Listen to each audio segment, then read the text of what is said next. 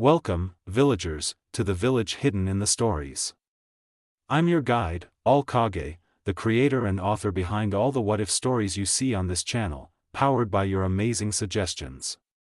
Every story you hear is written, edited, and produced by me, so if you're ever wondering who's behind the magic, it's me. I hope you enjoy today's video. If you're new here, make sure to subscribe, hit the bell icon to stay updated, like the video, and don't forget to drop your what-if ideas in the comments.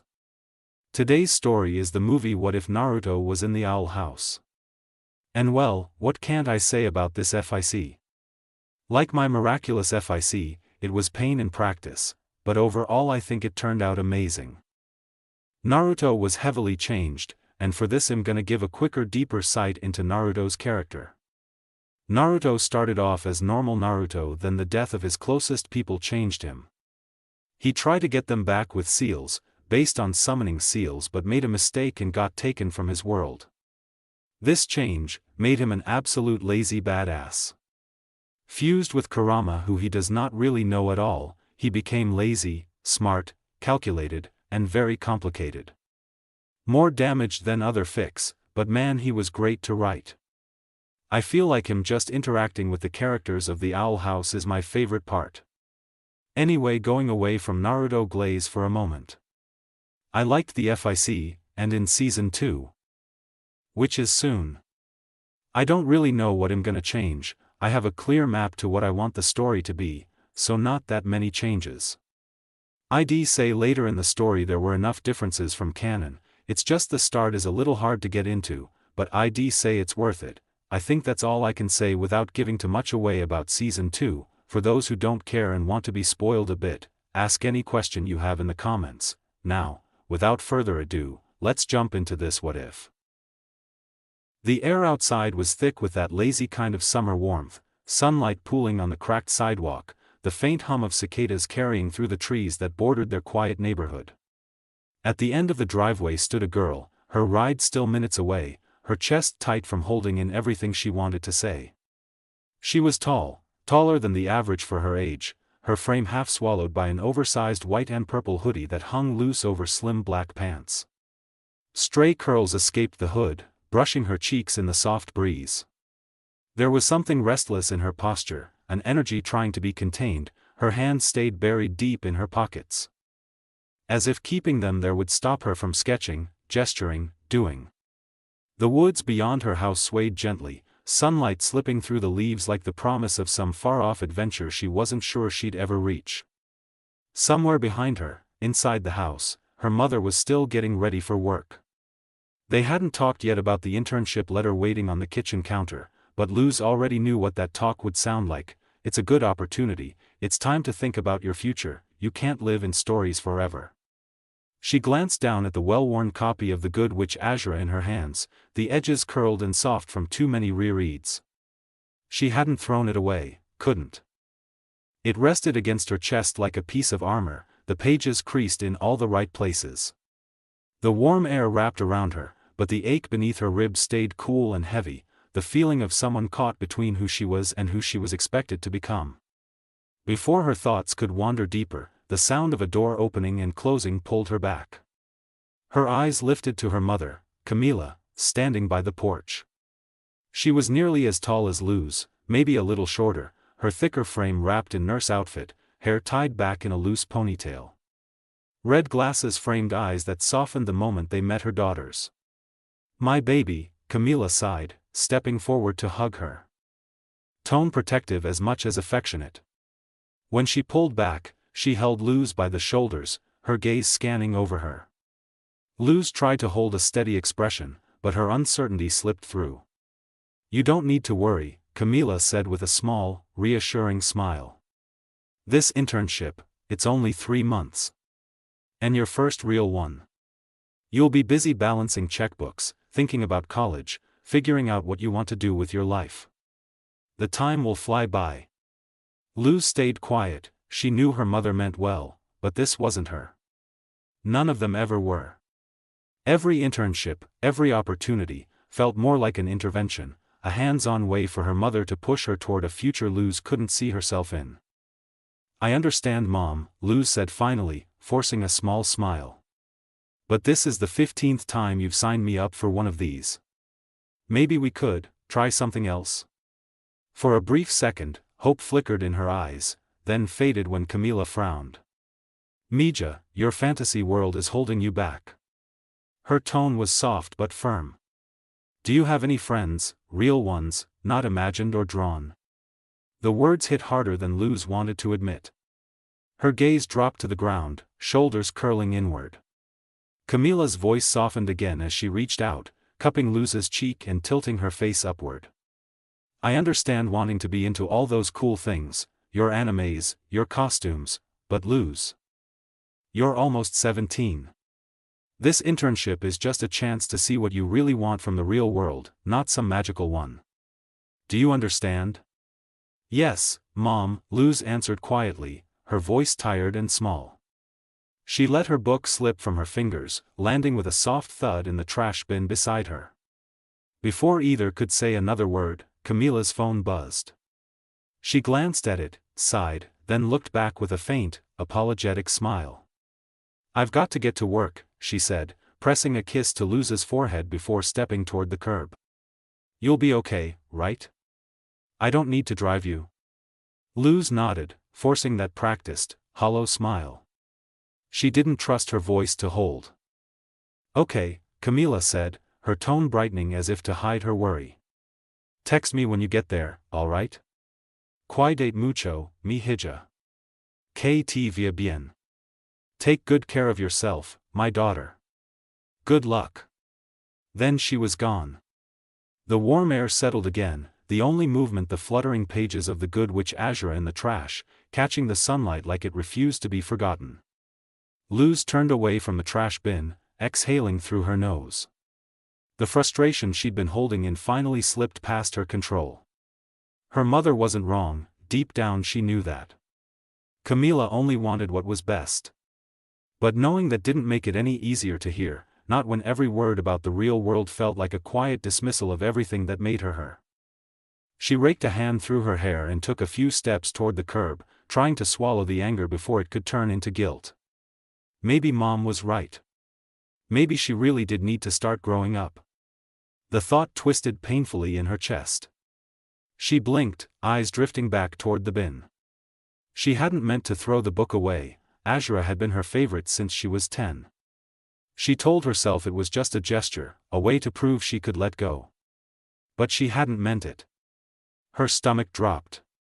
The bin was empty. She frowned, leaning closer. No way. Luz lifted the lid, rummaging through the trash, confused. It had been right there a minute ago. A soft hoot broke the silence. Her head snapped up. Just past the bin, near the tree lean, stood a small owl and an equally small fox, both clutching the corner of a worn burlap sack. The owl gripped it in its beak, the fox held the other side in its jaws. The owl's feathers were dark brown, its eyes a sharp yellow that glinted against the sunlit trees. The fox's fur was a deep burnt orange, its red eyes narrowed, not at her, but at the owl beside it, as if silently blaming it for getting them caught. Inside the sack, Luz's heart skipped, a flash of purple cover, her book. For a second, she just stared, trying to process what she was looking at. Then her body moved before her brain caught up. Hey! That's mine. She lunged forward, only to have the pair dodge with perfect coordination. The fox darted aside, the owl took to the air, and Luz's hands met grass instead of fur. Groaning, she pushed herself up just in time to see them retreating, the owl soaring low, the fox sprinting beneath, the stolen sack flailing behind them. What, how did you two even get it out the trash? She muttered, brushing dirt from her hoodie. The question didn't matter. The sight of her book vanishing into the woods lit a spark of determination under her ribs. Oh no, you're not getting away that easy. She ran. Branches whipped past her, sunlight breaking through the canopy in thin golden lines. The world around her grew quieter, the hum of the neighborhood fading behind her as the air thickened with the earthy scent of moss and damp bark. Still, she didn't slow. The chase ended at the edge of a clearing, where an old, desolate house waited, its roof sagging, windows shattered, the doorway hanging open like a mouth mid-breath. Luz hesitated only a second. The owl and fox slipped through the door without a pause. "Great," she muttered, catching her breath. "Either this is how every horror movie starts. Or how my day gets interesting." Then, clutching the strap of her bag, she ran straight into the open doorway. With one dash, Luz went from the damp shadows of an abandoned house to the dim interior of a small tent. The air smelled of dust, herbs, and something faintly metallic. Junk or treasure, depending on who you asked, covered every surface: trinkets, cracked mirrors, odd jars stacked carelessly on crates. She barely noticed the change in scenery. "Stop adorably skittering away, you." She froze, realizing the fox and owl had already slipped outside. Her pace slowed as curiosity took over. "Whoa, I thought my room was bad," she murmured, lifting a creepy one-eyed doll before quickly setting it down. "This is impressive." A woman's voice cut through the tent. "Finally, you're back." It wasn't directed at her, but it made Luz jump. She crept to the tent flap and lifted it just enough to peek outside. A middle-aged woman stood there, her gray hair tied back with a green bandana, a red dress brushing her knees. Taller than Luz, with sharp golden eyes and a grin that showed a single pointed tooth, she looked equal parts eccentric and dangerous. "Let's see what we've got here," the woman said as the owl and fox approached with their sack. The fox's dark orange fur glinted in the light before it vanished in a puff of smoke, reappearing a heartbeat later curled in the woman's hair like it lived there. The owl landed on her staff and became part of it, sharp feathers turning to wood. Luz could only stare. The woman rummaged through the bag. "Phone, garbage. Toss. Ring, garbage. Toss. Golden chalice, garbage. Toss." Then her eyes lit up as she pulled out a pair of joke glasses.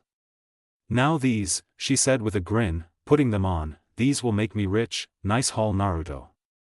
The fox on her head yawned and said nothing. A moment later, the woman drew out a familiar purple-covered book, Luz's Good Witch Azura. She held it up to a candle flame. "This, not so much, should make for good kindling though." Luz gasped. "Hey," she rushed forward, snatching the book from her hands. "Excuse me, sorry, mine, thank you." She turned to run, but her escape route folded in on itself, the strange door with an eye blinking shut and vanishing behind her. When she spun back, the woman was blocking the way, holding a key shaped like an eye. "You're not going anywhere," she said coolly. A cold ripple crawled down Luz's spine. Whatever this was, it wasn't normal, and she was done. She stuffed her book into her bag and bolted for the back of the tent. She barely stopped in time before pitching over a cliff. Panting, Luz stared, wide-eyed. Below stretched a sprawling landscape of impossible chaos, a city built on the corpse of a giant, houses with teeth and arms, creatures flitting through violet-tinted air. A dragon swooped low and was caught by one of the giant's skeletal hands. Smoke curled lazily upward, purple against a lavender sky. "What?" she breathed. "What is this place?" Her thoughts scrambled for sense, dream, hallucination, anything, until a flutter of wings pulled her gaze left. A tiny, glowing fairy hovered near her face, smiling sweetly. Relief softened her features. "Oh, hello little fairy, are you gonna tell me this is all a dream?" The creature blinked, then screamed, "Give me your skin." Luz yelped and slapped it away, the impact echoing off stone. What is wrong with this place?" She froze, staring at the monstrous skyline again, heart racing. "Did I die?" she whispered, voice trembling. Then, louder, "Am I in the bad place?" Her words carried into the strange, sun-drenched purple sky. "You wish." The voice came from behind her. Luz spun around, and froze. The gray-haired woman she'd just run from was there, frowned sharp enough to cut. Before she could bolt, the woman grabbed her by the hood and hauled her off the ground. Back through the tent Luz went, dropped roughly onto a stool. Her heart pounded, unknown place, unknown person, definite red flag. I'm so sorry, Luz blurted. I just wanted my book. Maybe I can offer you something that doesn't involve, eating my skin? The woman blinked, looking offended. Eat you? Why would I eat a potential customer? Her mood flipped instantly to excitement as she spun around the tent, arms wide. The fox on her head just stared. Unimpressed. Luz didn't move, wondering if this woman was unstable or just overly dramatic. Through the tent flaps, she spotted other stalls, other strange sellers.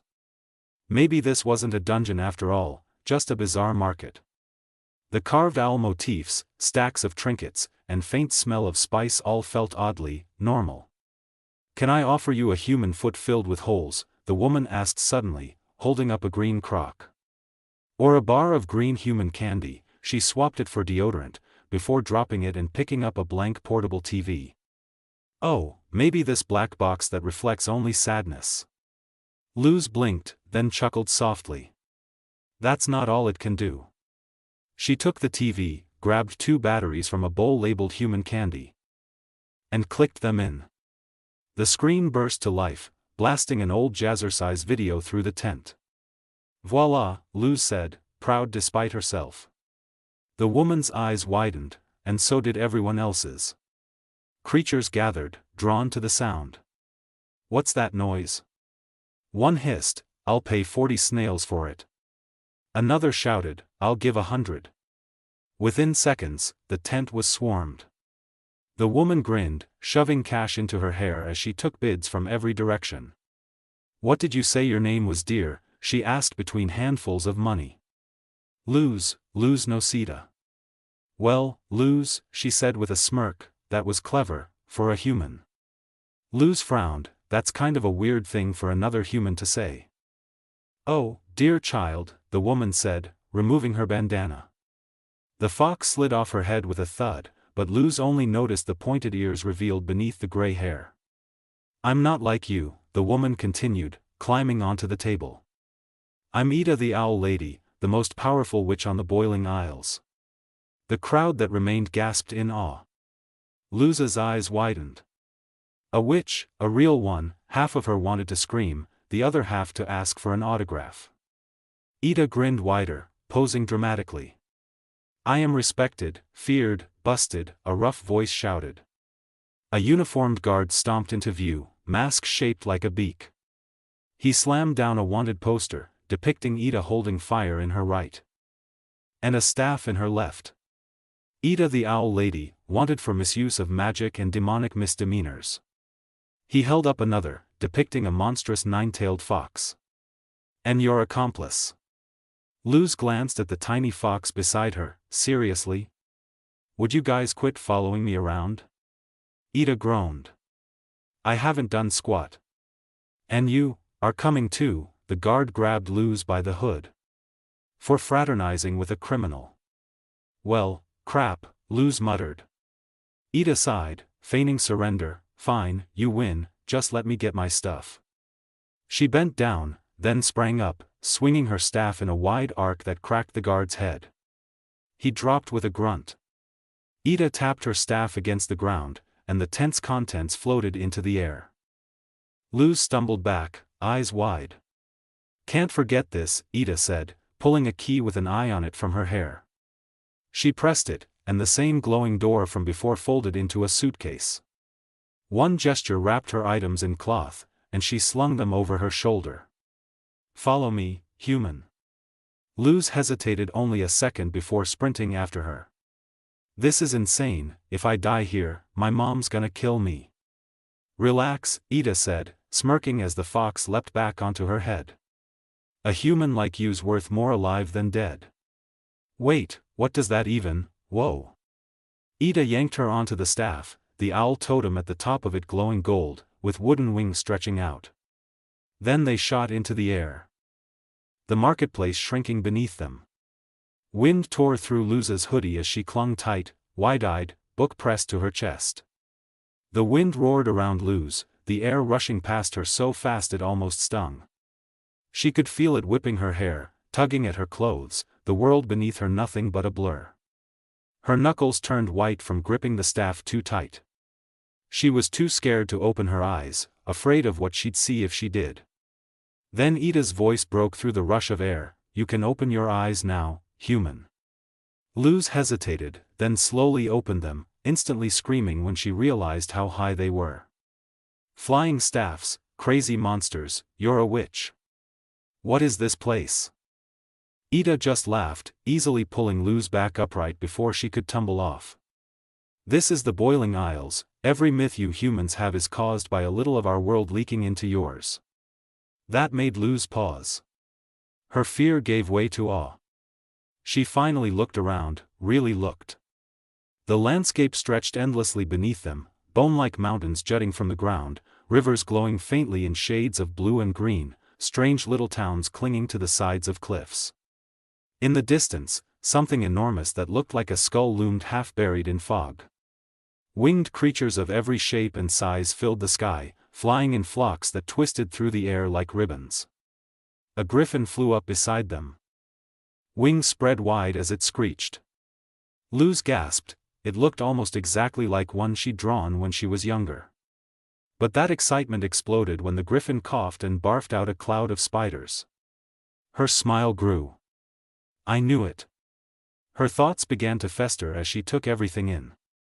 The sights, the color, the movement, it was all so fantastical, almost exactly how she used to imagine worlds in her head when she was younger. Magic, monsters, adventure, it was the same kind of thing that made her live inside her own stories. The kind her mom never really understood. But now that she was here, she realized how different it really was. This place might have looked like her dreams. But it didn't feel like them. There was danger here, real danger. The kind that wasn't in the stories she told herself to escape. Then Ida's voice cut through her thoughts. "Yep, griffins, vampires, giraffes." "Giraffes," Luz repeated. "Oh yeah," Ida said with a small grin, chuckling. "We banished those guys, bunch of freaks." They dove suddenly, gliding down toward a forest. The staff floated just above the grass before Ida hopped off easily. Luz blinked in relief, until she realized Ida's hand was still gripping the staff. The detached hand wiggled once before crawling on its own toward Ida. Luz screamed and jumped off, landing hard on her feet. "Oops," Ida screwed her hand back on like it was nothing. "That happens sometimes." Luz stood frozen a few feet away from the floating staff, eyes wide, still picturing the crawling hand. "Okay," she breathed, voice shaky. "I think I've had enough adventure for one day. This isn't exactly the PG fantasy world I always dreamed about. Maybe just tell me how to get home."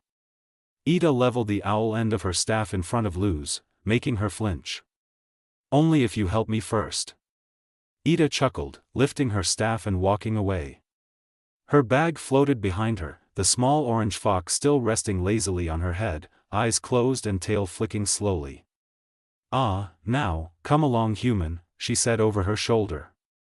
They walked for a while before Luz finally noticed the faint glow on the horizon. When they stepped through the trees, she froze. The house that stood before them looked alive. Crooked towers leaned toward each other, roof tiles shaped like feathers, and glowing windows blinking faintly in the dark, and one giant eye at the very top of the building, another window made to look as if it could actually blink. The whole thing looked like it had been built from bone and magic. Ida smirked, "Behold, my hideout." Luz's mouth fell open. "That's your house?" Ida grinned proudly. "Yep. The one and only. State-of-the-art defense system too, and the best guard dog the strongest witch in the Isles could ask for." That made the fox on her head growl softly, but it still didn't open its eyes. Luz looked up at it again, wondering just what was different about foxes in this world. Then a voice came from the door itself, "Hoot hoot, password please." Luz jumped as the face of an owl on the door came to life. Ida sighed and poked it in both eyes. "We got no time for this hootie, let us in." All right, geez, you never want to have any fun." "Ow, hoot." The owl's mouth opened wide enough to form the entrance. Ida and Luz stepped through while her bag floated in after them. The door closed with a loud burp. Inside, Ida snapped her fingers dramatically. Candles lit themselves. A fire crackled to life in the fireplace. A cauldron began to stir on its own while a broom swept past Luz's leg. Overhead, a depiction of some kind of owl beast glowed faintly, releasing a shrill screech before fading again. "Welcome to the Owl House," Ida announced proudly. "Where I hide out from the guards, or my 7 evil exes, mostly the guards." Luz stood speechless, spinning slowly in place as she tried to take it all in. "This place is so beautiful. Do you live alone?" she asked after a moment. Ida pointed upward with a grin. "That lazy one on my head counts as a roommate, and there's another." Loud, heavy stomps echoed from down the hall, making Luz tense. A shadow stretched into the main room before a booming voice filled the air. "Who dares intrude upon I, the king of demons?" The shadow stopped as its owner stepped into view, a small creature, black fur, horned dog-like skull for a head, wearing a bathrobe, clutching a rubber duck. His voice shifted from powerful to high-pitched and squeaky. Luz blinked, paused for half a second, then gasped, running toward him. "I.K. Lindo." She squealed, scooping him up in a bear hug. "Ida, he's so cute. Who's the whittle guy? Who's the whittle guy? Is it you? Is it you?" The little creature kicked and flailed in her arms. "No, I don't know who your little guy is." "Ida, Fox, who is this monster?" Ida laughed, stepping over to pull Luz away. "King, this is Luz, the human. She's here to help us with our little situation." King stopped struggling, his demeanor flipping instantly. "Oh, hooray." The fox on Ida's head rolled its eyes. Luz noticed but stayed focused, brow furrowing. "Wait, I don't like the sound of this situation." Ida twirled her hand, drawing a glowing spell circle that darkened into a floating storybook. King was once a mighty king of demons, until his crown of power was stolen, and he became, Luz interrupted, hugging King again. "This adorable little guy." "Exactly," Ida said with a smirk. The crown's being held by the evil warden Wrath, locked away behind a magical barrier that only a human can break through. When Ida looked back, Luz was still holding King to her cheek. The witch didn't seem to mind. "A human like you," Ida said simply. "If you help us retrieve his crown, we'll send you back to your realm. So, what do you say?" Plus, she lifted King by the face, shaking him lightly. Who could say no to this cute face? King squirmed in panic. "No, please don't encourage her." Ida let King drop to the floor and straightened her staff. "And, we're basically your only way home, kid." That made Luz pause. The room felt heavier for a moment, the crackle of the fire behind her filling the silence. Her mind started racing. Just minutes ago, she'd been at home, normal world, normal life, normal plans. She was supposed to be packing for a summer internship. Not standing in some weird witch's living room surrounded by cauldrons and talking animals. Part of her wanted to laugh at how insane it all was. The other part wanted to panic. This can't be real, she thought, clutching her Azure book tighter. This is the kind of thing you read about, not the kind of thing you survive. And yet, something deep inside her stirred, the same feeling she used to get when she stayed up too late reading, or when she'd finish a story and imagine what came next. That old spark that had been fading under rules, chores, and growing up. Still, the danger was real here. She'd seen enough in one day to know that. The ferry, the guards, every part of her said to go home. To find a way out, to forget this world existed.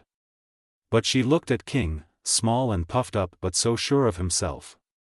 Then at Ida, this chaotic witch who had somehow felt more honest with her in an hour than most people did in a month.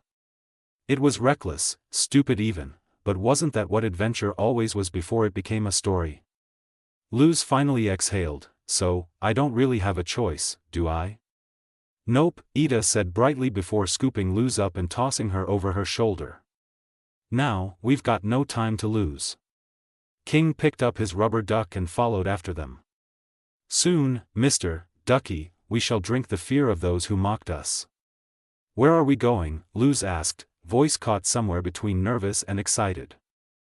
Ida smirked. Somewhere super fun. The fox on her head gave a quiet snort. Luz noticed it, frowning slightly, her thoughts starting to turn uneasy again. Night fell fast over the boiling isles, the air cooled, heavy with that eerie quiet that hinted danger.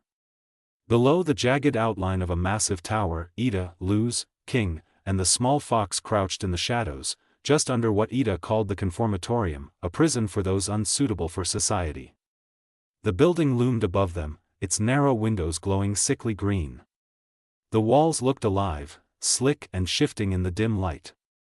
Luz pressed against the stone, her eyes catching a wanted poster fluttering nearby, Ida's face. Smirking. Whoa, these guys really have the hots for you. Ida grinned, yep, but they never caught me, we're too slippery. King scrambled up Luz's shoulder and onto her head. Try catching me when I'm covered in grease. I'm a squirmy little fella, he slipped and yelped, landing on his feet. See? Luz laughed softly as King pointed at the tall tower ahead. You and I will sneak up to the top, where they're holding my crown. Ida crossed her arms. And Naruto here will keep you both safe. The fox finally stirred, glaring up from her head with a tired, unimpressed look. Luz couldn't help smiling. How's he supposed to protect us? Ida chuckled, he's more than he seems. Fox, play nice and protect the human and King, and don't sleep on the job. Naruto's ears twitched like he wanted to argue, but he sighed and leapt onto Luz's shoulder, eyes half shut but alert. Ida turned toward the tower, I'll make sure the warden's distracted. What about disguises? Luz asked, excitement sneaking into her voice. Before Ida could answer, Luz pulled her hood up, cat ears stitched on top. She flicked them upright with her fingers. Meow, meow. King blinked, how old are you? She'll fit right in, Ida said, smirking. The fox didn't even move. With a tap of her staff, Ida summoned a glowing platform. Meet you at the top, she called, lifting off on her staff while Luz's platform rose toward a tower window. It vanished midair, forcing her to grab the ledge while King clung to her boots. Cats don't do this, King yelled as they scrambled inside. Luz groaned, pushing herself up, and froze. Before her stretched rows of iron-barred cells, each holding shapes too shadowed to name. Dozens of glowing eyes followed their every move.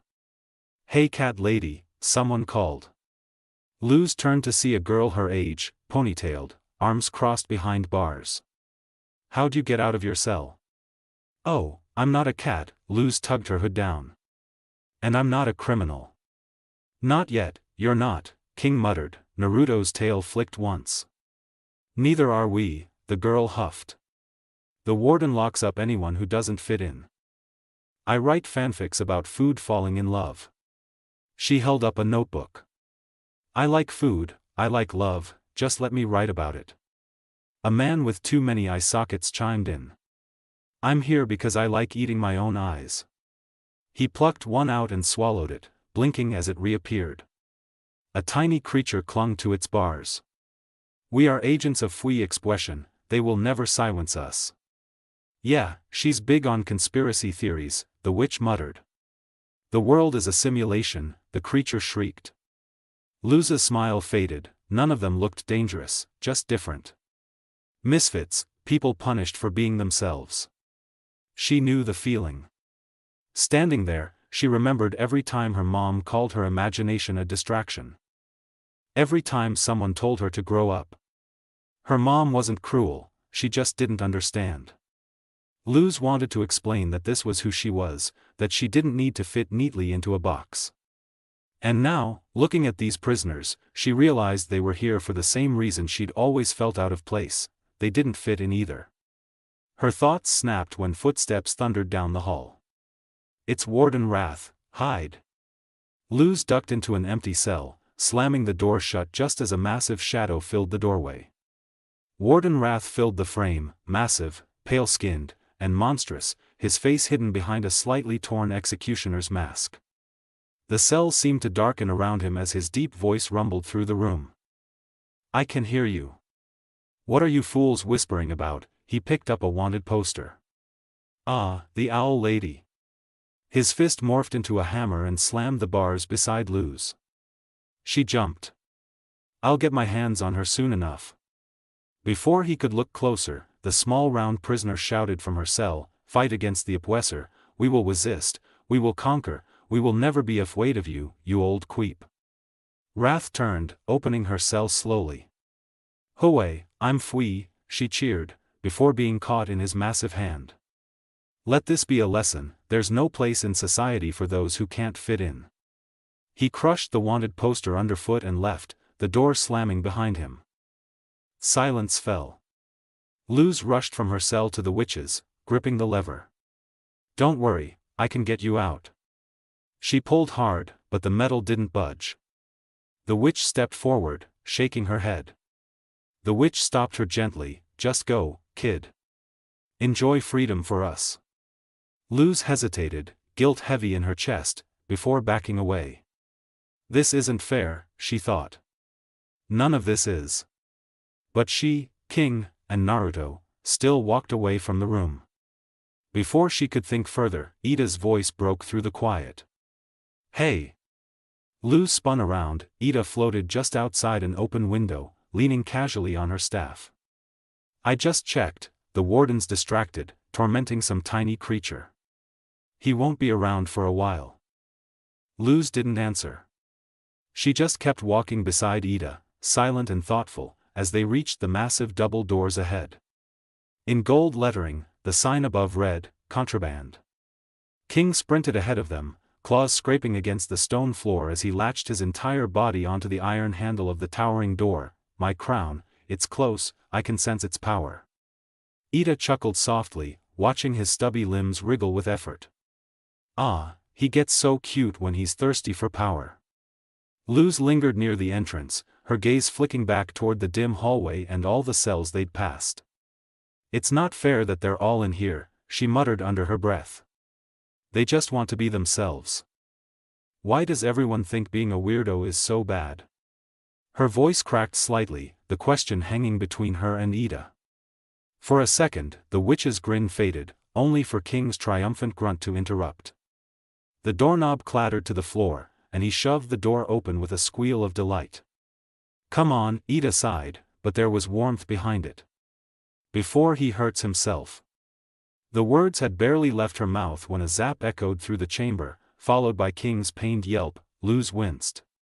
They hurried inside, the room was nearly empty except for a glowing pillar pulsing faintly in the center. King rubbed his head, then charged at it again, skull first. He bounced off like a rubber ball. Ida pinched the bridge of her nose. We have a human, remember? Oh yeah, King muttered, shaking himself off. Luz exhaled a steadying breath as the small fox on her shoulder stretched and leapt down, padding beside her silently. She reached out to the shimmering wall, felt warmth pulse through her palm, and stepped through. The inside was nothing like she expected, piles of treasures stretched up like mountains, books, skulls, half-melted candles, even a dead fish suspended in a cracked tank. And sitting atop the central heap, glowing faintly gold, was a crown. Wait, Luz said slowly. Is that a... Moments later, she was holding a Burger Queen paper crown in her hands. The plastic gems dull and bent. My crown, King yelped, snatching it from her grasp. He placed it reverently on his head, puffing out his chest. Yes, I can feel my powers returning. You, there, nightmare critter. He pointed to a stuffed rabbit with one button eye. You shall be Francois, my first minion in the army of darkness. Luz blinked. That crown doesn't actually give him any powers, does it? Ida's laugh came with a sigh, no. Then her tone softened. Oh, look at us Luz. King, Naruto, and I don't have much in this world. We only have each other. So if that dumb crown makes him happy, it matters to me too. Luz turned toward them. Naruto was circling King, tail flicking lazily. Pretending to obey his orders. It was the most she'd seen the fox move all day. Ida caught Luz's gaze and grinned, us weirdos have to stick together, you know? The words hit her harder than she expected. Luz smiled, the warmth sinking deep. Yeah, she whispered. Good, Ida said, cracking her knuckles. Now let's get out of here before the warden finds us and loses his head. A new voice rumbled behind them, too late. Luz froze. Warden Wrath loomed in the doorway, the shadows bending around his hulking frame. His hand morphed into a blade and, before Luz could even react, he swung. Ida's head dropped clean from her shoulders. Luz screamed, lunging forward and catching it. Oh, I hate when that happens, Ida grumbled, sticking her tongue out like a bad stage actor before blinking irritably. Luz's scream only grew louder. Ida rolled her eyes. Relax, kid. Comes with age. The comfort didn't help much. Luz gently set her head back as Wrath's massive steps shook the ground. Finally, he growled, I have you cornered, owl lady. He reached down and snatched King's crown. My guards could never catch you, but I knew if I took your pet's toy, you'd come running. He crushed the paper crown in one fist. King's eyes went wide. No, my power. Ida sighed, glaring, what do you want with me? I haven't broken your laws, at least, not in front of you. Wrath chuckled, a deep, rasping sound, and then, without warning, dropped to one knee and produced a bouquet of wilted flowers. I want you. He paused dramatically. Got to go out with me. What? Luz and Ida said in unison. Even the Naruto lifted his head, eyes narrowing in disbelief. Two guards peeked through the doorway. You go, boss. Wrath shot them a thumbs up. You've always been the one who got away. I find that alluring. Luz just blinked. I hate everything you're saying right now. Wrath's tone snapped. You stay out of this. He hurled the bouquet aside. His hand twisted, transforming into writhing tentacles that lashed toward Luz. Time slowed. She saw the attack coming. But her body refused to move. Her fingers tightened around Ida's head, then, suddenly, the tentacles stopped mid-swing. An arm, tan, human, and strong, had caught them. Luz turned in shock. The hand belonged to Naruto, and seeing it attached to a small fox was wrong. Damn man, he muttered, voice low and rough, a mix of human tone and animal growl. You're way too loud. Wrath's eyes widened as the fox leapt from Luz's shoulder. Midair, golden light flared, fur giving way to skin, muscle, and flame-like chakra. When Naruto landed, the floor cracked beneath him. He wasn't the lazy little fox anymore. He stood taller than Ida, shoulders broad beneath a black hoodie trimmed in orange. The sleeves rolled high to reveal arms marked with glowing circle sigils lined with kanji.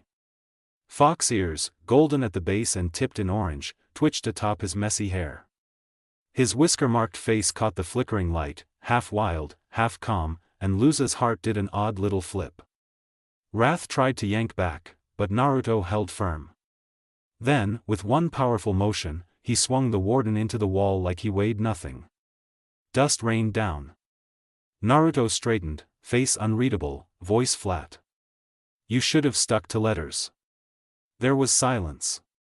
Luz finally blurted, that fox is a guy. Ida's head barked a laugh while her body stumbled over to retrieve it. Yup, a real looker too, and my best guard dog. Naruto turned, unimpressed. Shouldn't we be leaving? Luz's face burned. She nodded quickly, shaking away thoughts she wasn't ready to examine. She snatched Ida's staff and herded everyone together. Within moments, they were airborne again, Ida's head tucked safely in Luz's arms, King clinging to her shoulder, and Naruto, once more a fox, perched on her back, tail flicking. Expecto, flying, magicus, escapicus. Luz tried, waving the staff.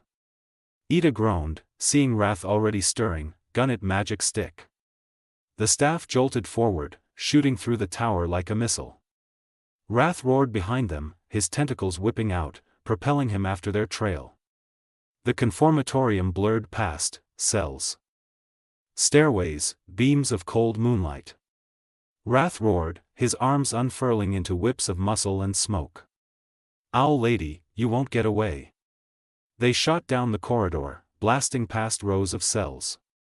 Luz eyed each lever and shouted, Ida, lend me a hand. Ida's body slapped its hand against hers, in a few flick cells opened one by one. The staff burst through the outer wall, moonlight spilling in as Warden Wrath followed, fire licking from his mask. He slammed his tentacles into the ground before launching them at the group to pull them down. The staff spun, they hit the ground hard, Luz dropping Ida's head, King yowling, Naruto landing in front of them all, human form ready. Ida reattached her head and tossed Luz the portal key. Go back to the human world, kid. What about you guys? King puffed his chest, if you think he's bad, you should have seen her last boyfriend. Not my boyfriend, Ida yelled, dragging him away from another swing as Naruto kicked Wrath in the chest, only to be swatted aside. Go, she shouted, throwing Luz onto the staff and slapping it into motion. Wrath's mask split down the center, revealing a jagged mouth packed with serrated teeth. The roar that followed came with a blast of fire, hot enough to melt the stone beneath his feet. Naruto dropped in front of Ida, his tattoos igniting like 1,000 golden seals. The circles along his arms spun with a humming rhythm, pulling the flames inward before he slammed both palms into the ground. The air rippled, and the fire reversed course, erupting back toward Wrath in a burning tidal wave. The warden crashed into the wall with enough force to shake the tower. Dust rained from the ceiling. Luz steadied herself on the staff, heart hammering, staring at the hole his body had left behind. Through it, she caught a glimpse of the prisoners, the same faces she'd met earlier, peeking timidly from the shadows of their cells. None of them moved, none ran. Her stomach turned, even now, with freedom just steps away, they stayed caged. She guided the staff down through the broken wall, boots scraping the stone floor as she landed. Why are you all just standing there? She shouted, voice echoing. This is your chance to escape. The warden'll catch us, one muttered, eyes downcast. He always does. We belong here, whispered the witch from before, her tone almost apologetic. Self-doubt is a poison you can never escape from. Squeaked the tiny one. Luz's breath caught, for a moment, she saw herself in their hunched postures, in their tired eyes. The way they looked at the world like it had already decided what they were allowed to be. That same hopelessness, the same weight her mom's words always left behind, pressed at her chest. Then she straightened, the trembling in her hands turned into something steady, something fierce. So, you have a different way of doing things, a different way of seeing things. Her voice rose, echoing through the cracked chamber. That might make you weird, but it also makes you awesome, don't you see? The witch blinked at her, surprise flickering across her face. Why help us? Luz's expression softened. She remembered Ida's crooked grin, the way she'd said us weirdos have to stick together. Because nobody should be punished for who they are. She pulled her hood up, the little stitched cat ears folding over her hair. Now, let's get them. Cheers broke out from every corner. Prisoners poured from their cells, voices overlapping in a chaotic chorus. I eat my own eyes. I think the world is a triangle. And I write fanfiction. The sound was wild, liberating. Luz couldn't help but laugh as they rushed forward, dogpiling Wrath in a storm of limbs and nonsense. She soared back into the air, gripping the staff as moonlight poured through the broken ceiling. Below, the warden thrashed, roaring up at her. Who do you think you are? Luz steadied the staff, wind whipping her hair. Do not underestimate me, Warden Wrath, for I am Luz Nocida, human warrior of peace. Her grin was fearless. Now eat this, sucka. She flung a firecracker, one that she had kept in her bag since her last failed project, skyward and smacked it with the end of Ida's staff. It sailed down into Wrath's mouth.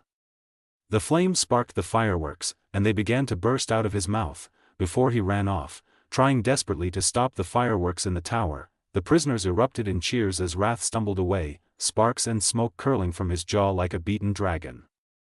Ida landed beside Luz. Hair wild, eyes gleaming with pride. King perched on her head, puffed up in triumph, while Naruto stood a few steps behind, human again, arms crossed, fox-like eyes half-lidded in quiet amusement. King broke the silence first. That was one of her better breakups. Not a breakup, Ida huffed, though the corner of her mouth twitched up.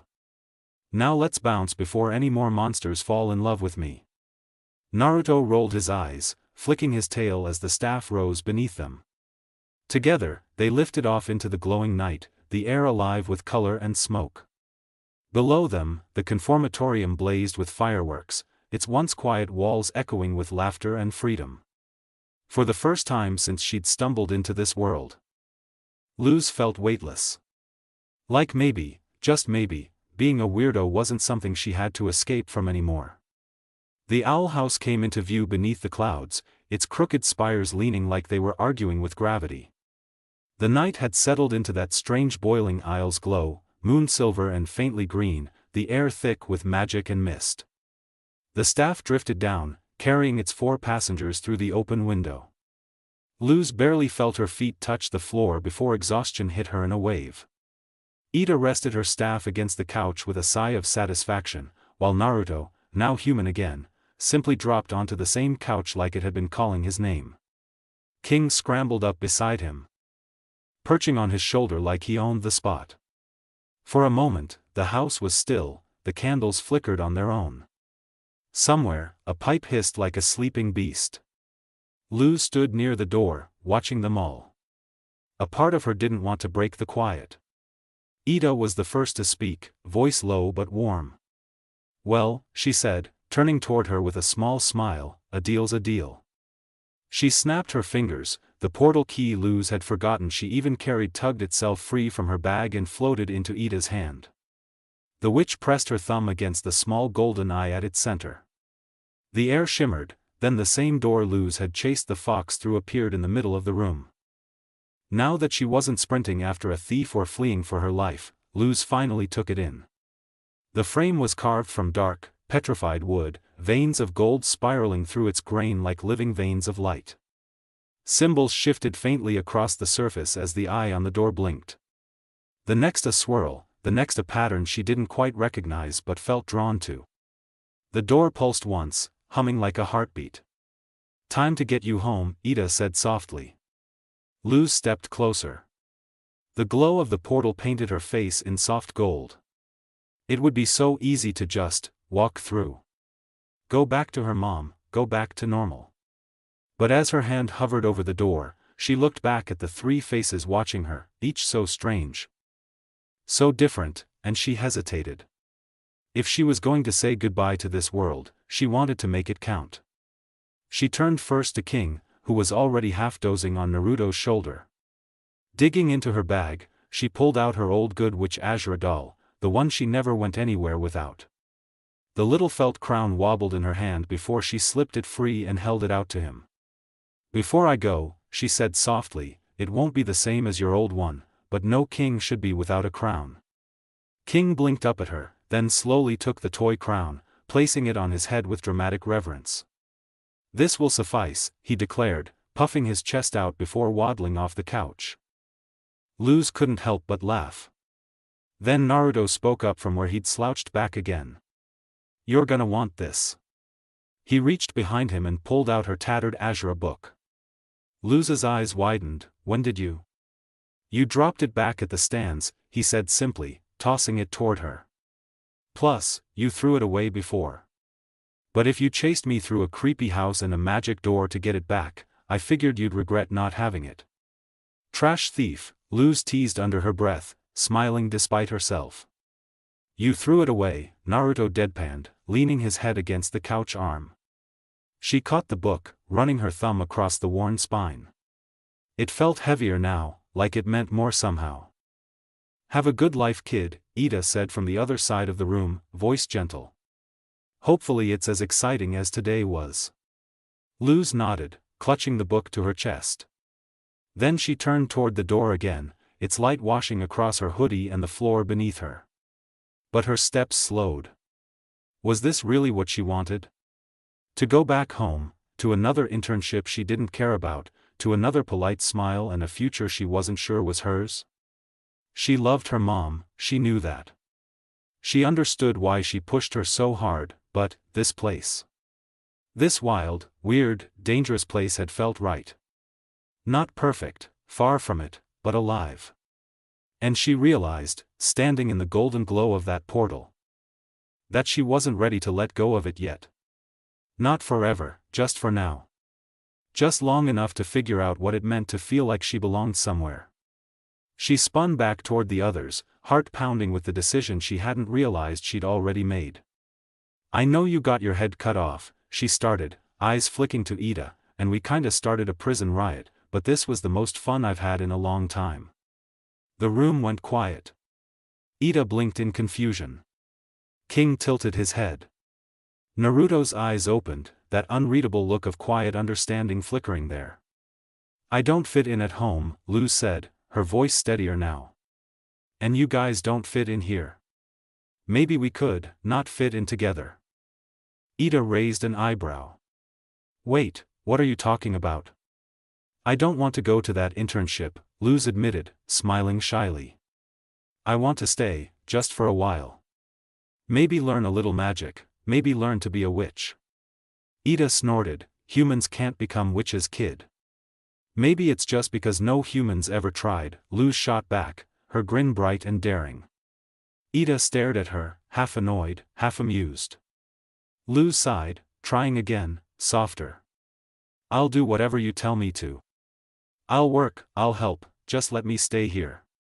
King, who'd been quietly gnawing on a cookie, piped up. Let her stay, she can make us snacks. Ida turned her look on him, then to Naruto, who was now a small fox again. Curled up on the couch arm. He opened one crimson eye lazily. I don't care, he said simply, his voice a low rumble. If she stays, she stays. If she doesn't, she doesn't. He yawned, closing his eye again. Though, it'd be interesting to have someone new around for once. Ida smirked, don't get mad when your nap time gets cut in half. Naruto's eye snapped open, don't even joke about that. Luz laughed, the sound bubbling up uncontrollably. She didn't know if it was the exhaustion, or relief, or the weird warmth that filled the room, but for the first time in a long while, she felt lighter. Ida crossed her arms, still half grinning. Well, I do need extra hands keeping these two out of trouble. Her tone softened as she extended a hand toward Luz. So fine, I'll teach you, but you work for me before you learn any spells, deal? Luz looked at her hand, then threw her arms around Ida and King both. Ida stiffened, startled, while King squawked in protest. From the couch, Naruto let out a quiet laugh, muffled by his tail. For Luz, it was enough. Her new life wasn't waiting on the other side of the door, it was already here, in this house full of weirdos, under the same crooked roof, and the same endless, magical sky. And maybe, just maybe, this was where she was supposed to be. Days later. Naruto lay sprawled on the warm sand near the owl house, sun blazing overhead. Summer air heavy against his fur.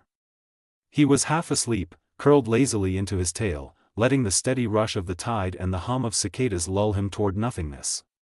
Then came the clatter of falling junk. His ear twitched before his eye even opened. A sigh slipped out as he turned toward the noise. Down the shore, Luz, Ida, and King collecting garbage from a dead beach trash slug, one of those bloated, half-dead things that washed up full of junk every few days. The smell hit him first, then the sound. It towered over them, spewing coins, glass, and half-digested garbage while Luz seemed disgusted, and Ida grinned. The fox had no intention of moving. Naruto grimaced. Disgusting, he muttered, turning away again. Whatever madness Ida had planned today, it clearly didn't need his help. He let his eyes drift shut, mind wandering to familiar patterns. Life in the Isles had always been a loop: wake, help, eat, sleep, repeat. Years ago, when he'd been younger, just a kid, that cycle had been all he knew. Surviving alone had trained him to listen, to wait, to watch. It wasn't strategy anymore, it was muscle memory. Ida changed that rhythm when she found him, and King gave it noise. Together they made something close to peace, a kind of family he'd never expected to find. Though he was called a pet by most, he didn't care much though. But recently, things had shifted again. A human, Luz, had dropped into their strange little world. Loud, reckless, impossible to ignore. Every day she begged Ida to teach her magic, and every day Ida found a reason to send her on errands instead. The girl never gave up. She fascinated him, though he'd never admit it. Her energy, her curiosity, it wasn't magical, but it radiated all the same. She had no aura, no presence he could sense, yet somehow she filled the room just by being in it. He wasn't sure if that was bravery or madness. Maybe both. Her first week had nearly gotten her eaten by a fake wizard. She'd believed every word of destiny until the Khan turned hungry. Naruto had stepped in, though his method of saving her wasn't exactly gentle. He smirked faintly at the memory. Fried calamari, not bad, considering it screamed. Since then, Luz had learned faster than he expected. A little more aware, a little less naive, but still chasing wonder like it wouldn't burn her. It reminded him of someone, though he didn't care to remember who. Ida treated her like a pupil, King treated her like a playmate. Naruto watched, that was what he did, not because he distrusted her, but because watching had always come before trusting. His 17 years of life were too harsh, making him rely only on what he could see, and it was a habit that refused to die. Even now, surrounded by the only people he'd ever call family, some part of him stayed alert, quietly taking stock of the world in case it changed again. Ugh, that sounds like a bunch of magic school stuff. The half-annoyed shout tugged Naruto out of his lazy haze. The fox cracked open one amber eye, tail flicking as he watched Ida half buried in the wreckage of a dead trash slug. Luz stood nearby, trying not to breathe too deeply while King rummaged around somewhere behind the piles. Wait, there's a magic school here? Luz asked, lifting a brow. Her voice carried that familiar spark before her grin spread. Like winding towers, cute uniforms, and maybe a few dark plots that definitely threaten your life kind of magic school. She'd clearly imagined this kind of thing before. Naruto was just surprised she wasn't bouncing in place. Ida replied, digging through the filth. And what's worse, they make you learn magic the proper way. But magic isn't proper, it's wild and unpredictable. She raised a hand dramatically, letting a flare of magic pop a bottle in the heap beside her. And that's what makes it beautiful. Ida straightened, brushing muck off her hands with a proud smirk. I didn't finish school, and look at me. Who wouldn't envy this life? The swarm of flies circling her and the piles of half-rotted garbage ruined the image almost instantly. Luz grimaced. Ida faltered, coughed once. Then forced a laugh. Right. Here's a real lesson. She dropped her trash picker and crouched into the sludge. A great witch is resourceful. Naruto flicked an ear as she popped up again, triumphant, holding a dripping lump of slime that barely looked solid. Like this, she declared. Oh hey, Luz said weakly, a greasy slime ball. Ida didn't notice the dead tone. She pressed the squishy thing into Luz's hand with motherly pride.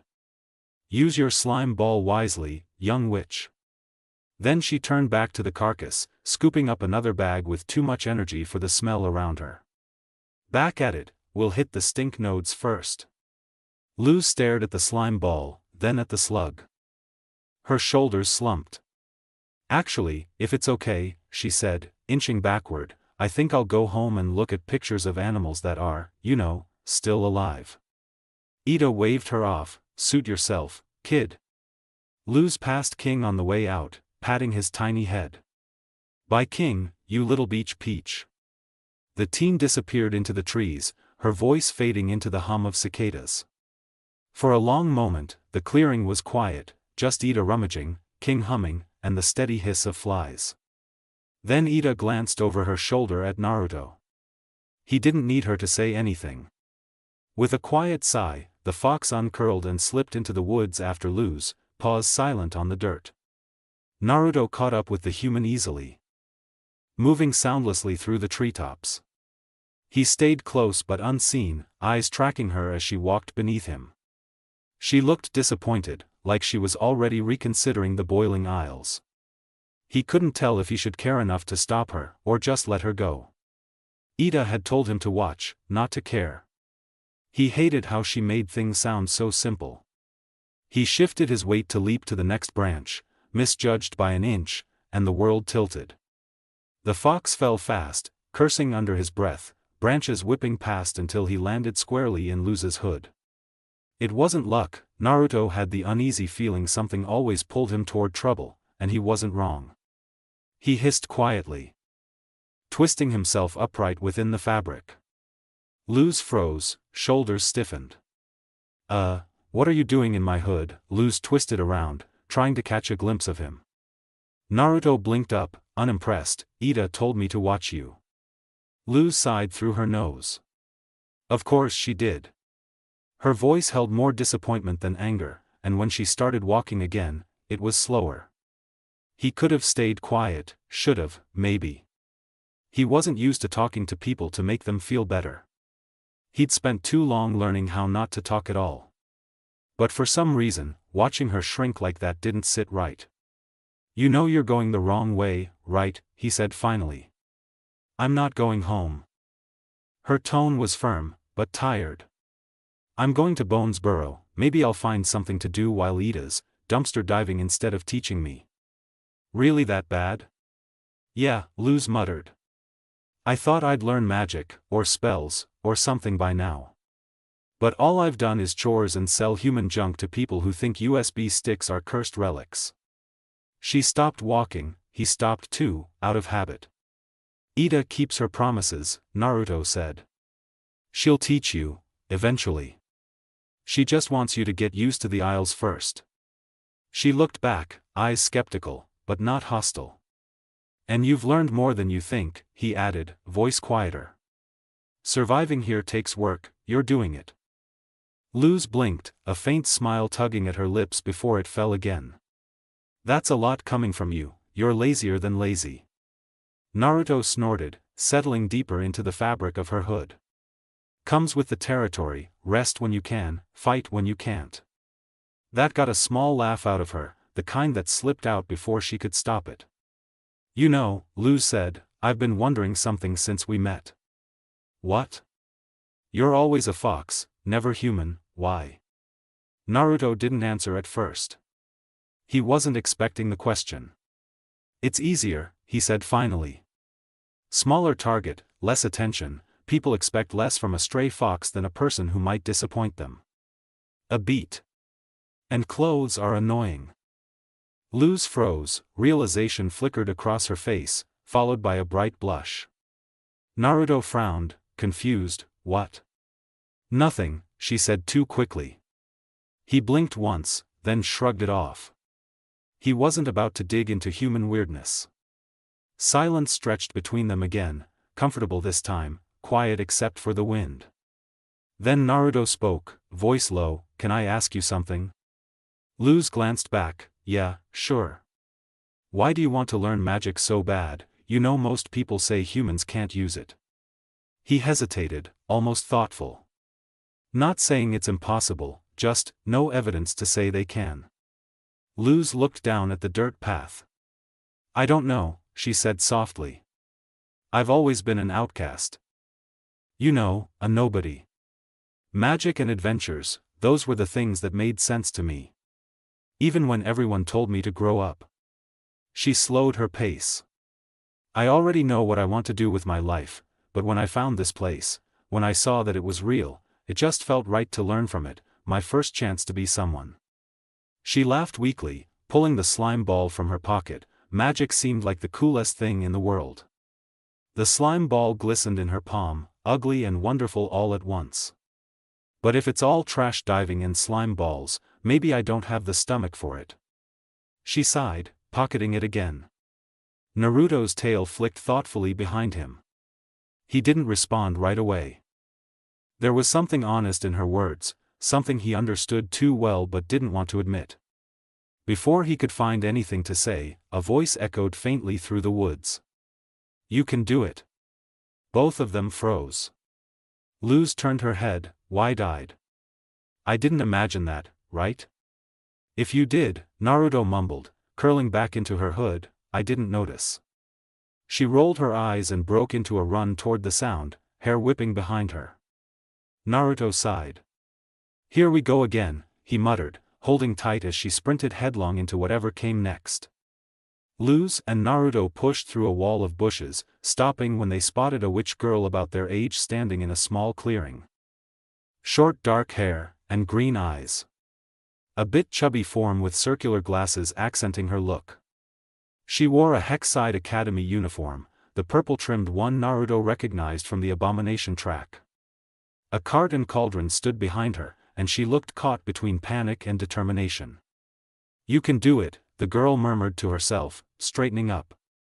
Even if you get a bad grade, it doesn't define you as a witch. She started pacing. And my parents are right.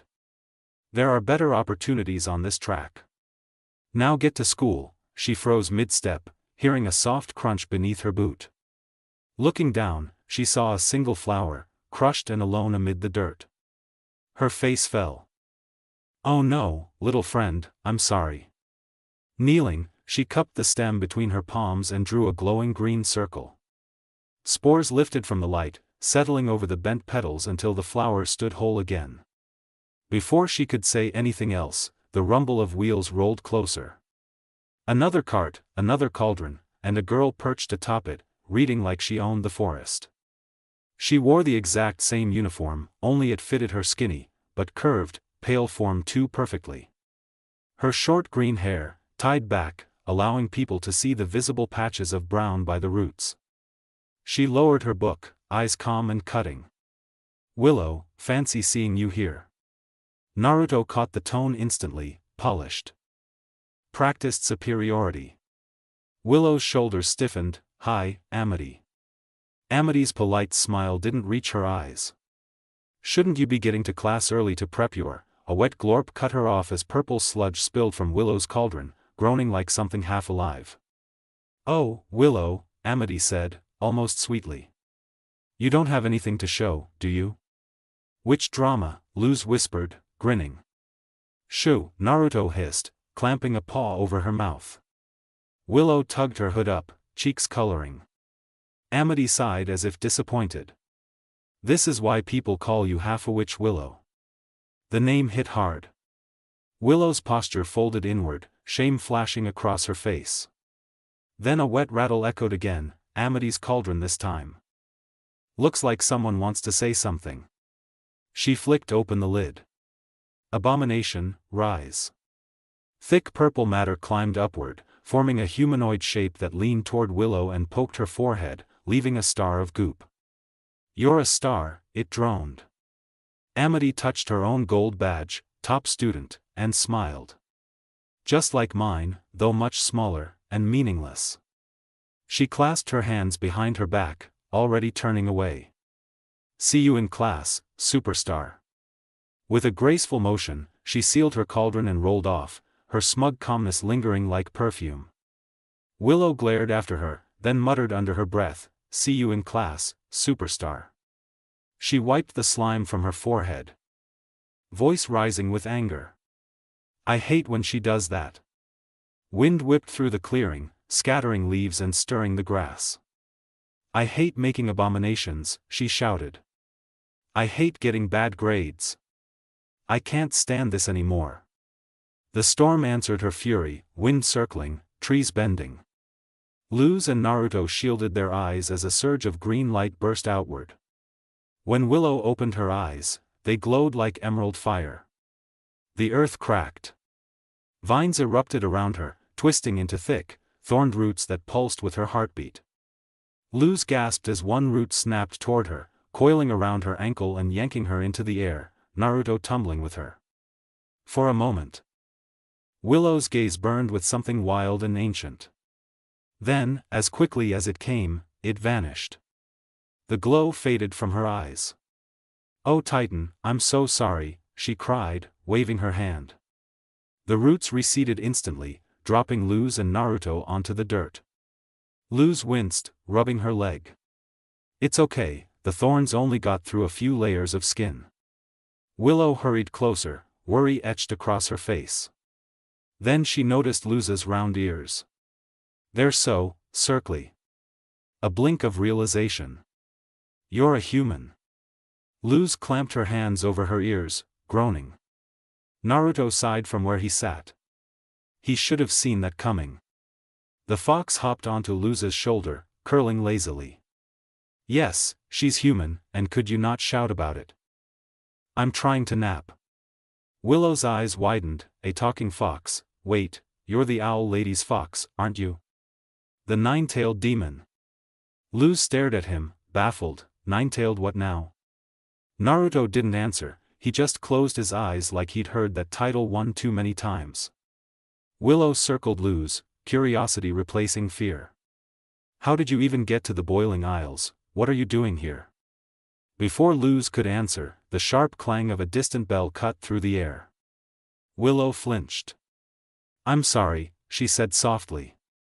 I have to go disappoint my teacher. She paused, offering Luz a shy smile. It was nice meeting you, human. And just like that, she hurried off down the path toward Hexside. Leaving Luz and Naruto standing in the quiet aftermath of tangled roots and scattered leaves. Willow moved toward her fallen cart, grunting as she dragged the heavy cauldron upright. The abomination goo inside gave a sad glorp, as if it wanted to go back to being spilled. Naruto stretched in Luz's hood, already ready to bail. Not our problem, he thought, tail flicking against her shoulder. Girl's got her own mess to fix. He was about to tell Luz as much when he noticed they were moving, towards the girl that just walked away. He sighed, ears drooping, of course. Luz was already walking toward the witch girl, determination in every step. She couldn't just watch someone look that defeated.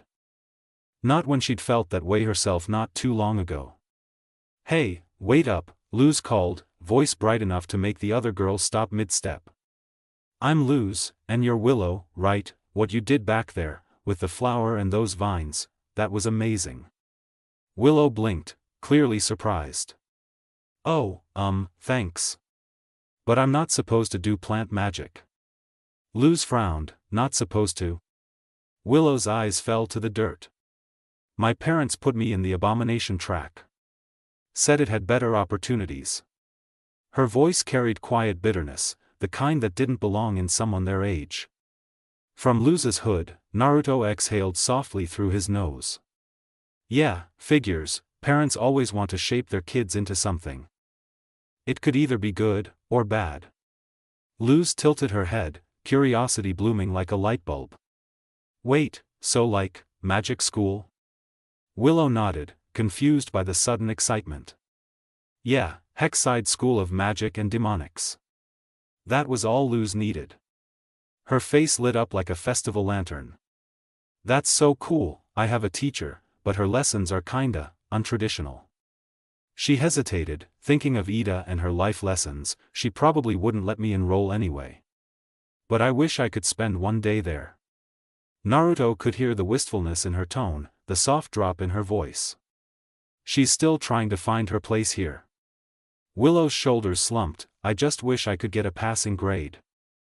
Maybe then people would stop calling me half-a-witch. She kicked her cauldron, it groaned pitifully. Luz watched her with a look Naruto had come to recognize, the kind that meant trouble was brewing behind that smile. Here it comes, he thought. And there it was, the spark. Luz clapped her hands together. Wait, what if we both get what we want? Willow blinked, caught off guard. What? Luz grinned, bending down to scoop up 2 handfuls of purple goop, smearing them across her hoodie. You make me your abomination, and boom, you get a great grade, and I get to see Hexside. Naruto groaned aloud. You cannot be serious. Willow just stared at Luz like she'd lost her mind. That can't work. Luz only beamed wider. Sure it can, I saw that girl's thing earlier. It's just, talking goop, I can totally be talking goop. Naruto facepawed, she's actually proud of that sentence. Willow hesitated again, then smiled faintly. You know, that actually might work.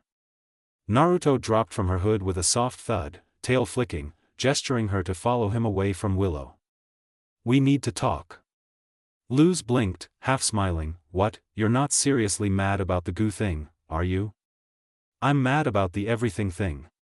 He jerked his head toward Willow's cart. This isn't our business. Luz frowned. She looked like she needed help. That doesn't make it our problem.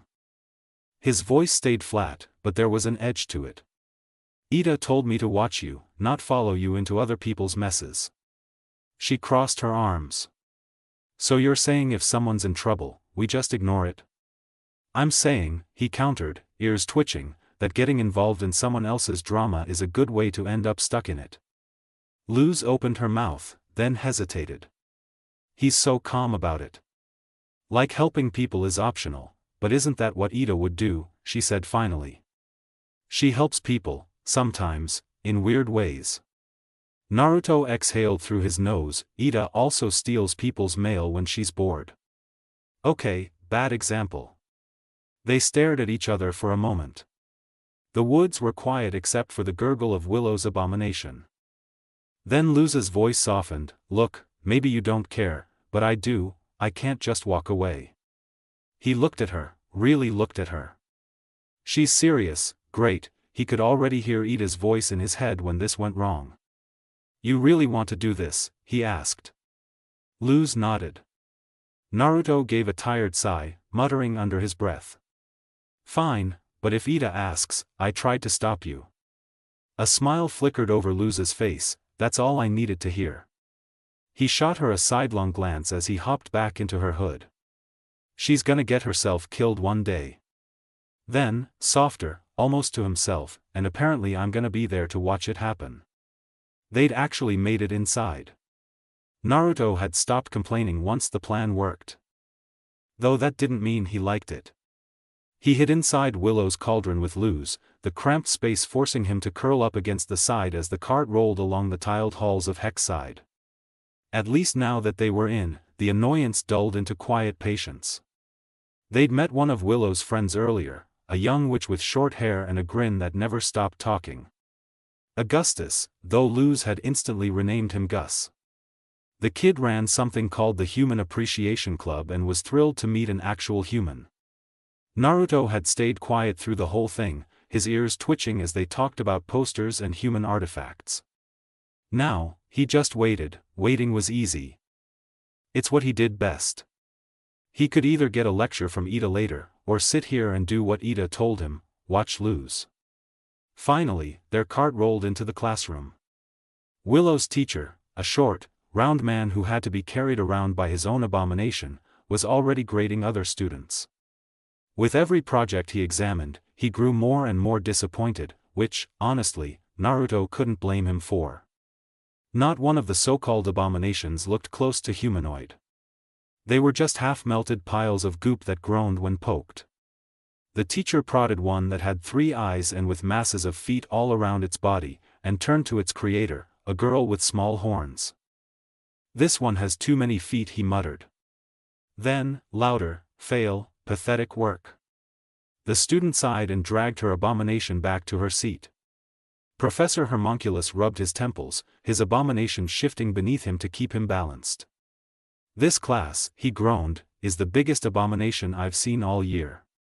If just one of you could make a leg, one leg, I might pass you. The students all looked ready to disappear into the floor, except the calm, smug girl sitting in front of Willow, who they had seen earlier. Homunculus sighed again. Fine, the next failure, and everyone gets extra homework for a month. The room erupted in groans and mutters. Not half a witch again. Great, homework for a month.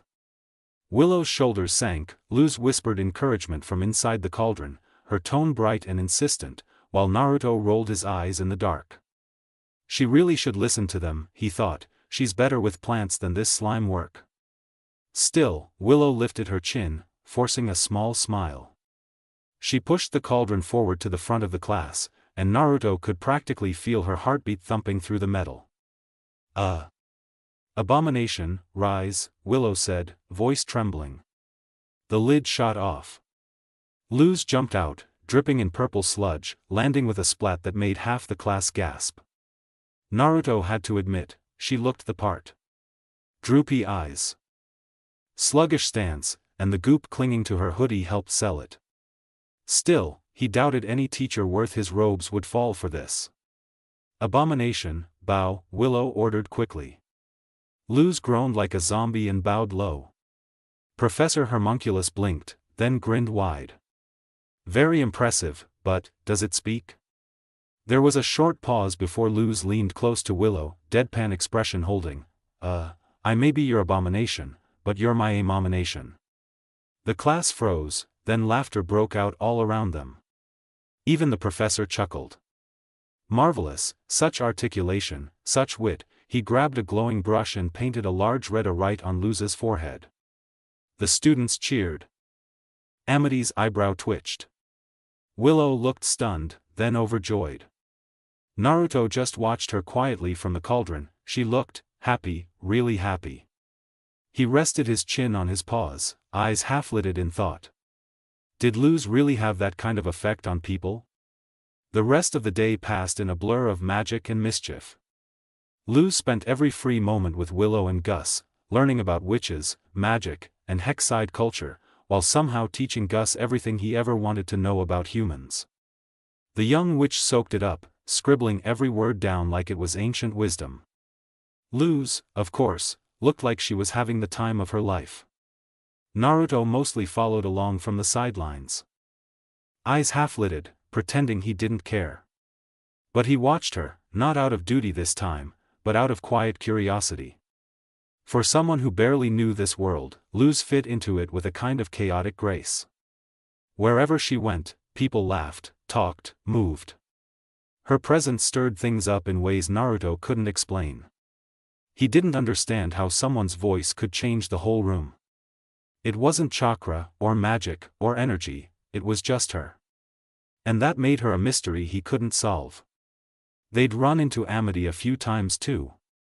Each meeting was brief, a passing glare in a corridor, a short exchange that Luz handled with awkward her acting skills. Somehow, they managed to stay under deep cover. Barely. By the time lunch ended, the three of them found an empty classroom, the same abomination room from earlier, and decided to hide there till the end of the school day. Luz and Naruto clambered out of Willow's cauldron. Luz stretched her arms, spine popping after sitting in slime for half the day. Naruto shook himself out, flicking strands of abomination goop from his fur. Phew, that was awesome, Luz said, hands on her hips. Though I wonder why we kept running into Amity, but hey, we don't have to worry about her now, high five. She held out her hand, grinning. Willow and Gus just stared at her like she'd grown a second head. Naruto, perched lazily on a desk nearby, snorted a quiet laugh. Luz blinked, come on, slap my hand, it's a human thing. Gus hesitated, then gave a timid tap against her palm. Oh, he breathed, eyes widening. He did it again. Then again, faster this time. Oh, my. Oh man, what a rush. Willow giggled softly, the sound easing the tension in the air. Luz beamed. Naruto watched from above, chin on his paws, wondering again how this strange human made people feel lighter just by existing. He almost smiled, but then the classroom door creaked open. The sound cut through the laughter like a blade. Amity stood in the doorway, hands clasped neatly behind her back, face blank but eyes sharp. She stepped aside. Behind her entered a tall, stooped man in long black robes, the fabric trailing behind him like a shadow. His face was half hidden behind a devilish mask, his voice rasping and deliberate. Good afternoon, students, he said, tone like a sermon. Principal bump, Willow squeaked. Luz immediately froze, then dropped to the floor, pretending to be an inactive abomination. Naruto dove into the shadows beneath a desk, fur bristling. Bump's heavy footsteps echoed as he crossed the room, every movement creaking like old parchment. When Miss Blight told me about your abomination, he said, I had to see it for myself. Amity smirked faintly, proud of herself, though her posture remained prim. Gus and Willow both shuffled backward as the principal loomed over the table where Luz lay stiff. His long, gloved fingers cupped her chin, turning her head side to side. Luz's fake blank stare didn't waver, but Naruto caught the subtle tremor in her breath. "Echem," Bump murmured. "Abomination, rise." Luz obeyed, jerky and slow, arms stiff like a puppet. "Abomination, lie." Luz stammered, voice monotone. "Viral fame is a worthy pursuit. Your cat would never eat you if it got the chance." "Chemtrails are real," Bump chuckled. "Oh, no. I mean lie down, how weird for it to get a command wrong," he pointed to a desk. Luz whimpered and lay flat. "So very lifelike," he mused, tone almost approving. Willow swallowed hard as the principal turned to her. "Tell me, Mississippi Park. When Miss Blight informed me of this specimen, she failed to mention how you managed to create such convincing features." Amity's smug expression returned as Willow slid a folded paper forward, trying to stop something before it began. "I have her list of ingredients right here." "No need," Bump interrupted, pulling a dagger from his sleeve. "We'll take a closer look." He offered the blade to Willow. "You may make the first incision." Naruto's fur stood on end. He didn't move yet, but his pupils narrowed to slits. Willow took the dagger with trembling hands. You can't just cut open a human, can you?" she whispered. Luz's eyes darted toward her and she gave a small shake of her head. Principal Bump's voice cut through the tension, dry and expectant. "Go on, Mississippi Park, make the first incision." Willow froze. Everyone was watching her, Amity's arms crossed, the classroom holding its breath, the dagger's reflection shaking against the candlelight. Then the air cracked. A blur of orange and yellow shot from the back of the room, Naruto, vaulting through the air. He shifted mid-motion, body stretching back into human form, heel slamming into Bump's chest hard enough to knock the old man backward into wall of the classroom. "We gotta run," he barked.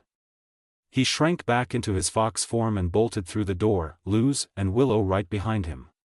Gasps filled the classroom. Even Amity was too stunned to move. The three tore down the corridor. Naruto's paws hit the floor in rapid rhythm, his tail flicking for balance. Always running, he thought dryly, better than fighting, less work. He rounded a corner and finally slowed, letting Willow and Luz catch their breath. Luz leaned against the wall, panting. "This is all my fault," she said between breaths. "I just wanted to see a real magic school." Willow smiled faintly. "How do you like it so far?" Luz laughed once, tired but genuine. "Honestly, still kinda awesome." "Love that for you too," Naruto muttered, ears twitching. "But maybe we focus on getting out before." The lights snapped off. A deep red glow flooded the hall, sigils crawling like veins along the walls. Circles locked into place, humming with power.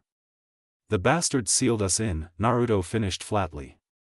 He rose to human height again, scanning the barrier's runic pattern. Breaking it would take time, too much.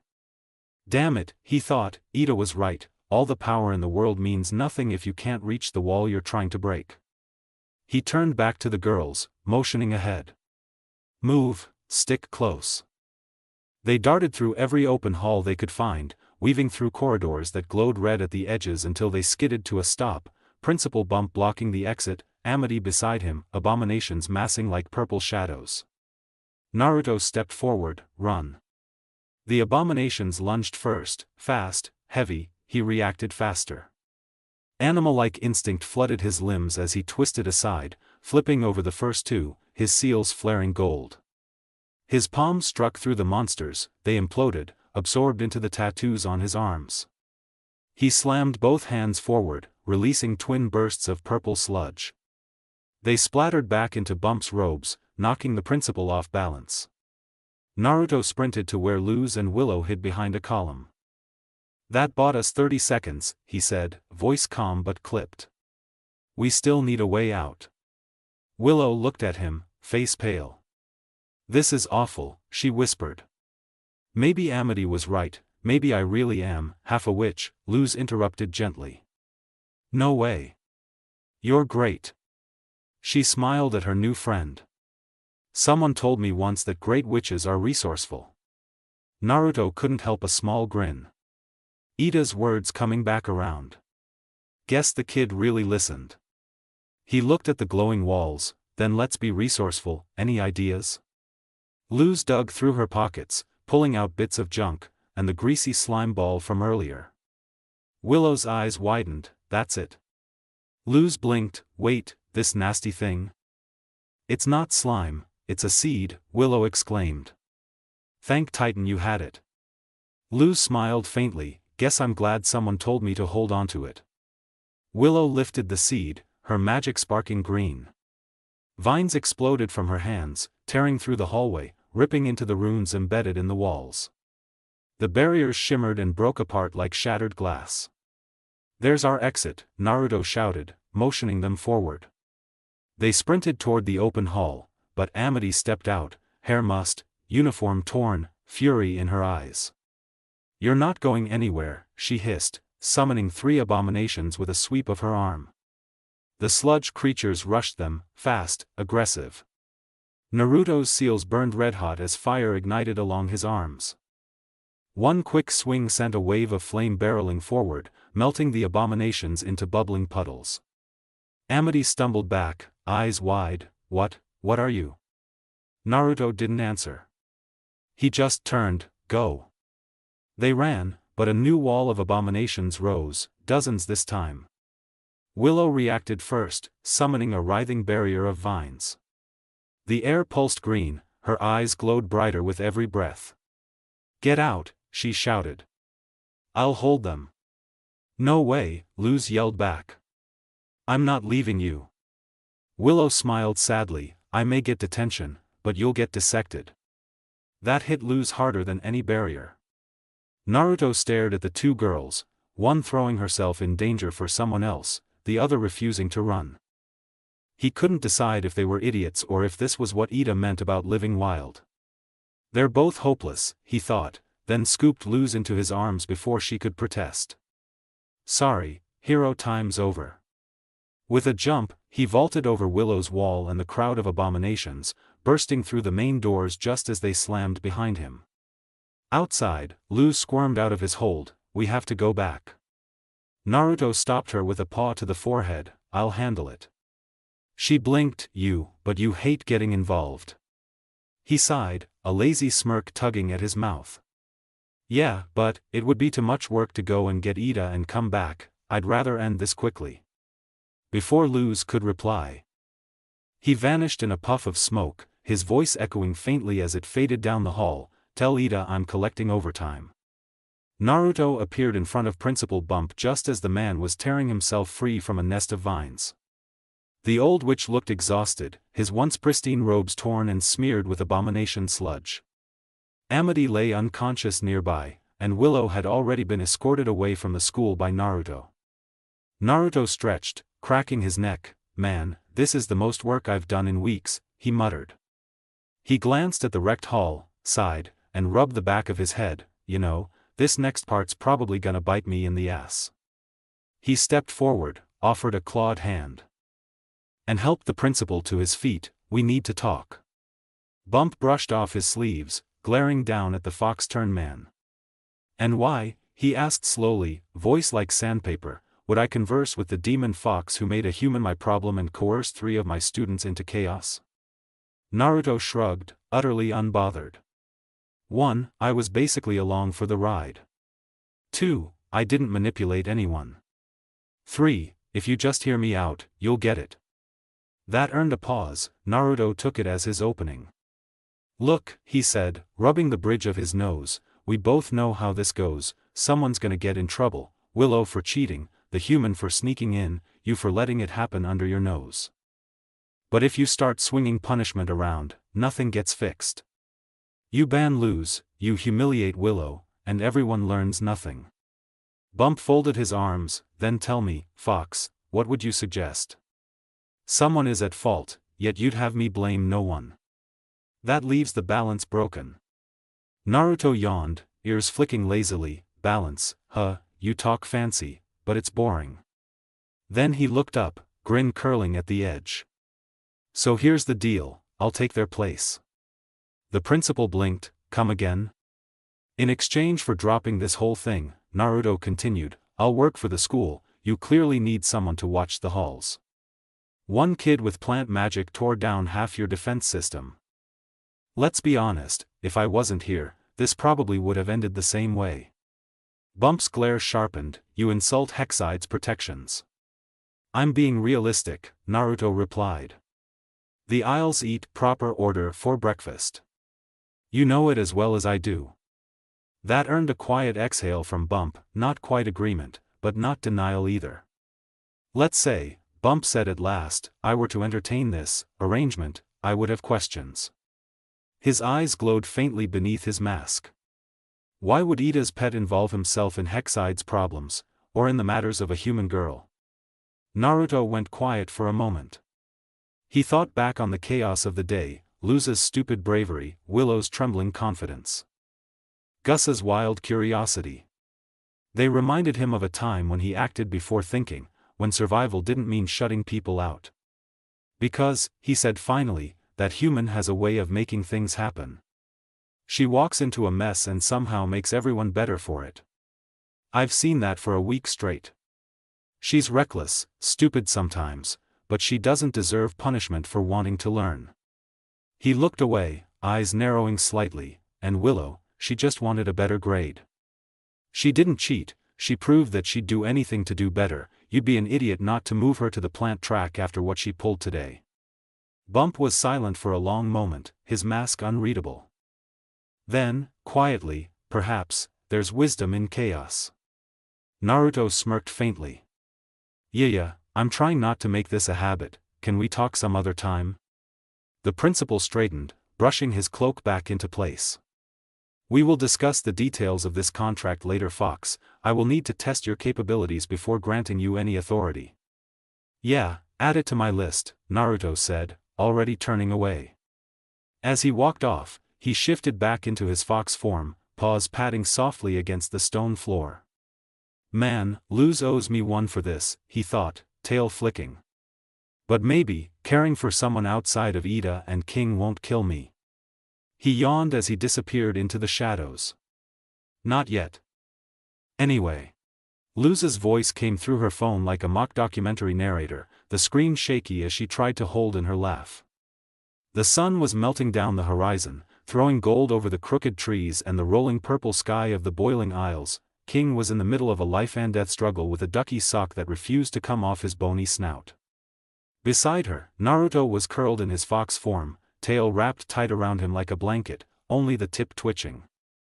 His crimson eyes were half closed, watching King's tantrum with that patient, unimpressed look he always wore, like chaos was too common to bother him anymore. Luz smiled softly at that. Some days had passed since Hexside. She'd met Willow and Gus, learned a bit more about magic, and, somehow, gotten used to having a talking fox around. Naruto wasn't exactly friendly, not all the time. He was quiet, sometimes cold, but, there was something there. A warmth he pretended not to have. She'd seen it when he helped Willow into the plant track, even if he tried to brush it off later. He'd call it just helping an idiot not die, but Luz knew better. He might look like a small, cold fox, but really, he was just a big softy. On her screen, King finally tore the sock apart with a guttural growl and stood over it triumphantly. You have been bested, ducky sock. He stomped the remains for good measure. Luz giggled, okay, you win. She lowered the phone, so, why'd you want me here, again? King froze mid-stomp, as if he'd completely forgotten there was a purpose. Then his eyes went wide. He scrambled up onto a table near the door, tugging off a tarp to reveal a corkboard covered in sketches, notes, and crayon drawings. Luz tilted her head, smiling despite herself. She should have known there was a presentation coming. Human Luz, he said with theatrical gravity, you've been so obsessed with witchcraft that you've learned nothing about my kind. Prepare yourself for, he yanked the tarp fully away, a puff of dust flying. Demons 101. He threw on a little hat and spun the cord dangling from it like a showman. He showed off a bulletin board decorated with different photos of demons. Demons like me are grim tricksters of the twilight, creatures of sulfur and bone. Luz zoomed in with her camera, and cute little paws. King sighed, folding his hands behind his back. And cute little paws, true. We live only to create chaos and misery. Our only weaknesses are purified water and passive-aggressive comments, sometimes. Luz smirked, so, emotional damage? King turned, shadowed and serious. Even demons have inner demons. He tore one photo off the board, revealing a snarling beast beneath it. The most powerful demon of all, the Snaggleback. He's a bad boy, Luz interrupted. Slapping filters and stickers on her phone screen. Luz, pay attention, this could save your life someday. Naruto's tail flicked. More like it won't, he muttered. Most demons here aren't as powerful as King thinks. King pointed accusingly, you wouldn't know, Fox. Naruto cracked one eye open. Haven't met one that's stronger than me. That made Luz pause. She looked at him properly, curiosity bubbling up. Oh yeah, that nine-tailed demon fox thing Willow mentioned. And your wanted posters, depicting you as a giant beast, that's not just a nickname, is it? Naruto's tails tightened slightly, it's a title, nothing real. Luz frowned, unconvinced. She crawled a little closer. Whispering playfully, you sure, you don't sound very convincing. She reached out to pet him, fingers barely brushing his fur. He rolled the other way, you've been getting way too handsy lately. And I'm not a pet. You're just too cute, deal with it, she said, sticking her tongue out before he could retort. King stomped his foot, ahem, focus. Sorry, Luz held her phone back up, whispering under her breath, you're both so cute when you're serious. Naruto gave a dramatic eye roll from his spot. Before King could continue, lightning split the sky outside, a sharp white crack that made Luz flinch. King sighed, ugh, great. Rain. I love rain, Luz said brightly, already heading for the door. An orange tail whipped out, curling around her waist before she could step outside, pulling her back in. Hey, she protested. Naruto's tone was flat but calm, your human rain and our rain aren't the same. What could be so different about? Her words stopped when she saw a drop land on a flower outside. The petals hissed, curled, and turned to smoke. It's boiling, Naruto said. King stood proudly with his hands on his hips. Luz blinked at the sizzling puddles, her shock melting into wide-eyed fascination. That's actually kinda awesome, she whispered. Painful, but awesome. Then a stray drop hit her arm. She yelped, grabbing it as it reddened instantly. Okay. Less awesome. Naruto's tail pulled her fully back inside just as Ida's voice thundered from outside. Boiling rain. Everybody inside, now. The door burst open, Ida flying in on her staff, cape billowing, landing in a perfect crash through King's setup.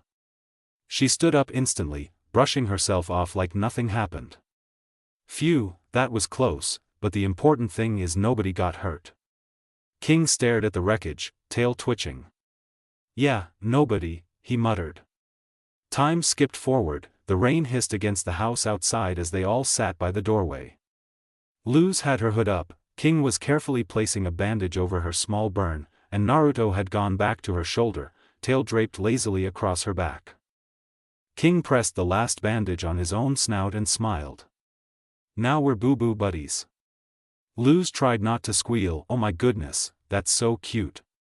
Boring, Naruto said. You're just jealous, Luz teased. Not even close, he muttered, but his tail gave the tiniest flick. Luz leaned her head back against the doorframe, watching the boiling rain hit the grass around them. I didn't expect it to be like this, it's still so different from home than I expected. She smiled, voice soft with awe. Even dangerous, it's kinda beautiful, and fun, you know? Naruto gave a noncommittal hum. King, however, puffed out his chest again. Ida's voice drifted from outside. She stood under her glowing barrier like it was an umbrella, weaving an orb of light with lazy grace while her staff floated beside her. "Yeah, we don't call plagues fun here," she said. "Goronados, shale hail, pain bows." Luz tilted her head. "Pain bows?" King nodded, serious as ever. "It's like a rainbow, but looking at it turns you inside out." Luz winced. "Cool, but EW." Naruto chuckled under his breath. Ida pressed her spell into her other hand, "So until the boiling rain stops, no one goes outside tonight." King flipped through a small, worn book. "And if the rain doesn't get you, the snaggleback will." He held up an illustration of a pink, spiked creature looming in the rain. "They wander the storm, feeding on boiled tourists." Ida and Naruto scoffed at the same time. "Made-up demon." "It is not made up," King huffed. "Sure it isn't," Ida said, drawing out the words as she lifted her staff. "This force field will keep out the rain, and your bedtime stories." At that exact moment, Hooty cooed from his spot on the door. "Well, hurry it up with that thing. That rain's getting close to my precious stucco."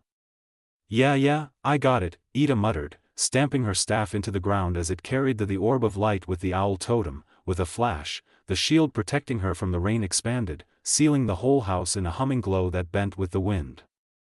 Luz couldn't help but sigh dreamily under her breath, eyes following Ida as she finished the spell. "Wow," she whispered, more to herself than anyone, "someday I wanna be as cool as Ida the Owl Lady, magical, sassy, and surprisingly foxy for her age." Ida strutted closer through the glow of the force field, her hair bouncing as if the wind itself knew to stay on beat. She had that walk that screamed she was always being filmed, hips swaying like she was her own spotlight. Luz smiled, chin resting in her palm, admiring her mentor in the way you'd admire someone who seemed to have every part of life figured out, magic, style, attitude, and all. Still, one thought poked through her admiration, and she blurted it out before it could fade. "Hey, why do they call you the Owl Lady, anyway?" Ida, without missing a step, replied, "It's because I'm so wise." From the wall, Hooty chimed in with his usual cheer. "It's because she coughs up rat bones." Naruto flicked an ear, barely glancing up from where he was resting beside Luz. "Probably because of the hair," he muttered dryly. King raised a claw. "I think it's because she gets distracted by shiny objects." "I do not," Ida snapped, glaring down at him, right as King clicked the top of his jeweled pen. The tiny diamond sparkled in the dim light. Ida froze, eyes wide. "It sparkles and shimmers, it shines and delights, I must have it for my nest." She lunged for it instantly. King hid the pen behind his back, and Ida smacked face first into the ground with a muffled groan. Luz winced. "You have a nest?" Maybe that's what made her the Owl Lady. Ida only grumbled in reply. Naruto, rolling his eyes, hopped down from Luz's shoulder, grabbed Ida's dress in his teeth, and began dragging her back toward the house. "Come on, drama bird," he muttered through the fabric. King followed, and Luz trailed behind, trying not to laugh at the sight of a tiny fox hauling the most powerful, which she knew like she was a stubborn sack of potatoes. Once inside, Ida started moving on her own again, rubbing her head with a tired yawn.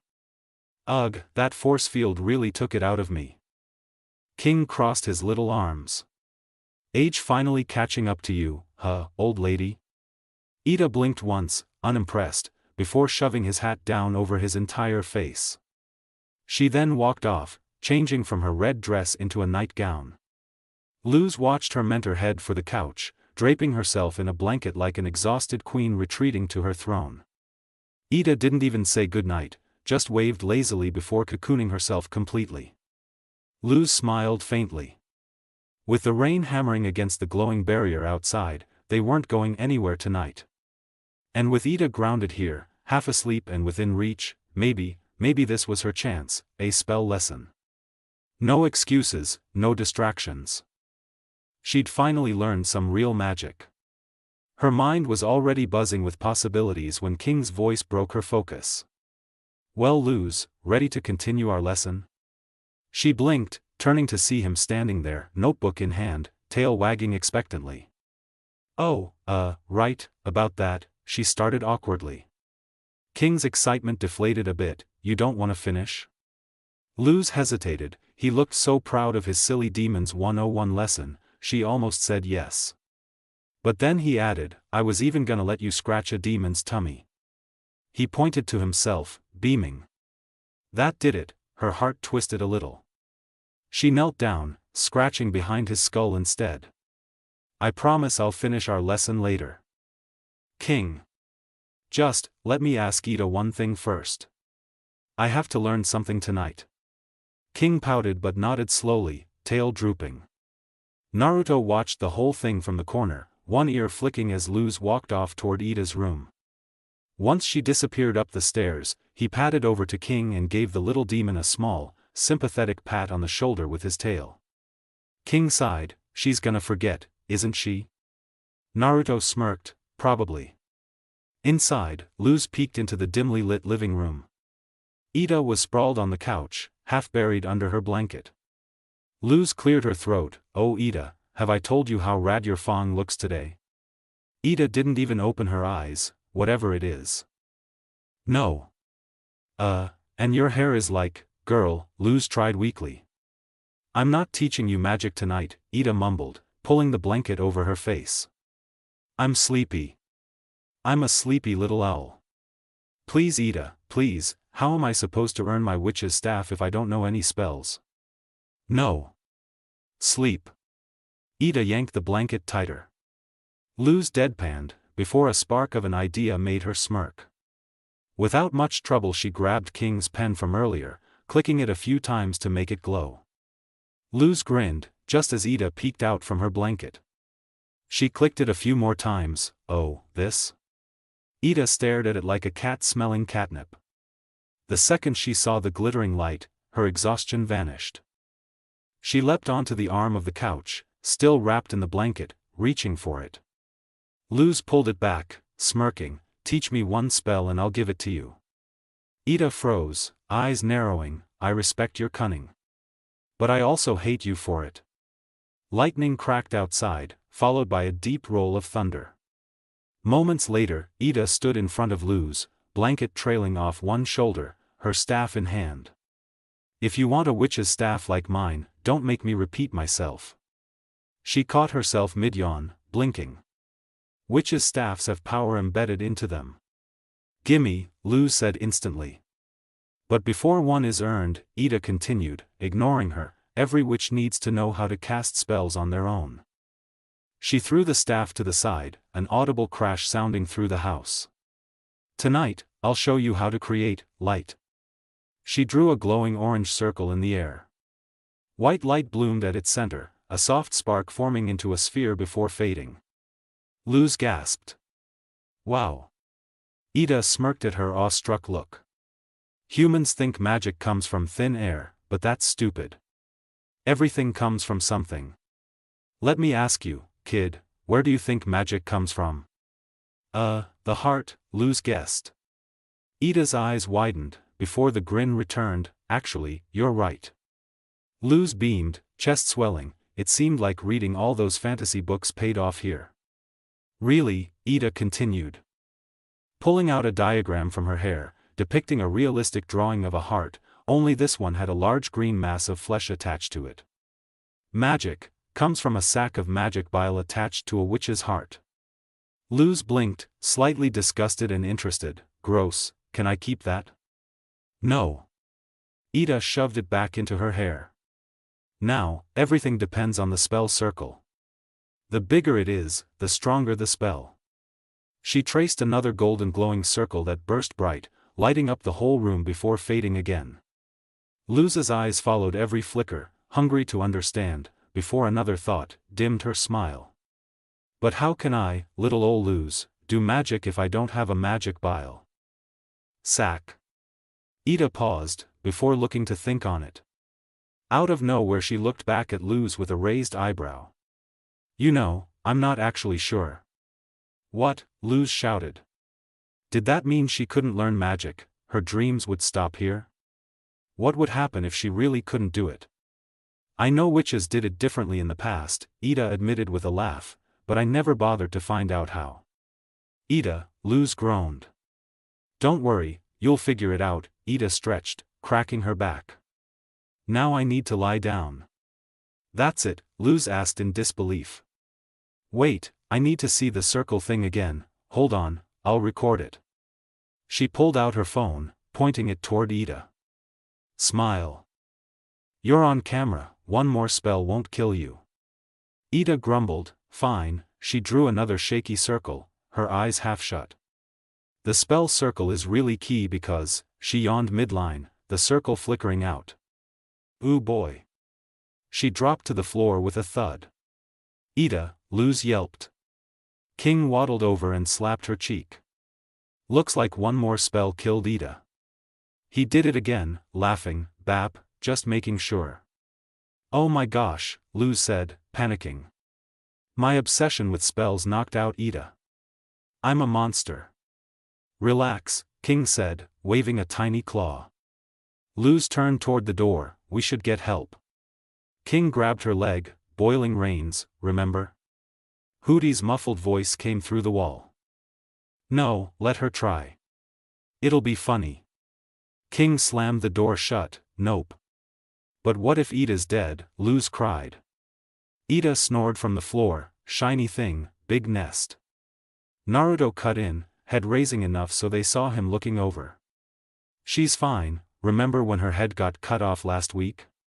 She can survive anything, probably just tired. Luz sighed in defeat, we can't just leave her here. King groaned but grabbed one leg as Luz grabbed the other. Together they dragged her up the stairs, thunder rumbling above them. They entered Ida's room, dark kinda cozy, with a nest made for a person, near the giant window. They put Ida in the nest a moment later, then backed away towards the door. Sorry for pushing you, Miss Ida, she said softly. Please don't hurt me when you wake up. King tilted his head, should I bap her again?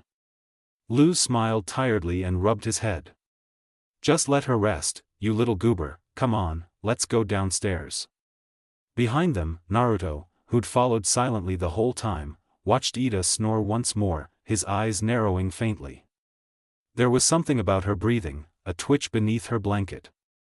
Something off, but for now, he stayed quiet. Back in the living room, the rain hissed softly against the shimmering barrier outside, filling the house with a low, steady rhythm.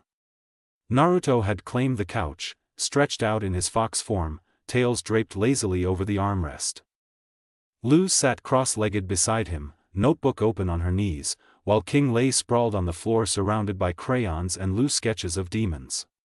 Naruto exhaled through his nose, pushing away the strange twinge he'd felt earlier, the odd ripple of unease when he'd looked at Ida before she fell asleep. He didn't like that kind of feeling. It was too close to instinct, too close to something he couldn't control. So he ignored it. Better to let it fade while he focused on the important things, like his much-delayed nap. He yawned, tails curling tighter, already halfway to drifting off when Luz's frustrated groan cut through the room like a siren.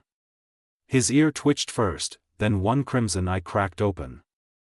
There she was, standing now, glaring at her phone with the determination of someone trying to force a secret out of it. She muttered something about Ida, replaying the clip on her screen. This is all she does, it's like there's nothing more to it. Why you gotta be so cryptic, owl lady? She traced a glowing circle in the air with her finger, copying the movement from the video, but nothing happened. Just empty air. The phone played back Ida's muffled, sleepy voice. Now, you see, the spell circle is really, and then the recording froze, right before Ida's face hit the floor. Luz squinted at the screen, replaying that few seconds again and again, as if sheer focus could reveal what she'd missed. King peered up from the floor, head tilting. Hey, you know what's really cryptish? Luz groaned. King, he ignored her, flipping his notepad dramatically. Let me tell you about the most spine-chilling demon of all. He revealed his drawing, a fish-like creature with fangs and a bow tie. Smoochie Pie the sweetie baby. Well, he's a lot more threatening than his name implies. Naruto couldn't help the small chuckle that slipped out, tails flicking in amusement. Luz wasn't laughing. Not now, King, I want to figure out this spell. But if I don't have a magic sack, what's the point? I'll just be twirling my fingers around unmagically forever. King huffed, crossing his little arms. Fine. Don't listen to the demon expert. Why don't you just ask Naruto then?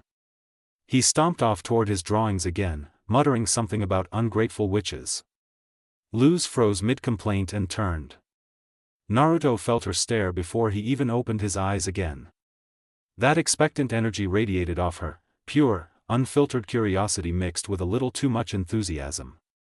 The kind of look that meant he wasn't escaping this conversation no matter what he said. He blinked up at her slowly. What? Her smile was all teeth. Well, you're not just a regular fox, right? And you probably been around Ida a long time, you've gotta know something about how magic works. Naruto sighed, stretching his paws. Every fiber of him wanted to shut this down right now, curl up, let her figure it out herself, go back to pretending to nap. But she'd just keep asking anyway, wouldn't she? Alright, he muttered, sitting up with a quiet flick of his tails. But don't expect anything flashy, I don't do magic like witches do. It's different. Luz leaned in, eyes bright, phone close, while King peeked up from the floor again, pretending not to care. Naruto gave a small, lazy smirk. Guess I better explain before you start drawing circles into next week. Naruto let out a long sigh and rolled off the couch. Luz blinked as his fur began to ripple, the glow from the nearby candles bending across his form. This time the change wasn't quick like a blink, it unfolded slowly, like the world exhaling. The thick orange fur sank into tan skin traced with black tattoos, the kind that looked both old and alive. His hair stayed wild and spiky, streaked faintly with orange, catching the light every time he moved. Luz stayed quiet, watching closely. She'd seen him transform before, but never like this. This felt deliberate, careful. And something about the slow shift made her wonder if this change had something to do with his strange, different kind of magic. Naruto glanced her way. So, he started, his voice low but steady, from what you've seen, I've been using magic, right?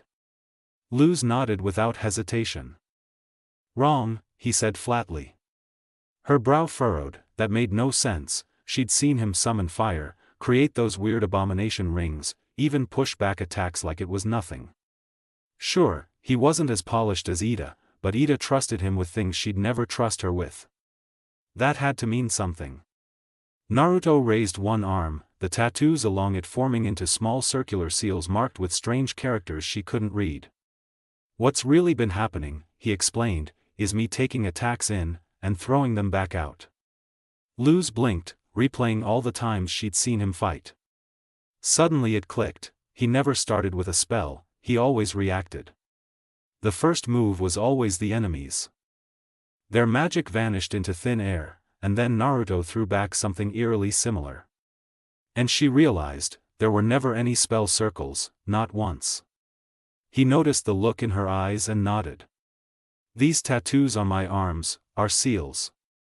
I made them because I have no magic of my own, and I needed to survive somehow. Seals are, kind of native where I come from. That last part snagged her attention. Luz tilted her head. Wait, so, you weren't born here, in the Boiling Isles? Naruto didn't answer, his gaze drifted to the window, where boiling rain still traced faint burns across the glowing shield. He moved on instead, anyway, I take in attacks and reshape them with these because it's the best I can do without magic. He scratched the back of his neck, thinking. Well, maybe not the best, I could make a new seal array, hold more than one spell at once, maybe add a few tricks. Luz smiled at the idea, already imagining it like some kind of magical upgrade system. Great, so how do I make them? You can't. The answer dropped so fast she froze. Wait, what, then why'd you even explain it? Naruto shrugged, it's not that you can't, it's that it wouldn't work for you. Seals are limiting. You want to create magic, not just throw someone else's back at them. What I do isn't really spellcasting, it's more like he thought for a second. A counter, a trick I used to stay alive. He lifted his hand again, the markings glowed faintly, and in an instant, he was back in his fox form. It's also something that works with, well, this. Luz tilted her head, studying him. Even when he downplayed it, it was still fascinating, the way his power tied to instinct instead of knowledge. But she sighed anyway, realizing none of that would help her with Ida's light spell. Guess seals are out of the question, huh? Naruto smirked, curling up again, also way too complex for you to understand. Luz shot him a glare, what's that supposed to mean? He chuckled quietly, eyes closing as his tail settled, nothing, nothing. She puffed her cheeks but let it go, curiosity, though, didn't fade that easily, so what else can you do, anyway? Naruto cracked one eye open again, a lot, as a fox demon, I'm, well, pretty strong. Ida wouldn't have me as her guard otherwise. That earned Luz's full attention. He lifted his paw, his arm twisted midair, morphing halfway between human and fox. The fur shimmered across enlarged muscle, claws flexing, the entire limb now twice the size of his usual body. Then, with a soft pulse of light, it shrank back to normal. I can shift parts of myself, he said, and I've got sharper senses, better reflexes, strength too. That's about it for now, there's more, but we'd be here all night. Luz nodded slowly, still a little starry-eyed. That's, actually really cool. Her gaze drifted back to her phone, where the paused video of Ida's failed light spell waited. What Naruto had shown her was amazing, sure, but it didn't get her any closer to casting her own spell. She sighed, a little heavier this time. King popped his head up from his drawings. You really want to do magic that bad? Luz and Naruto both turned to him. She crouched down until she was eye level with him, more than anything. King stared at her for a long moment. His tiny face softened, the corners of his eyes twitching between pride and annoyance. Then he huffed. Fine, I think I know how you can get magic power. He glanced at Naruto and added under his breath, no thanks to the fox. Naruto's tail flicked. But he didn't answer, just smiled lazily, curious to see what the tiny king of demons would come up with. King asked one last thing before revealing his big plan. His voice had that sly, for-eagle tone again. If I help you learn that spell, can we finish our lesson? Luz froze, guilt prickling at her chest as she realized how she'd been brushing him off all day. She gave a quick, apologetic nod. Yes, you can teach me about demons for the rest of my time here if you help me learn this.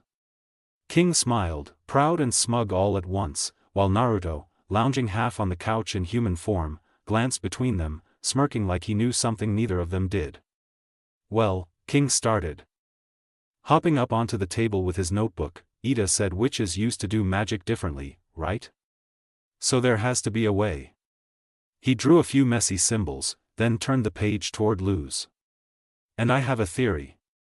Every day I notice Ida sneaking sips of this special elixir. Naruto raised an eyebrow, how come I've never seen her do that? Because you're lazy, King said, without missing a beat. Naruto just blinked, fair. King puffed out his tiny chest. Anyway, she always gets a boost of energy after drinking it, so that's gotta be where she gets her power. And I know where to get some. Luz's eyes lit up, really? King grinned, then nodded.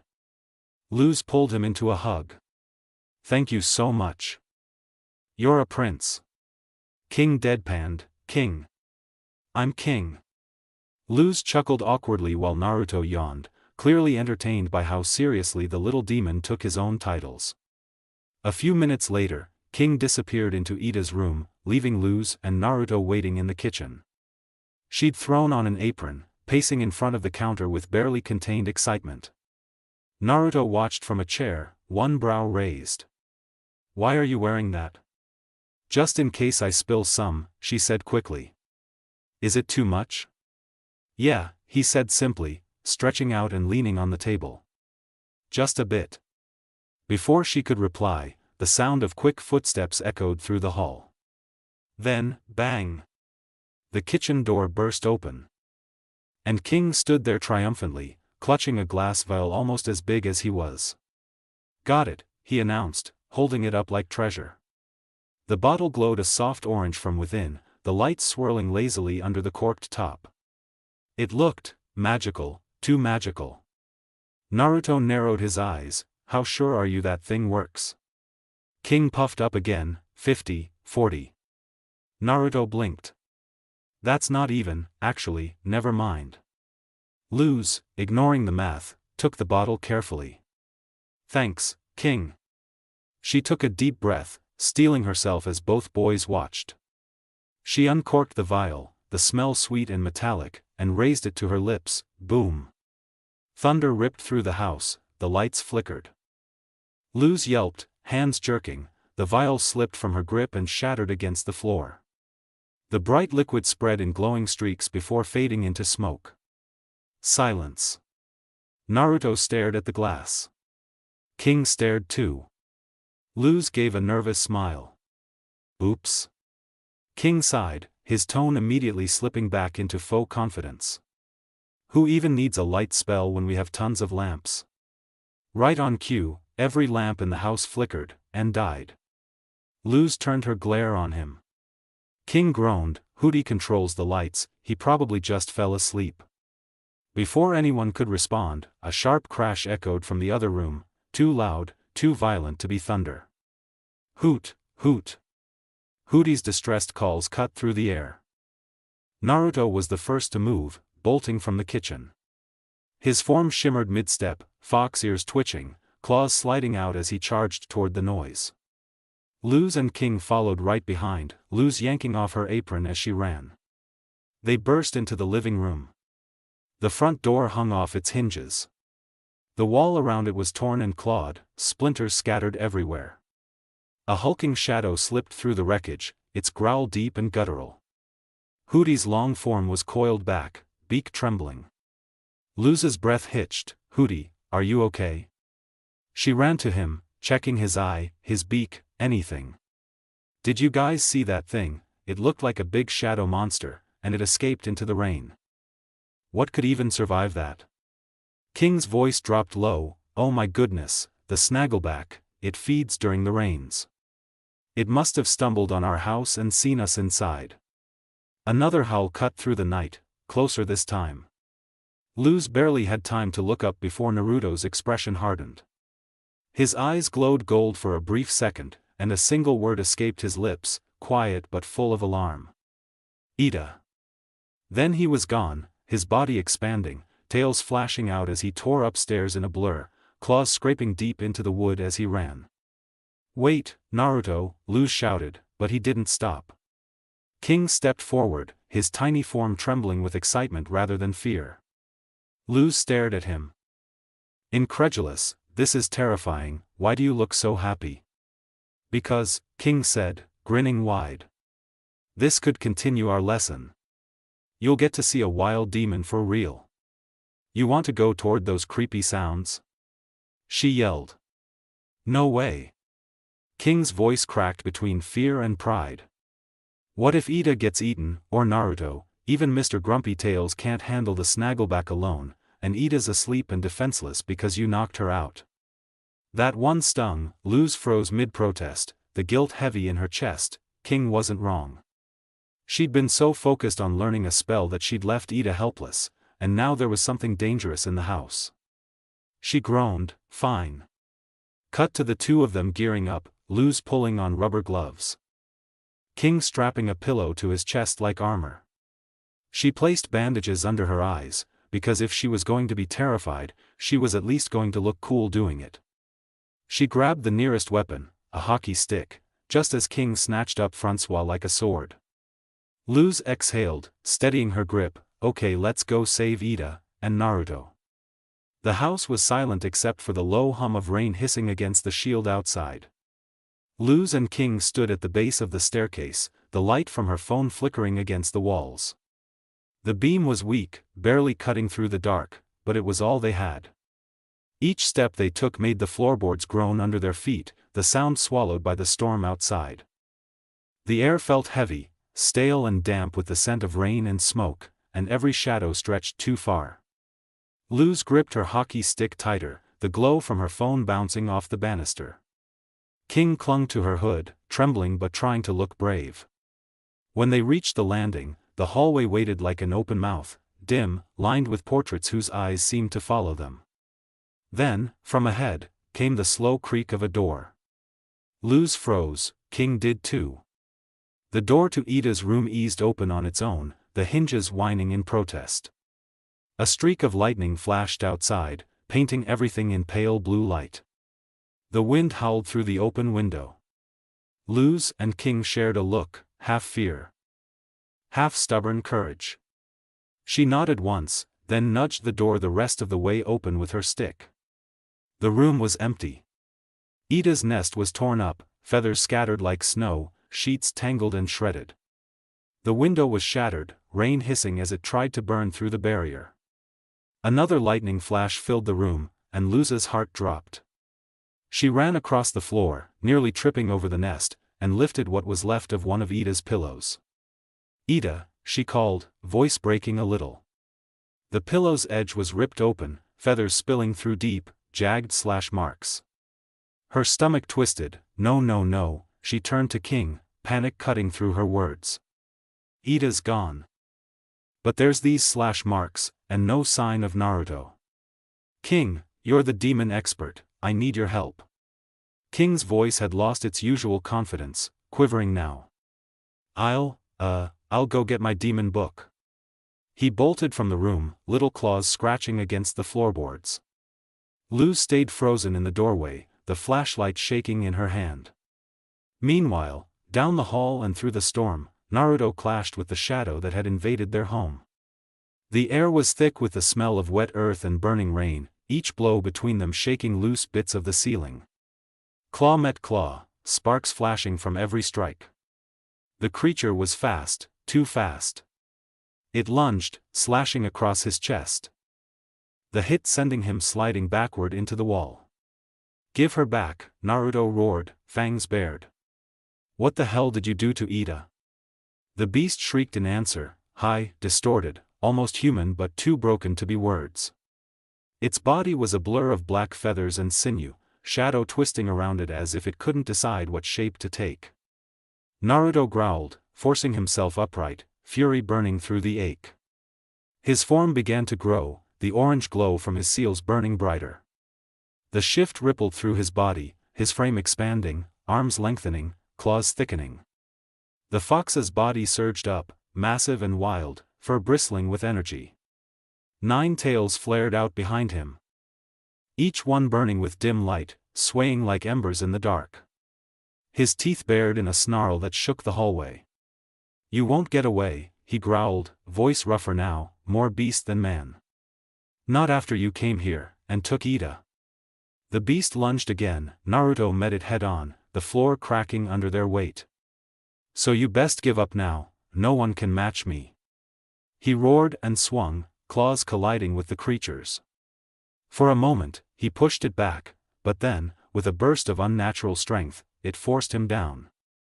Naruto staggered, barely blocking the next strike. His claws scraped across the creature's chest, tearing feathers free, then lightning flashed outside. For a single instant, the world lit up white. And he saw her. The beast wasn't just a monster, it was Ida. Her face, half-shadowed, half-human, black eyes dimmed against ghost-pale skin. Her hair had grown long and tangled, past her larger ears and streaked with feathers. Large wings jutted out from her back and furled close to her sides, twitching erratically. Her arms and legs were elongated, her hands now cruel, clawed things. Naruto froze mid-swing, the truth cutting through his rage. "Ida!" The owl beast shrieked, a sound that pierced the walls and drove a spike through his skull. He clutched his head, the noise burning in his ears, and stumbled back. By the time his vision cleared, she was gone, vanishing into the storm through the shattered window. He fell to one knee, then another, the glow from his seals fading as his body shrank back to human. His breath came hard and uneven. "What the hell was that?" he muttered, but he already knew. And the realization broke something deep in his chest. Naruto's mind raced, trying to make sense of what he'd just seen. His breath came out rough, uneven. He'd never seen her like that, never seen anyone like that. The woman he knew was loud, smug, lazy in the best kind of way, always teasing him for taking too many naps. But that thing, it was so different. So different from how he saw her, so different from what he was used to. It reminded him of something he didn't want to remember, something dark that lived inside him. He'd always known it was there, that twisting, snarling power under his skin, but he'd learned to ignore it, pretend it didn't matter. For the first time in a long while, that mask of laziness, the calm he'd built to cover it, cracked straight down the middle. Footsteps came from behind. Luz ran up the hall, flashlight trembling in her hand. She spotted him kneeling alone on the floorboards, the wind from the shattered window howling past him. "Naruto," she called, voice shaking as she rushed closer. She crouched beside him, looking him over. "Are you okay? What happened? Where's Ida? We've been looking everywhere. Did you see her? Did that shadow monster?" Naruto didn't answer. He didn't even move. Luz frowned, voice softening. "Naruto, please, say something." He exhaled slowly, eyes still on the floor. "It's her." Luz blinked. "What?" He looked up at her then, his voice quiet, broken. "That shadow monster, it's not some random thing, it's Ida." Luz's mouth fell open. "Wait, how?" "I don't know," he said simply. "Then how do we get her back?" "I don't know." "What do we, I don't know," he snapped, the words coming out louder than he meant them to. His voice cracked through the dark hallway, and Luz froze, wide-eyed. The words hung there, heavy. Luz looked at him, unsure what to say. For the first time since she'd met him, he looked uncertain, scared. Even. Like someone who didn't know what was real anymore, or worse, like someone who suddenly realized he'd been right about himself all along. "Are you okay?" she asked softly. "What's wrong?" Naruto pressed his palm against his forehead, not answering. He didn't want to. He couldn't. Luz stared for a moment longer, then her eyes hardened with resolve. "Well, we have to do something," she said. "We have to get her back to normal, we have to stop her from tearing up her own stuff." "I don't think we can," Naruto said quietly. Luz turned toward him, confused. "What do you mean we can't?" "We totally can." "No, we can't." Her confusion turned to anger. "Why do you sound like you've already given up?" "Because you don't stop monsters like that," he shouted back, and his own words made him freeze. He looked down, the next words coming softer, weaker. "You survive them." It was the truth he'd lived with for years, and saying it still hurt. Luz stared at him again, her anger melting into concern. She didn't understand what was happening with him, not really, but she could see it, the fear in his eyes, the exhaustion. She sat down next to him without another word. Her gaze wandered for a second, catching a framed photo on the wall.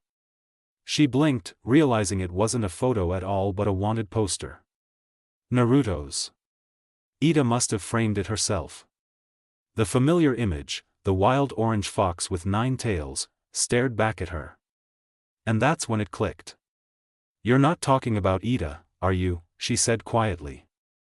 Naruto finally looked up, that one sentence hit him harder than he expected. He opened his mouth, then shut it again. He didn't know what to say, didn't even know if she'd stay after he told her. But Luz didn't push. She just watched him, waiting, her expression steady and patient, like she needed him to know she wasn't going anywhere. Naruto sighed and shut his eyes. "No," he said finally. "I'm not talking about Ida." He paused, then added, "I'm talking about me." Luz didn't speak. "I wasn't born as a fox, I wasn't born a monster. Hell, I wasn't even born in the Boiling Isles," he said, voice low and rough. "I got here the same way you did, by accident. But where I'm from, it's different. Like your world, but mixed with this one. And from the moment I was born, people treated me like I was cursed." He swallowed hard. Feared me, hated me, I was beaten, chased, everything you can think of. His voice trembled slightly. I was born with something inside. The nine-tailed demon fox, a monster, what I eventually became. The words came out sharp, heavy. Luz could almost feel the years behind them. When I came here, I changed into this, he said, motioning to himself. I don't know why. Maybe this world decided to make the outside match what everyone always said I was. His eyes glowed faintly red for a moment, slitted and sharp in the dark. Luz flinched, not from fear, but surprise. Naruto noticed anyway, closing his eyes again. Then Ida found me, he said, voice softening. She didn't care, she gave me a home, fed me, treated me like I wasn't some beast. She and King, they became my family. Luz's eyes lifted, is that why you think we can't save her? Naruto nodded slowly, I never thought she was like me.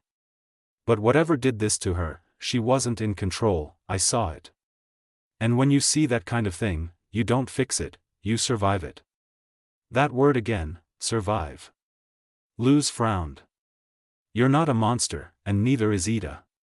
We can't stop what's happening to her, but we can help her, I know we can. Naruto glanced at her, then away. Luz reached out, resting a hand on his shoulder. I know what happened to you hurt, she said softly, but we can't give up on her. You're not a demon, Naruto. And would you really ever give up on Ida? He blinked, her words echoing in his head. He didn't answer right away, but the silence said enough. Slowly, his gaze shifted toward her again, his eyes calmer than before. You're too good at that speech thing for your own good, he said. Luz laughed quietly, shaking her head, guess I've got a knack for it.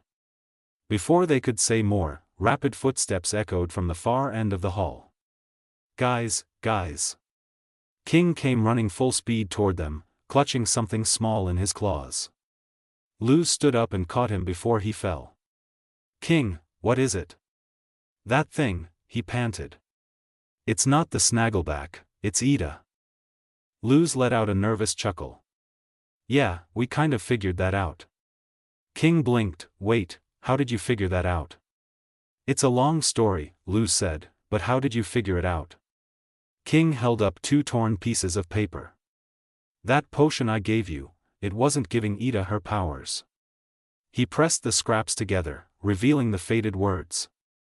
It was keeping her from turning into that thing. Naruto stepped forward, eyes narrowing as he read aloud. A potion a day keeps the curse at bay. He huffed, well, if this all wasn't cryptic before. But he and Luz understood instantly. So we just need to distract her long enough to make her drink another one, Luz said, determination lighting her voice. Naruto frowned, that's gonna be hard to do. Before either could say more, a deafening screech split the hallway. The ground trembled as heavy footsteps slammed closer. The beast rounded the corner, bigger now. Its eyes burned red, feathers bristling, saliva dripping from its beak. It perched on its hind legs and raised one massive claw. Luz screamed, fumbling back as her phone slipped from her pocket. It hit the floor, camera flashing just as the beast lunged, the sudden burst of light blinding it. The owl beast shrieked and staggered, clawing at its face. Naruto didn't hesitate, he grabbed Luz just as she scooped up her phone, then snagged King in his other arm. His body erupted in orange light. His human form melting away into a larger fox shape, a single tail streaming behind him. Hold on, he barked, voice deeper now. He bolted down the hall, claws tearing through the wood as the beast screeched behind them. Luz clung to his fur, King clutched her shoulder, and the echo of the owl beast's roar followed them into the storm outside. Naruto sprinted down the dark hallway, claws scraping wood as he turned the corner on all fours. Rain hammered the roof overhead, the sound almost blending with the guttural screech echoing behind him. Ida's claws, no, the beast's claws, slammed into the wall as she took the same turn, her strength shaking the house itself. Naruto flinched. Ducking low and picking up his pace, tail flicking behind him as he tried to outdistance her. The air grew heavy, the sound of claws on wood got closer. Eventually, he skidded to a stop, slipping behind an overturned table covered in potted flowers. Luz and King stumbled in behind him, pressing close together, breaths quiet and fast. The owl beast's snarls echoed through the room.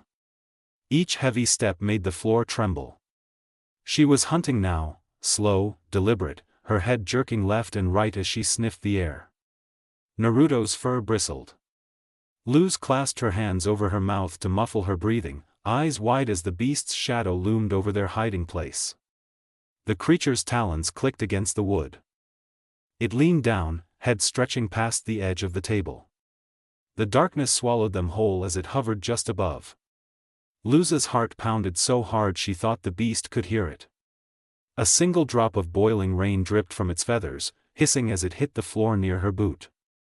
Then, with shaking hands, Luz grabbed a small flower pot from the table and hurled it toward the far end of the house. It shattered loudly against the wall. The beast jerked its head toward the sound, shrieking, and lunged away. All three of them let out shaky breaths of relief, slumping slightly. But King didn't relax, his tiny shoulders drooped, guilt flashing across his face. "She's turned into a nightmare," he muttered. "And it's all my fault." Naruto glanced over, eyes softening. "It's not your fault," he said simply, placing a hand on the small demon's head. "Yeah," Luz added, still catching her breath. "You couldn't have known that potion kept, whatever this is, down." King didn't look convinced. He frowned, eyes glistening. "I'm so sorry. I just wanted Luz to be into demons like she's into magic. I don't have many friends, and no one even pays that much attention to me. I thought if I taught you, maybe finally someone would care about creatures like me." Naruto sighed, then reached out, catching King in a loose headlock and ruffling his fur roughly. "That's no reason to beat yourself up. Before we play the blame game, let's just get Ida back to normal first." King squirmed and huffed, but Naruto chuckled softly. Luz smiled faintly, relieved to see Naruto sounding more like himself again, even if just a little. Her expression hardened, determination lighting her eyes. "How about we finish the lesson?" she said suddenly. King blinked. "What, right now?" Naruto raised an eyebrow. "Yeah, I don't think now's the time, Luz." "That's not what I meant," Luz straightened. "Ida's turned into some kind of demon, right, so who knows more about demons than the best teacher in the world?" Naruto glanced toward King, King blinked, then pointed to himself. The sadness on his face melted into a proud little grin. Luz nodded, "Exactly." King puffed up, tail flicking proudly. "Well, since you insist." He held out his arms, and Luz pulled him into a quick hug. Naruto froze, half-trapped in the embrace too, and turned red for half a second before wriggling free, shifting into his fox form, then right back to human as if to shake off the moment. "So how are we gonna turn Ida back?" he asked, trying to sound casual. "Let's see," King muttered, already at work. He grabbed a few leaves from the table, sketching on them with a stub of crayon like a field researcher mid-war briefing. "Okay, she's bigger, covered in feathers, giant black eyes, right? Demons with black eyes are usually sensitive to light." He looked up at Luz, tail flicking. "That's it, light, Luz, use your human wonder rectangle." Luz groaned, pulling out her cracked phone. "I can't, my camera's completely fried." King frowned, thinking, then, what about that light spell? "You saw me, King," Luz sighed. "I can't draw circles in the air. I can't do magic." She scrolled through her phone, replaying the video of Ida's failed spell. "Now, you see, the spell circle is really key." The screen glitched and flickered, then froze for a second, flashing a strange pattern right before Ida passed out. Luz gasped, "Wait, look." King and Naruto leaned closer. Naruto frowned. He'd never seen anything like it before. The image glowed faintly. A golden pattern buried in the circle, like it wasn't part of the spell, but the reason it worked. It looked, weirdly deliberate. The pattern itself was simple but strange, made of circles, triangles, and lines forming what looked like a bird, all contained within a single glowing ring. Luz grabbed one of the leaves King had drawn on and held it over her phone. It looks like. She hesitated, then began tracing the pattern carefully with the pen. There. The moment she finished, the lines on the leaf began to glow. Luz tapped it gently with the pen tip, and it folded in on itself, transforming into a tiny orb of light that floated above her hand. Luz's eyes went wide. It's beautiful. Thunder rolled outside, and the boiling rain hissed against the barrier. Oh my gosh, she whispered, grinning as the realization hit her. I just did magic.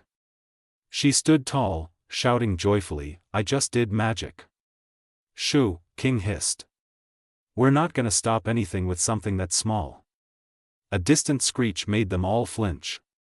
Naruto's ears twitched. He frowned. He's right, he said under his breath. That's too small to flashbang a raging owl beast. King looked around nervously, so what do we do now? Luz clenched her fist, I think I know how to get Ida back. Will you help me, boo-boo buddy? She offered her fist. King hesitated, then sighed. I'm kind of over that nickname, but okay, he bumped her fist with a small smile. They both turned to Naruto, he sighed but smirked, nodding. Luz quickly explained her plan, and before she'd even finished, Naruto was already on the move. He couldn't believe he was the bait. Naruto darted into the living room on all fours before shifting to human form, planting himself in the open. The beast was there, sniffing around the ruined couch, feathers bristling as it pawed through debris. She turned toward the treasure chest beside the broken door, claws tapping over it, sniffing a book like a curious animal. Naruto rubbed the back of his neck. This better work. The seals on his arms flared faintly, releasing two of Luz's glowing orbs. The golden shimmer caught Ida's attention instantly. Hey Ida, he called softly. Look what I've got. The beast froze. Then, with a low grumble, she tilted her head, entranced by the flickering lights. Her body relaxed for just a second, then she shrieked and lunged. Naruto dove aside, rolling midair into his fox form and darting down the hall, the owl beast crashing after him. He skidded around a corner, claws tearing through scattered books and paper. Behind him, Ida slipped, wings flaring wildly as she slammed into a wall. That was Luz's cue. She jumped from her hiding spot and hurled a blanket over the beast's head, muffling her screeches as she struggled beneath it. Naruto stopped against the far wall beside Luz, panting. The wall was covered in the giant version of the glyph they'd built together, but still incomplete. Whatever you're gonna do it now, Naruto yelled. Luz grunted, gripping a crayon tightly as she finished the last line. I'm sorry Ida, she whispered, voice trembling, but it's for your own good. She slammed her palm against the glyph. Light exploded through the room, blinding, golden, and pure. The beast screamed. When the light faded, Ida lay in her nest again, half human, half beast, straw between her teeth. Ah, she groaned, sitting up seeing her state of half-transformation before gasping. She slurped the last bit of liquid from the straw, changing back to normal with a sigh. What happened? Ugh, my head, and my mouth tastes like roadkill. She gagged, retching as a huge owl pellet broke apart beside her, revealing a dazed snaggleback, something she only partially remembered eating. I'm just gonna lie here for a minute, the creature wheezed. Ida blinked and spotted the potion. I was looking for that. King walked up, sheepishly rubbing his arm. Actually, we found an extra one in your closet. Ida's eyes narrowed. King, you stole my elixir? I ought to break every bone in your shoe, King whispered harshly, over there. Luz was surrounded by floating orbs of light now, drawing another glyph as thunder rolled outside. She activated it, grinning as another sphere joined the others. Ida watched, awestruck. Wow, how is she doing that? King shrugged, I don't know, but she did it all on her own. He looked down, guilt softening his voice. Hey, I kind of messed up, I just wanted to say I'm sorry. Ida gave a large, annoyed huff. Well, you better be. I've got a long list of disgusting chores with your name on it, but it's not entirely your fault. Luz joined them, smiling faintly. Ida sighed, glancing at her. I haven't been completely honest with you guys. When I was younger, I was cursed. I don't know exactly how it happened, but if I don't take my elixir. She motioned to herself. Well. That's why people call me the Owl Lady. No one likes having a curse, but if you take the right steps, it's manageable. Whoa, Luz said. So, are you okay? There's nothing to worry about, Ida replied with a grin. As long as no one steals my elixir, King, then I'm fine. But hey, look at this, a human doing magic, good on you, kid. Luz smiled proudly, I had some encouragement from a great teacher. King puffed up, oh, you. From outside, Hootie's voice echoed faintly. Hey, is anyone there? Hello? Hoot. I'm on the floor. It's cold. King groaned, that voice, that horrific voice. Luz laughed softly. We'll take care of him. You stay in bed. She picked up the dazed Snaggleback. Come on, you goopy fella. We'll set you free. Ow, ow, ow, I think my tail was digested, it muttered. As Luz and King left, the room quieted again.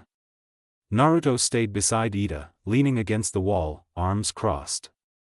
His gaze softened as he looked her over, relief finally catching up with him.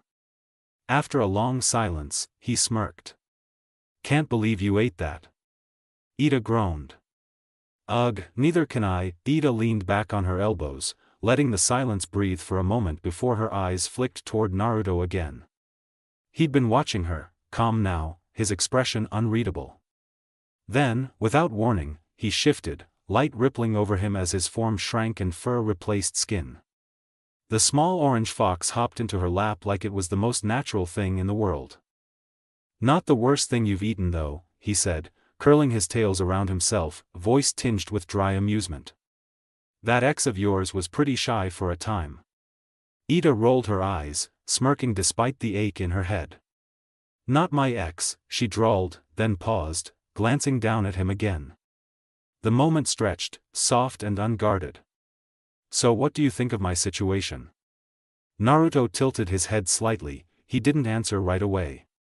For a few seconds, it almost looked like he was thinking back, through all the years he'd spent here, through every time Ida had covered for him, scolded him, or handed him a meal without a word. I honestly don't care, he said finally. Ida blinked. Then let out a short laugh that turned into a soft chuckle, that's so you, brat. The fox shrugged lazily, his tails flicking. I just wish you told me sooner, he said, quieter this time. I could have stopped all this from happening. You should know by now you can trust me with stuff like this. Ida gave a slow, small nod. Maybe, she admitted. But you were always so grumpy and tired, I never had the chance to tell you. Her tone turned teasing at the end, a smirk creeping back into place. Naruto rolled his eyes, you would have found a way. The silence that followed wasn't awkward, it was warm, something that had weight but no edge. Then, without a word, Naruto shifted back to his human form. Taller now, leaner, a bit older in the face. He stepped forward and wrapped his arms around her. Ida froze for a second, surprised, he'd never been one for this kind of thing, but then she smiled, eyes softening as she returned the hug. He'd grown taller than her now. When had that happened? She could still picture the little fox she'd found years ago, cold and half-wild, not even 10. She remembered the way he tried to bite her hand when she offered him food, how he'd curled up afterward like he'd never felt safe before. Now here he was, 17, solid and alive. I'm glad you found me that day, Naruto said quietly. Ida blinked, her smirk faltering into something gentler. Thank you, he added. She let out a soft laugh and squeezed him once more. You're welcome, you big baby. He snorted, pulling back as orange light shimmered over him again. A moment later, the fox hopped down from the nest, tails swishing lazily. Get some rest, he said simply, heading for the door. Ida watched him leave, her gaze lingering on the claw marks still fresh in the wood from earlier. When the door closed behind him, she sat back, and an old memory stirred. Snow, cold air biting her face, her hair shorter, messier, the wind tangling through it as she trudged through an empty forest. She could still hear her own irritated muttering echoing through the trees.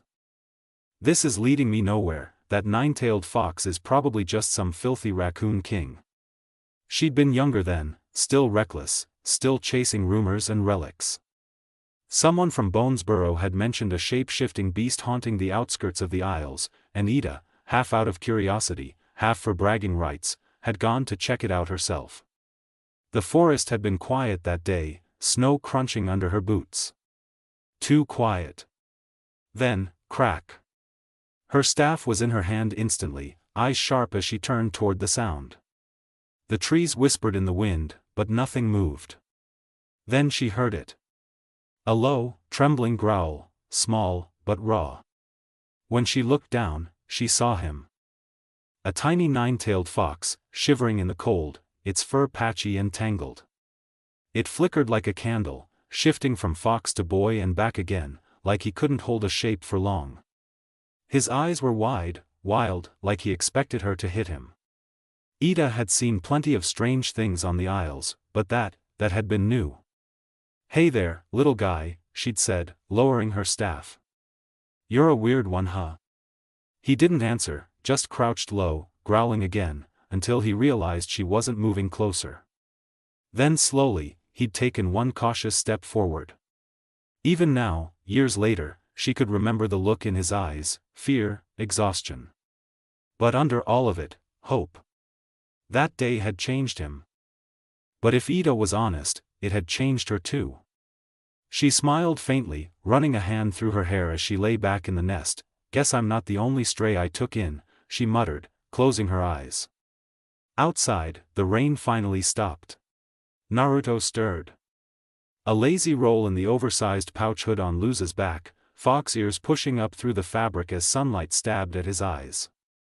The familiar brightness of Lion's Market greeted him, Ida's rickety stand parked in the middle of the clearing, human junk glinting under the warm breeze that rattled the tarp. Even after his first nap of the day, he already felt it in his fur, something annoying was coming. Emboldened by the dishonor Hecate had shown, Luz read dramatically, voice full of theatrical passion. Azura lifted her staff to the cotton candy skies and shouted. Naruto's eye twitched. Of all the things she could pick up as a hobby, she chose this flowery mess. He launched himself out of her hood, grabbed the Azura book by the spine with his teeth mid-air, and landed on the display table without missing a beat.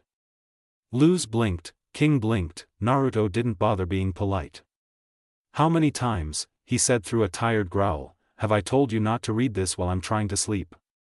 Luz's offended gasp was instant. "Come on, it won't kill you to listen, it's a good book." She reached for him, both hands, no hesitation, but Naruto bounded off her head like it was a stepping stone, landing behind her with practiced fox agility. "No way," he said flatly, flipping the book open with a paw as if to spite her. "It's cheesy, painfully cheesy, half of this stuff is disproven by just existing in the Isles." He jabbed a claw at an illustration. "Like this, why is there a fox whose entire purpose is stealing? That's not even accurate." Luz giggled. "Actually, don't you steal stuff for Ida all the time?" Naruto froze for a beat. "That's different." "How?" "Doesn't matter," he shut it down instantly, voice slumping back into lazy mode. "Just don't read it when I'm trying to sleep." Luz pouted, and, annoyingly, the fox found himself thinking it was kind of cute, but he wasn't giving the book back just because she could make her face round and tragic. Then Luz smirked. "Well, you can't just take my book away. Not when King wants to see the pictures." She said it sweetly, too sweetly. Naruto sighed in defeat. Damn her. He placed the book into her already waiting hand. "Just be quieter," he mumbled. "Pleasure doing business with you," she chirped, triumphant, showing the page to King like she'd just won a battle in some invisible game. King nodded sagely, as if this were all perfectly normal. Ida finally decided to exist, dragging herself into the scene with a groan. I'm with Naruto on this. Please stop reading that. Its flowery language is an insult to witches, and it's driving away all our actual customers. Naruto glanced at the empty market around them. Then back to Ida. What customers? Seems pretty empty today. That's what I told her, Luz spoke up, both her and King looking up from her book. But she insisted we were just early. Naruto watched Ida roll her eyes, arms folding across her chest as she scanned the empty market. There's gotta be something going on today, she muttered. Something big enough to scare off every customer in a 10-mile radius. But what? As if summoned, Gus and Willow appeared from between two empty stands, practically vibrating with excitement. Luz, Naruto, Gus beamed, voice exploding with joy like a spell gone off too early. Something amazing is happening today. Luz lit up immediately. Hey guys. Naruto didn't bother pretending he wasn't awake anymore. He shifted up onto Luz's shoulder, resigning himself to the fact that nap time was officially dead. Yo, he said, lazy but present. Willow grinned wide. Today is the annual convention. You guys have to come. Naruto frowned. Right, that thing. He always forgot they changed the date every year, probably on purpose, and he really wasn't in the mood to stand around with hundreds of witches when he could be napping. Luz, however, was already halfway buzzing. That sounds great, she cheered, then blinked. What's a convention? Gus hopped to her other side, grin somehow growing bigger. It's where student witches can explore all the covens they might join. It's like. Willow chimed in, matching his excitement, a showcase, a huge gathering of all the covens, plus a mystery guest from the Emperor's coven. Naruto didn't have to look at Ida to feel the sparks of annoyance radiating off her. Yeah, when witches finally realize what covens really are, Ida said, crossing her arms tighter. Luz looked at her, confusion clouding her excitement. Naruto didn't even turn, he already knew Ida's whole vibe when it came to covens. But covens sound amazing, Luz said, baffled. A place where tons of different people are accepted, you'd think you'd be all for that, Ida. I'm not, Ida deadpanned. She pointed a judging finger at Luz. And wipe that eager look off your face, we're not going to any convention. All three kids froze, shock smacking them at the same time. But why? Luz asked, tone slipping into a near whine. Naruto finally spoke, tail flicking. Because what Willow and Gus just described as a fun club is actually just a glorified way of handing your magical independence to the Emperor. It's a crooked system.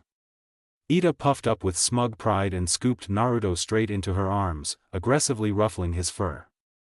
That's my little fox, you tell M. I told you, stop petting me, Naruto grumbled, fur sticking everywhere. Luz tilted her head. Wait, who's the Emperor? No one important, Naruto said instantly, tone flat, too flat. He continued before she could push. Point is, Ida never joined a coven for a reason. I doubt she'd go back to a convention now, last time she went was when they were kids. Naruto's eyes widened a fraction, damn it, he said too much. Ida's glare hit him like a thrown frying pan, Luz lit up like someone handed her the Holy Grail. They, she echoed, practically glowing curiosity. Who's they? Ida, you have a mysterious past, we have to go now. Naruto shrank back against her shoulder, yep, lecture incoming. Not happening, Ida repeated firmly. Luz didn't even blink. That determined spark flickered in her eyes, the one Naruto recognized from when she was about to do something ridiculous but effective. Okay then, she said sweetly. You leave me no choice. She nudged King on the table. King blinked, then understood. He opened the Azure book dramatically and began reading in the most theatrical voice possible. You shall not shan't doeth no more harm, Azure Kayethed. Both Ida and Naruto physically recoiled. So flowery, Ida gagged. So awful. Naruto slapped his paws over his ears. Ida panicked, scrambling for the portal door and slamming it open. She tried to escape, Naruto followed, but Luz tossed King right through the door before it closed. It reopened seconds later. King was clinging to Ida's back like a terrified koala, still reading. Naruto stepped through behind them in human form. Hands clamped tightly over his ears. Stop it, Ida begged. I will literally do anything to stop this. Naruto only nodded in agreement, expression dead. He understood her pain on a spiritual level. The sun burned gold across the boiling aisles as the group made their way through the market, the path widening until the building finally came into view, a massive stone structure rising like a monument to tradition and authority, banners hanging from its walls like open jaws. Luz gasped, practically vibrating with excitement. Gus and Willow were just as dazzled, eyes huge, smiles wider than their faces could reasonably contain. Naruto, not so much. He perched inside Luz's hood. Chin resting on the fabric edge, tail tucked in, eyes narrowed like he was staring at a ghost only he could see. He'd never actually been to a convention before, Ida made sure of that, but the moment he looked at the towering entrance, something cold slithered down his spine. The air tasted wrong, heavy, uniform, like someone's magic was pressing on the edges of his senses. His reach is everywhere, Naruto thought, that lazy expression faltering for the briefest heartbeat. He already hated it. Hey, can y'all help me with this? Luz and Naruto both turned to find Ida wrestling with her own hair, trying, and failing, to shove it into her cowl. King was already helping by patting the back of her head uselessly. Luz sighed, stepping in. Naruto smirked, watching the struggle like it was premium entertainment. Is this cowl really necessary? Luz asked as she tried pushing a stubborn tuft inside. Yes it is, Ida grunted, shoving her hair with both hands. What, you think all mine and Naruto's wanted posters are for petty theft? A cascade of random objects clattered out of her hair, a spoon, a gemstone, a bottle cap, something that squeaked. Well, not all of them, Naruto muttered, smirk turning into an annoyed chuckle. Ida shot him a look that said don't start. Ida huffed, gathering the fallen items. The big thing is, I sorta disobeyed the law and refused to join a coven. And don't forget the multiple demons Naruto has eaten. She added casually. Naruto plucked a loose bone from between his teeth. Luz stared, caught somewhere between grossed out and impressed. Ida sighed as she pocketed her junk. If we get spotted, it's gonna turn into a whole thing, probably jail, again. Willow brightened anyway and held up one of Ida's wanted posters. Maybe this informative event will inspire you to join a coven. Ida stared blankly, then shoved Willow's cowl over her face with a spell circle, earning a snort from Naruto. They stepped inside moments later. Naruto braced for something ridiculous, and was not disappointed. Colorful coven booths lined the enormous hall, each one decorated so aggressively it was like being slapped with glitter. Witches and demons swarmed the place, chatting, laughing, shouting, grabbing pamphlets that promised a better future through obedience. Naruto yawned loudly. Luz didn't hear him, she was too starstruck. To her, every banner was beautiful, every station was possibility. Every coven was one more window into the world she desperately wanted to understand. Naruto, meanwhile, he already wanted to leave. They stopped at the line of the 9 main coven banners, each symbol bold and glowing. Gus gestured proudly, these are the main 9 covens, but there are so many more. Hundreds, Willow added. Maybe thousands. As they walked, she pointed out different covens: Flower Coven, Artist Coven, Big Dog Coven, Small Cat Coven, Tiniest Cat Coven. Ida groaned. Willow whispered, also the Grumpy Coven. Ida squinted, what was that? Nothing, Willow chirped, absolutely lying, as Luz and Naruto stifled laughs. Ooh, what's that? Luz pointed toward a coven setup with scaffolding and construction materials. Willow beamed, that's the construction coven. A witch in a hard hat lifted 2 pallets, one of wood, one of bricks, and tossed them into the air. They fell and neatly assembled themselves into a house. One of the main 9, Willow continued. They use power runes to increase their strength. The witch peeled a rune from his hat and slapped it onto the nose of a tiny demon. Her eyes shrank, she screamed, then she lifted the witch and hurled him like a frisbee. I am the destroyer of worlds. That's the opposite of construction, someone yelled. Luza's eyes sparkled, cool. A light blue illusion of her appeared beside her and echoed, cool. Luz jumped, Naruto perked up, amused. Her illusion walked off and vanished beside 2 illusion track witches. Gus swooped in immediately, striking a pose. Ah, the allure of the illusionist coven, we cast with a touch, he vanished in smoke, reappearing feet away. Of showmanship. He bowed dramatically as 2 witches appeared at his side. Naruto watched the designs on their robes, noticing the matching light blue motifs. So he's already decided, Naruto thought, glancing at Gus. Luz, meanwhile, looked like every booth was a treasure chest. Coven seems so amazing, she breathed. Why haven't you 2 joined one? She looked from Naruto to Ida. Naruto pointed at himself, I'm a demon, not a witch. Ida gave a long-suffering sigh, there's a little something they treat as a formality that really shouldn't be. She pointed to the illusion track area again, where a nervous witch in training stepped up. A fully licensed illusion which placed a glove with a symbol on the palm. When you join a coven, Ida said, all your other magic gets sealed away. The illusion symbol flared on palm of the glove. Before it was placed on the kid's wrist. The same symbol flashed on the kid once the glove was removed, pale light spreading up his arm and through his face, he staggered. From now on, Ida concluded with a proud smirk, that idiot can only do illusions. She raised her hands, a fireball in one appearing in one, a water orb in the other, and then, she dismissed them both with one downward motion.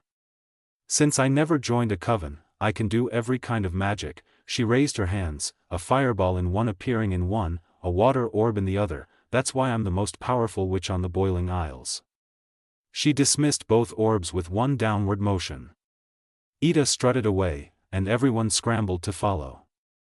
They explored more booths, Luz drowned in wonder. Gus and Willow were thrilled, King caused, minor chaos.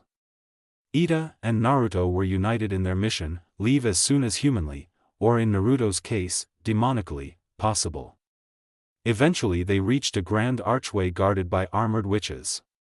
Inside, pristine marble, banners of gold, sigils everywhere. The Emperor's Coven, Gus practically bounced in place. Do you think they'll sign my forehead? Only one way to find out, Willow cheered. The 2 rushed inside eagerly. Luz took a step, then frowned when she realized Ida wasn't following. Aren't you coming? No way, Ida said, recoiling like the doorway smelled bad. Of all the covens, they're the worst. I'll wait out here. Luz frowned, I get it, covens are bad, individualism is good. But I'm still new here, I want to see things for myself. Naruto glanced at her. Still naive, but at least she's choosing for herself. He sighed, then jerked his head toward the door, signaling Ida to follow. Ida groaned like it physically pained her, but she trudged after them anyway. The stadium swallowed them in a hush of dim lanterns and echoing footsteps. Everything looked like it was ripped straight out of a medieval storybook. Old suits of armor lined the walls, giant swords crossed behind banners, torches flickering blue fire along the ceiling. Even Luz paused, her face lit by the faint glow, as if she just stepped into one of her Azura pages. Naruto didn't share that wonder, he stayed perched on her shoulder, eyes half-lidded, tail flicking with the same bored energy as someone forced to watch a school play they didn't sign up for. Still, his gaze swept the room, evaluating exits, scanning guards, noting the glow of coven magic in the air. He could feel his presence here, like a faint static under the skin. And he didn't like it. People filled the stadium seats, buzzing with excitement as if waiting for a celebrity reveal. Luz's excitement practically vibrated off her, Gus and Willow leaning forward as if witnessing history. Then the lights dimmed. Music boomed, dramatic, almost comically so, and Principal Bump floated onto the stage, carried by a gentle breeze of magic. He looked thrilled to be here, even conjuring a small spell circle to produce a microphone with wings. It fluttered above his mouth like a loyal pet amplifying every word. "Hello Bonesborough," he boomed. "My students always ask me, Principal Bump, what is the absolute height of magical achievement?" Up in the stands, a student which threw up a huge magic circle and enlarged his head like a balloon, wobbling around proudly before bonking another student with it. Bump stared. "I have failed you as a principal." Naruto snorted. Bump straightened, raising a hand for dramatic pause. "It's being able to hone your skills, become more, and join the best of the best, the Emperor's Coven." Music blasted again as 3 portals swirled open beneath the stage. 3 cloaked coven guards rose from the glowing light, masked, identical, and stiff as mannequins. Their white cloaks billowed, gold trim gleamed, they radiated importance. Naruto blinked, unimpressed. Bump gestured proudly to them, "Feast your eyes on this elite force, handpicked to usher in a new age of controlled magic." Each guard traced a white spell circle. One ignited flame, another breathed water into existence, the third summoned crackling lightning. The 3 elements collided into a shower of confetti that rained over the crowd. Luz reached out, catching some in her hands, eyes sparkling. Naruto just stared at the confetti floating past him, wondering how long this introduction was supposed to last. "And remember," Bump shouted, puffing himself up, "members of the Emperor's Coven have access to all, yes, all, forms of magic." "Ooh, ah. Ooh, ah," the audience echoed dutifully. Naruto rolled his eyes so hard Luz felt it through her shoulder. He hated how forced it felt, the illusion of opportunity dangled like a carrot, hiding restraint under shiny lights. And beneath it all, he could feel that familiar, oppressive undertone, the Emperor's quiet shadow stretching wider with every applause. Bump continued, pointing into the crowd, directly at Amity. "And only the best can ascend these ranks, someday, that could be one of you." Amity practically squealed, straightening her posture with a prideful bloom. Ida snorted a laugh that echoed through the seats. Naruto barely reacted, though he caught the flicker of pink in Amity's aura, pride, excitement. Whatever, he didn't care. The guards vanished in flashes of white light. Bump raised a hand as dramatic music swelled again. "And now, this year's mystery guest, leader of the Emperor's Coven, you know her, you love her, Lilith." The stadium gasped. Ida stopped laughing instantly. Naruto's eyes shot open. Posture stiffening. "Oh, great, her." A blue raven burst into existence near the ceiling, landing on a branch suspended by magic. Then it flew down to the stage, flared its wings, blue energy surged through the stands, washing over everyone before dissolving. Then, in its place, Lilith stood tall and composed, her raven disguise fading in glimmers of light. She swept her cape off dramatically, sending it flying back into Bump's ready hands. Jet black hair, sharp eyes, black dress, pale skin nearly identical to Ida's, except her posture was perfect, chin lifted with poise and authority. Ida went rigid. Luz leaned in. "Do you know her?" Ida exhaled sharply. "You could say that." Naruto didn't comment, but his tail curled tighter around Luz's collar. Her again, fantastic. He remembered every chase, every duel, every time she tried hauling Ida, and him, in. She had been the one who caught him once when he was just a tiny fox kit, trembling, terrified, and too slow. Ida never let him forget how reckless that was. Lilith began her speech in that calm, authoritative way Naruto always found, irritatingly polished. "Thank you all," she said, cape vanishing into Bump's grip. "It wasn't easy to rise to the top. I started from humble beginning." Naruto mentally rolled his eyes. "And now I have the honor of enforcing the Emperor's will. So be more, the Emperor's Coven awaits you." She spun gracefully, a new raven illusion growing large with a single caw, before bursting into dozens of glowing lights. The crowd erupted in applause and cheers. Naruto stayed dead silent. Luz stared, amazed. Ida glared like she was physically restraining herself from storming the stage. And Narrett, he just felt something cold twist in his chest. A reminder that this coven, these guards, this entire system, was exactly what had almost taken both him and Ida countless times. He didn't trust it, not for a second. A few moments later, outside the theater as Luz, Naruto, and Ida stepped out into the bright hallway, the heavy doors closing behind them. Ida walked ahead with a pace that was both annoyed and exhausted, rubbing her temples as if Lilith's entire performance gave her a migraine. Naruto was perched lazily on Luz's shoulder again, looking just as done.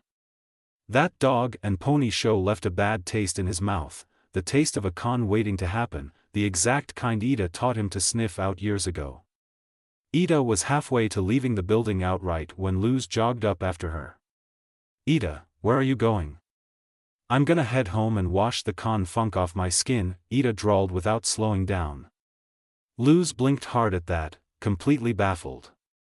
"But that was the most amazing show I've ever seen."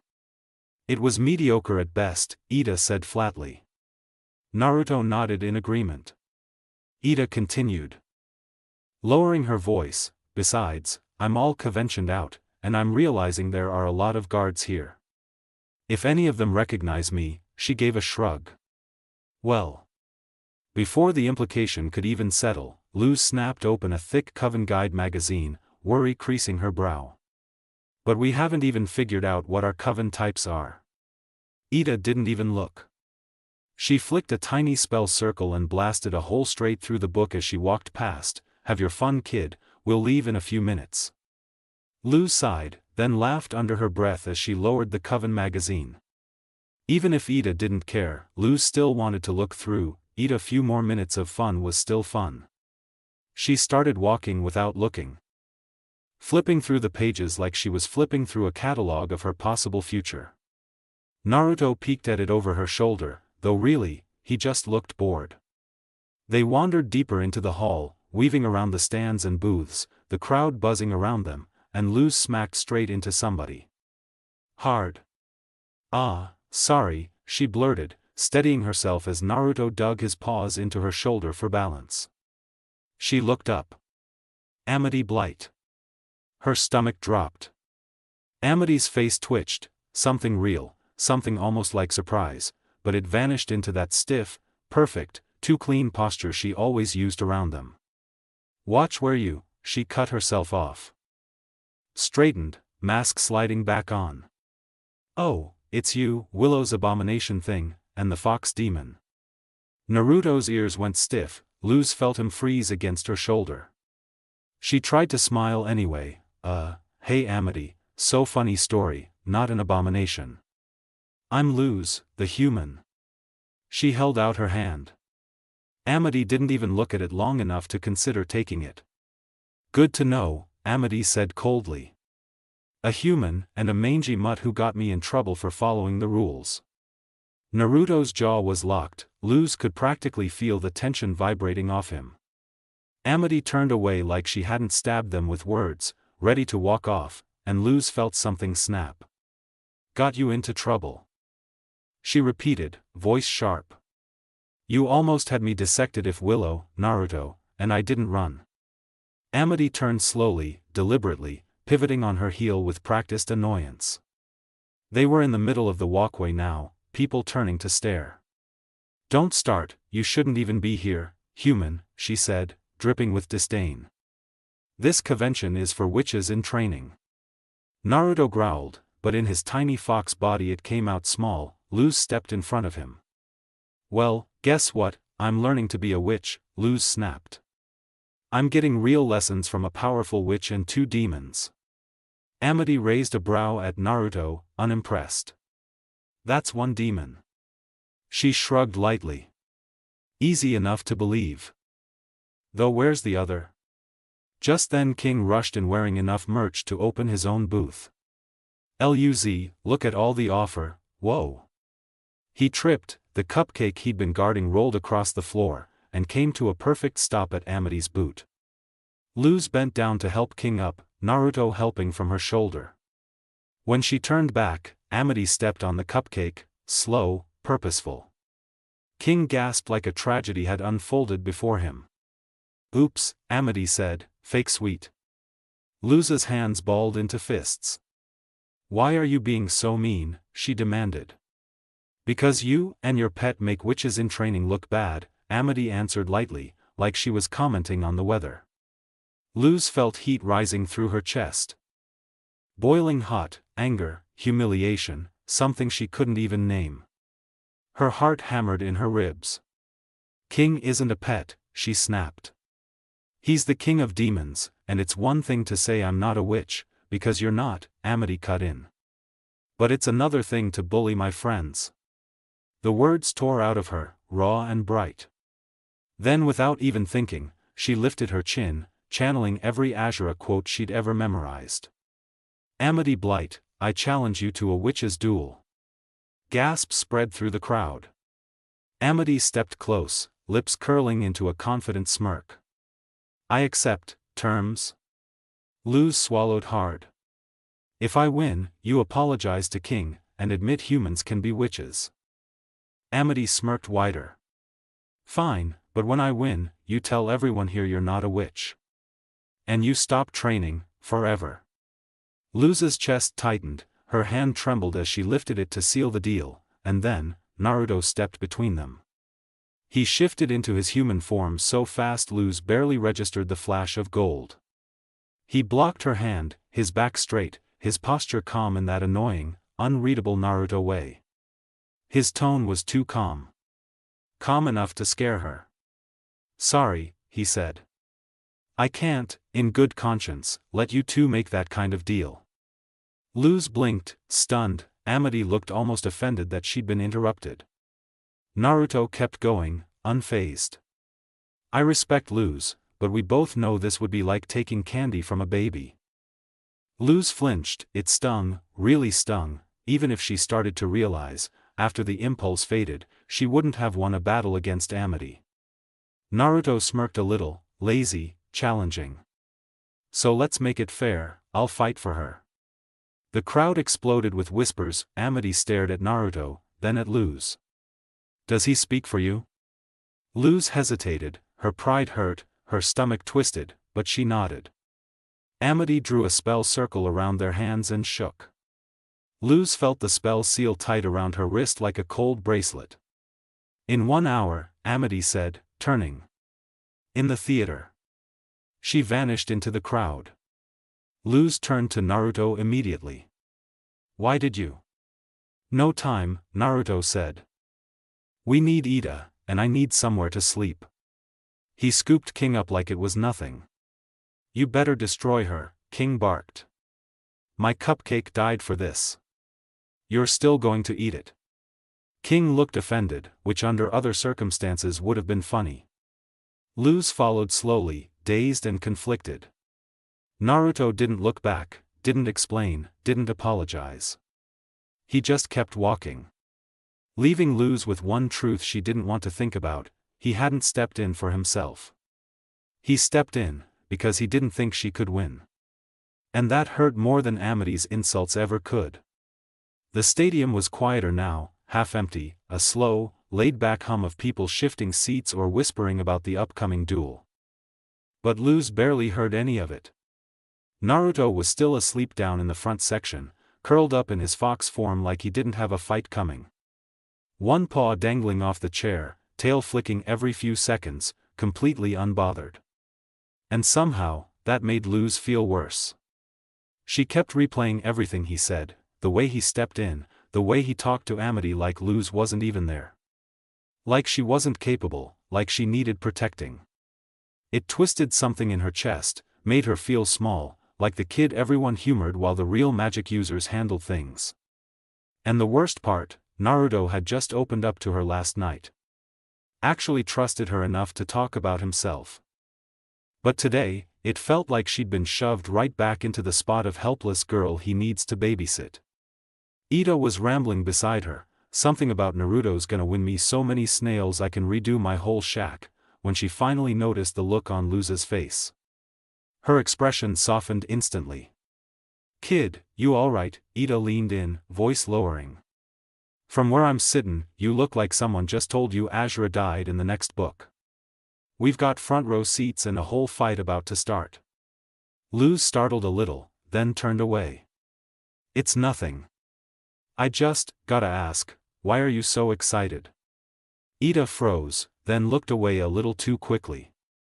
No reason in particular, she said with the worst poker face imaginable. Just can't wait to cheer on my guard fox. Luz raised an eyebrow automatically, then looked back toward Naruto's tiny sleeping form. Ida stared at Luz for a solid second, then another. Luz, she said slowly. You sure it's nothing, 'cause you're staring awful hard at a lot of nothing.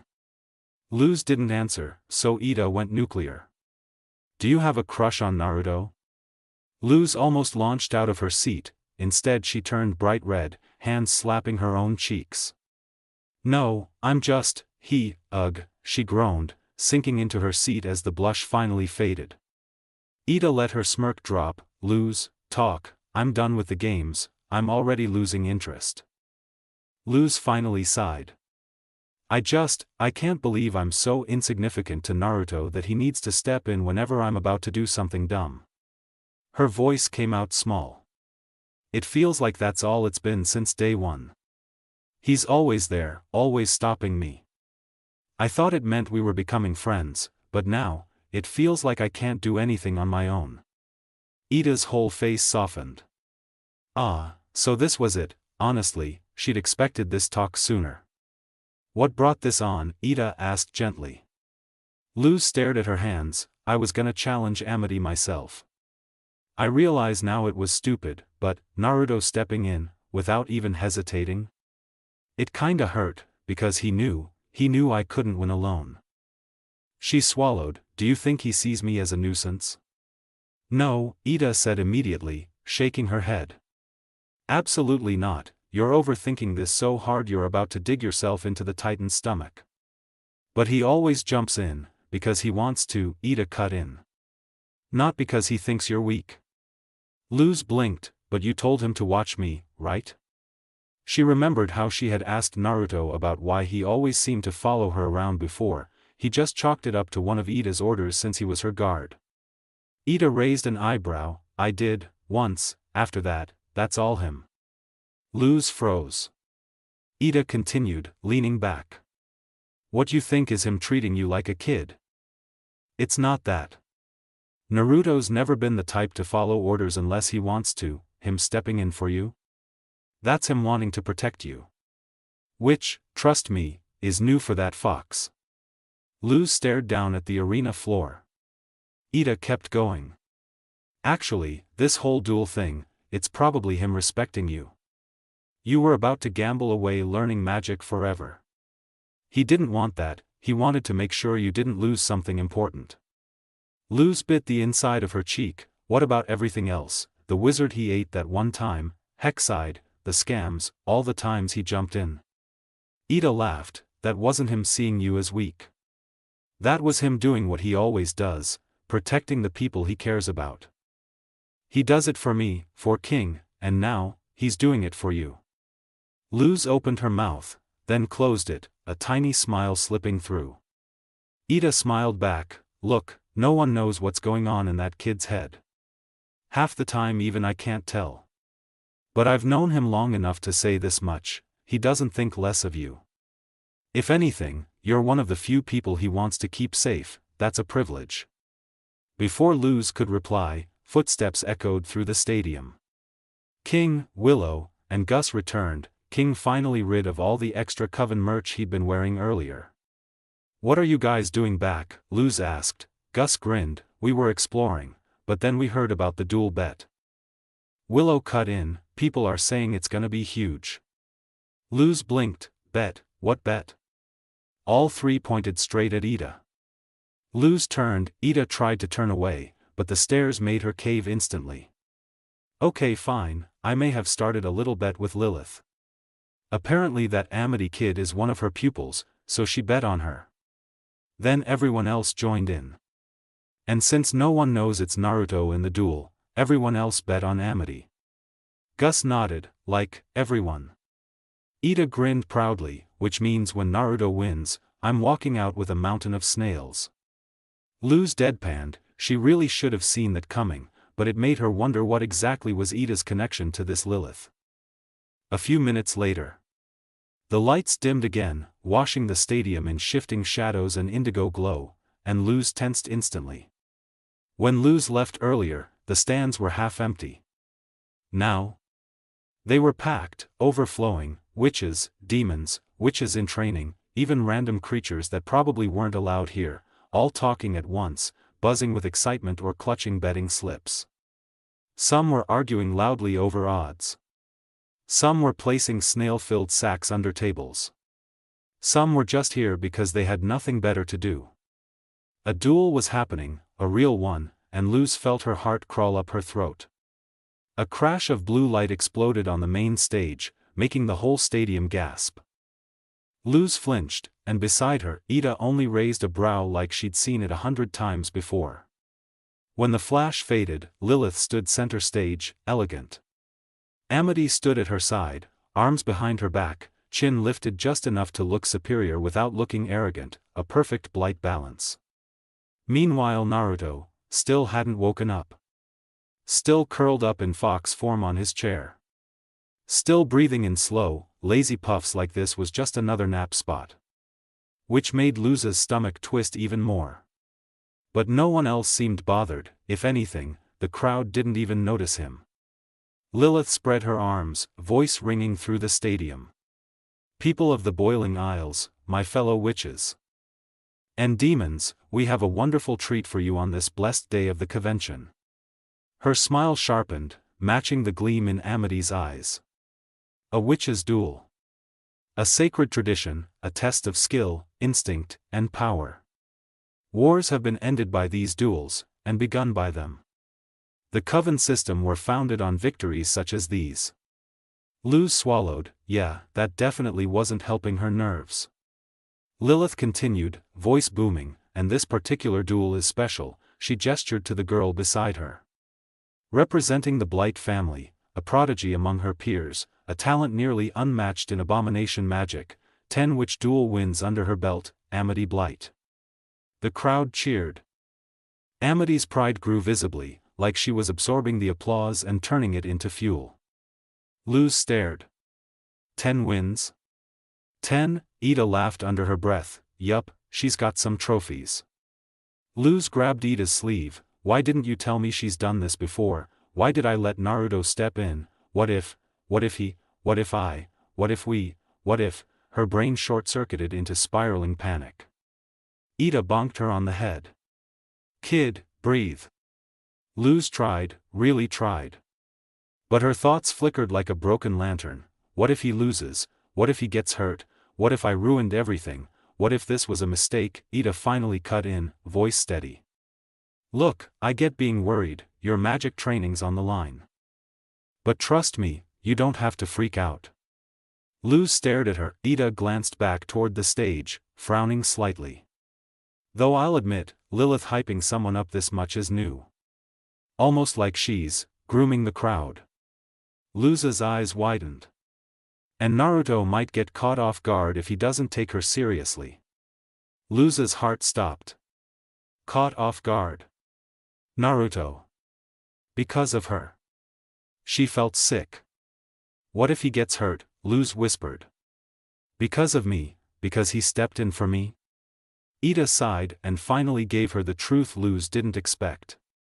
He might get some trouble, maybe a scratch, but Luz? Ida smirked, nah, he'd win.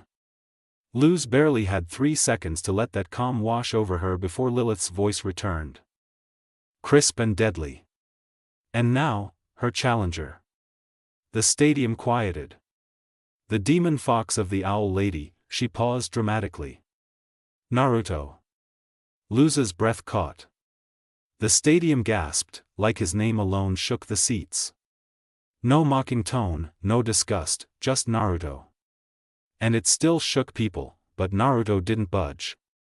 He didn't twitch, he didn't stretch, he didn't react at all. He was still asleep in a pile on the chair. Lilith's smile tightened.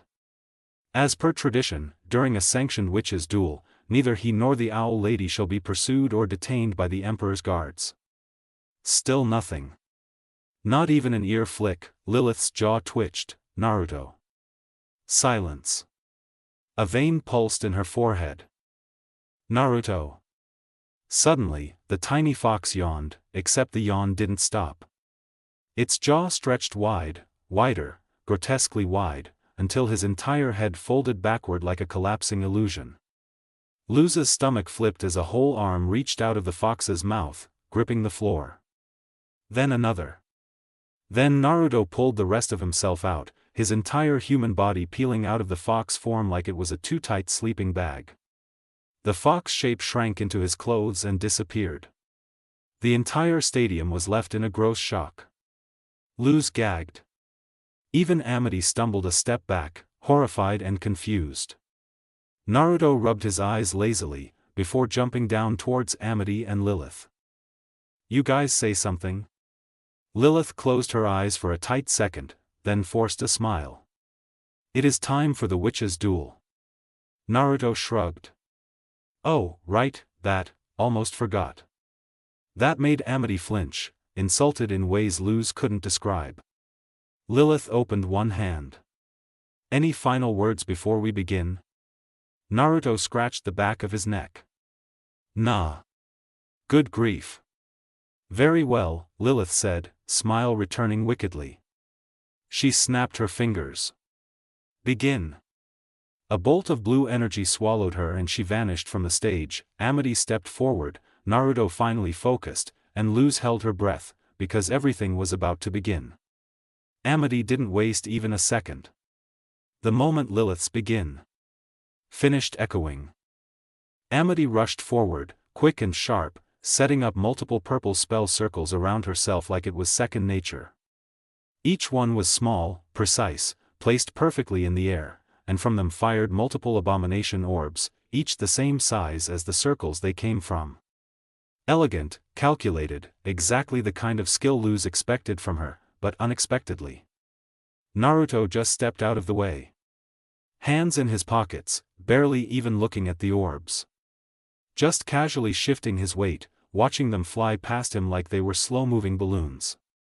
Luz blinked, Amity's eye twitched, barely, but it cracked her mask for a second. She didn't let that stop her though. She made 2 more spell circles, these ones bigger, pulsing with more magic. And from them, 2 full-sized abominations rose up, goo dripping off their shoulders as they formed and rushed Naruto without hesitation. The first one swung a massive arm at him. Naruto ducked like it was nothing. The second one tried to slam its fist down on him. He sidestepped calmly. Then both came in at once with 2 simultaneous jabs. Naruto lifted one arm, just his right, and blocked both hits in a single lazy motion. Then without even taking his hand out of his pocket, he shoved his right arm straight into the abomination's chest. The tattoo on his forearm flared, glowing bright, and the entire abomination collapsed inward as he absorbed it, and the second one too. Both just sucked into the seal like they were being vacuumed. Naruto turned to Amity. "Is that all you got?" Luz swore she saw steam come off Amity's shoulders. Her jaw clenched, then she made another spell circle, this one as big as her whole body, and held out both hands. And that's when things got scary. The ground shook, not like a small tremor, the stands vibrated like something massive was rising from underneath the stadium, like the earth itself was trying to fight its way out from under the stone. Luz grabbed the railing, her heart pounded. Then, a giant abomination hand tore out of the ground, 3 times bigger than Naruto's entire body, swiping at him fast enough that Luz compared it instantly to a speeding car. Naruto, still hands in pockets, leapt casually over the arm. Then the rest of the abomination forced its way up. A half-buried giant towering over Naruto but still just small enough not to hit the stadium ceiling. Another arm came swinging, faster this time. Naruto just moved again, calm, effortless, behind the abomination. Amity growled, actually growled, pushing more magic into her creation. Luz saw it. Amity was annoyed. Annoyed that he wasn't taking this seriously, annoyed that he wasn't struggling, annoyed that she couldn't even make him flinch. And Luz feared that anger might turn the fight unpredictable. Amity widened her stance, forcing more control into the giant. Both arms raised, slowly, like they were preparing something big. And they were. Because when she thrust her hands forward, the giant unleashed a whole barrage of attacks. Punches, swats, slams, grabs, a relentless volley coming from every angle. The demon fox was the target, every single hit aimed to crush Naruto into paste. But none of them landed. Naruto wove through them, blocking the huge swings without effort, stepping off the giant's fingers when it tried to grab him, even using the giant's arms as stepping stones to get closer. And he wasn't smirking anymore, he actually seemed like he was waking up a little, taking it a tiny bit more seriously because of how many attacks were coming at him. Then, he moved.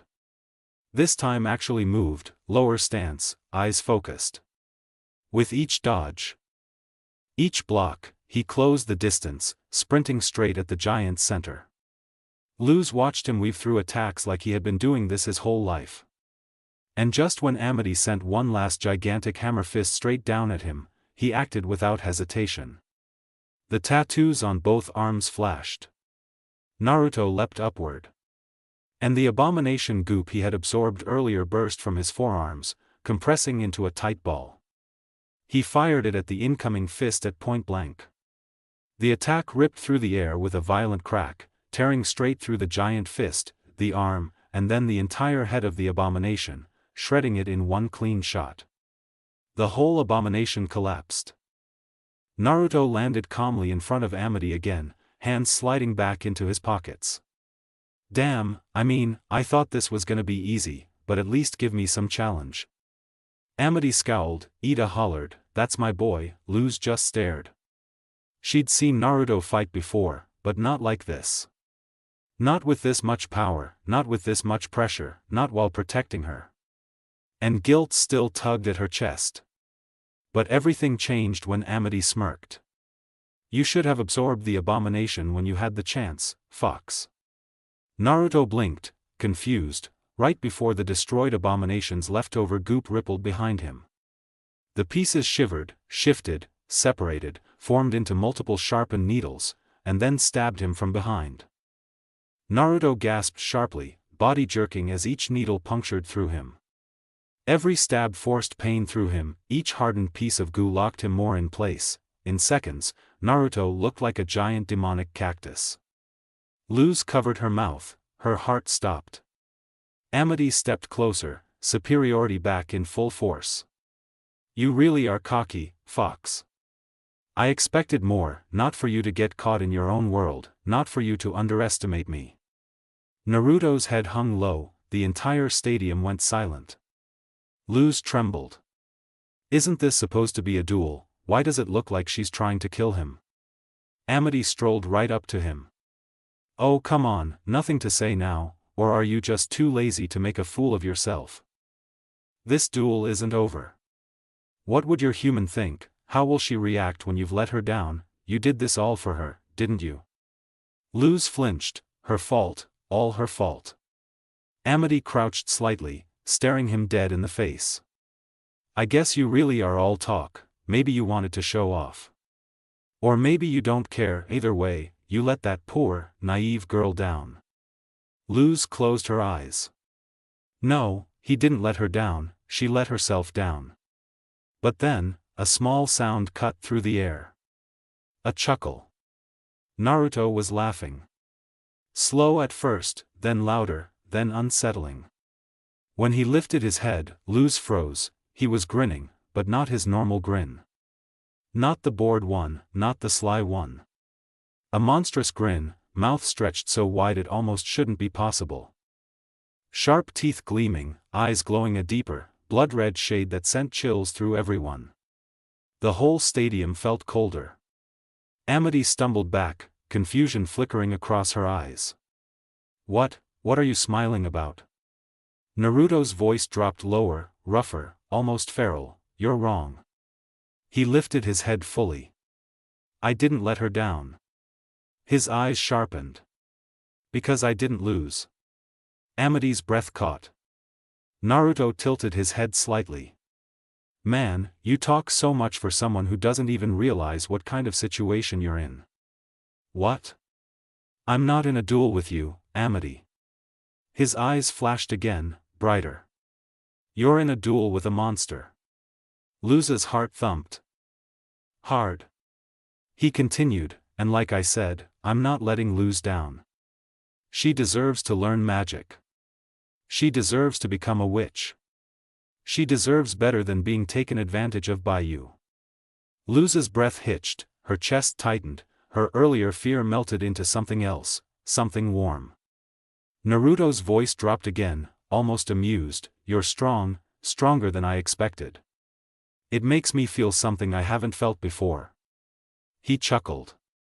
I'll figure that out later, after I figure you out. Because you're hiding something, Blight. You're not mean just to be mean, something deeper's going on. Amity stiffened like he'd slapped her. But I'll figure that out eventually.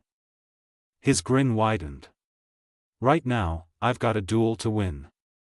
How? Amity shouted, mask back on, you're still trapped. Forcing your way out will tear your body apart. Naruto chuckled again, softer, darker. Just who the hell do you think I am? Then, he moved. The needles shook violently as Naruto pushed forward, the grinding sound echoing through the stadium, until he ripped himself straight out of the goo spikes, chunks of flesh left behind for only a second before reforming and stitching back into him perfectly. He cracked his neck. Now, let's continue. Amity panicked and shot more needles at him, but a giant fox tail burst from the ground behind Naruto, blocking them entirely before flicking the needles right back at her. She dispelled them quickly, breath shaky. Then she made 2 more spell circles, summoning a wave of abomination goo that rose like a purple tsunami and crashed toward Naruto. Naruto grinned again. He ran straight at it, his arm shifting mid-step, becoming a massive furry fox hand that slammed through the wave, splitting it cleanly. He leapt through the gap, spinning once before his arm grew again, stretching like a whip as he launched a huge fox claw right at Amity. She dodged by inches, stumbling, catching her breath with a sharp gasp. Naruto yanked himself toward her using his extended arm, shrinking it back into place mid-air, landing right in front of her. His limbs were normal again, mostly, but tipped with fur and sharp orange claws. He slashed, she dodged. He kicked, she barely blocked. He went for a grab, she put up a wall of abomination goo to stop him. He jumped over it, she gasped, but she still wasn't giving up. 2 more spell circles formed, 2 goo arms shot at him. Naruto cut through them mid-air with his claws, landing and swinging his leg down. His axe kick hit Amity, she hit the floor hard. He stood above her, fox-like features fading back into mostly normal.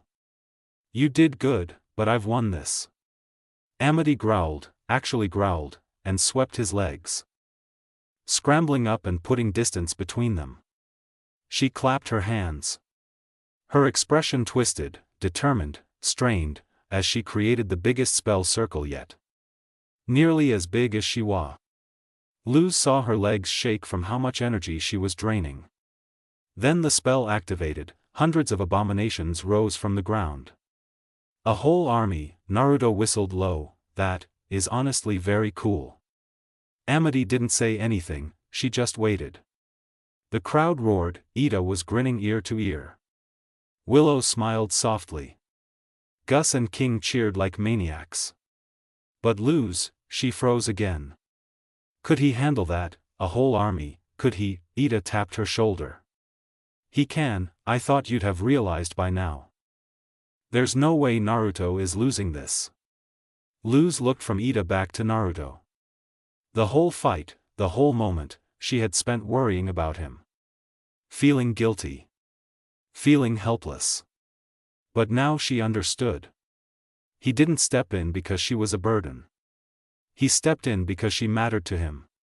Because she deserved help. Because he wasn't going to let her lose something she cared about. That guilt inside her shifted into something warm, something strong. respect, and a new determination. Back on the stage, Naruto's left seal lit up. Flames burst out. Luz blinked, confused, but Amity didn't use any fire. Ida shrugged, those flames aren't hers. Naruto smirked. They're mine, Ida explained. Long time ago, I shot a huge fireball at him. He absorbed it with his left seal. It was so big he never used all of it. He's been carrying my flames around ever since. Backup plan. Luz's eyes widened. He had that stored all this time, and now, Naruto was about to use it. The flames wrapped around him fast, coiling around his arms, chest, back, legs, before forming a spiral behind him like a fiery tail. Naruto crouched low. Then launched himself forward, the flames blasting out behind him so hard the entire stage shook. He spun naturally, flames twisting around him tighter and tighter until he became a flaming corkscrew launched straight at the army. He tore through the first rows instantly, then the next, then the next. Every abomination he hit exploded into purple mist. He didn't slow, he didn't falter. He didn't stop until the entire wave was cut through, a clean path carved right through the middle. Amity stumbled backward, exhaustion finally hitting her full force. And Naruto landed in front of her, the fires fading from his body, his jacket smoking slightly at the ends, expression bored again. The army was gone, her final move was wiped out. And Naruto hadn't even broken a sweat. Naruto rolled his shoulder once, expression falling right back into that bored, half-lidded look, like he hadn't just bulldozed an army of monsters. Across from him, Amity struggled to stay upright. Her breathing was sharp, her hands trembled, her spell circle flickered out. But her eyes, they were locked on Naruto. Focused, measuring, and behind all that pride and irritation, a spark, respect. Not friendship, not admiration. Just an acknowledgement of strength, of someone who actually pushed her, beat her. She straightened her spine anyway and forced her chin up, even though her legs wobbled. I concede. The stadium exploded in noise, cheers. Arguments, snails changing hands. King screaming about avenging his cupcake, Ida cackling like she wrote the match herself. Lilith returned in a flash of blue, eyes wide as she took in the battlefield. Winner, Naruto. More cheering. But Amity didn't react to any of it. Instead, she walked, stiffly, toward Luz. Luz's heart stopped, she expected another insult, another jab. Instead, Amity crossed her arms, closed her eyes for a second, and let out a slow breath. Then, in a flat, clipped voice. I apologize for stepping on your thing. And for the comments. She didn't look Luz in the eye. And humans can be witches. She said it exactly like someone forced to read a sentence off a cue card. Happy? Before Luz could even answer, Amity turned away, already dismissing her. No warmth, no sincerity, no real change. Just honoring the terms of the duel. But as she stepped past Naruto, she paused for half a heartbeat. Her eyes flicked to him, sharp and narrowed, but with that same subtle glint she couldn't hide. Amity's mask cracked for just a second, a glint of respect, or challenge, or both. Naruto didn't react to it. He just turned away, shoulders relaxed, like he'd taken a stroll instead of fought a prodigy. Luz felt something settle inside her as he approached. No guilt, no panic.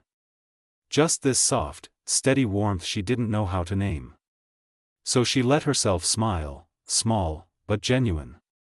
Naruto made it halfway back to Luz before he paused, just a tiny hitch in his step. He turned his head, glanced at her from the corner of his eye, then poof, dropped back into his small fox form and hopped up onto her shoulder in one smooth motion. Luz blinked, then smiled again, thanks. He flicked his tail once. TCH, don't make it weird, it's nothing. Then, with that usual lazy edge, friends don't let friends do stupid shit. Luz's smile bloomed fast and real, warm enough to make her chest feel light. Before she could say anything else, Willow rushed over first. So, wait, she asked, hopeful, does that mean we're your friends too? Naruto didn't answer, at all. He just stared forward with the most painfully obvious "I'm ignoring this" silence ever created. Which Willow still accepted as a maybe. Gus zipped in next, practically vibrating. Did you see the way he, the shom, and then? King jumped in front of Luz dramatically. I told you, my fox minion would avenge my cupcake. Off to the side, Ida casually dragged a comically large, bulging sack of snails across the floor, grinning like she'd just robbed a bank. That's my boy, she hollered, Mama's eating good tonight. Luz laughed, hand gently brushing Naruto's fur as he sat smugly on her shoulder. For the first time since the duel began, she felt, okay, more than okay. Time skip, a few days. The living room felt unusually calm for once. Ida and Albert sat at the table like two gamblers who'd been doing this for years. Luz watched from the couch with King beside her, and Naruto half asleep in fox form, his tail curled around her hip. Even half dozing, he was paying attention. Luz could tell by the way his ears twitched every time a card moved. Luz watched closely as well, eyes mainly on Albert, a small carved owl, that had popped off Ida's staff earlier, turning from wood to feathers, and was perched across from her now, wearing a tiny green visor. Somehow, despite being an owl, he managed to look smug. His wings shifted slightly every time he adjusted his cards, like he dared Ida to make a move. Luz leaned forward. This was similar to card games from home, but she didn't let that fool her. Nothing here was the same as home, that's why it was so great. Ida lifted her cards with a grin. The eyes on the cards blinked up at her, literally blinked, like they were waiting for orders. Watch closely, Luz, Ida said, shuffling confidently. Hex's Hold'em is the trickiest game in the Isles. Any proper witch knows how to play it. Luz nodded, trying to absorb every detail. Ida slapped a card down. A crack of lightning burst from the table, real lightning, sending Albert rolling off his stool and diving behind the table. The other cards on the table sprouted legs, stood up, and roared like tiny monsters ready to brawl. King flinched. Naruto didn't even open his eyes, just let out a tired huff like this was basic morning noise. Albert's cards surged forward and tackled Ida's cards. Albert peeked over the table edge with a smug hoot. Ida's grin sharpened. When it looks like the deck is stacked against you, that's when you play your wild card. She pulled out a red tower card, it glowed green. A pulse of magic hit the table, Albert's entire card army vanished in a burst of fire. Above the table, floating letters spelled, Winner EDA. Albert hopped back up, wings spread in a formal bow. Luz honestly couldn't tell if he was impressed or threatening her. Ida pumped her fist, woo, I win, in your adorable owl face. Ah, the feeling of victory, it feels, fluffy? Luz froze. Naruto opened his eyes fully. King took a single step back. Ida blinked and finally looked down at her arms, feathers were sprouting across them. Luz stood up so fast she nearly tripped. Naruto shifted into his human form instantly, placing himself between Ida and the others without even thinking. It's happening again, Luz yelped. King's voice cracked, the curse is coming back. Everyone went quiet. Last time was like some bad horror film, no one wanted a repeat of that night. Ida looked at the feathers a long second, then let out a shaky sigh. Okay, you all need to calm down, I just need my elixir. Cut to Ida's room. Ida threw open her chest and started tossing bottles over her shoulder, all empty. Naruto was fox-shaped again, sitting near the door but alert, fur puffed, ears stiff, not lazy, not even close. He remembered the owl beast just as much as Luz did. Well, that's bad, Naruto muttered. Ida's face twisted. Bad is an understatement, this is terrible. I'm out, completely out. Luz winced and pulled out her phone. Last time this happened, she showed the picture. The owl beast filled the screen. Ida stared. I should be horrified, she said quietly, then smirked. But honestly, that look is fierce. Ida, Luz said, voice tight, focus. Ida straightened, you're right, we need to get to the market. I can restock there before anything gets worse. Luz nodded, King crawled to her shoulder.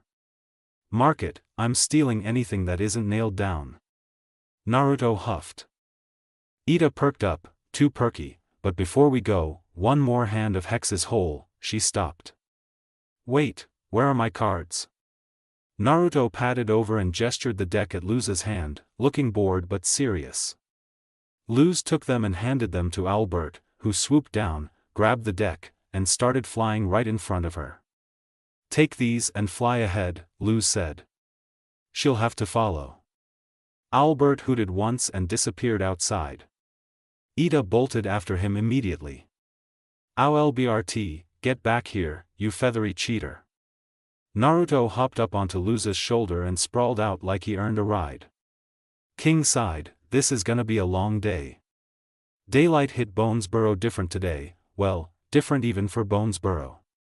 The usual lavender haze was thinner, the sky leaning toward a pale blue that almost looked human. Probably some demon's bad gas poisoning the atmosphere again, or a misfired spell. Naruto didn't care enough to guess, he was focused on one thing. Hey, open up, Morton, Ida shouted, banging on the sealed panel of the shop with the exact tone that promised destruction if ignored. Naruto lay stretched across the top of Ida's head, ears pinned back, eyes sharp. She was trying to hide the signs of her curse bubbling up under her skin, but he could feel her pulse jump every few seconds. This was one of the very few times he wasn't lazy about anything, because when Ida's curse acted up, it actually mattered. Luz and King stood nearby, looking tense and trying not to panic. Ida waited for an answer from behind the panel, steam practically building in her shoulders. Finally a muffled voice called back, I'll be right there, just, give me a minute. Maybe. Ida did a half sigh half growl, shoulders shaking. She could feel the curse climbing, and without her elixir she was on borrowed time. Naruto hopped down to the wooden stoop, planting himself right in front of her. No need to break the door down, Ida, he drawled, voice still dry but sharper than usual. Not right now, at least. Better for you to see him before you start shouting. Ida gave him an irritated stare, you realize I'm not in the best mood right now, right? Yes, Naruto nodded without flinching, and that's why I'm telling you to chill out. Last time this happened, your magic usage made everything worse. Quite possibly your emotions do the same, meaning you shouldn't freak out in public. Ida paused, then exhaled, long and annoyed. You're right, I just need to relax, as long as Morton has what I need, we'll be fine. Naruto nodded but didn't take his eyes off her, he refused to let this get out of control again, he never wanted to see her become that monster if he could help prevent it. His focus snapped when the ground rumbled. Heavy footsteps, demons screamed and darted away. A witch cloaked in red, dragged a huge demon down the street, tied to a wooden cart, the rope straining as the beast snarled. Naruto narrowed his eyes at it, sizing it up, strong, but not smart, he could have taken it. The fact hunters got it in the first place said enough. Whoa, Luz breathed, stepping closer to Naruto and Ida with this fascinated sparkle in her eyes. That is one ominous parade. Ida snorted, that's no parade. Those are demon hunters, Naruto added with a yawn, though his eyes stayed sharp. The demon thrashed against the restraints. Two more red-cloaked witches, with shadowed faces, dug their heels in and yanked the ropes tighter. When it lunged to bite one of them, it got punched in the temple, getting knocked out flat on the cart. Dangerous nomads, Naruto continued, unimpressed. Or at least that's the story they tell themselves. Ida crossed her arms, they track down the strongest beasts and sell them, same reason Naruto doesn't go flashing his 9 tails. They're persistent, Naruto admitted. Annoying too, hard to shake at first. But once you figure them out, they're easy. Luz only honed in on the part that mattered to her. You have 9 tails? Naruto groaned, yes Luz, I have 9 tails, you think the wanted posters are for show? Well, you always say, Nine-Tailed Demon Fox is just a title. It is, he muttered, then froze as Luz reached over and stroked his current single tail. Are the others as fluffy as this one? Naruto shut his eyes. Not the point is, hunters are around, Ida's about to go owl beast, and we really need that elixir. He turned and slammed an enlarged fox paw against the panel hard enough to make it shake. Morton, open the door. Luz winced, King covered his ears, Ida actually looked impressed. Naruto growled low. This guy is taking too long, and we don't have time. Sorry Ida, Morton said as he opened the panel, revealing both himself and the shop through the window. A witch with tan skin, a scrawny form, long brown hair, and sharp gray eyes. Ida had apparently known the man for a while. He was the guy who had supplied all of her elixir for years. Long before King or Naruto knew the truth, this man had single-handedly been keeping the curse at bay. Now that Naruto knew, he was at least glad this guy was helping. Morton glanced at Naruto, then at Ida, speaking as he settled weakly onto the counter, like he was genuinely sick. I was up all night poison tasting, he said simply. And for some reason, I don't feel great. Ida pulled out one of her many empty bottles, getting Morton's attention. I'm all out of my juice, do you still have my shipment? Oh gee, Morton gasped softly, taking the empty glass. Lemme see what I can do, he muttered before ducking down into his shop. Naruto's and Ida's eyes stayed locked on Morton, but Luz turned away, something else catching her attention.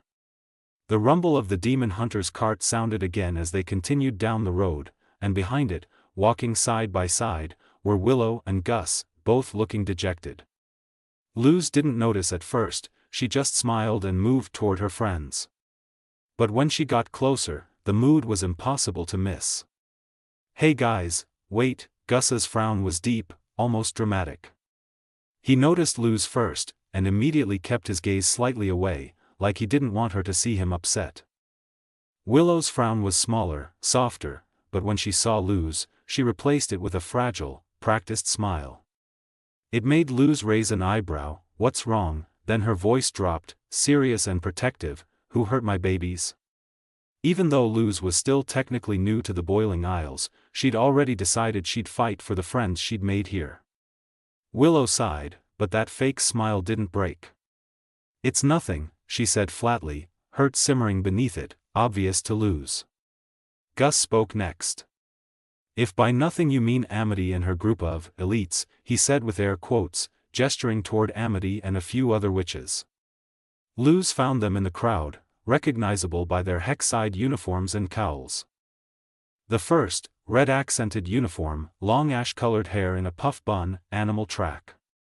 The second, blue illusion track, glasses, brunette. The third, gold emperor's track, peach skin, dark purple hair, third eye on her temple. And finally, Amity, in purple, abomination track, with that familiar posture, chin up, proud, elite. The group looked uniform, polished, superior, exactly how Amity always projected herself.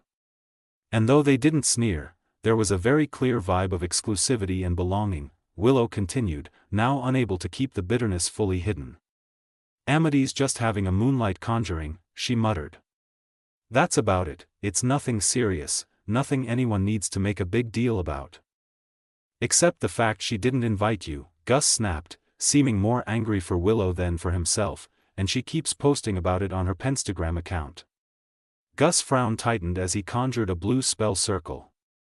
A glowing scroll unfurled, then hardened like thin glass, showing what was basically the witch equivalent of a phone screen.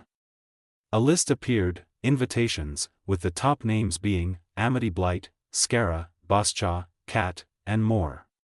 High-achieving witches, track leaders, which Luz guessed were sort of like class representatives. But Willow and Gus, nowhere on the form. We weren't even considered, Gus said dramatically.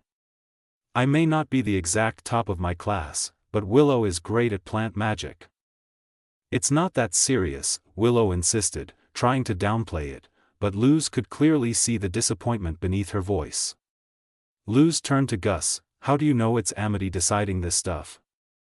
Gus paused, caught, it just makes sense, he mumbled. Luz let it drop. What even is a moonlight conjuring? Willow's expression shifted, hopeful and hurt all at once. It only comes once a year, on that one night, you spend it at someone's house, telling stories, playing games. Like a slumber party, Luz said, almost eager. Willow actually smiled, just a little.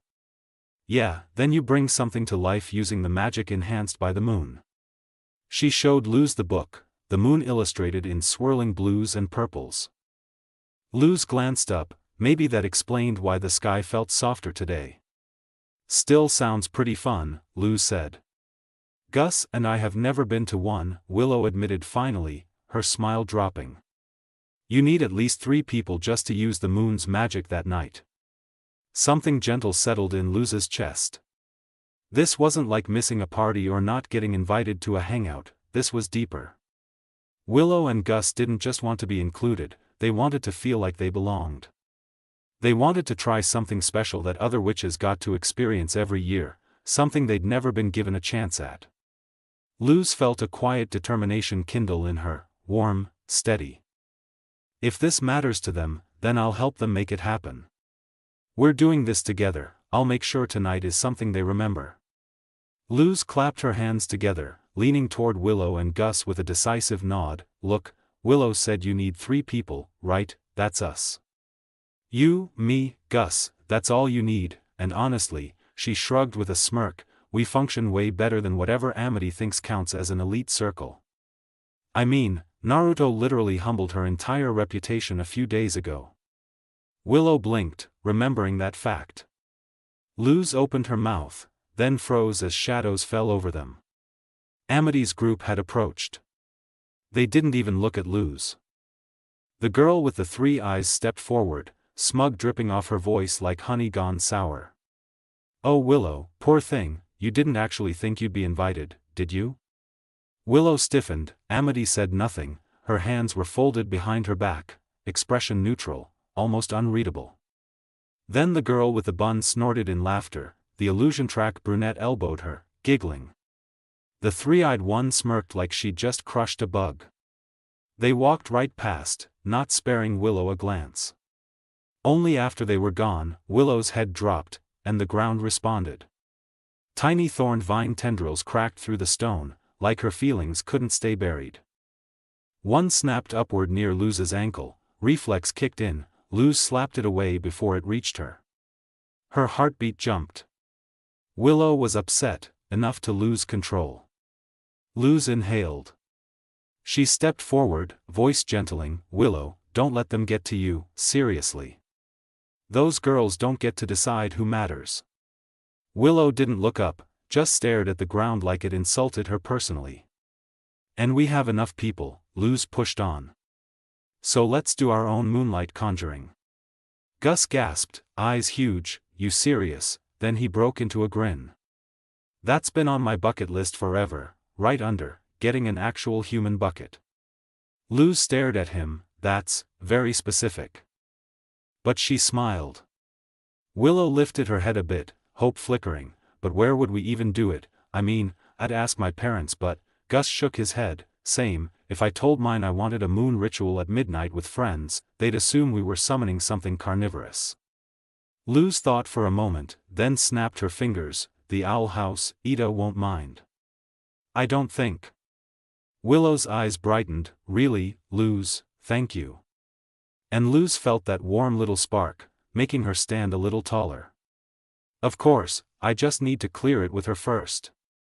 She turned, jogging back to Ida and Naruto.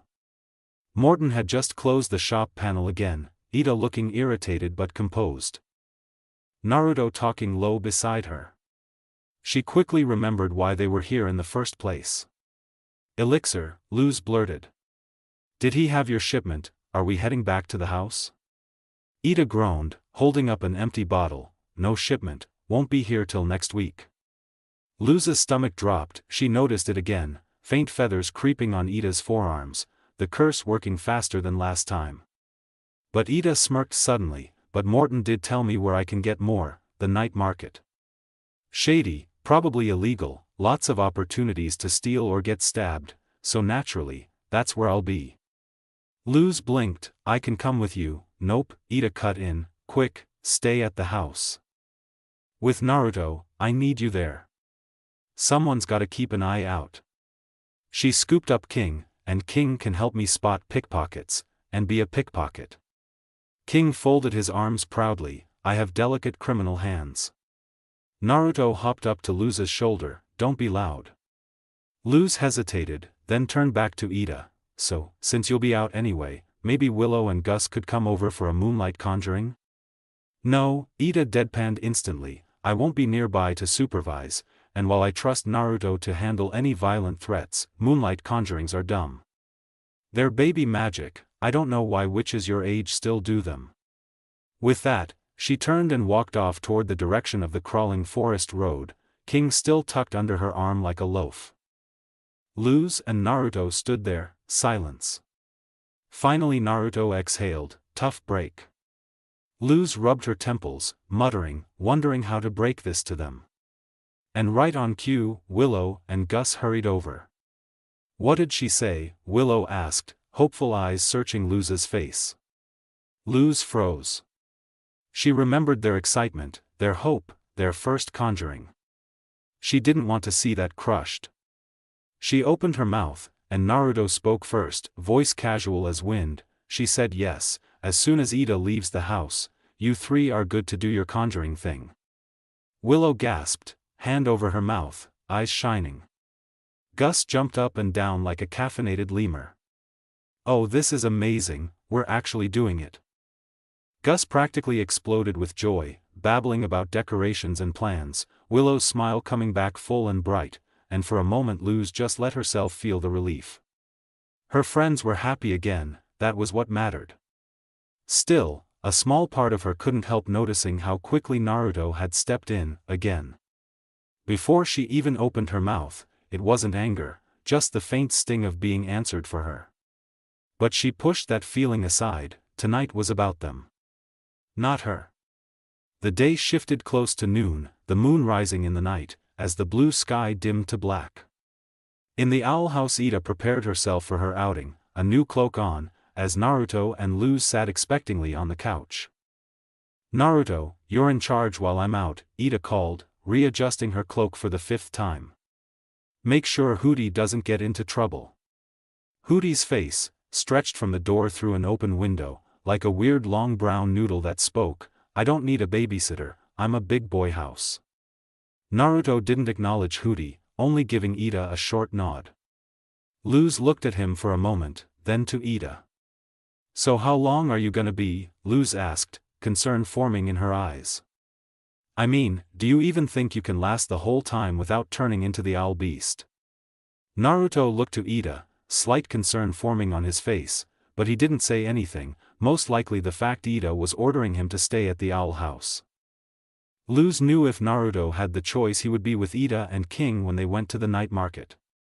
Ida just shook her head, to think my own apprentice doesn't trust me, anyway I'm sure I'll be fine, I've been surviving for as long as I can remember. Luz gave an unsure nod, then blinked. What about King, where is he? Ida smirked, he's right here, she said with a chuckle. Ida opened her cloak, revealing King, strapped to a pink baby carrier on Ida's chest sound asleep, snoring and dangling. Luz immediately tried her best not to pass out from how cute the scene was. Just seeing his little arms, conked out, dangling freely, made her cue. Ida's smirk widened, he just can't handle being weightless. Ida's look turned to one similar to Luz after a moment. Check this out, Ida called. She swayed back and forth, making King's limbs sway with her, showing just how deep King was in his sleep. That's so cute, Luz whisper shouted, getting closer to Ida just to play with King's small little demon legs. Ida chuckled, before turning serious, now, we must go, no need to keep burning precious moonlight. Luz watched Ida step outside, and then pause, like she remembered something. Ida turned back to them. Oh, one more thing, you and Naruto better not mess up my house with your little moon magic. Luz froze, she didn't even have time to be guilty before Ida kept going, it's obvious. Teenagers don't follow rules, plus your friends hiding on the ceiling was a dead giveaway. She pointed upward. Willow and Gus, having ditched their Hexside uniforms for casual clothes, fell straight from the rafters and onto the floor with a loud wooden thud. Ugh! That and Naruto told me, Ida finished casually. Luza's eyes snapped to Naruto, betrayed. Ida lifted a hand in a lazy farewell. Anyway, see you later, don't destroy my house, bye ee. She hopped onto her staff and shot off into the darkening sky. The door shut behind her. Silence. Then Luz slowly turned on her heel toward Naruto. You told her? Naruto didn't even flinch. Yes. Why? He yawned like this entire thing wasn't dramatic. Because if you three were planning a moon magic slumber party, Ida was gonna figure it out anyway. I just told her ahead of time. Luz grumbled, cheeks puffing, annoyed, but even as she marched back and forth, she knew he was right. Of course he was right, that wasn't the point. I could have handled it myself, she insisted, maybe more defensively than she meant to. Naruto didn't comment, just stretched out on the couch, tail coming up to drape over his head like a furry sleeping tent. The moon's already reaching its highest point, he muttered beneath it. You should start. Willow stepped up and lightly took Luza's shoulder. He's right, let's not waste it. She smiled softly, then lifted a huge bowl of snacks. I brought everything I could. Gus hurried over with his own input, but wait, didn't Naruto say Ida was okay with it, so why wouldn't she know? Luz cut him off fast. Haha, yep, totally doesn't matter now, let's go conjure moons. She practically hurled herself toward the living room. They set up. Willow positioned candles with flickers of blue fire glow, dimming the house lights until the only real source of illumination was the silver stream of moonlight coming through the window. The three of them sat cross-legged in a circle on the floor. Naruto lounged on the couch nearby, looking half asleep, half guarding. Willow took the lead, something Luz immediately noticed.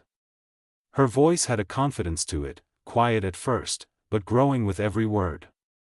Okay, first we need something to animate. She reached into her bag, and pulled out a delicate flowering plant, thin branches twisting upward in an elegant spiral, pink petals glowing almost fluorescent under the moon. Luz blinked in awe. Willow always picked beauty in places Luz didn't think to look. Gus placed something down next to it, we have this muscular little dude. He proudly held out a badly proportioned action figure, biceps bigger than his head, clearly some stolen human trinket. Willow stared at it, that painfully polite smile came out. That's not really what I meant by beautiful. But Gus gave her that sad puppy plea face, and Willow cracked. Okay, fine, we'll animate the buff guy. Luz snickered. They set the action figure in the center of their circle. Now we join hands, Willow said, and make a connection with the doll. Figurine, Gus corrected. Luz tilted her head. How do you know all this anyway? Willow flushed, rubbing the back of her neck. Read a lot about this stuff. I've studied moonlight conjurings for a long time. She shut her eyes, Gus followed, Luz scrambled to catch up. Then the two began. Moonlight we call we sing. Moonlight take this chance. Moonlight tie the string, moonlight start the dance. Luz tried to follow, got maybe 4 of the words right. But somehow, it didn't matter. Blue light spiraled up, first around their hands, then up their arms, then their whole bodies, connecting them, binding them in swirling moonglow. The air outside changed, birds cried out, leaves rattled, like the forest itself felt the magic. Naruto sat up straight, ears perked. The light stretched into a sphere, then suddenly, snapped. Darkness slammed back, candles extinguished, the room went silent, nothing, just 3 teenagers sitting in the dark staring at a dead action figure. Naruto spoke first. Was something supposed to happen? Then a hoot so loud it rattled Luz's teeth. The entire house lurched, the floor kicking underneath them. She couldn't even stand, it was like being inside an earthquake. Branches cracked outside, birds exploded into the sky. Something was moving the owl house, lifting it. Willow screamed, Gus grabbed Luz's sleeve, Naruto dug claws into the couch, and then, everything went vertical. Then sideways, then weightless, and when it stopped, they all hit the floor like sacks of flour. Luz's head rang like someone smacked her brain with a frying pan. She lay on the floor for a moment, staring into darkness. What just happened? She asked no one in particular. Willow pushed herself upright, shaking splinters out of her hair and blinking wildly into the shadows. I don't know, she answered. Naruto staggered up, but in his human form, holding his head like he'd just been shaken awake from a nightmare. It felt like the whole house just hiccuped, he hissed. Gus groaned next, pushing up from the floor while clutching his stomach. I don't think it was that, he muttered, voice shaky. Willow perked up at the ceiling, I think the magic didn't hit the doll. Gus blinked, the buff guy, then what did it hit? Willow swallowed, then pointed around them. I think we enchanted the house. Silence. Then Naruto exhaled through his nose, long and pained. There goes my nap. Before Luz could even process that, a low phantom groaning came from outside the walls. Then with a low crack, the house lurched again, but instead of rising, it surged forward. Luz's breath caught, she scrambled to the door and shoved it open, and nearly fell right off. She stared into darkness, except it wasn't a cliff. It was open air, moonlit forest below, the ground had moved. No, the house had.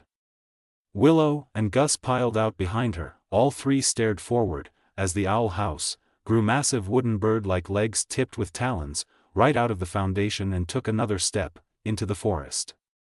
No way, Luz whispered. Naruto burst past them. In fox form now, fur bristling, teeth bared, ready, but then froze. Because he had no idea what he was supposed to bite or punch. Then, behind them the door slammed shut.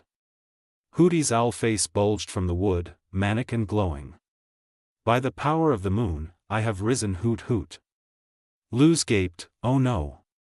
Hootie, you have to stop. Luz ran towards the door, hoping to stop whatever was happening. But he didn't respond.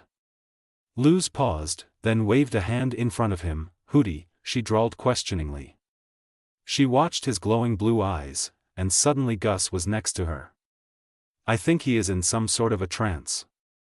Naruto tensed, perfect, a possessed worm controlling the house, love that. The owl house stomped forward between two trees, the movement jolted the roof, making Luz and Gus lose their footing. They tipped toward the edge of the porch, but Willow and Luz grabbed Gus's arms, they strained, don't drop me. We're not trying to. Their grip slipped, and Luz's other hand snapped out, grabbing Willow's wrist. For one suspended moment, the three of them were linked by one strain of grip, and the moonlight around them glowed. Naruto reacted instantly, several tails snapped from his back, grabbing all three and dragging them back onto stable flooring. But Luz's eyes lifted, and widened, because directly in front of them, the owl house was about to step off the ridge. Straight into a fatal plunge, her heart lurched. Luz didn't think, she just yelled, Hootie, stop. And like a dog obeying command, the house froze, silence settled again. They all slowly crept back onto the uprooted patch of ground beneath them, now a floating platform tethered to the house. Then Gus finally broke it, how did you do that? Luz slowly let go of Willow and Gus, breathing unevenly. Her mind snapped back, to the glow the moment hands connected and the same pull of moon magic. She grabbed Willow's hand. Give me your hand, Gus, take Willow's. Gus and Willow obeyed, still confused. The moment their palms met, blue light rippled out of them again. The house obeyed. It took 3 careful steps back away from the ridge, each footfall shaking the entire forest floor, until they stood back on thick earth. The house came to a full stop. Willow gasped, eyes shining. Gus let out a breath. We're controlling the house. Willow giggled, unable to contain the joy rising in her. Oh Titans, we are literally doing a moonlight conjuring. But then Gus turned serious. What do we do now? Everyone turned to Naruto. He transformed back into his human form in one smooth motion, standing in the center of their circle. You should put Hooty back in his foundation, he said firmly. Because I'm not dealing with cranky Ida. Willow visibly deflated. But this is our first conjuring. Gus nodded vigorously, and we already messed up the spell, but we fixed it, and now we get to move a house. This is epic. Naruto frowned, and catastrophic. Willow's voice wavered, but, this is the first time I've gotten to do one with friends. I don't want it to end yet.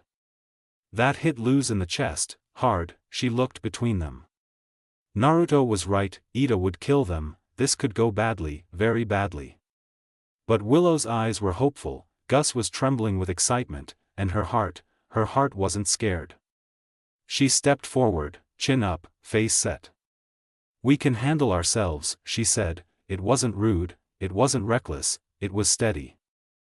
Naruto's eyes flicked toward her, sharp, reading her like he always did. So you want to get into trouble with Ida? He asked. No, Luz replied, then smiled. We want to do this, and we'll bring Hooty, and the house, back before the moon sets. That last part, Willow had explained earlier, meant the magic's end. Naruto stared at her a long moment, searching, measuring, then sighed. He shifted back into fox form, and vaulted up onto the roof tiles, curling up in a nest of his tails. Permission given. Luz let out a breath she didn't realize she'd been holding. She'd never disagreed with him before. She turned to her friends. Willow was blinking in surprise. Gus looked like he'd just witnessed a duel between gods. Luz grinned. Don't worry, Naruto just hates when something messes with his nap time. We've got this. Willow beamed. Gus nodded fiercely. And for the first time that night, Luz didn't feel like someone who needed protection. She felt like someone who could stand beside her friends. The moment they were ready, the whole owl house jolted like it had just mainlined pure sugar. The group made the owl house shoot off through Bonesborough like a drunken parade float with opinions. Hooty listened to all their commands, which eventually turned mental in the excitement. Willow made her excitement known, using her knowledge of the conjuring to better control Hooty. Pulling off different kinds of movements for hours. Luz had never seen Willow take command like this. It wasn't the shy plant kid who second-guessed herself every 10 seconds. No, the moonlight had hit her like a switch, and suddenly she was fearless, confident, loud even. Gus hung onto his friends for dear life, hair whipping backward, screaming and laughing at the same time. The house sprinted past stunned Bonesborough citizens, skidding over a bridge, clipping a kiosk selling ratworm pastries, then hopping a fence so cleanly Luz was pretty sure Hooty winked as they passed. And Luz should have been thrilled. She was thrilled. But she kept catching herself glancing back at the roof.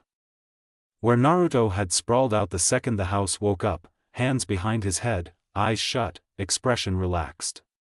Sleeping, or pretending to sleep, she couldn't tell.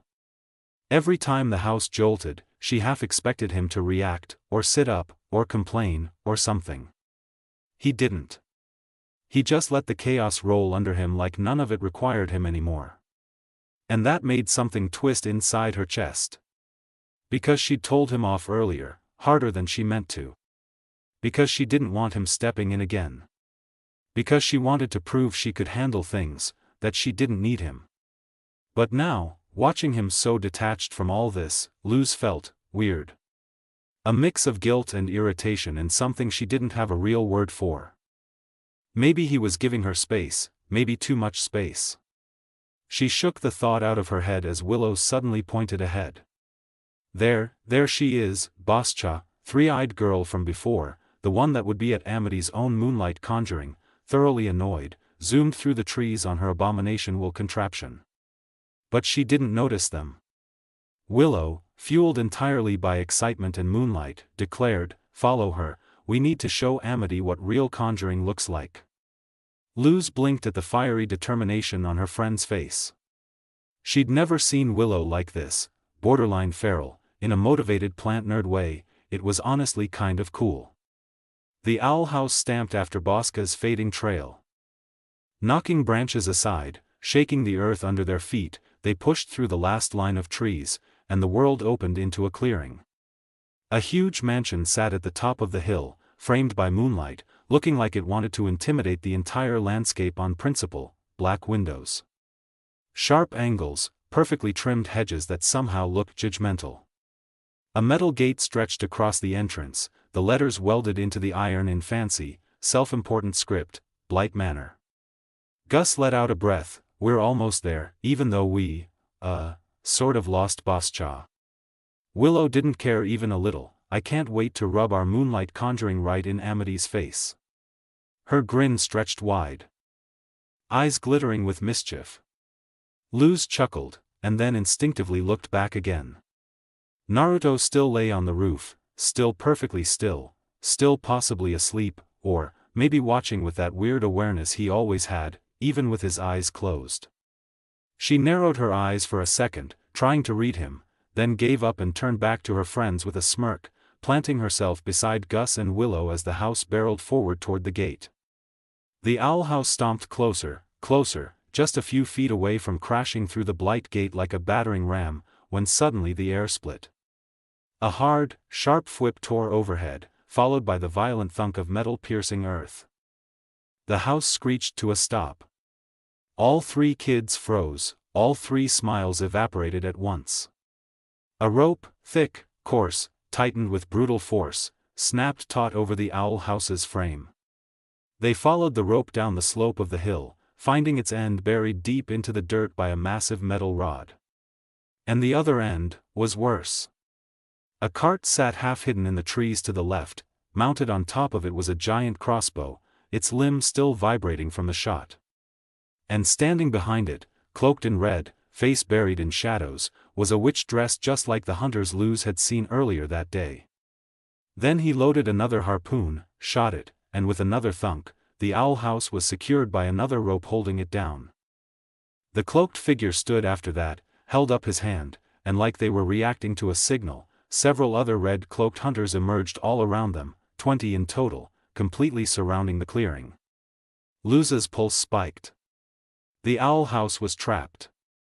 The lead hunter stomped the ground, a shockwave cracked the air, then he launched himself skyward and landed on the rail right in front of Luz. He stayed crouched, then lifted his head, one glowing eye, an eye patch, a jagged scar cutting across his face. Knock knock. Luz's eyes widened. Instinctively, she shielded Willow and Gus, but it was useless. The man traced a green spell circle, and energy shot out, solidifying into ropes that bound the three of them tightly together. They fell flat, sitting up only because the ropes were so tight. Luz glared at him as fiercely as she could. Moments later, they were pulled into the owl house, still tied, forced to sit quietly as the hunters prepared their next moves. The house itself was dragged down, secured to a large cart, Hootie trapped inside. Luz kicked at the door, desperation spilling from her. Everything had happened too fast. They were trapped in Ida's home, and she barely had time to think about the mess they were in. Naruto, he was still outside, asleep, hopefully. If he was awake, he could take down these hunters in a heartbeat. Hootie, Naruto, you gotta wake up, kick these guys' asses already. She shouted. The muffled response came from Hootie, still mounted on the door even in his trance. If you want this to end as you say, three must hold hands. It's the only way. Oi, no mi habalasi, hey, don't talk to me like that, Luz shouted, kicking again, hoping Naruto would hear. But he didn't, he wasn't coming. She realized, with a sinking weight in her chest, how little she knew about Naruto. Had he really abandoned them, or was he just pretending to sleep? Luz shook her head, she didn't have time to think. Willow's voice pulled her back. Luz, I don't think we're getting saved. Luz saw the hurt in Willow's eyes, and it crushed her. The entire capture had drained every ounce of her confidence. She was about to move to comfort her friend, but the house jerked violently, throwing them forward. Luz hit the floor face first, Willow and Gus dangling against her back, the ropes cutting into their skin. The door slammed open with a bang, and the hunter who had tied them grinned as he dragged them outside, barely exerting himself. They landed on grass, bruised but alive, near the edge of the forest, the cliff dropping into darkness below. Hunters swarmed around, preparing carts, testing the owl house. The main hunter laughed, landing from the owl house, dust rising around him. The man turned to the hunters behind him, a crooked smirk pulling at the scar running down his cheek. "All right boys, prep the house, we're tearing it down before sundown." He jabbed a thumb at the owl house. "And bag the house demon, should sell well as exotic meat." Luz's hands flew up, Hootie is not food, he's Hootie. The man didn't even look at her. Another hunter stepped forward, tapping the handle of his blade. "Boss, what about the worms?" He tilted his head toward Luz, Willow, and Gus. The main hunter paused, then slowly turned, letting the full slash of his scar catch the light, throw them off the cliff. The questioning hunter snorted, "Knew you'd say that." He grabbed Luz while two others seized Willow and Gus. Luz twisted. Willow dug her heels into the dirt. Gus screamed, "I do not consent to being thrown off and ag." But the hunters were strong, stronger than they looked, dragging the three like they weighed nothing. They were hauled across the clearing toward the cliff edge, still close enough to see the owl house but way too far for anyone inside to hear them. The lead hunter planted a boot near the drop. Gus threw his hand up in pure panic, wait, just, hold on." The hunter actually paused. Gus puffed out his chest dramatically, "Is this really what you want your legacy to be, hurling children off cliffs? Do you want to be known as that one guy who failed basic morals?" The hunter blinked, "Yes, throwing kids off cliffs is what I've wanted to do since I was a boy." He shrugged, "I was a weird kid." Luz, Willow, and Gus didn't get another second before getting shoved. Their screams ripped through the air as they fell, wind slamming against their faces, the ocean roaring below. It felt like forever, like gravity was personally insulting them, before it stopped.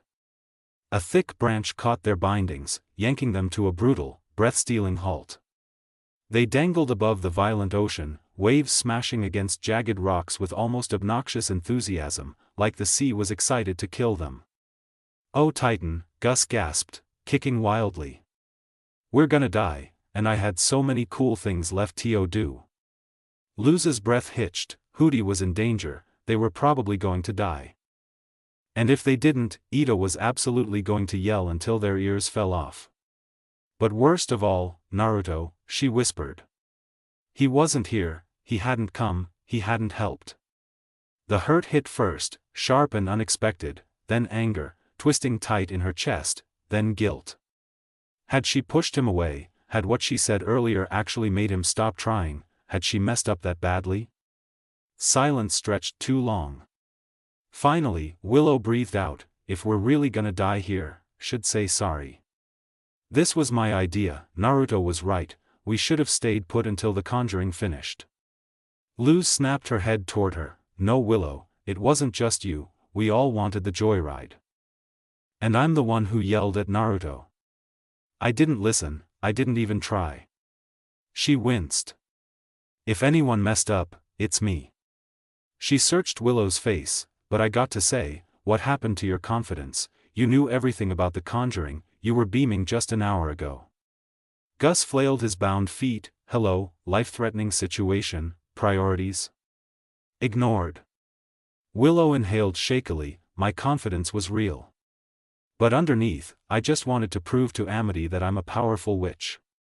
Luz frowned, "Willow, you are powerful, why would you need to prove anything to her? She ignores us every chance she gets." Willow's eyes softened with old hurt, "Because, we used to be friends." Luz blinked. "When we were kids, me and Amity played together every day, we promised we'd grow strong together. But when I struggled with abominations, she abandoned me, just left, and Willow swallowed. I wanted to show her I'm strong too." Luz shook her head fiercely. Willow, that's ridiculous. You are strong, you helped bring a whole house to life. You almost flattened me the day we met. Besides Ida, you're the strongest which I know. She paused. No offense, Gus. Gus inhaled deeply. You know what, I could be offended, but honestly, valid. Luz smiled a little, then continued softly, you don't need to prove anything to her. As she said it, something clicked. Oh man, Luz's breath hitched, I've been doing the same thing. The confession poured out. When I got mad at Naruto for telling Ida, when he stepped in earlier like he always does, I was trying to prove I didn't need him. And when I told him off, her stomach twisted. I basically shoved him away, maybe that's why he didn't help. She felt sick realizing it. But we don't need to prove ourselves, she whispered. Not like this. Out of nowhere, the branch dipped, bending dangerously, all three screamed again. But it held, for now. Gus stared down, I really don't think we're gonna last much longer. Willow steadied herself, Luz watched determination grow in her eyes, bright, fierce, real. We'll be fine, Willow said, confident again.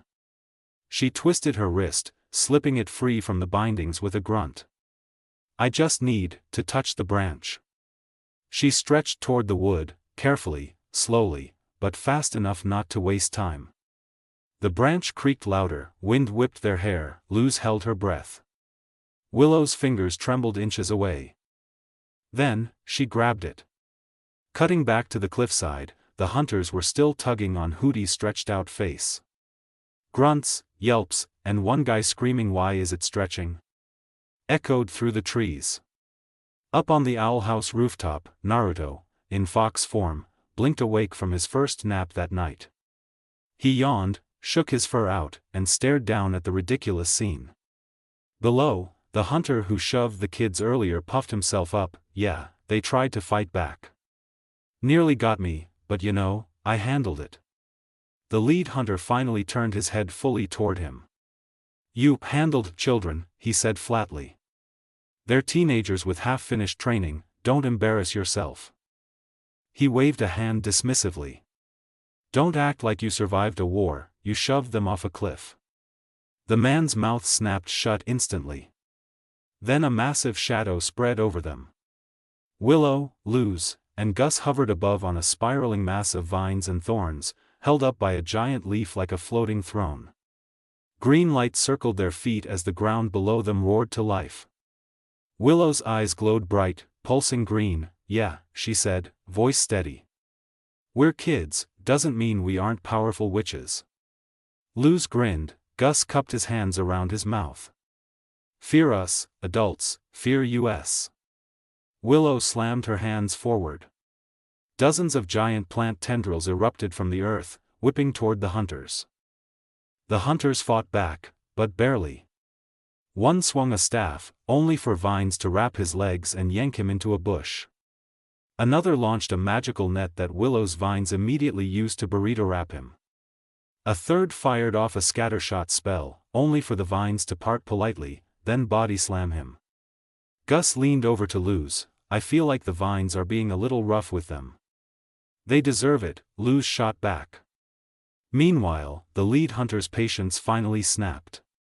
What in the Titan's name are you all doing? He barked. They're children, maybe one of them strong, but you're hunters. His squad didn't rally, they continued losing in increasingly humiliating ways. He dragged a hand down his scar. This is what I get for recruiting volunteers.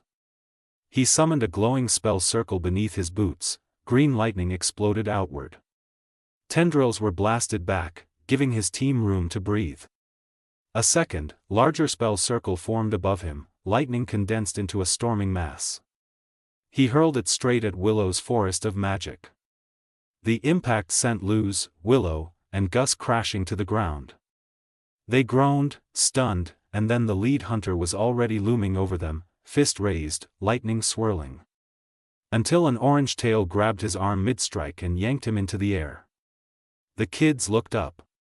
Naruto stood in the middle of the clearing. Human again. Hands in his pockets, expression anything but calm. His eyes, usually warm red, glowed sharper, angrier, before softening when he saw they were alive. Around him, total destruction, foxtails lashed out from his back and from the ground itself. Hundreds of Narutos swarmed the remaining hunters, all grinning, all causing carnage without effort. Luz was the first to move. She ran toward him, not scared, not angry, but shaken. "Naruto, I'm sorry," she blurted. "I shouldn't have talked to you like that, I shouldn't have acted like we didn't need you, I didn't mean to make you feel unwanted or like we didn't care what you do for us." She swallowed, rambling. "I wasn't mad at you. I was mad at the situation and I took it out on you and I shouldn't have." Naruto blinked at her, confused at first, then relaxed into his usual calm. "What are you talking about?" Luz blinked, stunned. "Weren't you mad, or something, 'cause of the way I spoke to you?" Naruto rose an eyebrow. "I just fell asleep deeper than I meant to," he said simply. "Haven't been napping as much, I was tired." He shrugged. "When you said you could handle it, I figured it was a good time to get some actual rest." And just like that, everything clicked for Luz. Her breath stuttered, she felt stupid for assuming the worst. "So you weren't ignoring us," she whispered. Naruto tilted his head. "Why would I ignore you?" Luz stared at him, and then the fury hit. You absolute, lazy fox, I was worried sick, I thought you left us because your feelings were hurt, or worse." She kept going until Naruto gently pulled her into a hug. She froze. Luz had never seen him initiate something like that. His voice was low. "I'm sorry. I shouldn't have left you in that situation, I should have kept my guard up." Her anger melted. She understood then, when he woke up and saw the hunters attacking them, he must have panicked. That was why the tails and clones were out of control. She poked his chest and muttered, flustered, "This doesn't suit you, stop being serious, it's weird." Willow and Gus watched with matching smirks. "Uhu," Willow sing-songed. Gus nudged her, "They grow up so fast." "Gus," Luz's face erupted red. Naruto barely reacted, just calmly reabsorbing every tail until they dissolved into motes of hair drifting off on the wind. The army of Narutos poofed out one by one, leaving the field silent again. At last he said, "You held your own for a long time." He pointed at the moon as it dipped low. "You were right, you could handle it, you just got a little sidetracked." He offered Luz a calm, half-hearted, almost dismissive good job. But Luz lit up. From Naruto, that was like a medal ceremony. Then she noticed the moon's position and gasped. "Oh man, we have to get the owl house back before Ida gets home." Naruto jumped, transformed midair into a fox, and dropped into her hood like a weighted scarf. You can handle that," he mumbled, already half asleep. Willow and Gus stared. Gus whispered, "How does he fall asleep this fast?" "Skill," Willow whispered back. The three scrambled toward Hooty, gathering what moonlight remained. Holding hands again, they pushed the glowing house through Bones Burrow, sprinting against the fading blue light before the conjuring ended. They made it. Hooty thudded back into his usual spot just as the moon lost its glow. Inside, they finally collapsed, exhausted and triumphant. Once the owl house thudded back into its rightful place and the blue moonlight finally faded, Luz let herself sink onto the floor. Everything hit her at once, the rush, the fear, the insane drop off the cliff, Willow tearing through hunters like a force of nature. We actually did that, she thought, chest still buzzing. Willow's power still glowed in her memory, bright and unstoppable. Gus not freezing up even once, and Luz herself, she didn't flail or panic the whole way, she helped, she mattered. Even without Naruto awake, even without someone stepping in for her, she held her ground. The thought made her sit a little straighter. She wasn't useless, she wasn't helpless. And she didn't need to prove anything anymore to anyone, not Naruto, not Willow, not Amity, not herself. But she still wanted to learn. She still wanted magic. Ida taught her about witch culture. B. King taught her about demons. But when she asked about glyphs, Ida had no clue, zero. Not even a maybe. Try not blowing yourself up. Luz glanced at Naruto sleeping in her hood, tail flicking with each snore. He always seemed like he understood magic in his own weird way. Maybe he could help her figure things out. Not because she needed saving, but because she wanted guidance this time. Wanted to grow the right way. She nudged his cheek. Hey Naruto, wake up for a sec. He cracked one eye open with a tired, annoyed fox blink. There's something I want to ask you, she said softly. And, I promise I won't push your help away again. Luz held up the light glyph between her fingers, its glow soft and steady. I've been learning things, Ida stuff, king stuff, but no one knows what these glyphs are. She took a breath. I just want to understand this, and I think you can help, seeing as they looked kinda similar to your seals. Her voice steadied. Will you teach me? Time skip. Naruto is curled up in Luz's hood again, but unlike his usual lazy dozing, he's hunched over a small sketchbook, smaller than normal so Luz doesn't notice when he hides inside her hoodie like it's a portable den. His paw drags across the paper with intense focus.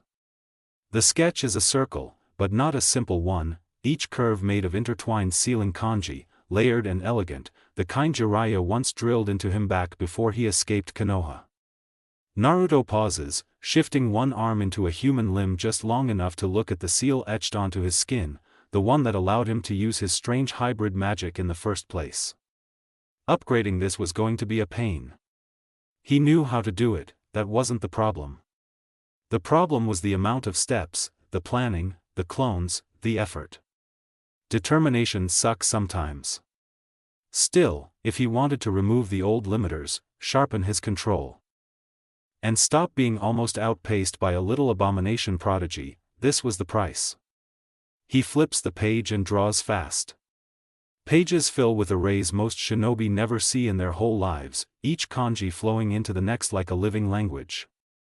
When he finally stops, he's staring at a full-body rework, layered seals running across the silhouette of a bipedal figure. 3 rings on each arm instead of 1. Chains of kanji linking from back to palms. A swirling core seal between his shoulder blades. Matching arrays on his legs and chest. All connected by chakra, if he could still channel it after years of letting fox magic take the lead. If the designs were correct, and they always were, this would blow past every limit he'd placed on himself. But he'd need materials, rare ones. Before he can think further, the bottom of the hood taps twice. Hey Naruto, wake up.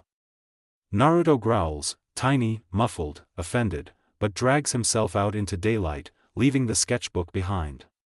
He collapses onto Luz's shoulder in his chibi fox form, small head, tiny paws, oversized poofy white-tipped tail. He refuses to acknowledge how red his face feels under the fur. What is it? He mutters. Luz freezes, staring at him like she's witnessing divine cuteness. I needed help with the books, she finally says, motioning to the massive, unstable stack nearly as tall as her. Naruto glances at it, then at the giant library behind them. Marble walls, decorative pillars, eldritch architecture hugging the skyline. He immediately rejects the request.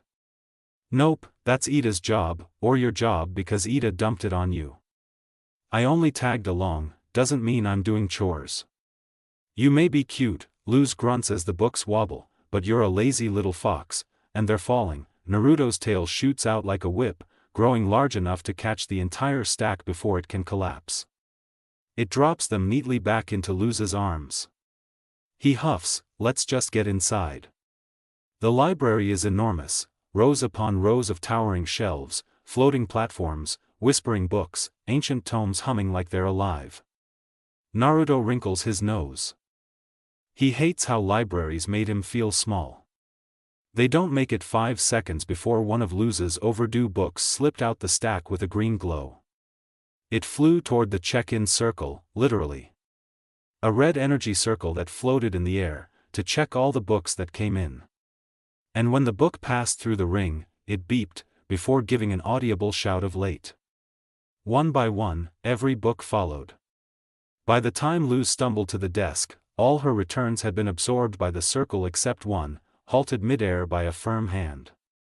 A witch in layered robes stared down at the book with soul-deep resignation. Coffee stains, grass stains, a faint bite mark. He didn't even look up. Ida's? Naruto hopped onto the counter with a small nod. Hey Bill. Bill's eyes sharpened in that long-suffering way only someone who routinely dealt with Ida Clawthorne could manage. Do you know how many of her books I've had to magically reconstruct this week alone? He asked. 3, Naruto guessed. 7, Bill corrected. One of them was somehow set on fire and frozen at the same time.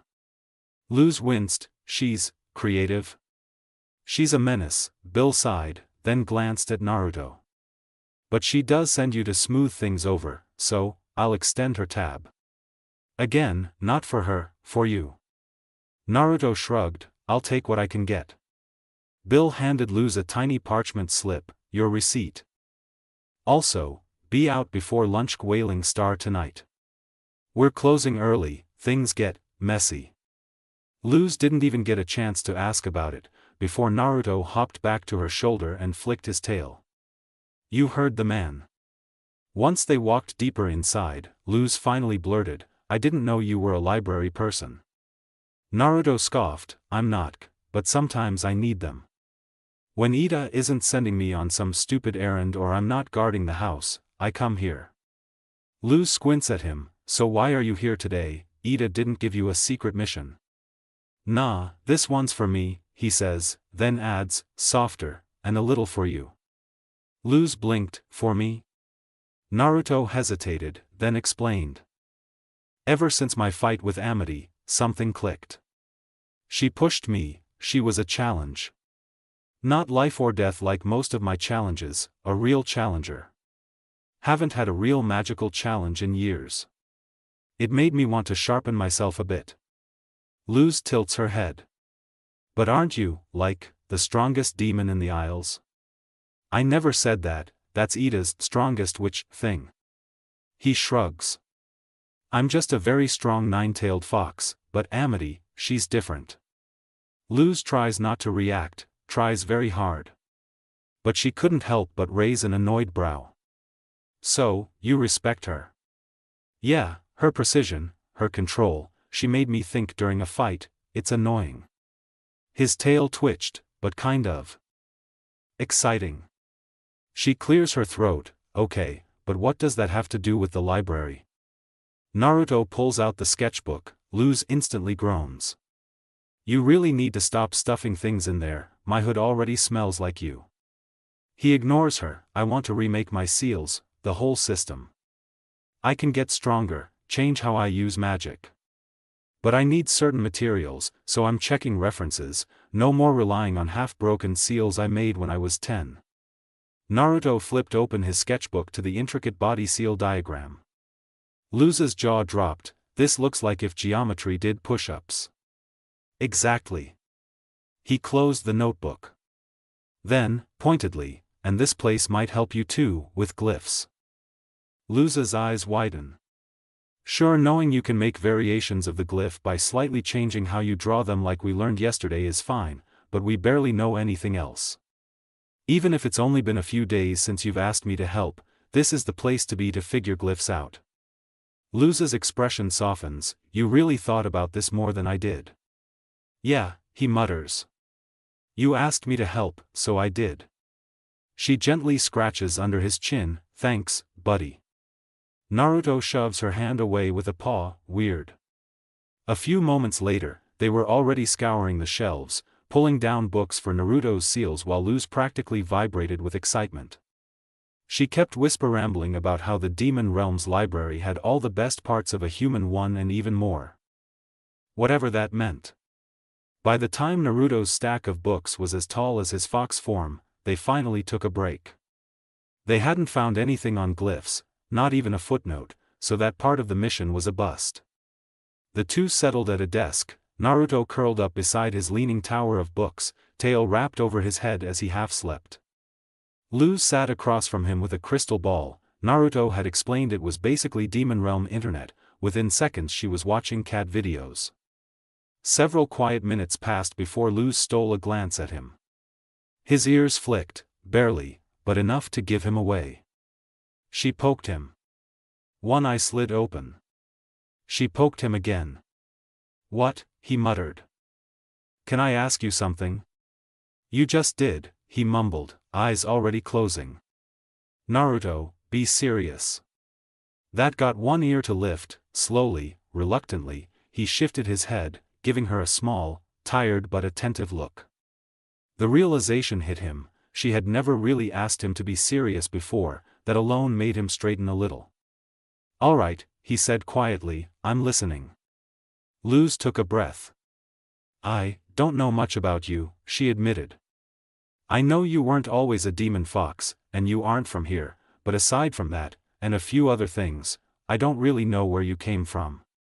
Naruto's tail twitched lightly under his chin, he hesitated, thought. Then sighed. "What do you want to know?" he asked, cautious but open. "What was your world like?" Luz asked immediately. "You said it was kind of like mine and kind of like the Boiling Isles, but I can't really imagine that." He froze.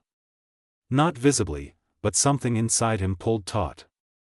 He hadn't expected that question. Memories flickered at the edges of his mind, messy, sharp ones he never invited in. He inhaled slowly, forcing them down, then forced himself to answer. "My world," he stopped, adjusted, tried again. "It had a lot of technology, way more than here." Another pause. "But it also had something like magic, only it wasn't witches using it. It was shinobi, ninjas." Luz gasped. "Wait, were you a ninja?" "No," he said quickly, too quickly, he winced. "I was too young to graduate before he cut himself off, jaw tightening. His ears folded back for a heartbeat before he pulled them forward again, steadying himself. He continued, slowly, careful. "People there were called humans, too. And the place looked kind of like an older version of Japan." His tail curled a little tighter around himself.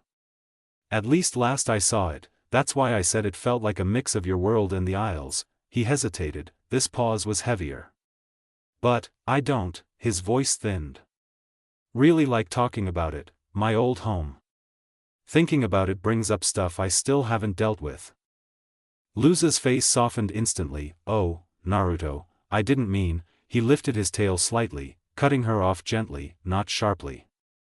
He didn't speak yet, he let the feeling in him settle, let the tightness ease, let the weight in the air deflate just a bit. Only then did he speak again. "It doesn't mean I don't want to talk about it with you," he said, softer than before. He hesitated again, this one not from pain, but from uncertainty. From choice. Just, small steps. His voice dropped another fraction. "You can ask me things whenever you want. I won't bite. A beat, but there are some things I won't answer yet. Another beat, or, might take time to." That was a big step for him. He knew it, he could feel it. And Luz seemed to recognize it too, her expression warmed in a way that made his ears twitch. After a moment, she asked her next question, more careful now. "So, why do you respect Amity so much? Back when we walked in, you were talking like she was an old friend." Naruto blinked, thrown off again, he gave a slow shrug. "I just know there's more to her than she lets anyone see," he said, another pause, another small breath. "Feels familiar, I guess." His eyes drifted to the books he'd grabbed earlier. "And after fighting her, I respect her, she is strong. Made me excited for a fight, not many witches can do that." He paused one last time. Tail tapping lightly on the desk. "I kinda want to see who she is without the mask." For some reason, Luz let out a long, relieved sigh. Even after a few seconds, Naruto was still mentally trying to figure out why Luz sighed like that.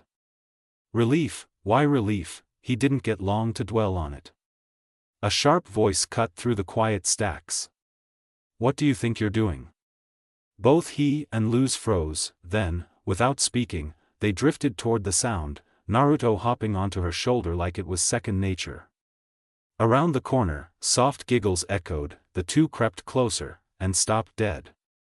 Naruto muttered under his breath, "Speak of the devil." There sat Amity Blight, surrounded by a small circle of young witches, holding a picture book. Light from the huge circular window washed over the room, catching on the pastel shelves and scattered witch toys. And Amity looked happy. Not polite happy, not smug "I'm better than you" happy. Actually happy, soft smile, relaxed shoulders, almost glowing in a way Naruto had never seen. Luz stared like she'd walked in on a unicorn doing taxes.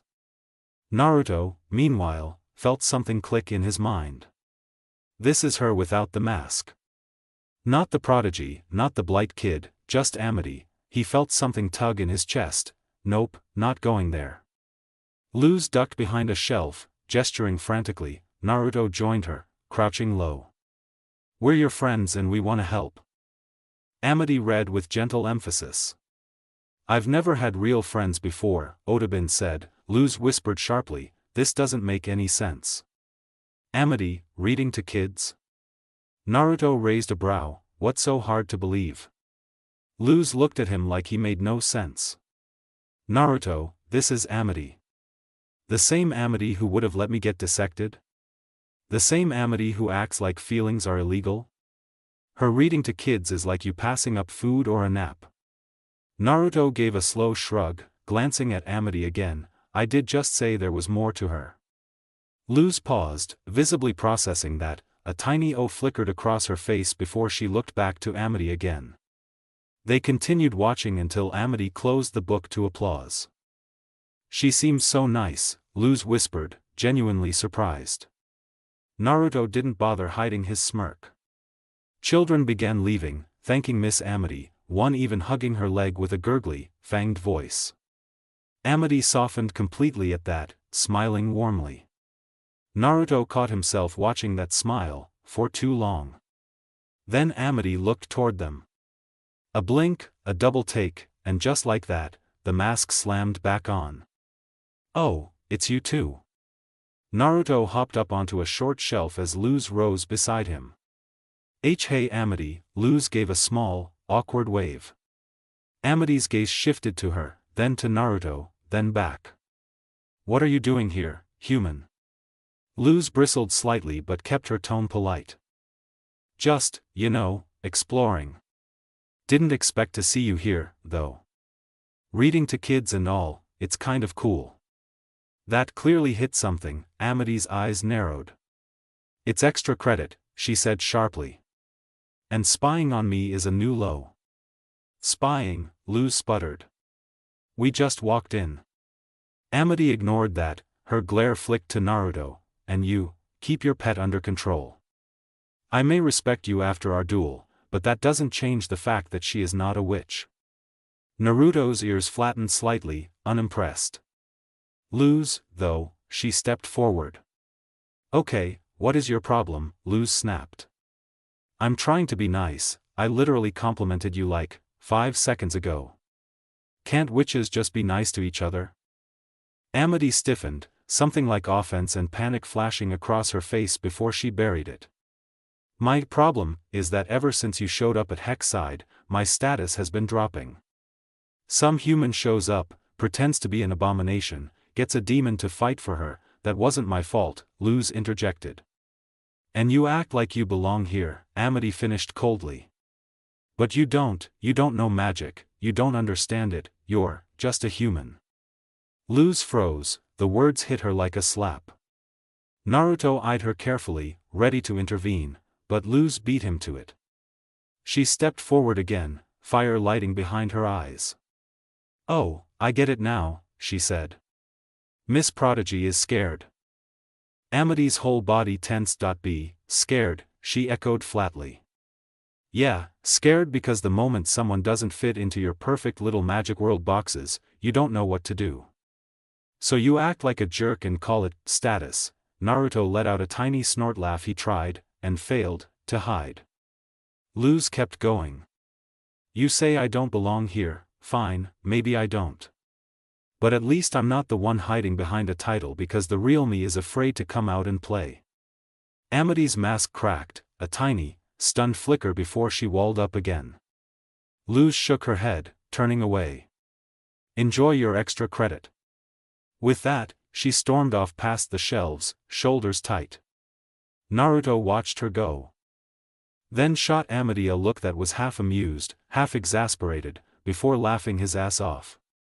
He was like a hyena, the laughter sounding throughout the whole building.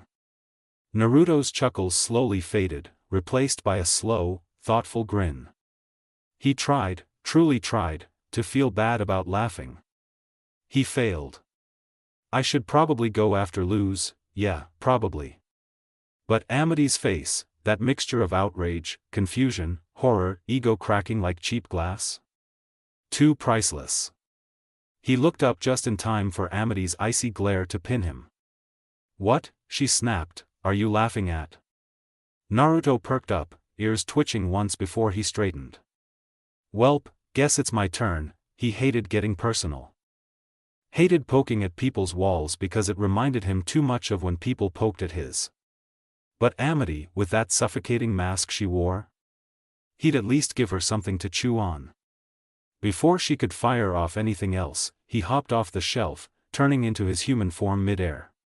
He landed lightly in front of her, hands sinking lazily into his pockets. His slight smirk tilted downward into something calmer but still annoyingly knowing. You, he finally answered. Amity's mask cracked again, irritation flaring. Excuse me? Naruto didn't miss a beat. You're idiotic, he said simply. For that argument. Her jaw dropped, just slightly, before she shut it hard enough to click.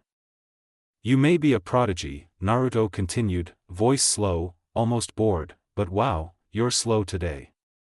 Must be because that mask is on too tight. Amity's temper flared immediately, you don't know anything about me, so mind your business. Naruto shook his head, expression shifting into that half-lidded, calculating calm he slipped into when he knew exactly what he was doing. That's not something I do, he said. Not when something's interesting enough. Amity sputtered at that, but Naruto pressed on. Luz didn't cause any of what you complained about. Not the status stuff, and status is boring anyway. He tilted his head. And you got her completely wrong. Amity froze, just for a heartbeat. The moment the words just a human echoed back at her in her own mind. Naruto repeated them purposefully. Just a human. Really? Amity swallowed, barely perceptible. Naruto stepped just a little closer. If you really respect me, he said quietly, then listen, Luz is not just anything, I thought our fight proved that. Another pause, Amity's eyes flickered, something behind them turning over, replaying everything that just happened. Her mask slid back into place like she was grabbing it with both hands. Fine, she muttered stiffly. I'll admit, I may have overreacted. But my point still stands, she hasn't proven anything. Naruto opened his mouth to reply. Mittens, stop being so rude to your friends, it's not nice. The voice boomed through the aisle. Amity combusted. Her mask shattered instantly into pure mortification, cheeks flaming pink as she jerked toward the voice. Naruto turned too, and blinked in mild surprise. Two witches walked over, about his age, maybe a little older, mirror images of each other. One boy, one girl. Dark green hair, golden eyes like Amity's, illusion track uniforms, smug grins that said they lived to cause chaos. Luz stood right beside them, laughing with them like they'd been friends for years. Wow, Naruto thought, she works fast. The boy, the one who'd shouted, snickered openly at Amity. Naruto looked back at her. She was steaming. Mittens, he prodded. Amity deflated in a single, miserable sigh. Those two are my siblings, Edric and Amira. A twitch. And that nickname is something my family insists on using, despite my objections. Naruto's lazy smirk widened. Good to know, Mittens. She went rigid. He took a step back, shrugging lightly. Well, Mittens, I should get going. Got some new friends to meet. He paused, mostly to see if she'd react. And yes, absolutely, that was the only reason. Her eye twitched, gloriously. But Naruto still had one last thing to say. Think about it, he said, voice leveling out. Just like I know there's more to you than your silly, I'm better act. You're not seeing the whole picture with Luz, she isn't a pushover. He let that hang in the air for a moment, just long enough. Then he shoved his hands deeper into his pockets, turned, and headed toward Luz and the twins. Behind him, he could feel Amity staring, silent, conflicted, somewhere between insulted, embarrassed, and thoughtful. Edric spoke the very second Naruto stepped back into the hallway. So you're the human we've heard so much about. Luz blinked, pointing at herself, me, how, wait, heard from who? And, I hope the things you heard were good? And also, she added quickly, eyes bouncing between the two unfamiliar teens, who, exactly are you? Before either twin could answer, Naruto sighed and cut in, voice flat and bored as he dusted off his sleeves. Amira and Edric, Amity's, he made a loose, lazy gesture, I'm guessing older siblings? Amira actually stopped mid-step, eyebrows lifting. Whoa, yeah, that's right. How'd you figure that out already, we literally just met. Naruto shrugged, stuffing his hands into his hoodie pockets. Amity told me. Amira's surprise melted into bright interest as she stepped closer, eyes narrowing in playful study. And you must be the fox demon who guards the owl lady. Those ears, her gaze slid up to the furry orange tips poking from his head, are adorable, can I? Naruto blinked at her. Deadpan. That was, not the reaction he expected, at all. His tail twitched behind him on instinct, betraying him with an annoyed flick. Edric, now as confused by his sister as Naruto was, cleared his throat and jumped back into the conversation. Anyway, we heard how you embarrassed Amity at school, he said, pointing at Luz, and how you, he gestured at Naruto, beat her at the witch convention last week. Gotta say, his eyes dragged up and down Naruto's current human form, without all the flipping and changing shape every 5 seconds, you don't look like much. Naruto wasn't sure if that was supposed to be a compliment or an insult. Probably both, he decided he didn't care. Amira smoothly slid back into the conversation, looping around Luz. Amity rarely talks to us about anything, or, well, she lifted a hand in a vague wiggly motion, she just doesn't talk to us at all. But lately the few little things she does mention, when she's annoyed enough, are you too? So she must really, really hate you.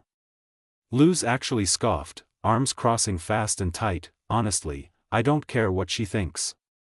If she wants to be all icy all the time, that's on her. Both twins grinned instantly, like that was exactly what they wanted to hear. Naruto watched them with half-lidded eyes. Amira clapped Luz on the shoulder, that's the spirit, she cheered. Don't waste your time on Mittens. She's been that way since her first year at Hexside. Edric added with a sweeping bow, we are way more fun anyway. So come on, keep up. And just like that, the twins darted off down the corridor, practically sparkling with chaotic energy. Naruto and Luz exchanged a look. Luz grinned, Naruto sighed. Then, with a soft puff of smoke and a shimmer of orange fur, he shifted back into a fox and leapt smoothly into Luz's hood, curling up behind her neck as she took off running after the twins. After Luz and Naruto sprinted after the twins through the library's endless shelves, things got chaotic. One harmless prank spiraled into a chain reaction, whispering scrolls echoing the wrong lines. Illusionary beasts jumping from pop-up books, enchanted dictionaries shouting definitions at people who definitely didn't ask. Luz was shining with laughter the whole time. It felt like she'd stepped into a storybook written purely for chaos. She loved the mischief, silly, harmless, alive. Naruto didn't even last a full minute, she heard him mumble something about not worth the energy, and by the time she turned, he was asleep against a stack of encyclopedias. Like the noise didn't even exist. She didn't get how he did that, part of her suspected he didn't either. They all got kicked out, obviously. Stern librarian glare included. But Luz couldn't stop smiling. It felt like a moment she'd want to remember. She was ready to head home until the twins stopped her, and told her something she didn't know. They'd heard rumors, that when the Wailing Star passed over the library, something magical happened. No one really knew what. Maybe the librarians knew, maybe they didn't, but the twins planned to sneak in tonight and see it for themselves. And they asked if she wanted to go. Luz said yes immediately, heart racing. Naruto didn't. He yawned, stretched like a cat, and waved her off with a lazy "tell me how it goes." He didn't even pretend he might change his mind. Luz knew him well enough by now to tell, it wasn't that he didn't care, he just didn't feel the need to walk more when he didn't have to. That was just him. Still, she wished for a second he'd come. Then reminded herself, adventure doesn't wait for someone to wake up from a nap. Night fell fast. Luz reached the giant locked library doors before the twins. She waited, humming, tapping her foot, pacing in little anxious circles. She wondered if she was too early. Or if she got the time wrong. Or if, "Sorry we're late," Amira said suddenly at her shoulder, making Luz jump. "Edric drank too much before we left." "Amira," Edric hissed, horrified. Luz blinked between them, still startled. "How do you guys just appear like that? You weren't even walking." "Stealth is a lifestyle," Amira said smoothly, then sighed dramatically. "Shame the fox guy didn't come, I still didn't get to touch those ears." Luz flushed in surprise. "Oh. Yeah, he, kinda ditched me for a nap." Edric rolled his eyes. "Figures, that guy radiates 'I'm doing the bare minimum today.'" Luz couldn't even defend him, that was accurate. Edric straightened, grin returning. "Anyway, ready to trade boredom for excitement?" She nodded quickly, "Yes please." He strode toward the massive doors with flourish. "So, how do we get in?" Luz asked. "That's just a giant lock, a very giant lock." "I always plan ahead," Edric declared proudly. "Some people say, I'm allergic to the rules." He produced a slip of paper covered in strange writing. Amira peeked over his shoulder. "And dairy." Edric's face fell apart. "Amira, why would you expose me like this?" Luz tried not to laugh. Amira plucked the paper from him and stepped to the lock. The page glowed softly, warming the air. She pressed it against the enormous keyhole, the glow brightened, then the paper dissolved into shimmering dust. The lock stretched and warped until the keyhole grew large enough to walk through. Luz whispered, "Okay, that's amazing," and followed them inside. The library felt different at night, hushed, dim, like the walls were holding their breath. Luz smiled despite herself. This was exactly the kind of magic she lived for. A streak of yellow light shot past the window, a small star with a crying face. The three froze. Was that the Wailing Star? Luz breathed. Edric gave a shaky nod. Maybe. I mean, it looked whaley, and star-like. But nothing's happening, Amira said, scanning the lobby. Luz looked around too, until she froze. The books were glowing, soft, green, shimmering around the edges. She reached out, grabbed a random volume, and opened it. A screech tore through the air as illustrated birds burst from the page, flapping wildly around the room. Amira laughed, thrilled. Edric whispered, "No way, the Wailing Star must have brought the books to life." Luz closed the book, and the birds vanished instantly. The three exchanged slow, dawning grins. The magic-soaked chaos spread through the library faster than Luz expected. Once they realized every book had its own trick, she and the twins went wild with it. Harmless chaos, fun chaos. Open a nature book, a whole flock of tiny deer stampeded across the lobby. A winter guide, they discovered if you fanned the pages fast enough, the snowballs fired out like a minigun.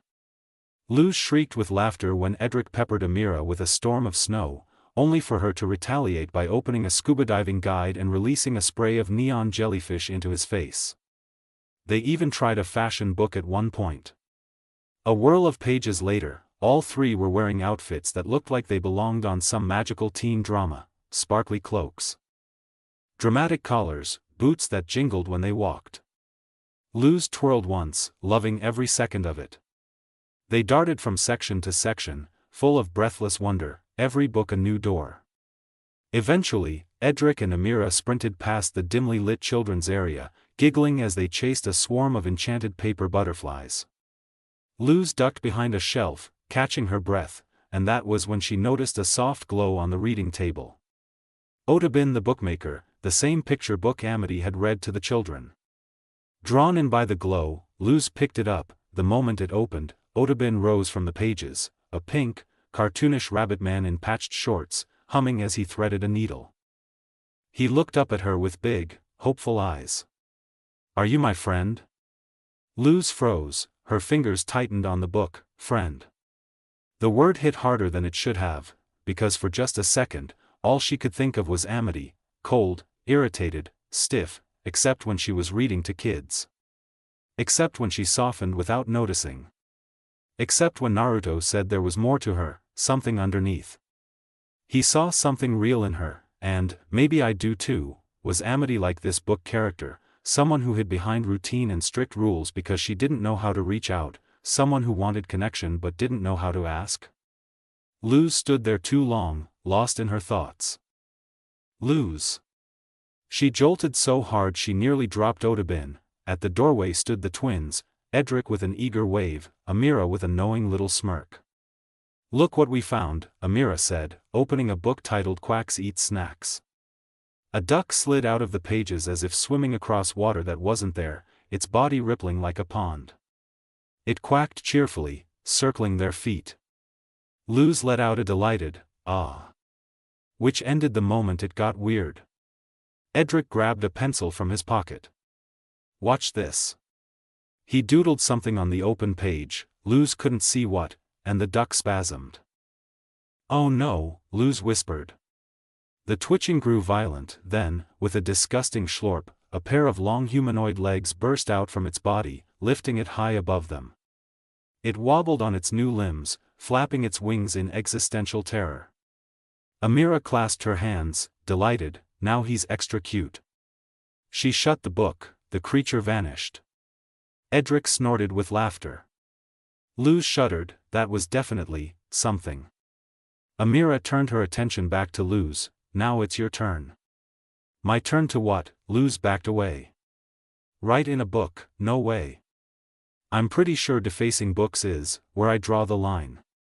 Note, pun not intended, but I'm sticking with it. The twins paused, exchanged a quiet look. Then turned back to her with matching shrugs. "Then we won't make you," Amira said smoothly. Luz blinked, relieved, until Edric snatched Otobin right out of her hands. "That's why we'll do it for you." "Wait." Too late, Edric was already scribbling on the page. The book trembled, a pink-clawed hand began pushing its way out of the paper. "Oh, heckin' oh," Luz slammed the book shut on instinct, right in Edric's hands. All three froze. Luz stumbled backward, smiling tightly. "Sorry, reflex. Very strong reflex." Amira let out a breath. "It's fine, we're not here to vandalize everything. There are better things to explore." She gestured for Luz to follow and headed deeper into the stacks. Edric rolled his eyes and tossed the Otobin book over his shoulder. It hit the floor, landing face down, then slowly flipped itself open, pages glowing an eerie, unnatural pink. Unnoticed by all three of them. Amira ended up leading them to the romance section. Luz stared at it for a few seconds before speaking. "Boiling Isles romance, I didn't even think they had that sort of thing." She reached for a book, about to open it, but Edric laughed. "You read that sort of stuff?" Luz paused, unsure how to feel, before Amira gave him a playful whack on the shoulder. Edric let out an audible yelp. Amira shrugged apologetically. "He likes to tease. I like romance too, especially this one." She pulled a book titled The Lone Witch Secret Room from the shelf. Something clicked, the bookshelf groaned and shivered before sliding back, revealing a hidden room tucked away behind it. It was small but cozy, a single shelf, a desk, brick walls, dim purple lighting, and a soft pink carpet that made the space feel unexpectedly warm. Luz's eyes widened. She stepped in quickly, almost bouncing with excitement. "Your secret room is like the ultimate secret hideaway." Edric chuckled. "We don't hang out in a library, teacher, I'm in love with a dictionary." Amira laughed, joining in, "I'm studying the dork arts." She giggled, then lowered her voice, explaining to Luz that this was Amity's secret hideaway. Luz's excitement wavered, replaced by unease. She suggested leaving, but the twins quickly denied her. Amira explained their recent problem with Mittens. "She's gotten too full of herself. All that extra training, she thinks she's perfect now." Edric continued, "She keeps snitching on us for cutting class or when we're about to pull a huge prank on Hexside." Amira cut in, "She needs to learn not to mess with people like that. So, we're going to find her diary and post it all around school." The two high-fived, grinning. Luz's stomach sank. She liked the twins, thought they were fun, but this was too much. "That's taking it too far. Did you even try talking to her?" she asked. "Trying to reason with them." Amira shook her head, a frown forming. "She doesn't talk to us, remember? This is nothing more than family tough love. She's so cold these days, it's like living with an iceberg." Luz opened her mouth to argue but couldn't. She didn't know what to say as the twins began searching around the hideaway. She tried to tell them to stop, but they thought she was joking. Her attention was quickly diverted when she noticed a stack of Good Witch Azure books on a nearby shelf. She looked at volumes 1 through 4, and then eyed what she thought was the 5th, like the one she had. She grabbed it, looked at its cover, hand-drawn, a witch in white with hair like Azura's, though purple. Luz had never seen this version of Azura before, nor did she know they even had Azura books in the Boiling Isles. Curiosity prickled her as she opened it. A small version of Amity rose from the pages, and Luz gasped. The book spoke in Amity's voice, soft and unguarded, unlike any tone she had ever heard from the girl. "I saw that, human girl, and the fox again." Luz realized immediately, this was Amity's diary. She read on, "What Naruto said got to me, maybe I have been a bit cold to people, especially the human. But, for my dreams, for the sake of my family's status, it's who I have to be, no matter if the human is hurt." Luz's heart sank, she quickly closed the book. Naruto was right, there was more to Amity, but these were the girl's private thoughts. She had no right to read them. Before she could put the book back, Edric perked up beside her. "What you got there, Luz?" She hid the diary behind her. "It's nothing, we should get going, like I've been saying. That old diary probably isn't even in here." But the diary glowed blue and lifted from her hands. Luz lunged, trying to catch it, but it slipped through the air and landed in Amira's hands, the glow stopping. Amira opened it, and tiny Amity appeared again. "It's not fair, I'm the only one who knows Ed and Em aren't perfect. Why do they keep getting away with things?" Edric and Amira nodded. "This is it," Amira said. She then turned to Luz. "Why did you hide it from us?" Edric leaned in, "The way Amity treats people, how she treats you, it's terrible, why would you try to stop us?" Luz grabbed the diary. "I know Amity can be cold, very cold. But no one deserves to have their private thoughts exposed for all to see." "I'm putting it back," she said firmly, but Edric grabbed the other end. They both tugged, Amira pulling on Edric's waist to hold him steady. "She needs this," Edric said. "It's for her own good," Amira added. Luz grunted, pulling with all her strength, and accidentally yanked too hard.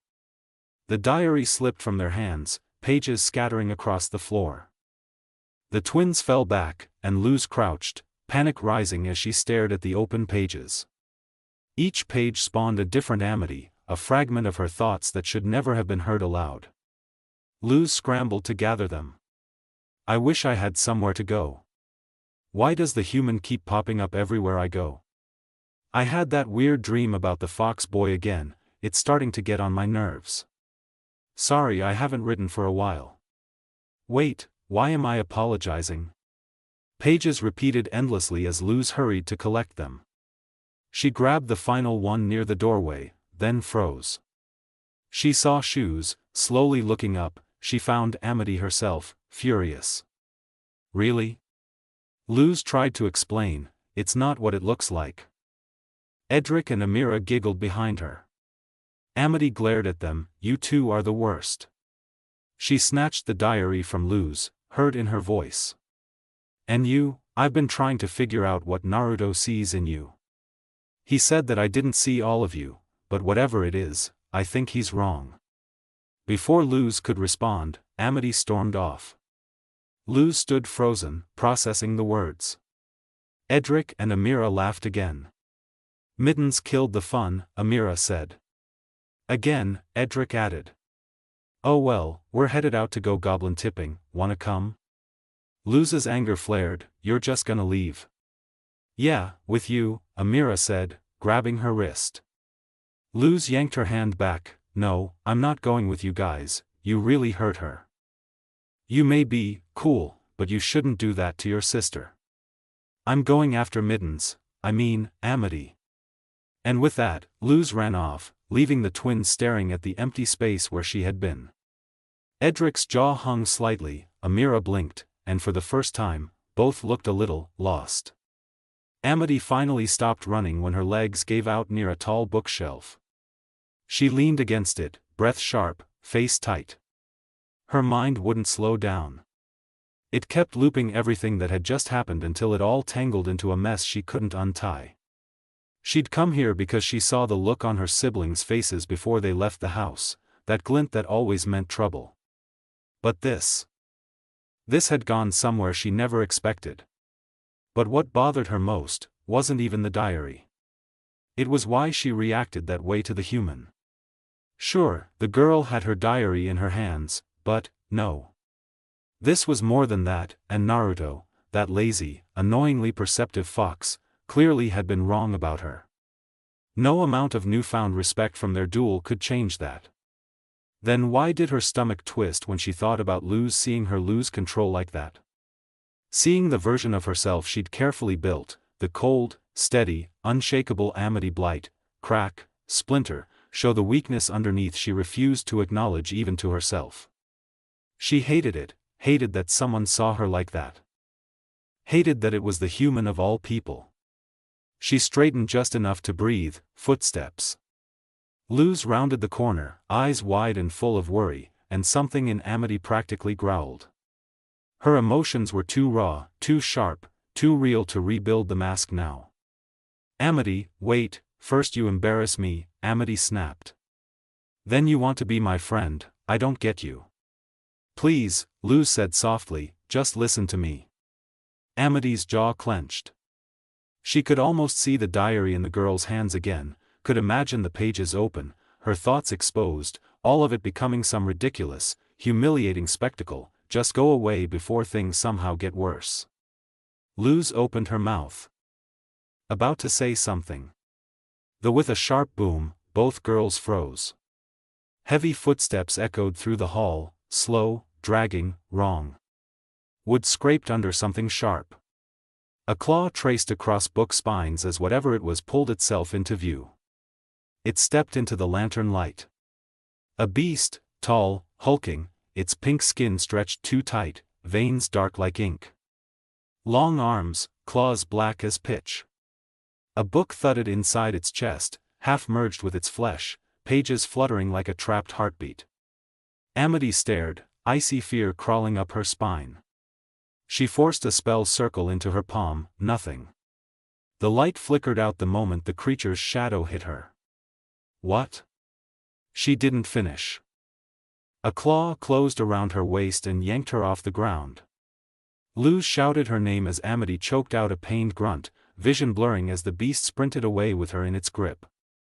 She tried again, another spell circle, smaller, frantic, but she couldn't focus, not under its crushing hold. The thing dragged her into the children's corner, now lit by an eerie green glow.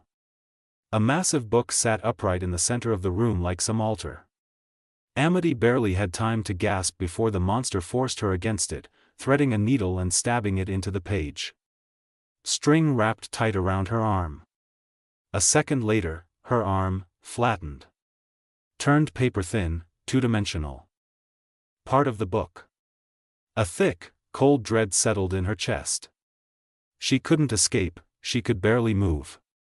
Her eyes darted to the creature's chest, the book embedded in its ribcage. Her book, the one she'd read to the children this morning. Her throat tightened. Otobin, she whispered.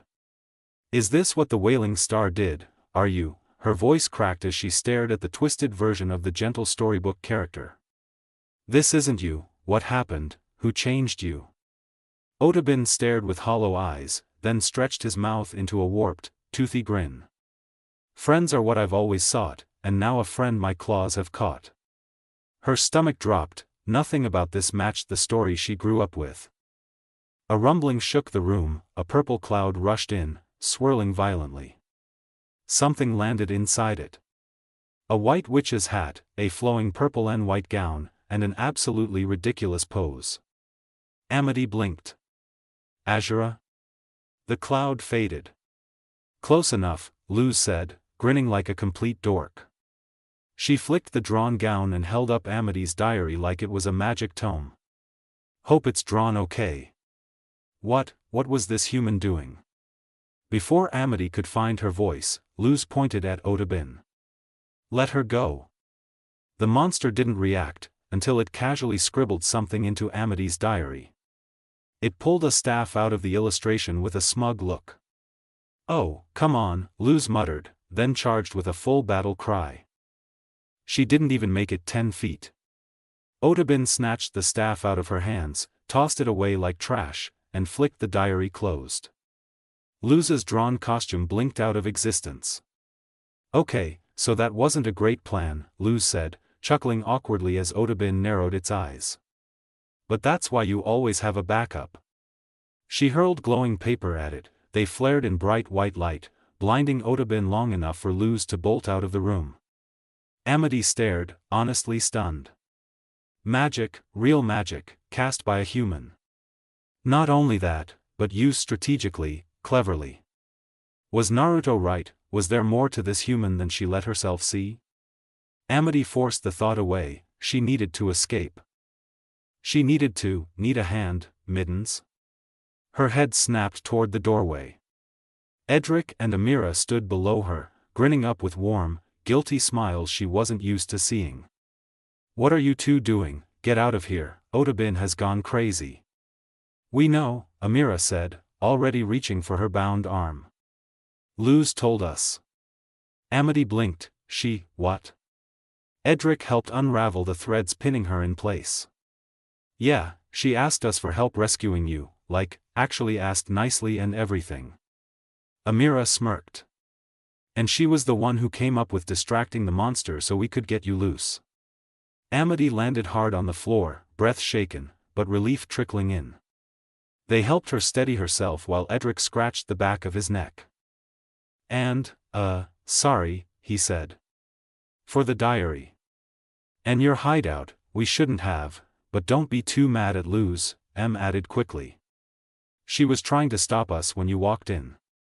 Amity stared at them, really stared, her chest tightened. Luz, tried to stop you? Both twins nodded. And just like that, Amity felt something shift, small, quiet, dangerous. But there was no time to unpack it. Otobin's chasing her, Amity realized, eyes widening. We need to catch up, now. She sprinted out of the children's corner, the twins close behind. Luz sprinted down the hallway, heart slamming in her chest as Otobin thundered after her on all fours. Every footstep behind her sounded like a countdown to disaster. She was definitely starting to regret volunteering to distract the monster. Sure, it had seemed heroic at the time, but now all she could think was that she really hoped the twins had already saved Amity, because she was definitely going to need saving herself any second now. She risked a glance over her shoulder. Otobin roared, a guttural, shaking blast of sound that made her jolt upright in pure terror and run even faster. Then, a wave of abomination goo slammed into Otobin from the right, knocking him clean off his path and sending him tumbling across the floor. Luz skidded to a stop, staring wide-eyed at the sudden rescue. Before she could process it, Amity and the twins rushed into view. Luz exhaled in pure relief, slumping a little. "Oh, thank goodness you're okay," Amity crossed her arms, more shaken than she wanted to show. "What were you thinking, human?" "I wasn't," Luz admitted, hands flailing. "I mean, did you see me?" She threw her head back and recreated her earlier battle cry, a ridiculous, over-the-top wail that sent the twins into laughter. Even Amity let out a small, startled chuckle, something Luz had never seen from her before. But the moment shattered instantly. Otobin rose again with a feral shriek. He charged them, and Luz froze, certain she was about to get flattened. But suddenly Amity slid in front of her, drawing a glowing spell circle. A wall of abomination goo erupted upward, enclosing them in a thick barrier. The monster slammed against it instantly, making Amity brace herself with both hands as the force rattled through her entire body. Edric paled. Amity, plan, what do we do?" Luz scrambled, scanning the floor until she snatched up a fallen book. A thought sparked. "Wait, I've got it." She held the book up triumphantly. "We read it a bedtime story." The twins blinked. Then the idea clicked, and identical wicked grins spread across their faces. Otobin blasted through the abomination wall, sending Amity tumbling back. He stomped forward, a barrage of snowballs hammered him from the side.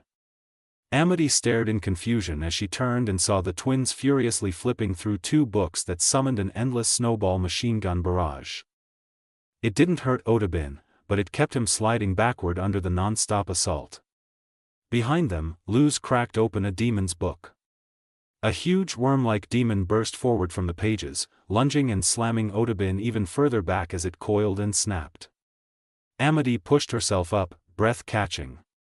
Luz and the twins were holding the monster at bay with pure creativity and chaos. It was incredible, but unsustainable. Then she saw it. Her diary, still clutched in Otobin's massive hand. And the book embedded in his chest, open to the original illustration of Otobin, though now smeared with claw marks and angry scribbles that had twisted him into a monster. Amity steadied her breathing. She knew exactly what she had to do.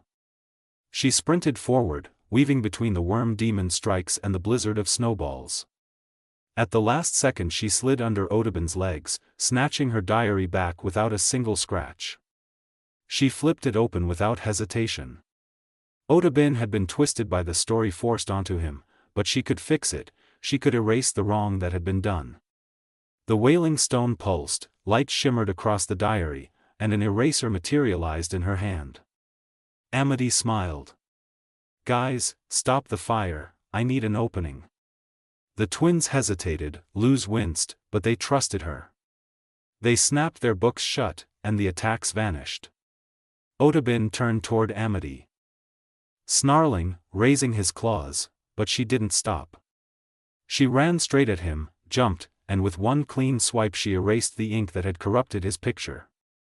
Her feet hit the ground, and instantly the entire library exploded in a brilliant flash of green. The light filled everything, swallowing sound and shape for long, blinding seconds. Then it faded. The book lay open on the floor, harmless. And standing calmly on top of it, was the real Otobin. Amity let out a breathless, relieved smile. Morning light spilled gently over the front steps of the library, painting long golden lines across the stone. Amity stood with Luz just outside the doors, arms tucked behind her back as she quietly surveyed the peaceful dawn. The stillness almost felt unreal after the chaos of the night. At least they'd managed to clean everything before leaving. The last thing she needed was to be banned from one of the only places she actually enjoyed being in. Edric and Amira had already headed home. She was definitely going to have a talk with them later, an honest one. About tonight, about everything, but for now, she could breathe. Her thoughts drifted naturally, annoyingly, toward the girl standing beside her. The human, no, Luz, was so much more than she'd assumed. Before tonight, she'd been a nuisance, an interruption to Amity's carefully constructed world. But now she was more. Braver, stranger. Kinder, infuriating in a way Amity didn't know how to categorize. And that odd magic she'd used, Amity still wasn't sure what to make of it. Naruto had been right about Luz. Amity found herself placing a little more respect in him for that. But then the question crept in, what now? Should this be the end? Should she return to being cold, distant, untouchable, the prodigy everyone expected her to be? Yes, of course, that was who she was. Who she needed to be. Amity turned, ready to walk away, ready to bury everything that had happened tonight deep where it could never bother her again. But Luz spoke up. What an adventure, huh? She said awkwardly, rubbing her arm. Thanks for helping clean up. Amity stopped. Of course Luz wouldn't make this simple. This never happened, she said, brushing it off with practiced sharpness. She stepped away again. Wait. Amity paused mid-step, jaw tightening, then turned back to Luz. Luz took a deep breath, clearly just as confused as Amity felt, then stepped forward. I know it doesn't make up for, well, anything. Reading your diary, embarrassing you at school, or being just a human. She winced at her own words. But, would you want to borrow this? She held out a book. The Good Witch Azura, Volume 5, the one volume Amity didn't have yet. Amity froze, eyes widening before she could stop herself. I noticed you only had up to 4, Luz added gently. Amity blinked, stunned, then slowly took the book, thank you. She turned to leave again. She almost made it down the steps, but something twisted in her chest. No, she couldn't keep doing this. Leaving things broken. Leaving things unsaid, turning everything complicated into something cold and distant. Not with someone who'd proven so much last night. She turned back. I still don't get you, who, she stopped, correcting herself. I mean, Luz. Luz blinked in surprise. You're weird, and dangerous, and very annoying to deal with. Amity's tone was flat, but there was no venom behind it, only honesty. But you're unpredictable. And maybe that's what Naruto sees that I didn't. She swallowed, the next words harder than she expected. Either way, you proved I was wrong about you. And I'm sorry for treating you as just a human, because you're not.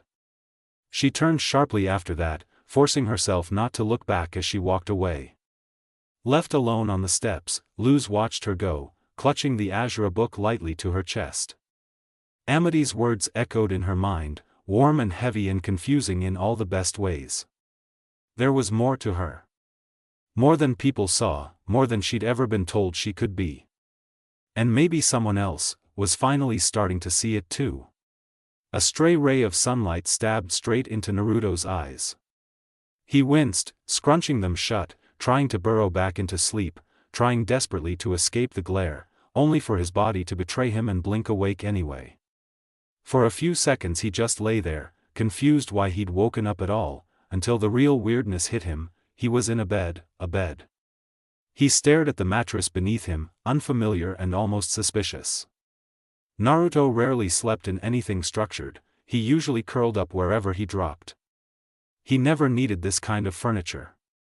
Then came the second weird thing, he was still in human form. He almost never woke up like that. It felt wrong, like wearing someone else's skin. And the third, and final, thing was the warmth. Not his. Something warm pressed against his back, and his chest. A presence that felt foreign, soft, wrong in a way that made his heartbeat go uneven. He didn't want to look, he really didn't, but the feeling started to crawl up his spine, a pressure, a heat, a breath, he finally turned his gaze downward. Two shapes lay pressed against him. They looked like people, but not quite, faceless silhouettes molded from nothing, bodies shaped just enough to resemble the two women he'd been thinking about far more than he'd ever admit aloud. The moment his mind recognized those similarities, Naruto's heart flipped violently. His blood pressure spiked so fast he thought he might explode. Before he could even process the scene, before panic or embarrassment or anything else could settle, a sudden cry split the air, a caw, a hoot, a screech, he couldn't even tell, because the sound dragged his eyes upward, and a talon tore him in half. There wasn't even time for pain, not really, because he jolted awake. Naruto let out a long, low groan and flopped back onto the couch cushions. Yeah, he was definitely ignoring that dream. Nope, he wasn't unpacking that, he wasn't touching that, he wasn't even looking in its general direction, and still, he understood exactly why he'd had it. With everything going on lately, his brain was basically begging him to think about stuff he absolutely did not want to think about. So he shoved the whole thing aside and forced himself to rewind the last few days instead, starting after the library incident. According to Luz, he'd talked sense into Amity. Which, sure, he had been trying to do, but hearing Luz say it out loud, how she used what he said to talk with Amity, had made something in him twist in a way he pretended not to notice. The day after the library had been slow, well, it started slow. It ended with one of the funniest things he'd seen in weeks. Luz, Ida, and King had managed to body swap themselves into a disaster. And unlike last time, Naruto refused to get involved, because Ida once swapped bodies with him and used his shape-shifting for questionable personal errands. He still hadn't forgiven her for the raccoon incident. So instead of helping, he oversaw the chaos like a board referee and added his own rule: whoever bailed first had to clean the entire house, plus Hootie. Naturally, they all bailed, spectacularly. Watching the parade of people they'd wronged group up, compare grievances, and then get immediately turned on each other as the swaps continued? Honestly, one of the best shows on the aisles. Even better when Lilith ended up swapped with a confused hound. A few days later, he managed to get Luz into Hexside for the upcoming semester. A miracle achieved only because of his deal with Principal Bump, and he also spent 2 hours convincing Ida to allow Luz to join Hexside. He was still annoyed about that part.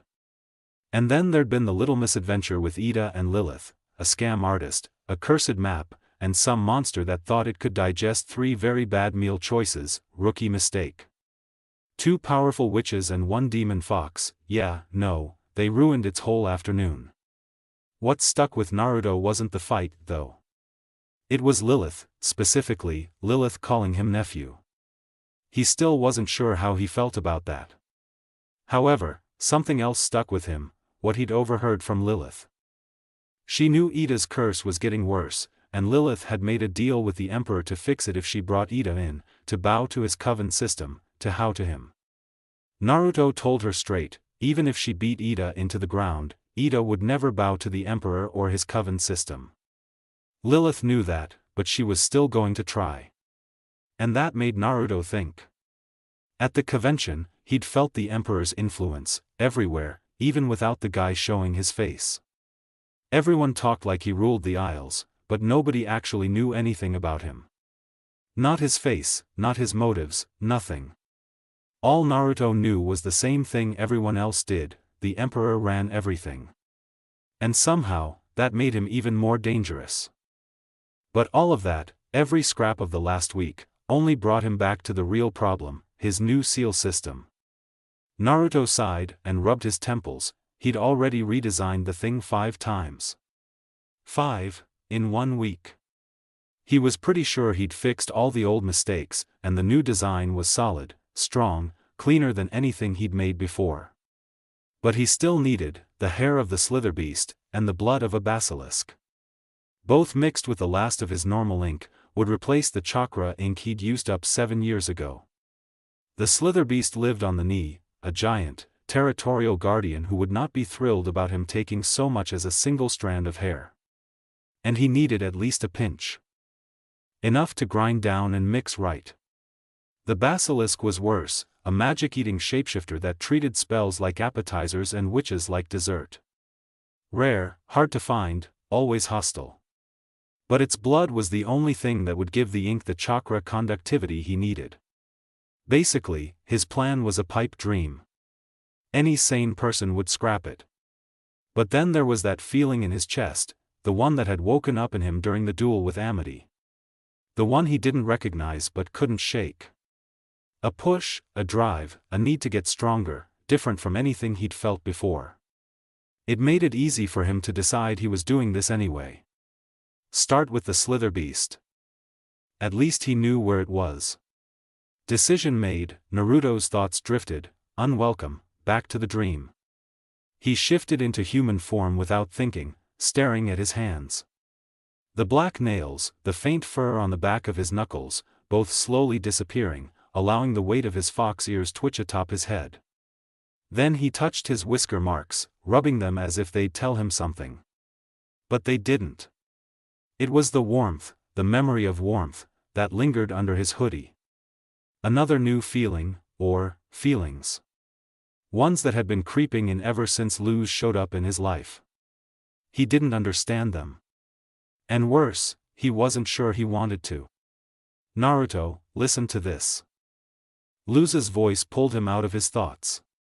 He blinked, realizing she'd been sitting beside him the whole time, and he hadn't even noticed. He really needed to stop doing that.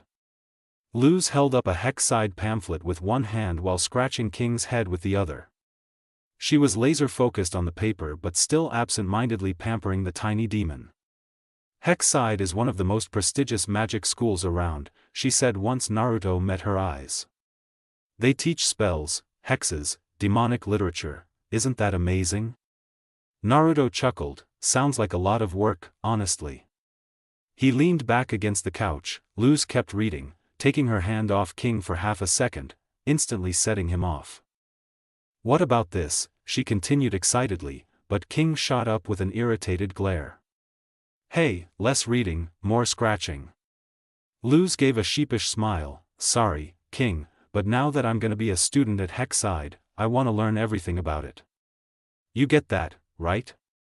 King was already gone, well, mentally. Physically, he had stolen Luz's pamphlet and was tearing it apart with wild enthusiasm.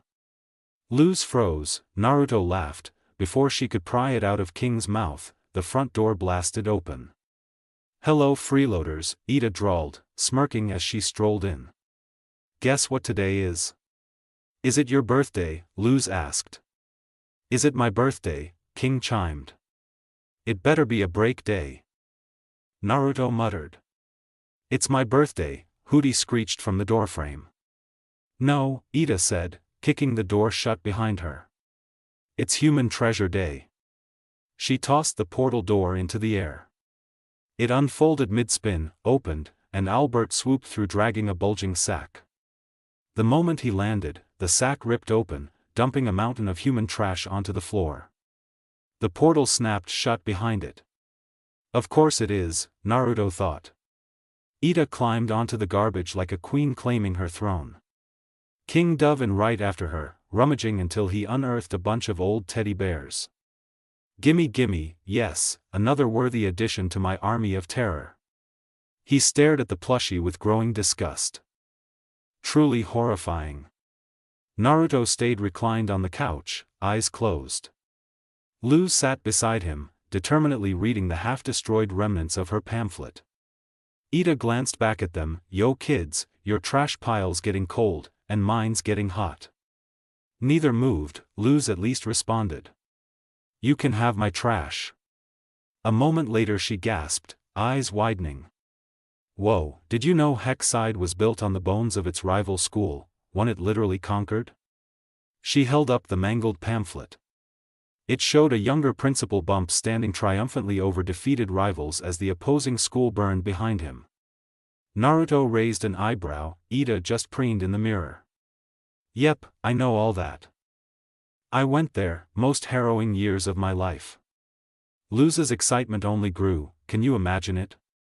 Me in the halls of Hexside, studying with Willow and Gus, maybe Amity, she suddenly gasped again, Amity, oh man, we're supposed to meet at the market so I can get my Azure book back. She jumped to her feet, come on, Naruto, we gotta go. Naruto perked up, shifted into his fox form, and hopped onto her shoulder. Luz sprinted for the door, then skidded back to yank it open again. Love you guys, she shouted before slamming it shut and running off toward the market. Luz sprinted down the path, boots slapping against the dirt as the market came into view. Naruto clung to her shoulder in fox form, his tail streaming behind him like flags in the wind. After a moment he shifted back to human, jogging beside her with easy, steady steps. For a few seconds they ran in silence. Luz was focused. Naruto was thinking. He finally glanced at her, hey, why'd you even let Amity borrow your Azure book, isn't it like, your favorite thing ever? Luz kept running but didn't hesitate, because she's a fan too, a real one. And, it felt like a good way to reach out. She huffed as she dodged a cart. You were right about her, there's more going on with Amity than the whole, perfect prodigy, thing. Naruto hummed, considering that, changing Amity's whole attitude in one night with a book? Who was he kidding, if anyone could do it? It'd be Luz with a dramatic fantasy novel with sapphic undertones. He perked up, when you get it back, you should read it to me. Luz stumbled for half a step, staring at him like he'd just spoken in tongues. Wait, you, read Azure, out loud, she blinked hard. Naruto, you and Ida said the language was needlessly flowery and, trying too hard to be magical, Naruto shrugged, completely unbothered. I probably misjudged it if Amity likes it, plus, his eyes shifted away for a moment. We need something else to talk about. I'm kinda running out of past stories. Luz slowed just enough to look at him properly, confusion melting into something warm. You want to read Azure with me? Yeah, he said simply. Why not? Luz's smile stretched wide, bright, delighted, and just a little smug. Naruto Uzumaki, you are finally choosing culture. Naruto snorted, don't push it. They picked up their pace again, the market now buzzing just ahead of them. Luz sprinted into the market square, boots slapping the stone, her breath coming out in little excited puffs. The place was bustling, witches haggling over glowing fruits, vendors shouting prices over bubbling cauldrons, spell components dripping from hooks. Luz scanned the crowd, and spotted her. Amity Blight stood in full casual mode, a long loose black shirt with sleeves hanging past her wrists, dark purple pants tucked into simple black witch shoes. A bright pink pendant rested against her chest, flashing in the sun with every shift, and a violet satchel hung neatly at her side. Luz's smile went bright and warm immediately, 2 seconds away from turning into a full sprint straight at her. Then, hi, Luz. 2 figures popped up right in front of her. Luz yelped, flailing backwards as Naruto launched himself off her shoulder and landed on her head like a startled, fuzzy little hat. The Blight twins grinned down at her, pure gremlin energy. When Luz hit the ground, the twins laughed. Amira leaned forward, eyes shimmering with mischief as she looked at Naruto. And hello to you, fox boy. Her hand lifted like she wanted to pet him. Naruto dodged immediately, fur prickling. Why does she look at me like I'm some kind of plush toy? Sure, he chose this smaller fox form for mobility, but this was not the energy he wanted. Especially not from her. Before he could intervene, or before the twins could escalate further, Amity rushed over. Move, she snapped, shoving Amira and Edric aside, they only chuckled. She offered Luz a hand and helped her up, steadying Naruto in the process. I'm sorry, Amity said, tone dropping into genuine apology. They insisted on coming along to say hi. Then she looked at Naruto, giving a small, polite smile, good to see you Naruto. There was something in that tone he couldn't place. But everything else he could see. Amity didn't look like she had a few days ago. Not cold, not sealed off, not trying so hard to be the perfect prodigy. The mask was still there, but softened. Whatever happened between her and Luz at the library, it worked. His talking to her probably helped too, but he wasn't confident in his people skills enough to believe he was the main reason. Still, he smiled. Good to see you too, Mittens. Amity's face didn't move for a half second, and then she turned bright red just as Edric and Amira swooped in. We love you, Mittens, they chanted, pressing their cheeks against hers and trapping her in a sibling smush. Luz burst into giggles. Stop it, Amity barked, shoving them away. In the same breath, she straightened her hair and slipped back into her practiced calm. They've been extra protective lately, trying to make up for the library incident. Edric leaned in, guilt softening his expression, and we still apologize every day. She shoved him too. In any case, she said quickly, pulling the Good Witch Azure 5 from her satchel, here's your book. Luz accepted it carefully, smile stretching wider. So, what did you think? Amity froze, shoulders tightening. It was fine, I guess. Luz flipped through the pages as Naruto watched from atop her head, until she spotted something wedged inside. A sketch, a rough drawing of Amity in a dress, leaning toward a fox-themed book character like she was about to kiss him. Luz's eyes went wide with playful mischief. It was so fine you drew yourself with Menma the mysterious fox whisperer? Amity combusted, she summoned a spell circle, and a burst of purple fire turned the drawing to dust instantly. Luz smirked, Naruto snorted a tiny laugh. And no, Naruto absolutely did not notice the implication. This is great, Luz burst out, excitement shooting right past teasing. Maybe we can even start an Azure club at school when we're classmates. Amity blinked, when we're what? Luz blinked back, realizing she forgot to actually say the thing, then her grin returned full force. Surprise, she held out her Hexside pamphlet. I'm enrolling at Hexside. Amity's face lit up, surprise, then subtle joy Naruto instantly caught, before it abruptly dimmed into disappointment. That sounds great, she said gently, but to be in the class I'm taking this semester, you need to pass the placement exam. You have to show skill in at least 2 types of magic. Luz's smile slipped, just a little. Amity continued, I know you have your light thing, and its variations. But if you can't show another type, they'll put you in the baby class. Do you know anything else? The question hit Luz like a punch. Naruto saw her whole body stiffen. Before she could speak. Quit giving her a hard time, Mittens, Amira said. Yeah, Edric added. Of course she knows 2 types of magic, he turned to Luz. Right? Luz forced out a shaky laugh, of course I know 2 types, totally.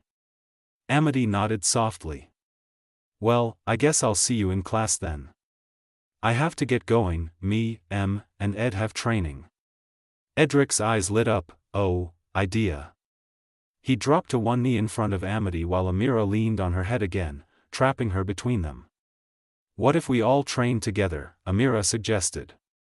We could show off what we know. Edric grinned, what do you say, Luz? Luz froze like a startled deer. Naruto could practically see the panic. She had just lied. There was no universe where she survived a training session with the Blights without being exposed instantly. Naruto stepped in. Actually, he said, tail flicking, we already have training planned with the owl lady, far away. We should get going, right now. He nudged Luz with his head. Oh, yes, Luz said, voice climbing into panic range. We have to go, bye. She sprinted off. Naruto clung to her hair for balance, both of them vanishing around a corner while the Blight siblings stared after them. Once they were safely out of sight, Luz exhaled hard, thanks for the save. Naruto yawned, don't mention it, I know you're terrible at lying. Luz burst through the door of the owl house at full speed, skidding across the floor as she sprinted straight for the kitchen. EDA, she yelled, panic in her voice. Naruto flopped on her head like a lazy hat, ears flicking but making no effort to get down. Committed to the theatrics, he murmured, voice flat. They reached the kitchen, where Ida stood over her cauldron on the table, fire crackling beneath it. She muttered to herself as if the world outside didn't exist. Luz didn't pause. Ida, you have to teach me a new spell right now. Ida groaned, a half-smile tugging at her mouth. Silence ruined, again, she muttered. Kid, busy. Vegetables won't cook themselves. She gestured at a haphazard pile on the table. She dumped a potion over them. The vegetables sprouted arms and legs. Ida smirked and pointed toward the cauldron like a general issuing orders. The vegetables bolted in terror. Naruto raised an eyebrow, and you thought that would work after the other times. Why? His voice was low, sharp, but amused. He slid off Luz's head onto the table, landing silently. Luz clasped her hands desperately. Ida, please. I need to learn a spell today, or I might get put in a bad class at Hexside. Naruto flicked his tails, voice calm. She needs 2 magic types, 1 isn't enough. You can see she's worked up, yeah? Luz nodded vigorously. Yes, exactly, please Ida. Ida waved a hand. I already taught you enough witch stuff. Didn't I? Luz lifted a glyph. I can do light magic. I recorded you that one time, and Naruto helped me make variations, but that's still 1 type. Ida blinked. Whose fault is that? Yours, Luz said instantly. Ida paused, then laughed, loud and genuine. True, that is my fault. Naruto shifted to human form beside them, expression neutral. Just 1 spell, any spell, she needs this. Ida waved a hand dismissively. Still busy, she stirred the cauldron. Naruto's ears twitched slightly. He didn't flinch, he rarely did. He didn't complain, but internally, this is almost laziness, almost unnecessary, but okay. Then Luz tried her card. What will people think, she said sweetly. When they find out the most powerful witch on the Isles has an apprentice who gets put in the baby class because she refused to teach her? Ida froze. Naruto caught the tiny twitch in her shoulders. Yep, that worked, Ida smirked. Nice try, pride doesn't get played that easily. Naruto thought, flat-faced, she's cracked, just a little. He gave the tiniest push, so the rumors are true. Owl lady, sloppy enough to get caught eventually. That did it.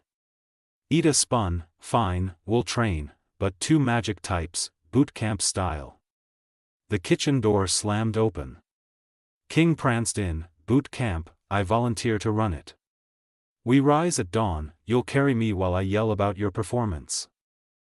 Ida immediately shut that down. No, Luz goes weird when you're cute, and she needs focus. You're too adorable. I am not adorable, King stomped. Naruto watched deadpan. Luz whispered, ah, he stamped his little foot. King squealed, stormed out, slammed the door, reopened, slammed, again. It finally stayed closed. Ida exhaled. You're not coming either. Naruto blinked. What? You in fox form, distracting. You're being laziness, even more distracting. Luz won't be able to focus from that either. Naruto's eyes narrowed. I was planning to help her.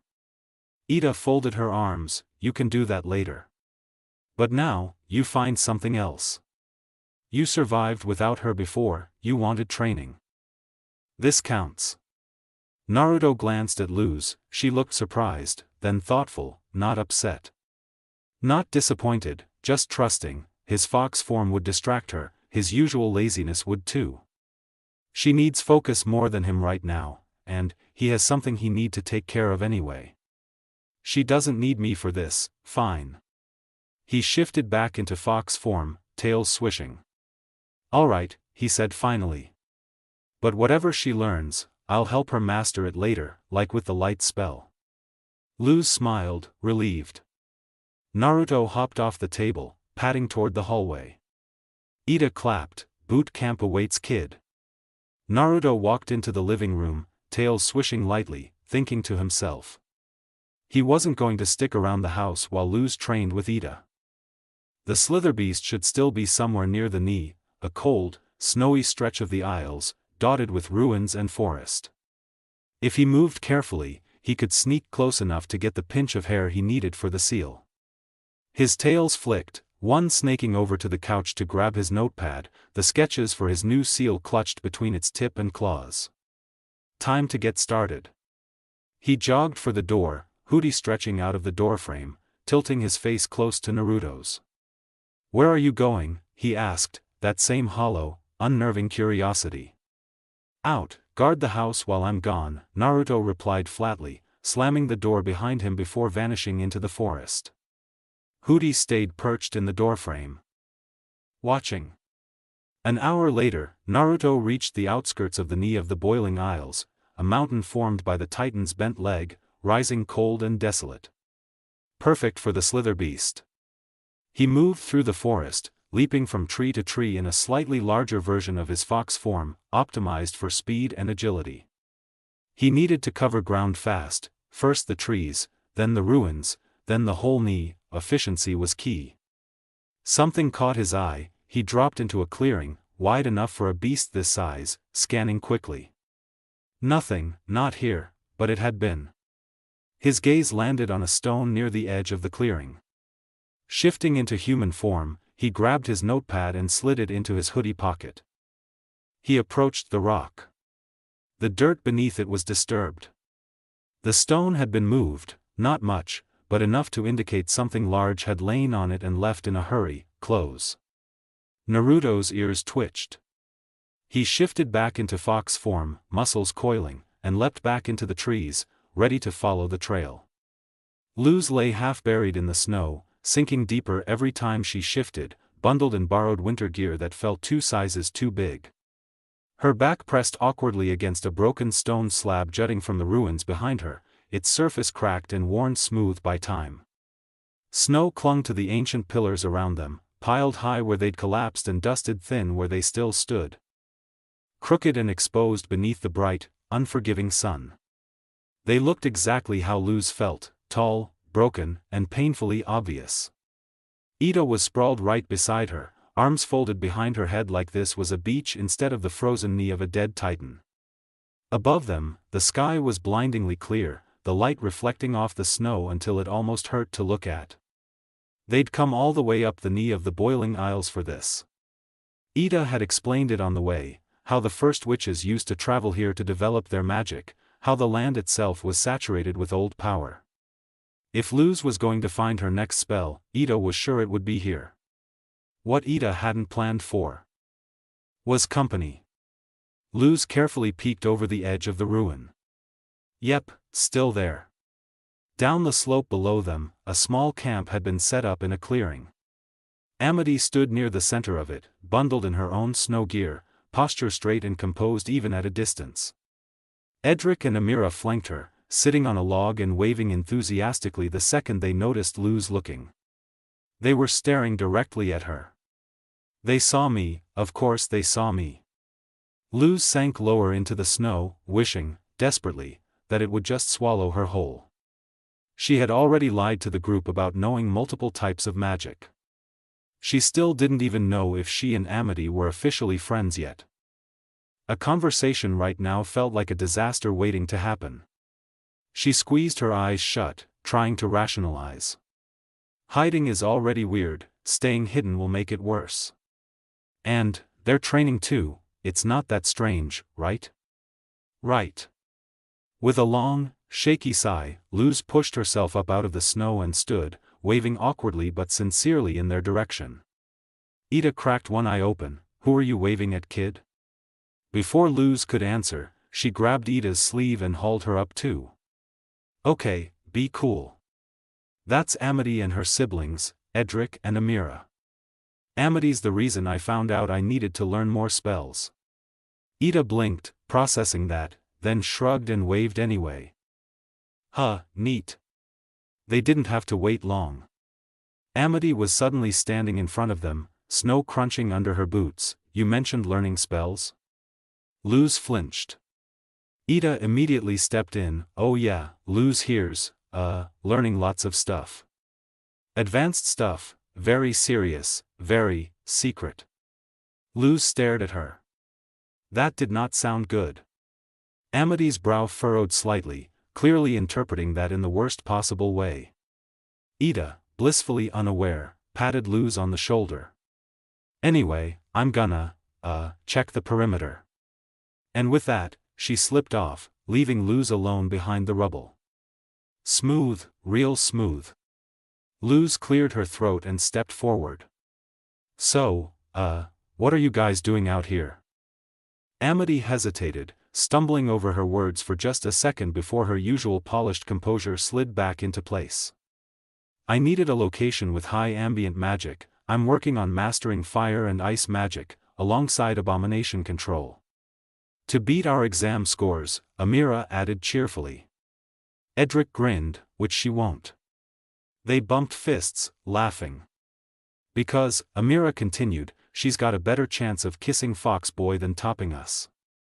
They high-fived again. Amity's face went scarlet. That's not." Luz blinked. "What?" Amity straightened immediately, cheeks still burning. "What about you? What are you training for?"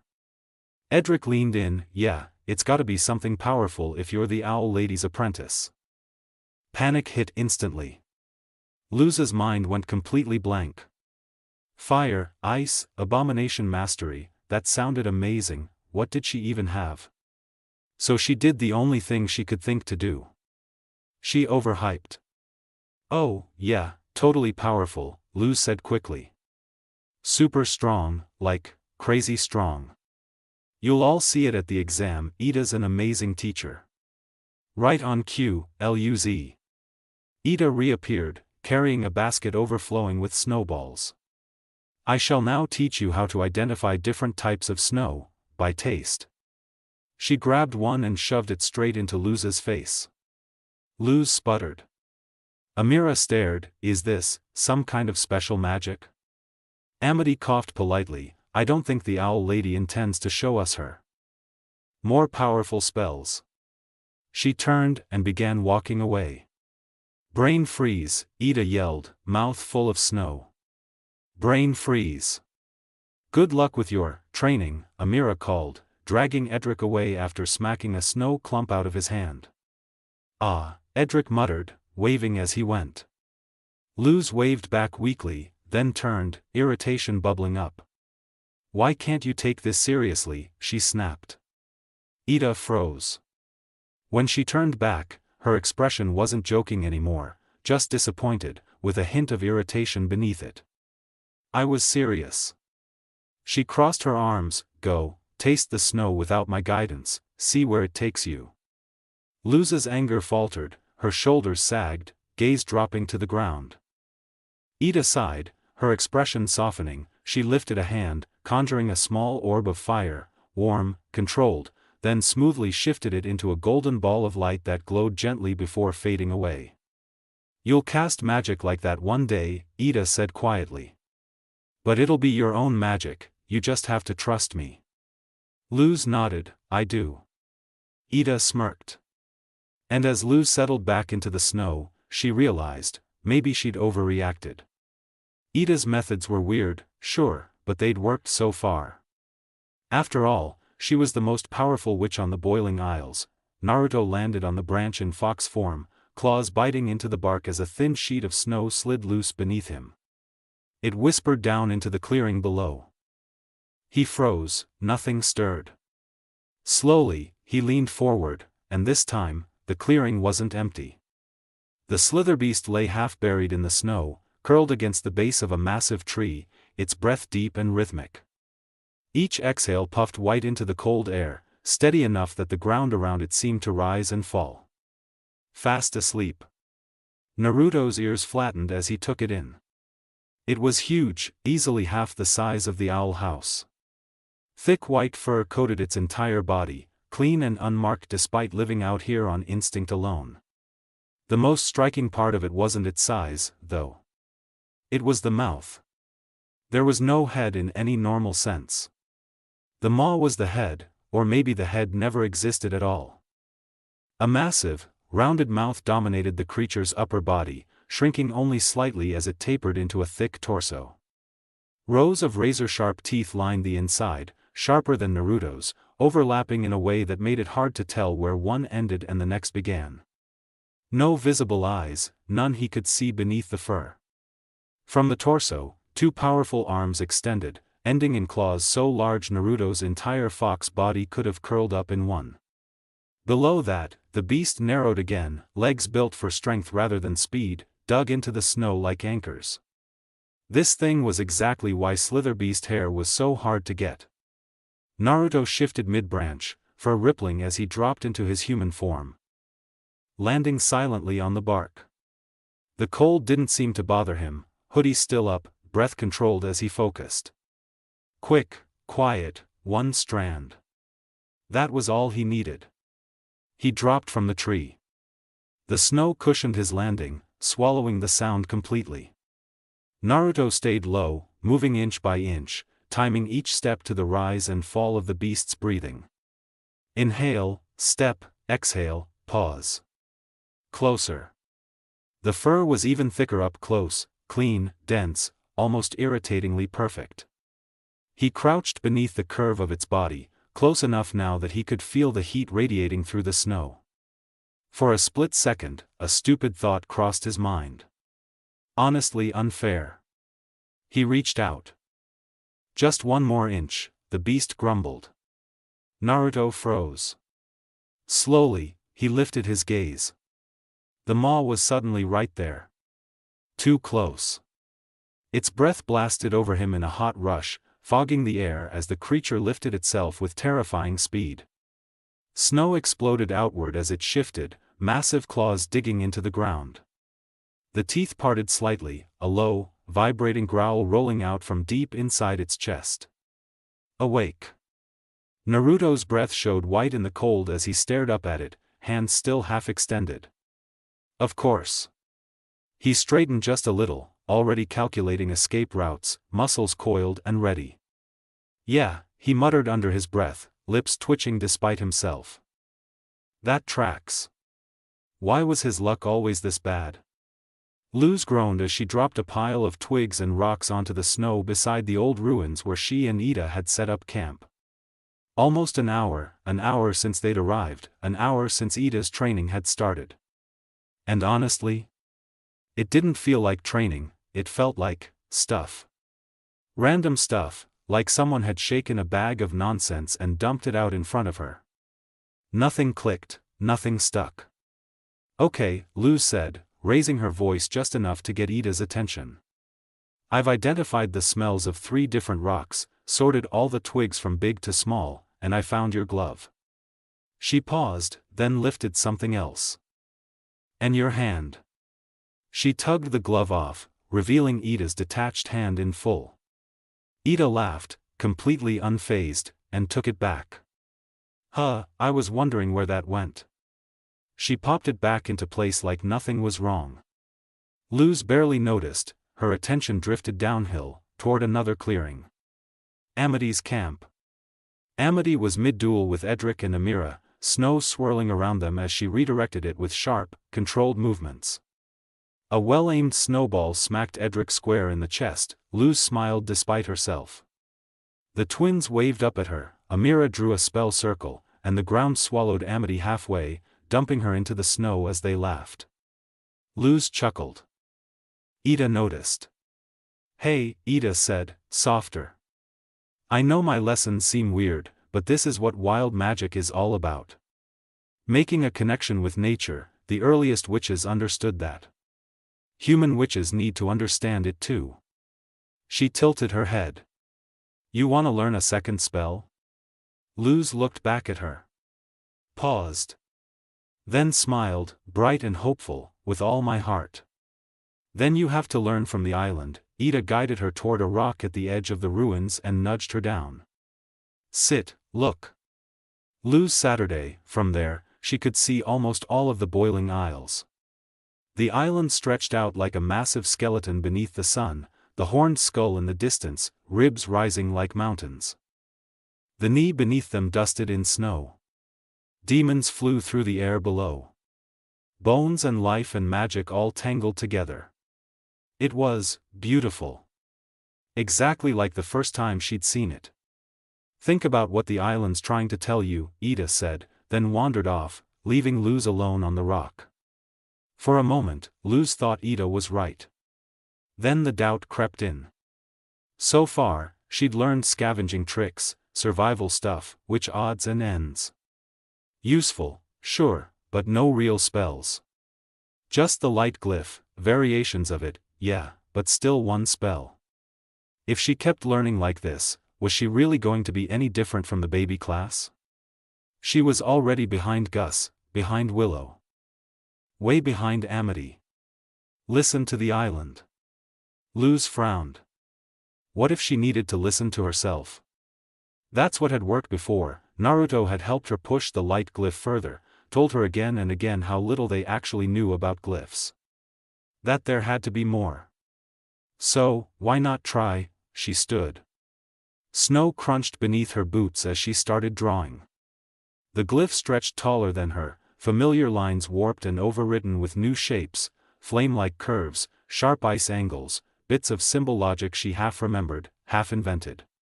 It didn't look clean. It didn't look right. But wild magic wasn't about neat, was it? She stepped back, heart pounding. Hold it. Luz turned. Ida stood there, staring at the glyph, expression sharp. What are you doing with that? The frustration Luz had been swallowing finally boiled over. I'm doing magic. What would you have me do? Eat more snow, lick another rock? Ida paused. Okay, my methods are unique. But so is your magic. Connecting to the island can help. It hasn't, Luz shot back. So why are you so against this? You're all about wild magic, but you won't even let me try. Ida sighed, rubbing her temple. Trying things out is great, necessary, even. But these glyphs, she gestured at the snow, aren't like anything anyone's ever seen. Small changes worked because you were still learning the rules. This? She shook her head. This isn't helping you. It already has, Luz said firmly. And she stepped onto the glyph. It lit, but wrong. Not the steady glow she was used to. It surged, flickered. Then a golden orb rose from the snow, smaller than the glyph but pulsing hard. Luz crossed her arms, smirking at Ida. Then the orb swelled. Luz! Ida shouted, cover your eyes. Too late. The light detonated. A white flash ripped across the knee, the ground buckling as Luz cried out, hands flying to her head. Snow blasted outward in a wave. Deep in the forest, Naruto barely dodged as a claw tore through the space where he'd been. He twisted, fire flaring from a seal, sending a wave of flames crashing into the slither beast. It didn't even slow, it burst through the fire, roaring. Of course, Naruto muttered, dodging another swipe. 3 fireballs slammed into its side midair, it barely reacted. Then the ground shook. The beast froze, growled, and bolted. Naruto skidded to a stop, staring after it. What? That hadn't been fear, it had been attention. He chased. Trees blurred past until the forest broke, and Naruto skidded into a clearing he recognized too late. Ruins. Ida was in the slither beast's grip. So were Edric and Amira. Amity stood in front of Luz, who was barely conscious. Naruto snarled. He didn't know how this happened. Didn't care. He leapt, landing hard beside Luz and Amity, arms half-shifted, fur bristling. The slither beast struck. Naruto was slammed aside mid-air, skidding through snow as Amity shouted his name. And then the beast ran. With Ida, with the twins. Naruto pushed himself up, teeth clenched. This just got worse, he growled. Amity was already there when Naruto pushed himself up, brushing snow from his sleeve. She grabbed his arm without hesitation, steadying him as he shifted fully back into his human form. You okay? She asked, eyes still flicking toward the tree line. Yeah, Naruto muttered, then turned. Luz was swaying. Both of them moved at once. Naruto caught her before she could tip over. Amity supporting her other side as they eased her upright. "What were you all doing out here?" Naruto asked, sharper than he meant to. "It doesn't matter," Luz said quickly. "What matters is Ida, Edric and Amira. We have to go after them." Naruto blinked. She still hadn't opened her eyes. "Luz," he said, gently this time. He lifted her chin just enough to look closer. "Open your eyes." She hesitated, then did. Her pupils didn't track. Naruto waved his hand in front of her face. "Nothing. You can't see," he said quietly. "Not really," Luz admitted, forcing a smile that didn't land.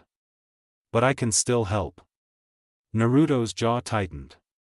Fire and seals, the slitherbeast running, the flash, the timing, this was on him. If he hadn't gone after the slitherbeast, if he'd known they were here. Luz straightened suddenly, pulling herself out of his grip. "Come on, we have to hurry." "No," Amity said instantly. Luz turned toward her voice. "What?" "You can't see," Amity said, firmer now. "That thing almost killed us when we could, you'll get hurt." "I don't care, you're staying," she said. "That's not a suggestion." Naruto nodded. "She's right, you stay here." Luz opened her mouth to argue again, but neither of them let her. "We'll bring them back," Naruto said. "I promise." And then they were gone, boots crunching into the snow, footsteps fading fast. Luz took a step after them. Missed. She went down hard, snow filling her gloves, the cold biting through her clothes. She didn't get back up right away. She didn't need to see to know how badly she'd messed up. She'd pushed too far. Got so obsessed with training that she'd stopped listening, blinded herself. Drew attention to the ruins, and when Ida had tried to protect her, Ida had been taken. The twins too. Amity had fought. She knew they had. And Edric and Amira wouldn't have gone down without trying to protect her. All because she hadn't stopped, all because she hadn't listened. She squeezed her eyes shut, and something cold and wet touched her face. She flinched. Snow. A few flakes melted against her lashes, the cold shocking enough that she gasped and blinked, and froze. She could see. Not clearly at first, just light and shadow, then shapes, then the sky. Her vision settled, and her breath caught. Above her, traced faintly across the stars, was a light glyph. Not drawn, not carved, there. Lines of violet and blue light, subtle but unmistakable, as if the sky itself had always held it and she'd only just learned how to look.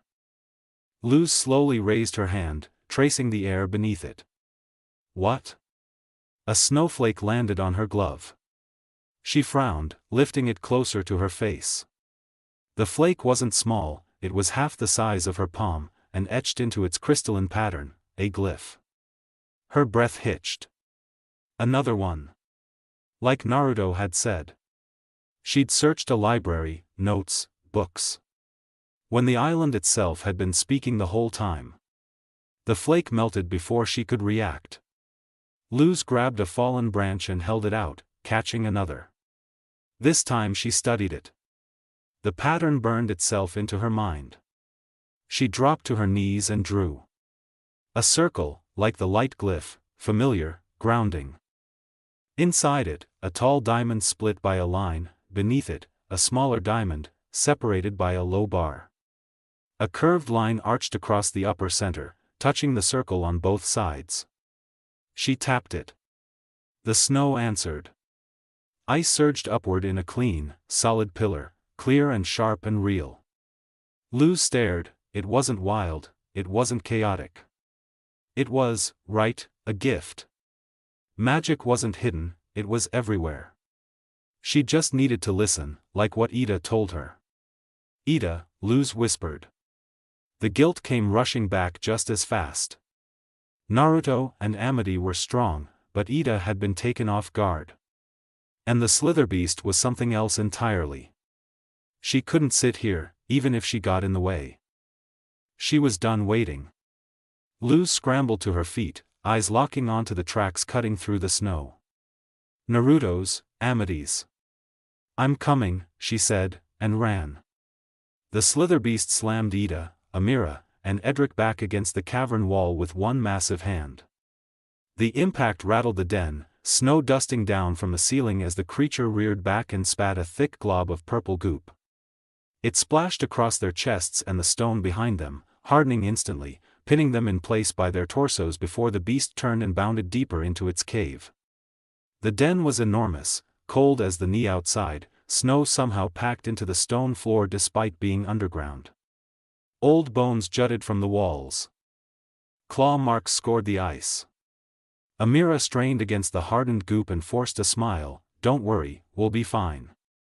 Right on cue, several skeletons dropped from the ceiling, half melted into similar purple residue, dangling lifelessly around them. Edric swallowed. "No, we're gonna die." A voice cut through the gloom.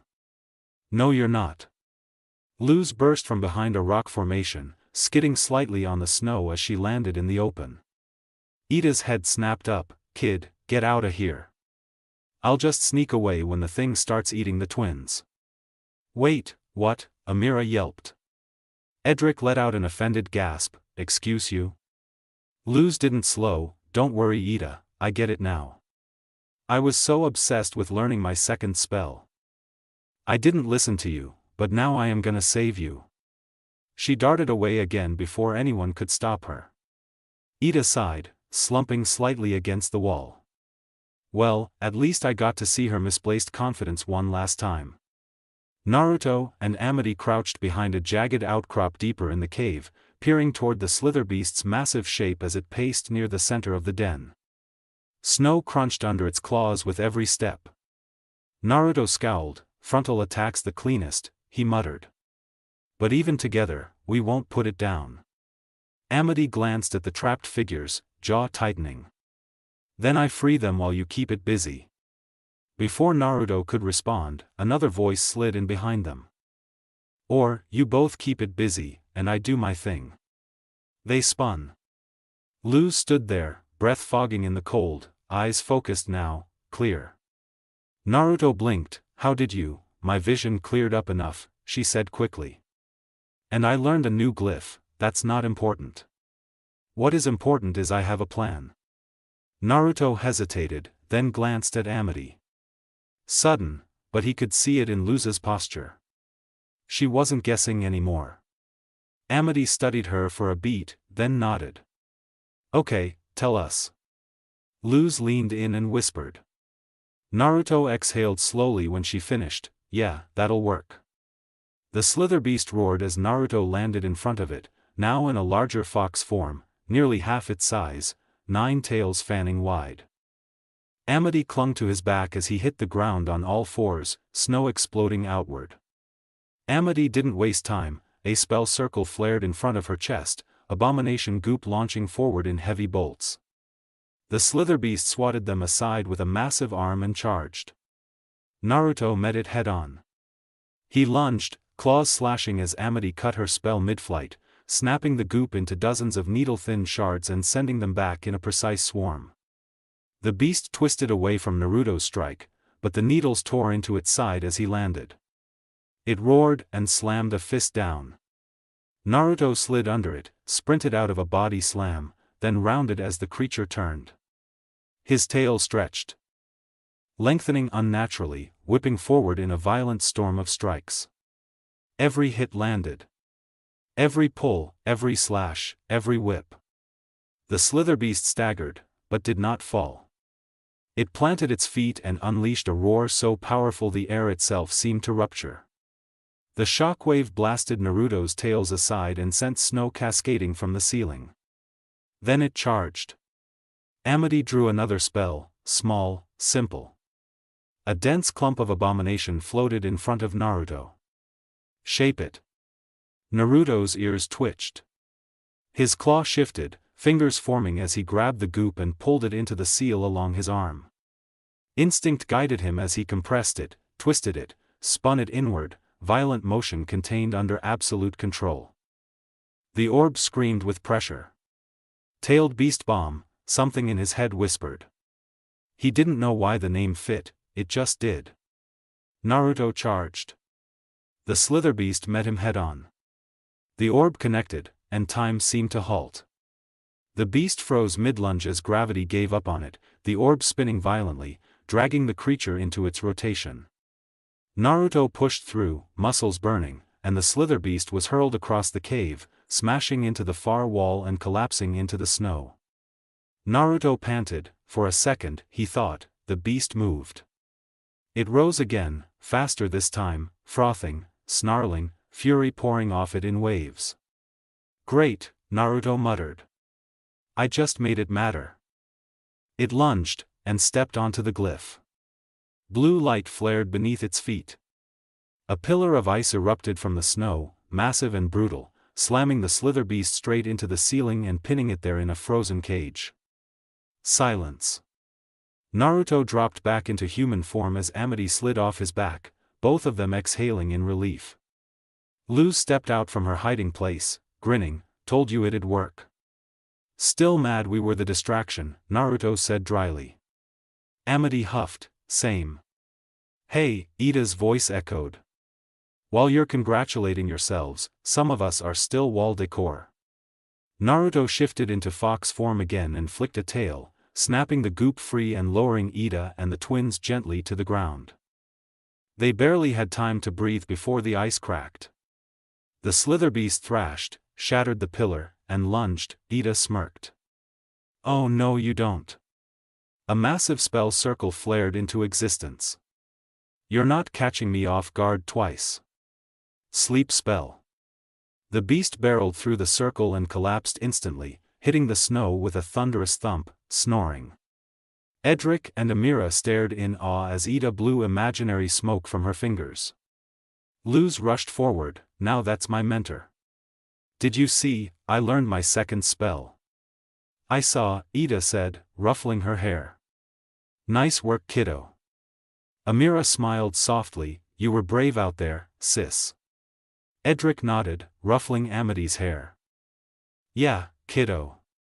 Hey, stop that, Amity snapped, fixing her hair before turning to Luz, composure settling back in place.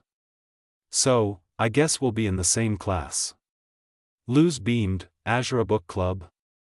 Amity blushed. As long as it's secret. It's not a secret, Edric laughed. We're telling everyone, Amira added. Ida sneezed loudly as Naruto hopped onto her shoulder. Alright, your adorable banter is making me sick. Let's go home. On it teach, Luz said. Wait, Ida added. Naruto, when did you? He didn't answer. Luz activated another ice glyph, sending them shooting into the air as they cheered. Naruto yawned mid-flight and pulled a small clump of white fur from his pocket. He'd snagged it. They were safe. Luz had her spell. Amity was smiling. Now all that was left was basilisk blood. And that, he knew, wouldn't be nearly as easy. Time skip. Naruto sat on Luz's head as Ida flew them above the forest surrounding Hexside, legs folded, tail lazily flicking behind him. Below them, the trees burned in shades of orange and gold, the morning sun catching on the leaves and turning the canopy into a sea of embers. Luz had passed her entrance exam. That fact did very little to calm her nerves. Naruto, meanwhile, was only half aware of the wind rushing past his ears. Even as he dozed, his thoughts circled the same problem they had for days now. Chakra ink. More specifically, the final component he needed to recreate it properly for his new seal. Basilisk blood. Ever since he'd gotten his hands on a clump of slither beast hair a few days ago, he'd been digging through every scrap of information he could find on magic eaters, basilisks, slither beasts, anything that fed instead of cast. They were supposed to be extinct. Naruto knew better. Extinction usually meant hiding, especially when shapeshifters were involved. Few in number, careful, patient. And there had been signs. Multiple magic schools across the Boiling Isles had been infiltrated.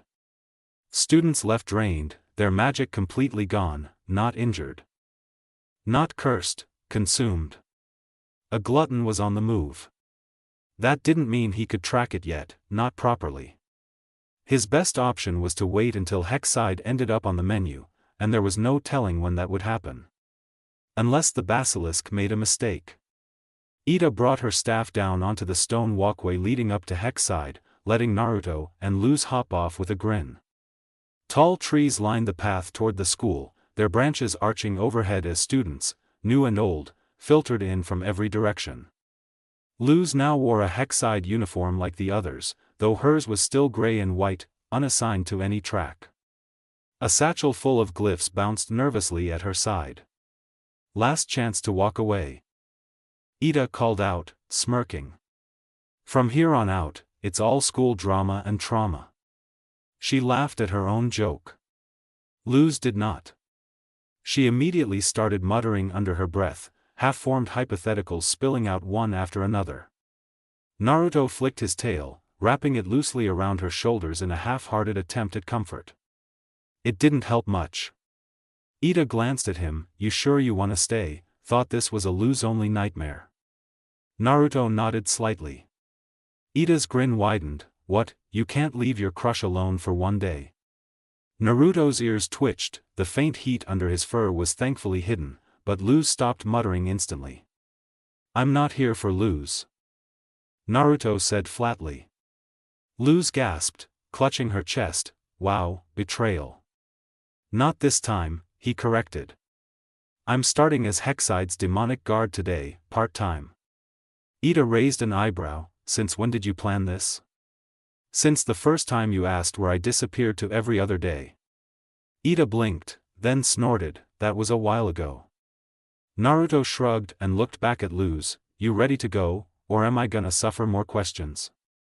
Luz hesitated, then sighed, I don't think I'm ready. Last time I started at a new school, I totally ruined my first impression. What if I do that again? Naruto lowered his head, studying her.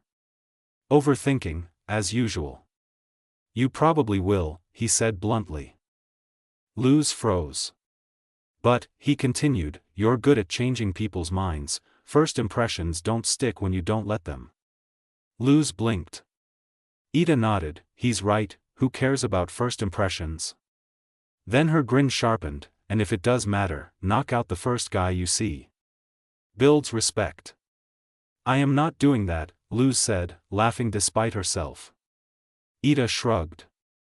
Suit yourself, just don't try being a goody two-shoes. I like my apprentice the way she is. Luz exhaled, shoulders loosening, I won't let this place stop me from being me. That's my girl, Ida said. Show what's what.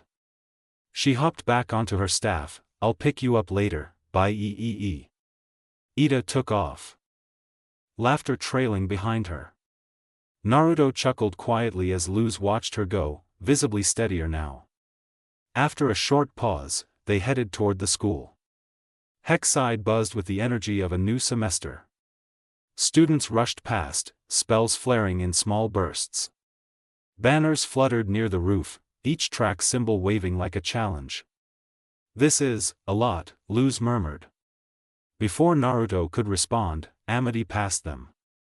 She didn't stop, but she lifted a hand, hey Luz, Naruto. Hey, Luz waved brightly. Amity smiled back, soft, polite, then continued on, posture straight, already moving with purpose. Luz beamed. Naruto lifted a hand in a half-wave. A moment later, Luz was already climbing the stairs. Luz, Willow and Gus called, waving from the bottom of the main staircase. Hello fellow Hexolios, Luz grinned. You did it, Gus said, conjuring a spell circle and tossing it into the air. Blue letters formed, better luck next time. Willow shot him a glare. Sorry, Gus said quickly. Covering all my bases. Willow turned back to Luz, smiling, see those banners, she gestured upward. Those are the heads of the 9 main covens, each one excelled at a school like Glandus, Saint Epiderm, or Hexside. Ready to enter the hallowed halls? Naruto leapt down from Luz's head onto the steps. Glandus, Saint Epiderm. The last 2 schools hit. If he was right, Hexside wasn't far behind. Guess I'll find out, Luz said. See you inside. She ran ahead. See you later, Gus called, throwing another spell into the air. Goodbye forever. Willow glared again. Gus coughed. I'll get rid of those. Naruto hopped onto Gus's shoulder. Yo. Gus blinked. Hey, aren't you gonna follow Luz? Nah, Naruto said.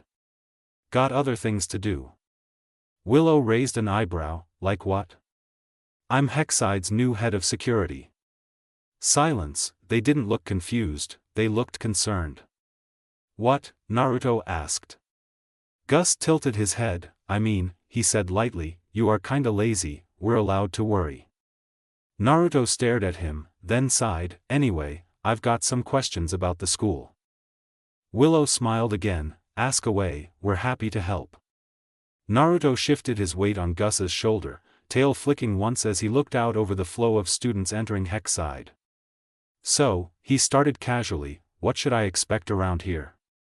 Willow tilted her head. What do you mean? Trouble, Naruto clarified. The kind that actually gets people hurt. Not just school drama. Gus perked up a little. Oh well, there's usually some chaos at the start of the semester. New students mixing tracks by accident, potion explosions, illusion mishaps, flying abominations, Willow added quickly. Naruto blinked. Flying? Briefly, Willow said, and not on purpose. Good to know, Naruto muttered. Gus continued, warming to the topic. Also, upperclassmen pulling stunts. Mostly harmless, but sometimes someone gets hexed the wrong way or stuck as a bug for a few hours. Naruto's ears twitched. Anyone I should keep an eye on? Willow thought for a moment. There are a few repeat troublemakers, but Hexside's gotten better about safety. Principal Bump takes that stuff seriously. Naruto nodded. Patterns matter more than people anyway. Willow studied him for a second. You're taking this really seriously. He shrugged. If something goes wrong, it usually happens fast. Gus frowned slightly. Is that normal for demon guards? Naruto smirked. Not usually. He glanced back toward the entrance, watching students disappear inside. Anything else? Places accidents happen more often? Well, Willow said slowly, the old detention wing has issues. And the potion labs if students start experimenting. Oh, and the back hallways near the illusion rooms. People like to sneak around there. Naruto filed all of it away. Okay, he said. Last question. Willow and Gus both leaned in a little. If something was off, Naruto said evenly, who here would notice first? Gus answered immediately. Amity. The word left his mouth before he could stop it. Willow's shoulders stiffened, and her expression dimmed just a bit. Naruto caught it instantly. Oh, Gus said softly, realizing too late. Willow looked away. She is really observant, focused. Notices patterns other people miss. Naruto nodded slowly.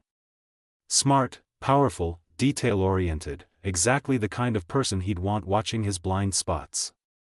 If Hexside was going to be hit, he couldn't guard everything alone. I could use her, he thought, if she's willing. But not without knowing for sure.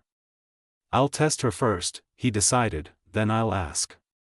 He turned back to Willow. Sorry, he said simply. Didn't mean to bring that up. Willow blinked, surprised by the sincerity. It's fine, she said after a moment, forcing a small smile. Really? Gus clapped his hands together. Clearly eager to change the subject. So, since you're gonna be around Hexside now, Naruto hopped down from his shoulder. You wanna sit with us at lunch, Gus finished.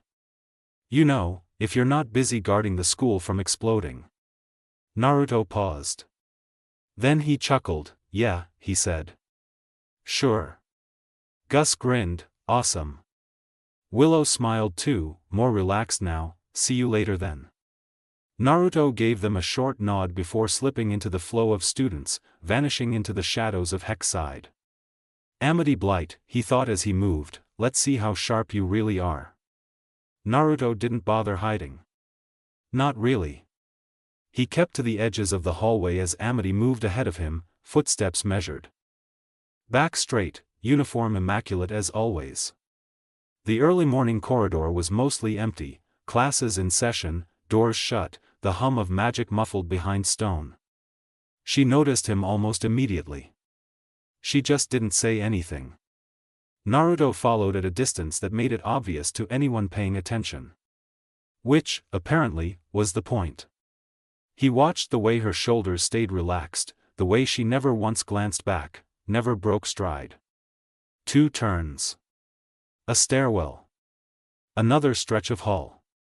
Finally, Amity slowed. She stopped just before an intersection, turned her head slightly, and spoke without looking at him. You know, she said calmly, if you're going to keep doing that, you could at least walk beside me. Naruto blinked, ears twitching. You let me follow you all this way, he asked, stepping out of the shadows. That's cold. She turned then, one eyebrow lifting just enough to be noticeable. Her expression was composed, polite, softened from what it used to be, but still carefully held. I didn't let you, Amity replied. You're not subtle. Naruto snorted and padded forward, fox paws clicking lightly against the stone as he fell into step next to her. Hey, I tried, he said. At least pretend it was difficult. A corner of her mouth curved, not quite a smile, but close, I considered it. They walked in silence for a moment, the space between them comfortable in a way that surprised him. Then Amity glanced sideways. So, she said, is there a reason Hexside's newest mystery guardian is trailing me through the halls? Naruto huffed, word travels fast. It does when you make a point of being noticed. Fair. Naruto folded his hands behind his head as they walked. I'm starting my rounds, got some information. There's a chance the school could be targeted. Amity's steps didn't falter. Targeted by what? Magic Eater, Naruto said. Basilisk. She stopped this time. Slowly, she turned to face him fully, eyes sharp. Basilisks are extinct. That's what people say, Naruto replied easily. People are usually wrong. She studied him for a beat, then resumed walking. Even if that were true, she said, it still doesn't explain why you were watching me. Naruto shrugged, you notice things. Amity's gaze flicked forward, that's not an answer. It's the beginning of one. He glanced at her. If something goes wrong, I need to know who'll see it first. She let out a quiet breath, so I'm, what, a lookout? Useful, Naruto said without thinking. The word landed harder than he meant it to. Amity slowed, just slightly, not enough to stop walking, just enough to mark the moment. People usually only say that, she replied evenly, when they want something. Naruto winced internally. Then I'll ask next time, he said after a second. That made her look at him again. Not suspicious, not offended, curious. They continued down the hall, footsteps echoing softly.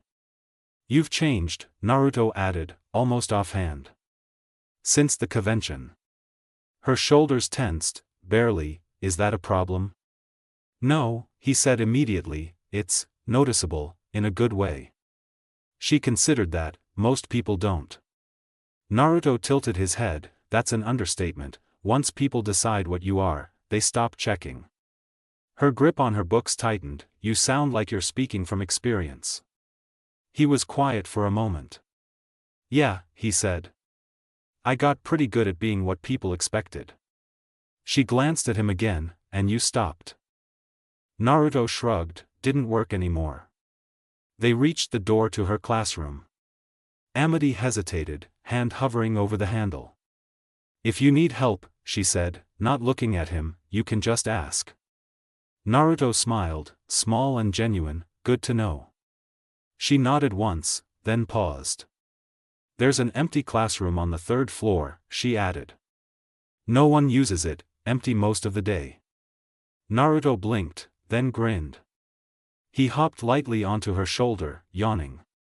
Lead the way then, but if there's a pop quiz, I'm blaming you. Amity rolled her eyes, but she didn't shake him off. Luz rested her chin in her palm and tried not to sigh. The black uniform with pale blue trim still felt wrong on her, too neat. Too intentional. Illusionist track colors. Prestigious, clean. She wasn't. The illusion on her desk shimmered weakly, then collapsed into smoke for the third time. Luz slumped. She wasn't just new at this, she was bad. Illusions demanded restraint, precision, subtlety. Luz's instincts leaned toward motion, experimentation, mixing things together, none of that belonged here. And to top it off, Gus. Normally, Gus Porter was loud, excited, endlessly curious. Hexside Gus, however, had been assigned as her guide, and Hexside Gus was all posture and policy. No altering assigned spell matrices. No cross-track applications. And please stop touching the illusion before it stabilizes. She barely registered the rest of the lecture as her attention drifted toward the tall windows. Outside, magic moved. Willow stood locked in a duel with a fortune teller student, vines and snapping flowers colliding with pale spirits pouring from a crystal ball. Neither gained ground. The clash held, balanced and intense. Luz leaned forward despite herself. That felt like magic. Her gaze dropped back to her desk, to the ruined illusion, and the thought hit sharp and sudden. Why am I here?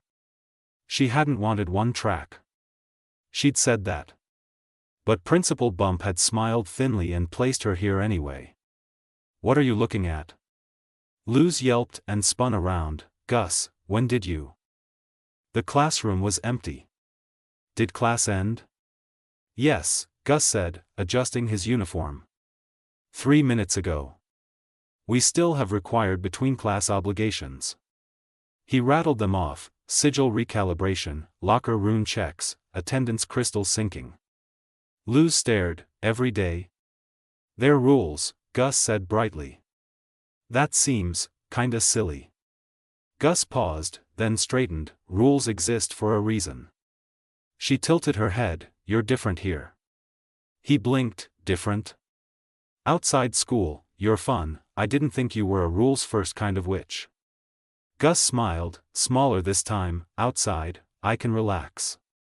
Here, Hexside's rules are important, they protect students. There was something more there. But he turned before she could ask. Come on, he said.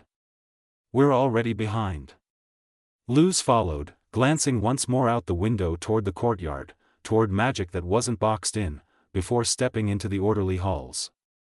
Her first day was already telling her one thing. She didn't fit neatly. The tasks were worse than Gus had made them sound. Luz learned this quickly. First came trash duty. Every hallway can had to be emptied and incinerated, despite the fact that the trash cans were alive, snarling little things with teeth and glowing throats that happily belched fire whenever something hit the bottom. They did the job themselves. Then why? Luz started. Rules, Gus said, already moving on. Next was light maintenance. Every single glowing orb in the building had to be checked to make sure it hadn't lost power. Luz poked one.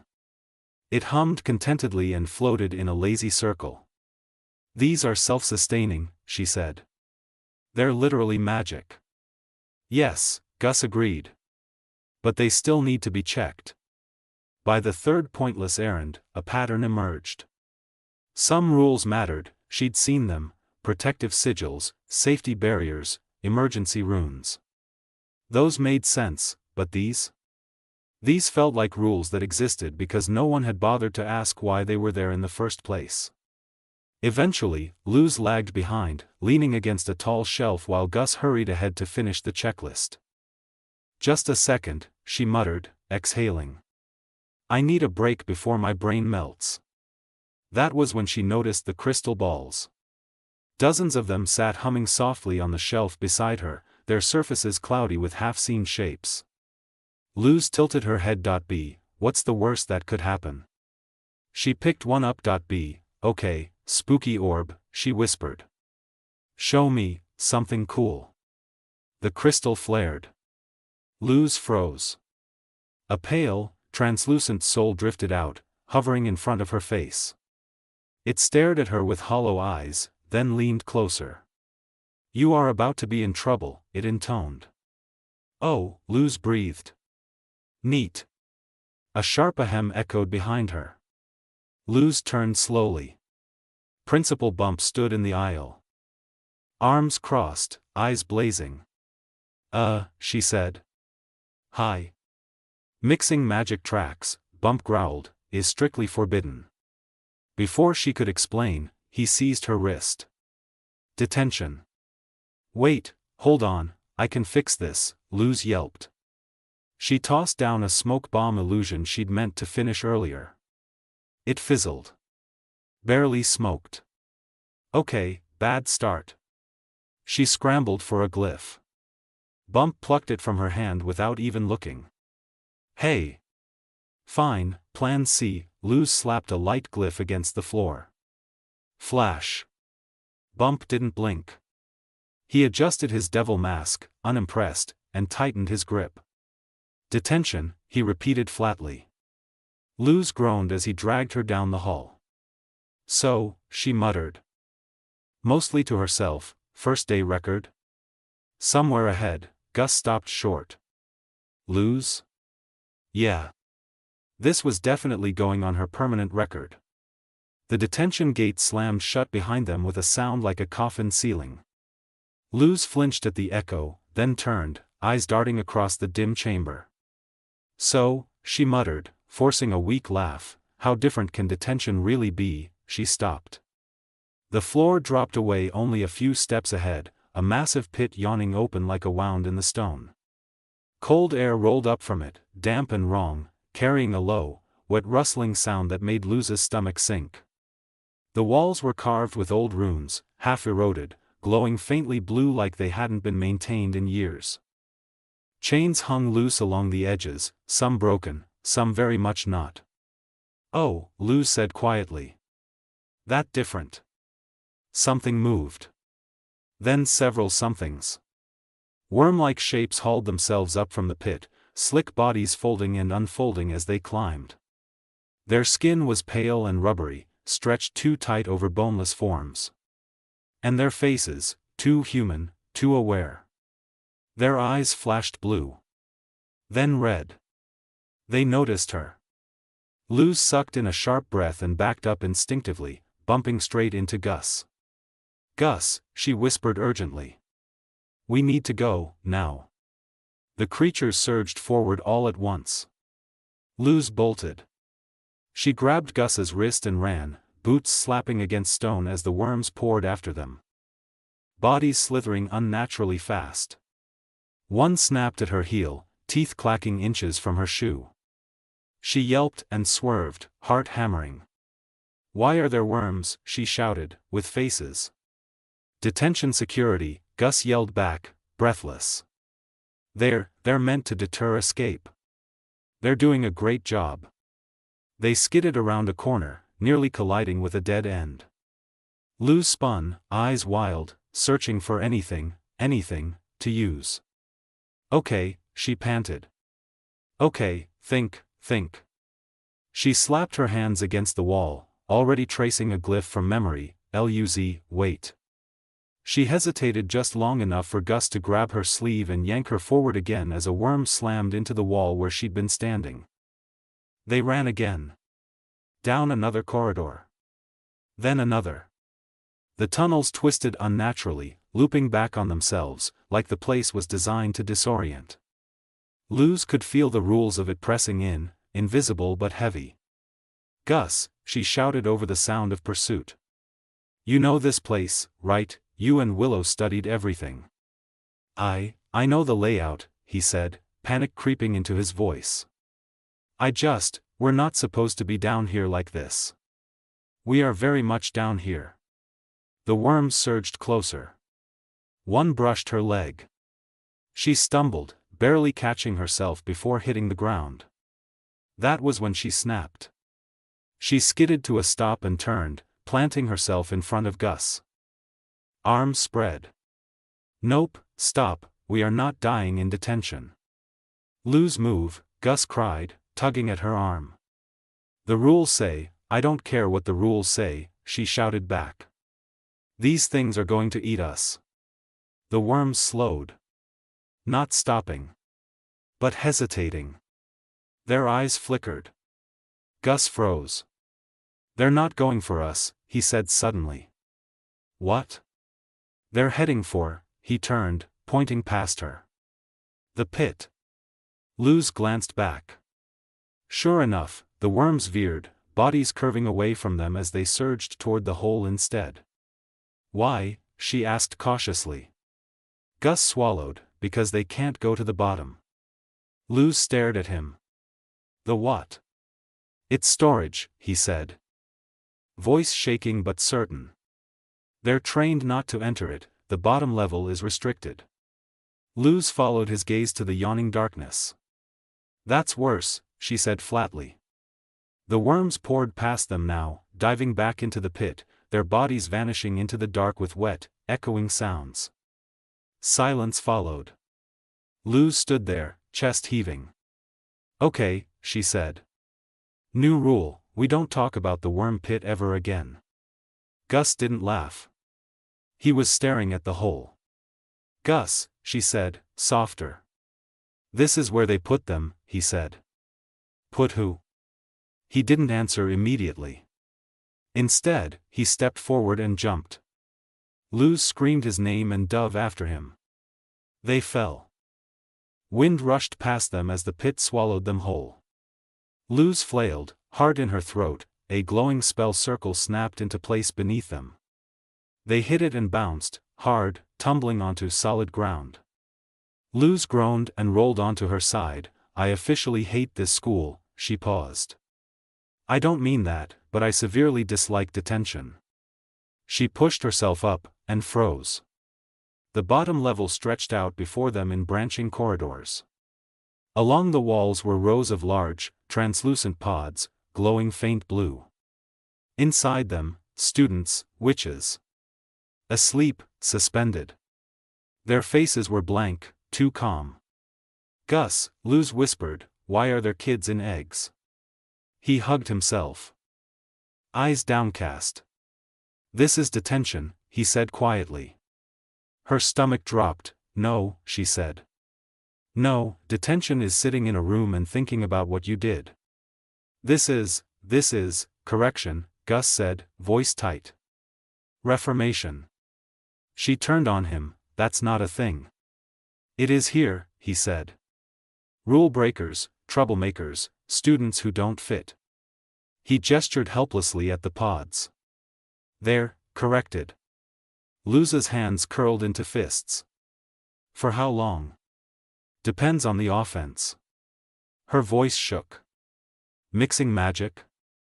Gus nodded. Learning outside your track? Another nod. Pulling a prank? If it's bad enough. Luz stared at the pods. They're treating people like broken tools. She said hoarsely. Just shutting them off. It's what the rules say, Gus replied automatically. She rounded on him, why do you keep saying that? He flinched. Because the rules kept me safe. Her anger stalled. He took a shaky breath. When I got here this year, I'm 13, he said. Everyone else was older, stronger, louder, when I first arrived. He swallowed. They didn't take me seriously, some of them were cruel. But the rules, he hesitated. The rules punished bullies, immediately, no arguing, no exceptions. He looked up at her, eyes glassy. So I followed all of them, even the dumb ones. Because if the rules worked for me, they must be right. Luz's expression softened. She looked back at the pods. They're not, she said gently, not all of them. He followed her gaze. They're not protecting anyone down here, she continued, they're hiding problems instead of fixing them. She stepped closer to the pods, resting a hand against the cool surface. Rules are supposed to help people, she said. not erase them. Gus stood very still. Then, quietly, what do we do? Luz exhaled. A slow smile crept onto her face. Well, she said, picking up a loose shard of stone, Bump took my glyphs. She knelt and began to draw. But he didn't take my memory. The detention gates stood wide open. Students clustered together in the hallway. Some rubbing their eyes, others gripping their arms like they weren't convinced this was real. Blue residue from the pods still clung to their clothes. The worm pit below gurgled angrily, contained now by a hastily formed barrier spell. Principal Bump appeared in a flash of light, feet striking the floor with a sharp crack. What, he barked, is the meaning of, he stopped. His gaze swept over the scene, the students, the shattered pod casings, the open pit, Luz standing in front of Gus like she was bracing for impact. His eye twitched. You were not supposed to be seen, he said slowly. The Emperor's Coven consultant arrives today. One of the freed students spoke up. Voice hoarse, sir, we were asleep. Another added, quieter, I thought I'd been expelled. Murmurs rippled through the group. Bump tightened his grip on his staff. You are all in detention, he snapped. You broke the rules. Luz clenched her fists. She took a step forward. With all due respect, Principal Bump, she said, voice shaking but loud, those rules are messed up. Bump turned his glare on her instantly. You, no, Gus said suddenly. Everyone froze. Gus swallowed, then straightened, standing beside Luz. No, he repeated, firmer. They didn't break the rules. Bump stared at him. Young man, not any that are important, Gus said. They shouldn't have ended up down there because of that. A heavy silence fell. Bump hesitated, explain. Gus took a breath, mixing magic, learning outside assigned tracks. Being inconvenient. His voice wavered. None of that deserves to erase someone. Bump looked toward the pit. Erase, he echoed. Luz jumped in. Rules are supposed to protect students, she said. Not hide them when they don't fit. Bump's shoulders sagged slightly. Hexside is built on order. And order isn't the same as control, Gus said. That made Bump flinch. He turned fully toward the pit now, staring down into it like he was seeing it for the first time. This was meant to be temporary, he muttered. A corrective measure. How long was I down there? One student asked quietly. Bump didn't answer, the silence stretched. Finally, he exhaled. Detention, he said slowly, will be suspended. Gasps rippled through the hall. And the track system, Luz asked, hopeful but cautious. Bump eyed her. You are an anomaly, he said. And anomalies expose flaws. He raised his staff, tapping it once against the floor. Hexside will begin restructuring. A soft glow rippled over Luz's uniform. The blue vanished, yellow, green, purple and red colors blooming on each of her limbs across her sleeves and leggings. Luz stared down at herself. Did I just unlock multiclassing? She whispered. Gus laughed, a sharp, disbelieving sound, before clapping a hand over his mouth. Bump sighed, do not let this go to your head. Luz beamed anyway. She turned to Gus, we did it. Gus stared at the students dispersing, free. Yeah, he said quietly. We did. Naruto was curled on the teacher's desk in his small fox form, orange fur puffed slightly as he slept, or pretended to. His tail was wrapped around his body, ears angled just enough to catch everything. He looked like he belonged there, like he'd settled in without asking, which, Amity noted, was very on brand. She leaned against the desk opposite him, arms folded. So, she said, breaking the silence, your theory. One ear twitched.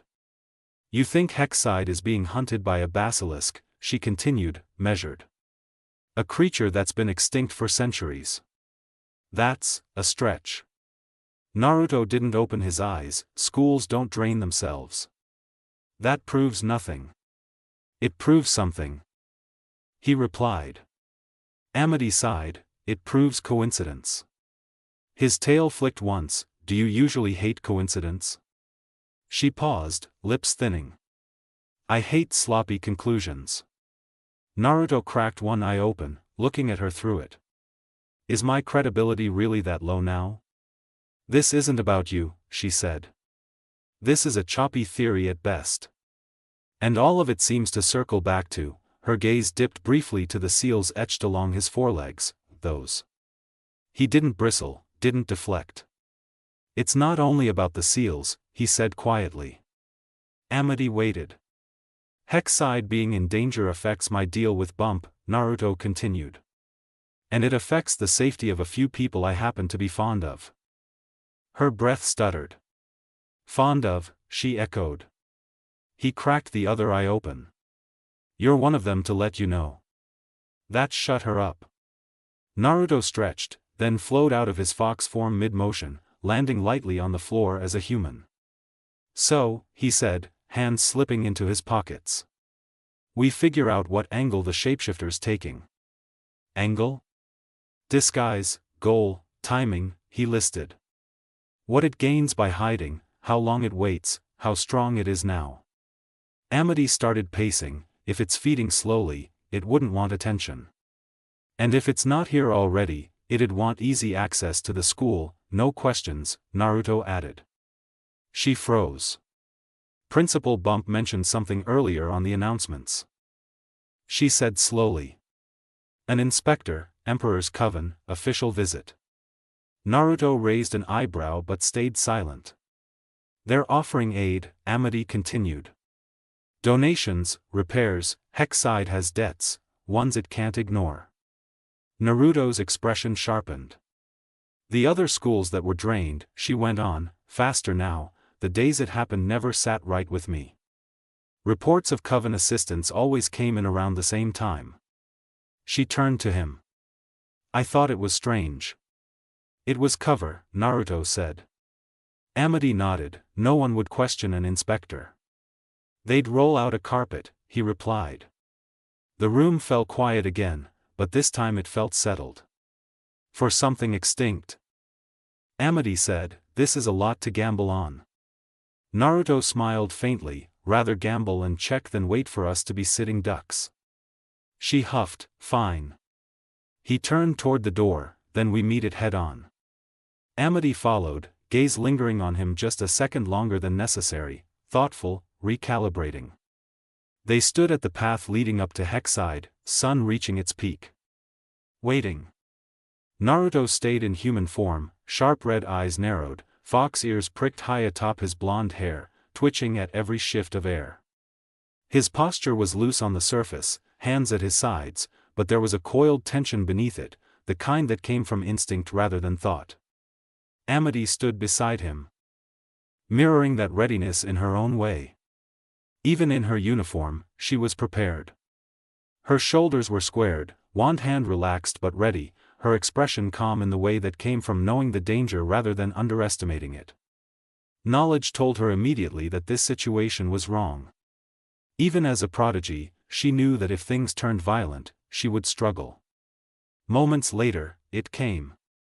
A formal witch walked down the path toward them, steps measured and professional. White robes trimmed in gold gave the unmistakable authority of the Emperor's Coven. The face was older, normal enough at a glance, pointed ears, brown hair pulled neatly into a ponytail. The whole look was probably stolen from one of its victims. Naruto and Amity noticed it before it noticed them. When it finally did, something in its posture shifted. Not fear, not quite, but tension. A predator realizing its prey was looking back. Still, it didn't abandon the ruse. It continued forward slowly, calmly, the way an inspector would. When it stopped, it left a few feet of space between them, deliberate, calculated. The distance felt chosen for something Naruto couldn't immediately place. What is the meaning of this? It asked after a long, winding pause. The tone belonged to someone used to authority, someone who expected obedience and hadn't yet accepted resistance. I was told I would enter with a direct invitation from Principal Bump himself. It continued, voice smooth. To show off, some of the students. Naruto didn't miss the way its eyes flicked past them, toward the school. It meant appetizers. Naruto spoke first. Sorry, he said flatly. The meeting will be taking place out here. He stepped just enough to block the path. You're in no condition to be looking at students. So you don't need access to Hexside. As he spoke, Naruto sniffed the air subtly. One final check, he didn't need to draw this out anymore. With his fox senses, the smell was unmistakable. Magic, but not the ambient kind that clung to witches naturally, and not the sharp flare of a spell being cast. This was denser, thicker, the energy contained inside the bio sac of a witch. But more abundant, layered, wrong. That was his tell. His muscles tensed, just barely. He still didn't want to fight. If he could send this thing away without breaking it apart, or worse, he would. Maybe ask kindly for its blood. Besides, he and Amity weren't fully prepared. If a fight broke out, they had no reliable way to counter magic absorption. The thing didn't need to know that. What do you mean? It asked again, a sharper edge creeping into its voice. Is this a joke? The worry was there now, carefully hidden. I came here to inspect, it said. If Bump is truly fine with turning me away, it took a step forward. Naruto and Amity didn't move. No leeway. The witch let out a low, gut-wrenching sigh, the sound a predator makes when its prey dares to stand up to it. How disappointing, it murmured. I was hoping to do this inside. Maybe eat that wonderful magic inside the students, and taste a new flavor I wasn't expecting. Its gaze lingered on Naruto a moment longer than necessary. Naruto frowned slightly, not liking that. But I suppose my feast couldn't go unnoticed forever, it continued. That doesn't mean I'll leave. Its mouth twisted into something closer to a grin. I'll go through with my plan, you two will just be the first among many. A growl rolled out of its chest. Then it shifted. Unlike Naruto's transformations, sometimes violent, sometimes natural, this was wrong. Its skin rippled as if the scales themselves were flipping inside out, colors rearranging like pages being turned. Spots shifted first, then the eyes, then the size and shape of the body itself. The inspector vanished. In its place stood the basilisk. A massive beast, nearly the size of a small house. Smooth, gleaming scales reflected the light. Its head was snake-like, framed by sharp-pointed ears and a long, lizard-like neck. Two long arms ended in clawed hands, its lower body extending into a thick, vicious tail, gray scales, black hair, rows of sharp teeth, dead, black eyes. It roared. They moved. Naruto summoned flames from his seal, forming a barrier just as the tail whipped toward him and Amity. Amity reacted instantly, conjuring a spell circle and launching a swarm of hardened abomination needles. The basilisk opened its mouth. The attack vanished into the darkness of its throat. We didn't think this through enough, Amity muttered. It's kinda too late to make that observation, Mittens, Naruto shot back. Another tail strike came, this time from above. Naruto scooped Amity into a bridle hold and leapt away. The tail crashed down where they'd been, the impact cracking the ground with a thunderous boom. As the dust settled, the basilisk lunged midair, claws thrusting forward like spears, ready to tear them apart. Naruto blocked in midair, twisting and spinning into a kick that knocked the attack aside. Still being carried, Amity conjured a larger swarm of abomination needles, followed immediately by a blanket of flames. Like before, the basilisk simply opened its mouth. The attacks faded into the dark within, and it snapped its jaws shut with a wide grin. Oh, it purred. So tasty, that young girl's magic makes me want to scream. Weird, Naruto said bluntly as he landed on a nearby tree branch. Oh, shut up, it snapped. I won't let a sample talk to me like that. The basilisk surged again, not to counter, but to attack outright. It lunged forward, jaws snapping. Naruto leapt, leaving it with nothing but a mouthful of broken sticks. He landed behind it and set Amity down before summoning flames again, this time shifting with them. His arms partially transformed, half fox, half human. Orange fur spread over his limbs as fire coated his fists. He threw 3 punches. With each one, his arms stretched unnaturally, reaching across the distance. The first hit dead on, slamming the basilisk into the dense trees lining the path. The second drove it even deeper. The third, it caught.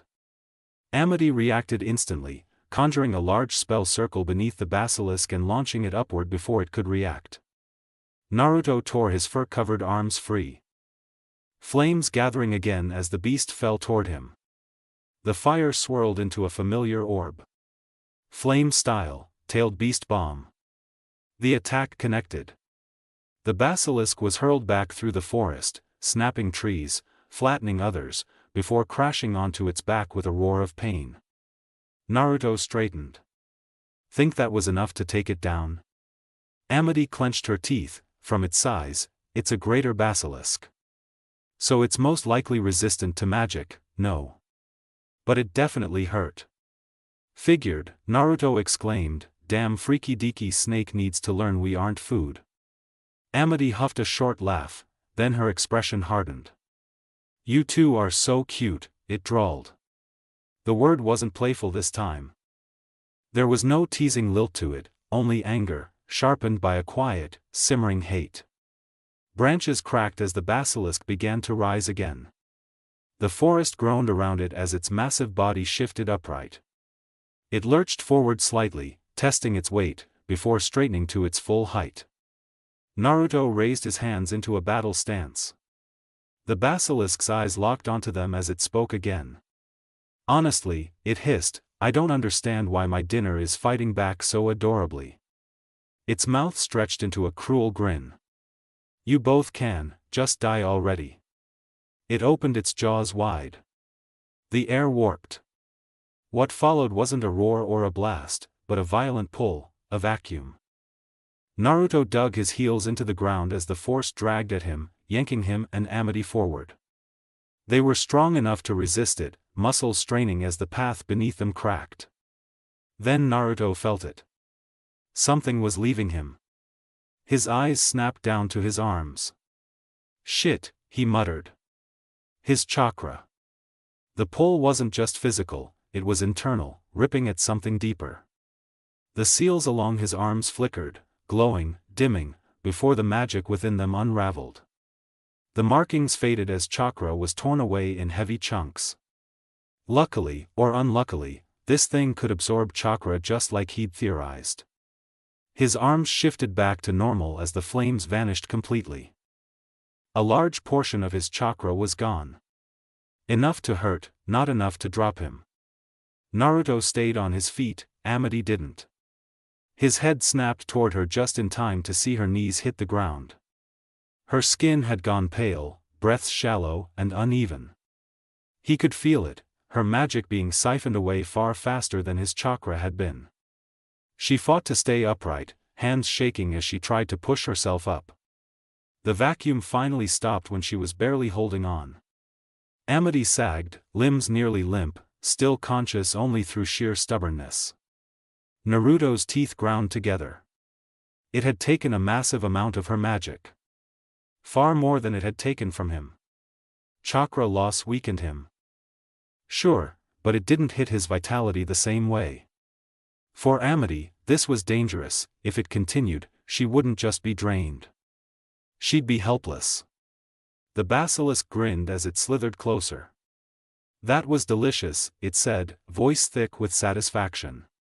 And I finally found that new taste I've been looking for. Its eyes flicked back to Naruto. Chakra, it continued. That's what Emperor Bellows called it, right? I'm glad he freed me, all with the simple condition of killing a certain little fox kit. Naruto's eyes widened. What? Oops, the basilisk chuckled. Probably shouldn't have let that slip. It shrugged its massive shoulders. But who cares, you'll both be dead soon anyway. Naruto's thoughts spiraled. How did it know about chakra? He hadn't told anyone beyond King, Luz, and Ida, and even then, barely. What it said meant Bellows knew chakra, knew him. Knew what he was, what else did he know? The realization hit like a punch to the gut. And then the anger followed. A low growl tore from Naruto's chest, instinctive and raw, heat flooding his veins. Ah, the basilisk crooned. Is the fox boy angry because I hurt his little girlfriend? It leaned closer. Or are you more upset that I know your secret? Or better yet, that the Emperor does? Its smile widened. That must be terrifying. Knowing your secret is in the hands of a monster. Shut up, Naruto snapped. His voice rose, hate bleeding into every word. You Orochimaru reject. He glared at the beast, red eyes burning. Before the anger could take him further, Amity spoke. Focus, Naruto, she said hoarsely. You can't let it get to Hexside. He looked down at her. She was weak, barely holding herself upright, but alive, still fighting. That was enough. The basilisk didn't wait. It surged forward again, faster this time, both claws aimed straight for Naruto. Naruto scooped Amity up and jumped, high enough that the basilisk passed beneath them, slamming into the forest behind with a crash that splintered trees. It recovered instantly. When Naruto landed, it was already on his heels. 2 claw swipes came down from above. He moved right. Then left. 3 tail sweeps followed, he spun clean over them. The basilisk snapped its jaws in a massive, destructive bite. Naruto jumped, the force cracking the air beneath him. As he passed over its head, he kicked off it hard, using the momentum to put distance between them. He landed in a slide along the path, skidding backward toward Hexside, Amity held tightly against his chest. His mind raced. He didn't have his seals, couldn't deal enough damage while carrying her. Normally, he'd overwhelm it, clones, tails, sheer numbers. But without the chakra it stole? He had enough for one more shift. 1. And that wouldn't be enough to sustain a prolonged fight. Not the way he usually fought. Stop overthinking, he told himself, beat it into the ground. Naruto glanced down at Amity. You're hesitating, she said quietly. Whatever you need to do it. Kinda hard middens, he shot back, ducking a sudden tail strike. My hands are a little tied. He rolled just in time as the tail slammed down where his head had been. We'll get them untied, Amity said firmly. The Naruto I know adapts, to a duel, a beast, a situation. Her breath hitched, but she forced the words out. That's why I respect you, if you need to leave me, do it. It's more important to take it down. Naruto kicked a claw aside and leapt again. That's not the only problem, Amity. He landed, breathing heavier now. I don't have the chakra to do anything big. She didn't hesitate, didn't even blink at the word, despite him never explaining it. It doesn't need to be quantity, she said. It needs to be strong. She lifted her head slightly, eyes sharp despite her condition. It's resistant to magic, but physical attacks hurt it far more, that's why your flame-covered punches worked so well. Naruto stilled. Don't counter its absorption, she continued.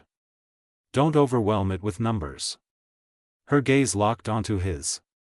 Overwhelm it with strength. Not magical strength. Naruto stared at her for a long moment. Then he moved. He leapt up into a nearby tree, landing on a thick branch just out of the basilisk's immediate reach. Carefully, he set Amity down, seating her against the trunk, making sure she was balanced. She was right. He needed to adapt. He wasn't used to relying purely on size, not like this, but with what he had left, he couldn't fight the way he wanted to. No drawn-out battle, no layered transformations.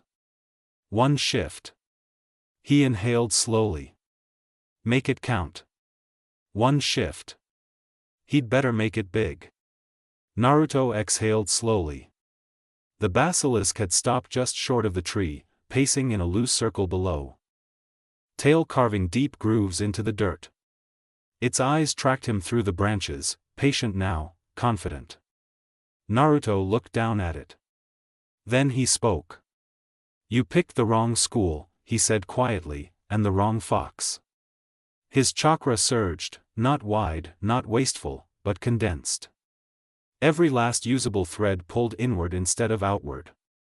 The air around him tightened, leaves trembling as if the forest itself sensed what was about to happen. Amity's breath caught. Naruto's body began to change. Not the twisting, layered shifts he normally favored, no partial forms, no experimentation. This was direct, brutal, purposeful, the form closest to what he truly was yet.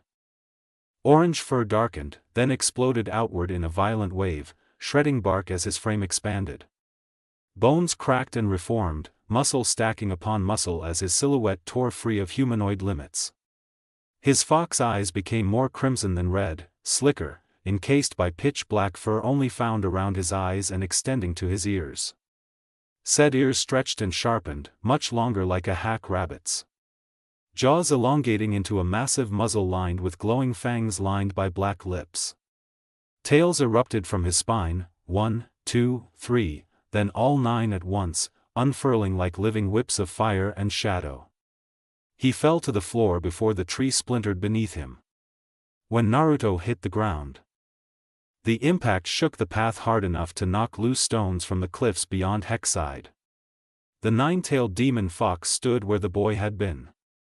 Bigger than the basilisk. Not towering, dominating.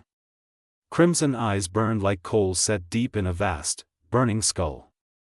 Flames crawled along his fur, not wild, but controlled, heat coiled tight against muscle and sinew.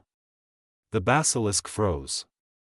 For the first time, genuine fear bled into its posture. What? Naruto roared, not in rage, in declaration. He lunged. The ground gave up beneath him as he crossed the distance in a heartbeat, jaws slamming shut around the basilisk's neck before it could react. The beast shrieked as Naruto whipped his head sideways, lifting it clean off the ground and hurling it through a line of trees like a thrown boulder. Wood exploded. The basilisk barely had time to recover before Naruto was on it again, a titanic fist crashing down onto its chest, pinning it hard enough to crack ribs. The impact forced the air from its lungs in a choked hiss. It lashed out, claws raking across Naruto's side. The strikes landed, they hurt, but they didn't stop him. Naruto slammed his forearm down, then again, each blow a physical storm, backed by raw mass and momentum. The basilisk tried to absorb, mouth opening instinctively, nothing happened. No spell, no energy, just bone meeting bone. Naruto bit down on its shoulder and ripped, tearing scales free in a spray of dark blood. He flung the chunk aside and followed with a full-body charge, driving the basilisk backward, straight through the forest edge. They crashed into the clearing in a tangle of limbs. The basilisk screamed, magic leaking from it in visible distortions now, wisps of stolen energy forced loose with every impact. Purple abomination residue, raw spell-light. And then, Amity's magic. It snapped back to her like a drawn bowstring. She gasped sharply as color rushed back into her face, strength flooding her limbs. The ache faded, replaced by a warm, buzzing presence she knew intimately. Her magic was back. Naruto felt nothing return. The chakra tore free of the basilisk and dispersed uselessly into the air, fading without as it was already spent, and his seal didn't return either. He didn't slow down. He finished it. Naruto reared back and brought both fists down in a crushing blow that caved the basilisk's skull into the dirt. The beast spasmed once, then went still. Silence fell. The flames along Naruto's fur dimmed.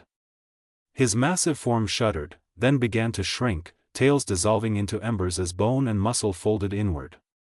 When the smoke cleared, Naruto stood there again in human form, breathing hard, scorched and scraped, but standing. He walked over to the corpse. Quick, efficient. He knelt and cut into the basilisk's side, collecting dark blood into a small container pulled from his pocket, enough to remake what he'd lost. He stood and turned toward Amity. She was already on her feet, shaky but upright, eyes wide. "You okay?" he asked, like he hadn't just turned into a living disaster. Amity let out a breath that was half laugh, half disbelief. "I should be asking you that," she said, then, softer, "My magic, it came back." Naruto nodded, "Good." She noticed his arms. The seals didn't. "Nope." He shrugged, wincing slightly. "Chakra'll come back on its own. Seals won't though. This basilisk did save me a trip to get a tattoo removal, and it probably saved me lunch too." She looked past him, at the basilisk. "You're really going to eat it?" "Later," Naruto said. "Gotta make sure it stays dead first." They stood there for a moment, the aftermath settling in. Then Amity spoke again. "What it said," she said carefully. "About the Emperor." Naruto's jaw tightened. Yeah. Bellows knew. Not just about chakra, about him, enough to send a greater basilisk specifically tuned to absorb it, enough to give it orders. "Kill the fox kit." Naruto stared at the corpse. 7 years ago, that was the only time Bellows could have found out, when he first got to the Boiling Isles. Bellows wasn't just a distant threat anymore, he was doing something more than just hunting Ida or putting order to Bones Barrow. Naruto flexed his hands slowly, eyes dark. "Guess it doesn't change much," he muttered. "I was already a target because of my years with Ida, this just might change the reason." But whatever Bellows thought he was dealing with, he was wrong, and Naruto intended to make sure the Emperor learned that the hard way. Naruto braced his arms, holding them straight out as a shot of flame tore toward him like a bullet.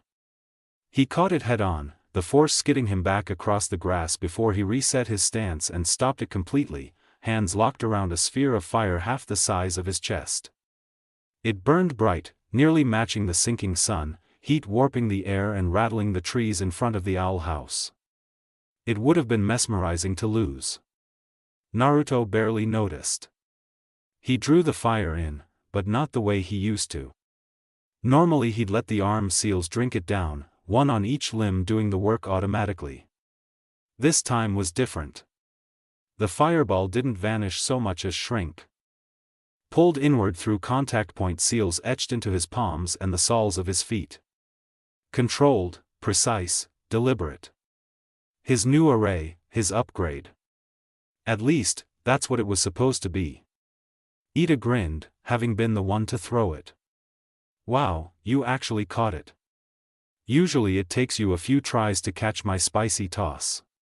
She tilted her head. "Kinda demoralizing, honestly." Naruto exhaled slowly. 16 slots, inked in his own chakra-infused formula. 4 on each limb, linked like chains, all feeding into core seals set between his shoulder blades and across his stomach. Cleaner routing. Better flow, and a few new tricks layered in. It was an upgrade, but not a free one. After only a handful of absorbed spells, he'd felt it, the seal no longer functioned independently. It was tied directly into his chakra network. That meant control, but also cost. More burn, more strain, every spell shaped, altered, or redirected demanded give and take. He could absorb spells and matter now. Storage seals were basic enough.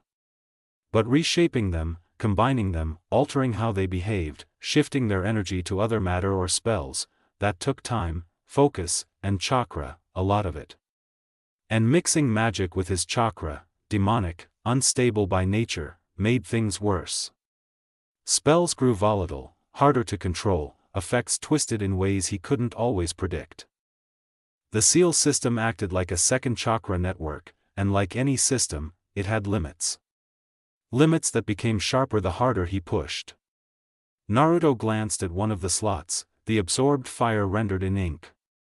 He released a fraction of it, the image shrinking as a small ember formed in his palm. He held it there, then slowly filtered chakra into it. Yellow and orange bled into black and blue. The ember turned wild, erratic, hungry, like it wanted to spread, to burn, to consume. Naruto watched without reacting. After a moment, he let it fade inside. Definitely an upgrade. Just not the one he'd hoped for. This was supposed to mean less work. Less training, more sleep. Not this. His own fault, really. He should have tested the seal before having a clone apply it. Still. He lifted his hands again, cast another. I need a few more. Ida raised a brow. What, you caught it? Yeah, Naruto said, not moving. I need one more to be sure, bigger than before. You sure? She crossed her arms. You seem a little intense right now. Naruto's eyes narrowed, not at her. I just need to be sure about these seals. There was something sharp under his tone, dangerous. Ida caught it immediately. She'd seen it before. That same determination. That same need, 7 years ago, and again, about a year after he first showed up on the Boiling Isles. Her voice softened. This isn't about the seal, she said gently. Is it? Naruto faltered. What's really going on? Ida pressed. You making new seals without telling me, fine. You doing things in secret, also fine. But this, she shook her head. You're not telling me something. Naruto lowered his arms but didn't answer. Ida frowned. Is this about Jiraiya? She hadn't wanted to pry that far, but the fear in him was familiar. Old, the kind she never wanted to see on him again. Naruto looked away, blonde hair shadowing his face. After a long pause, he spoke. You know I don't like talking about that. Oh, don't give me that, Ida snapped, then softened. We've talked about it before. You hate it, but it helps. I'm not dealing with mopey kid Naruto again. So? Naruto sighed. I guess, yeah. A little, not directly, but it's connected. Ida waited. You remember how I got here, he said quietly. Jiraiya being one of the only ones who didn't treat me like a monster. His mission, him not coming back, my seal mistake. She nodded and stepped closer. I remember, she said. Especially how distant you were when I found you. Loss had brought him here. Jiraiya, his godfather, one of the few who never made him hide what he was. Then Tucci and I am gone in an accident that never sat right. 2 years later, Jiraiya left on an important mission and came back as a report marked dead. After that, Naruto had no one. So he hid behind pranks that didn't go too far, jokes that made him seem harmless. And in the quiet, he worked, tried to find his family again. People said the afterlife was peaceful. But Naruto wanted to remember them with people who remembered them too. He'd been too young for summoning contracts. Too young for real jutsu, so he made his own way. Time-space seals had seemed easy, they weren't. Naruto blinked the memories away. That's not why I'm doing this, he said. Not entirely. Something hardened in his voice. Something feels off, Ida. I can't explain it, same feeling I get around Lilith, like pieces are moving before the game even starts. He gestured vaguely. Your curse, Lou's showing up. Things keep changing. I just want fewer surprises. Ida studied him. This seal used to be about getting stronger, Naruto continued. Now it feels like it's for more than just me. He dropped his arm. I'm your guard, King's guard, this whole weird house's. And if I can't protect you, she hugged him before he could finish. It was sudden, warm, protective, like an owl shielding her nest. Awkward with his height, but grounding all the same. After a moment, Ida pulled back and smirked. Wow, you make it sound like we're heading straight into a war. Her grin widened at his look. relax, nobody's dead or dying. And yeah, something's up, but that feeling is small at best, nothing we haven't handled before. Naruto didn't look convinced. Ida rolled her eyes. I'm serious, kid. Her voice softened. Be ready, just not this ready. She glanced at the sky. Also, we've been out here for hours. Naruto sighed. She was probably right. The feeling didn't fade, but he let it settle. All right, he said. He shifted into his smaller fox form and hopped up, landing neatly on Ida's head. Before anything else could be said, images and memories from a clone suddenly flashed through his head. Flashback. Naruto's clone blinked its eyes open. It was meant to be watching over Luz while the boss worked on his seals. But who cared if he'd dozed off a little? It wasn't like the world would end from a nap. He woke up inside Luz's new hood, the one connected to her uniform. Blinking a few times, he found himself in a classroom that had been turned into a makeshift darkroom. The clone watched as Luz moved along with other students, taking photographs and hanging them up to dry. He shifted, climbing onto Luz's shoulder to get a better look. Luz herself was holding tweezers up to Willow's ear while the plant track girl sat there smiling. Similar things were happening around the room, different students, different photos, about half involving tweezers. Naruto looked closely at the photos. They all seemed blank for now. And it still didn't explain the tweezers. What's going on? The clone asked, turning his head toward Luz. She reacted quickly, turning to him. Oh, you're finally awake, she exclaimed, then immediately reached up to scratch under his chin. The clone leaned into it, grumbling softly. He never knew why the boss always moved away from scratches like this. They felt good, especially from Luz. And he was a clone, meaning once he poofed, he wouldn't get in trouble, so he could pretty much do whatever he wanted. Luz's smile brightened. I didn't think you'd let me do that. Naruto usually moves away. Boss pretends he doesn't like stuff like this, the clone said bluntly. I don't. Now, why does everyone here have tweezers in a photography class? Luz turned back to Willow, who was grinning knowingly. The clone ignored it, he'd let the original deal with that. Well, this class is photography, Luz started, but more like memory picking out of someone's head photography. Let's pick another juicy one, she added, clicking the tweezers. Willow turned forward, allowing Luz better access to her ear. Just be careful with my brain, she joked with a chuckle. Naruto's clone raised an eyebrow as Luz carefully slipped the tweezers into Willow's ear. She adjusted them slightly. After a moment, they clicked, signaling she'd grabbed something. Luz pulled the tweezers free, and with them came another blank photograph. The clone blinked. Okay, in all his boss's years of existing, he had never seen that. Luz smirked, and who says brain surgery is hard? Willow chuckled, rubbing her ear while Luz clipped the photo onto the wire with the others she'd taken from her. Before Naruto could ask another question, the teacher spoke up. As you work, note that some prints develop with greater clarity than others, she said with a proud smile, walking past Luz and Willow's desk while observing the room. These are moments that evoke strong emotional responses. Memories like these are very important to a person. This is, in fact, what makes them who they are. So they were quite literally memories. Condensed into photographs, the clone thought. So all of these make Willow. Well, Willow, Luz asked excitedly, instinctively reaching toward the photos. She was stopped immediately by a blue hand construct. Yes, the teacher said, lowering her hand. These photos make everyone themselves. If you damage the prints, you damage the memories themselves. Be extremely careful. Luz gave a sheepish laugh. Is it weird I kinda wanna touch them more now? Naruto shook his head but kept a small smile, then turned his attention back to the photos on the wire. They glowed faintly green, hinting at their magical properties.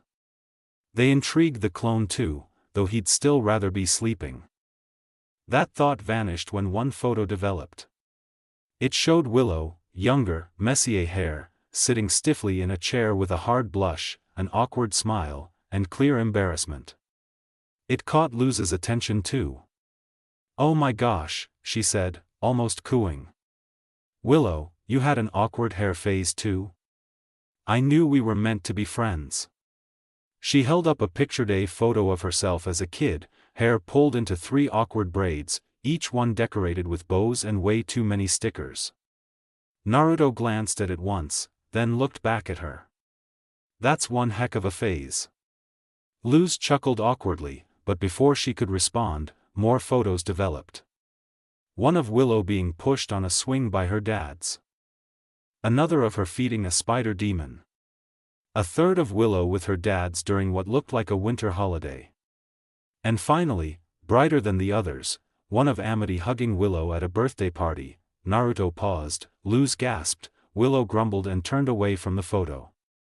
Luz reacted quickly, "Hey, I know you and Amity have history. Wouldn't it feel better to talk about it?" "No," Willow replied bluntly, her tone dropping as her frown deepened. "I'd rather do this." She turned the photo around. There, out of sight, out of mind. Luz blinked, then her expression softened. "You have to at least tell me what she did. How else am I supposed to cook up a scheme to make you two friends again?" "You don't," Naruto's clone cut in simply. "Naruto's right," Willow added. "I don't want you doing anything about it. No schemes, no plots, no ruses, okay? Now let's get to lunch." She left without another word, leaving Luz frozen and Naruto quietly thinking. The silence only lasted a second. "You're gonna do something anyway," the clone said, not asking, his gaze settling on Luz with a knowing frown. She shrugged, a mischievous grin spreading across her face. "You know I can't leave things alone. I mean, ever since I got you to open up, you've been way more like a house kitten." She emphasized the last part. The clone felt a spike of his boss's embarrassment, but didn't let it show. "Plus," Luz added, turning the photo Willow had flipped over, "she never said anything about shenanigans." Naruto shook his head, already imagining how those shenanigans would go. He didn't have to imagine for long. After he and Luz left, everything went to shit. Lunch happened, sure, but while hanging out with Gus and Luz, Willow started acting loopy. Later they'd learn Amity had damaged Willow's memories with fire, likely after seeing the photo of her younger self hugging Willow. Flashback end. This was bad. But Luz and the others shouldn't be too far with Willow yet. It only further proved his point about the boiling isles changing. Not directly, but enough to matter. They needed to save Willow's mind, quickly. Naruto didn't finish the thought. Naruto and Ida waited in the living room as the group finally arrived, Amity tagging along for obvious reasons. It took several moments just to get Willow fully inside the house. Naruto stood tall in his human form, watching her carefully. She still looked as loopy as his clone had seen earlier, movements unfocused, reactions delayed. His attention stayed on her almost entirely, making sure she didn't wander into anything dangerous or hurt herself too badly. Gus had already peeled off into a section of the living room on his own, a book report open in his hands and clearly taking his full focus. Amity, meanwhile, lingered near the doorway, subtly inspecting the house itself. She'd never been inside before. "So this is the owl house," she murmured to herself, eyes flicking between crooked walls, cluttered shelves, and the strange angles of the room, then briefly to Naruto and Luz. Luz gave a quick, cheerful, "Yep." Amity nodded, trying for her best polite composure, but her nerves were obvious. Discomfort mixed with worry, mostly aimed at the house itself. "And you, sleep here?" she asked, glancing at Naruto. "I sleep anywhere," Naruto replied bluntly. Ida clapped her hands once, drawing everyone's attention. "Alright, focus up. Even minor damage to the mind can have huge effects on someone's psyche." Her point was immediately emphasized when Willow attempted to sit down, and missed the chair entirely, landing with her head instead of her bottom. Naruto frowned. That spell really did a number on her. Amity flinched at the comment, guilt flashing across her face. Exactly, Ida continued, eyes narrowing as she watched Willow carefully. Her brains burned up real good. Damage like that can change everything about a person. Willow may never be the same. Willow managed to sit correctly this time, only to immediately reach down and start trying to peel King, who had been laying beside her. Ida stopped it instantly with a sleep spell, knocking Willow out cold on the couch. King let out a long yawn, then started drifting off himself. Ida raised an eyebrow. I didn't even cast it on you. King yawned again and ignored her. Naruto barely noticed, his attention was still locked on Willow. He might not have been as close to her as Luz was, but the idea of the Willow he knew disappearing entirely sat wrong in his chest. Fault didn't matter right now, fixing this did. Luz, clearly thinking the same thing, spoke up. Is there anything we can do? Ida tapped a finger against her chin. There is one spell I know, but it's very illegal. And practically life-threatening for everyone involved. She paused, then smirked. So you're in the right place. I'll just send you into her mind to fix the damage. Luz lit up despite everything. I have always wanted to do something like this. Thank you, Boiling Isles. Ida immediately snapped back to serious. It won't be easy, you've got a lot to fix in there, it's a mess. Whoever did this to Willow showed unbelievable disregard for her safety. Downright despicable. Amity looked away, guilt unmistakable. Oh, right, Ida added, glancing at her. It was you. Then, back to Luz. Anyway, who's going inside with you? Hootie's door swung open. Maybe I can help. I'm pretty good at getting stuck inside people's heads. This is someone's brain, not a nightclub, Ida snapped, spinning a spell circle and slamming the door shut. To Max, along with Naruto. Luz perked up. Wait, why does the Max change when Naruto's involved? Ida waved it off. Plot convenience. What? Luz asked, confused. I mean, Ida continued, rolling her wrist, Naruto's built different. The strain on Willow won't be as bad as if it were two full witches and someone else. Naruto sighed and chimed in, my physical body's partially made of chakra. Less actual matter, more energy. It'd be like sending half a witch instead of a full person. Luz blinked, then smiled, oh. She looked around for who else could help. Gus was completely absorbed in his book report. King was asleep. And as much as part of her knew Hootie meant well, no. Absolutely not. That left Amity. Luz turned to her, can you help? Amity hesitated, already shaking her head. I don't think Willow would want me in there. You set part of her mind on fire, Luz said flatly. So yeah, you kinda have to help. Amity froze, guilt tightening in her chest. Naruto stepped forward, already positioning himself behind them. This mess started because of you, he said, not harshly, not accusingly. Amity looked up at him, startled. But right now, he continued calmly, it's only going to get worse if we don't act. So we need all the help we can get. Whatever you and Willow have between you, we put it aside. She hesitated once more. Then nodded, okay. I'll do my best. Luz reached out a hand, Amity took it, hesitant but steady. Naruto placed his hands on both of their shoulders as Ida prepared the spell. Ida's smirk widened, bold choice taking the prodigy who started the whole mess. She summoned a golden bell and handed it to Luz. When you're done, ring this, I'll pull you out. Then, more seriously, watch for inner Willow. Most people have a gatekeeper in their mind, emotions, memories, the works. She'll help you finish this fast. All three nodded. Ida formed a spell circle around them. Light flared, wrapping them in gold. In a flash, the three vanished, breaking into flickers of yellow light as Ida focused the spell, guiding each one straight into Willow's mind. The three started out in blackness, the sensation of falling, wind rushing past them, no ground in sight. Even without vision, the feeling flooded their senses until, suddenly, they hit what they assumed was solid floor. Before anyone could speak, the void burst into blinding white light. All three winced, throwing up their arms to shield their eyes. When the light dimmed, Willow's mind revealed itself.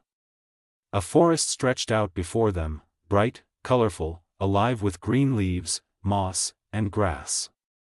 It was unlike any forest Naruto had seen in the Boiling Isles. The air felt still, preserved. The trees were enormous, larger than he'd expected. Naruto stepped closer to one and frowned slightly. Embedded in the trunk was a photograph. Not carved, not painted. Encased. The same type of memory photo he'd seen earlier in class. His eyes tracked across the forest, taking in tree after tree. Every one held an image. So that's why it's this big. There must be millions, Naruto murmured, already stepping forward into the forest. Luz and Amity lingered for a moment, taking it all in, before quickly moving to catch up. Luz tucked the bell Ida had given her away as she went. "Where is Inner Willow?" Amity asked after a minute, her eyes constantly scanning the trees. I believe we could use the extra help the owl lady mentioned."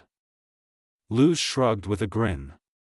"No clue, but I guess the best thing we can do is start fixing stuff ourselves." Naruto nodded once, falling into step beside Amity, his attention fixed on the forest around them. He watched for anything out of place. Luz, however, stopped. A tree stood apart from the others, its leaves gone, bark blackened and cracked. The photograph inside was coated in ash. She brushed the dust away. The image beneath was black and white. Curious, Luz placed her hand against it. Her fingers phased through. She yanked her hand back instantly, staring at it to make sure it was still there. When nothing seemed wrong, she didn't hesitate again. Luz jumped into the photo. A moment passed. Then Naruto and Amity doubled back, realizing Luz was gone. Naruto stopped in front of the burnt tree, studying the image closely. It depicted an awkward-looking fort on a beach. He sniffed the air lightly. Luz's scent was still here, still present. Just displaced. "She's not gone." "Luz," Amity called, tension creeping into her voice. Luz burst back out of the photo with a wide grin. "Guys, pretty sure I found the memories. Let's go." Before either of them could protest, she grabbed both Amity and Naruto and dragged them in. The image swallowed them whole. They landed inside the memory, still washed in gray, devoid of color. Luz and Amity hit the ground hard. Naruto shifted mid-fall, shrinking into his fox form to cushion the impact before rising back into human shape. "So," he said, taking in their surroundings, "this is one of her memories." The tree stood behind them, the only one, still charred. Naruto turned his attention outward. The sky was cracked and blackened, holes smoldering faintly where nothing existed beyond them. The forest was gray, the beach white and lifeless, the water dark and heavy. "This place is really damaged," he muttered. "How exactly were we supposed to fix this?" Luz and Amity pushed themselves upright. Ahead of them, a cliff overlooked a beach. A wooden dock jutted out into the water. "Lake Lacuna," Amity breathed. Her expression shifted, sorrow, regret, but Naruto noticed it wasn't aimed at the place itself. "This is where Willow and I took swimming lessons," she explained quickly, then gestured toward the sky. "That must be from the fire."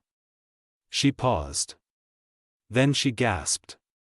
Amity ran toward the beach, forcing Naruto and Luz to follow. There, half destroyed, stood a small fort, the same one from the photo. Wooden planks were scattered everywhere, tarp half buried in the sand, a lone bucket still hanging from the roof. It looked like the fire had turned into a storm inside the memory. Amity slowed. Then, carefully, she let the sorrow fade from her voice. "This is the fort Willow and I made," she said, picking up a plank. She discarded it, grabbed another, and placed it exactly where it belonged. "One day," she continued, "Willow wanted to play hooky from swim lessons, so we built this." She moved instinctively now, efficient, precise. Adjusting the tarp, setting beams, rebuilding without hesitation. Naruto watched closely. Not guilt, he realized, familiarity. Luz blinked when Amity shoved a plank into her hands, barely noticing as she echoed dreamily, "Forts, hooky, Willow, can words get any cuter?" Amity smiled softly but didn't stop working. Her tone shifted, not guarded anymore, but remembered. "We knew the swim teacher would be on the prowl," she said. "But Willow said she'd protect us with an illusion spell." In moments, the fort stood whole again. Amity stepped back, pride flashing across her face, only to fade just as quickly. Naruto studied her. "You two were close." It wasn't a question. Amity looked down. "Yes," she said quickly. That was all he needed.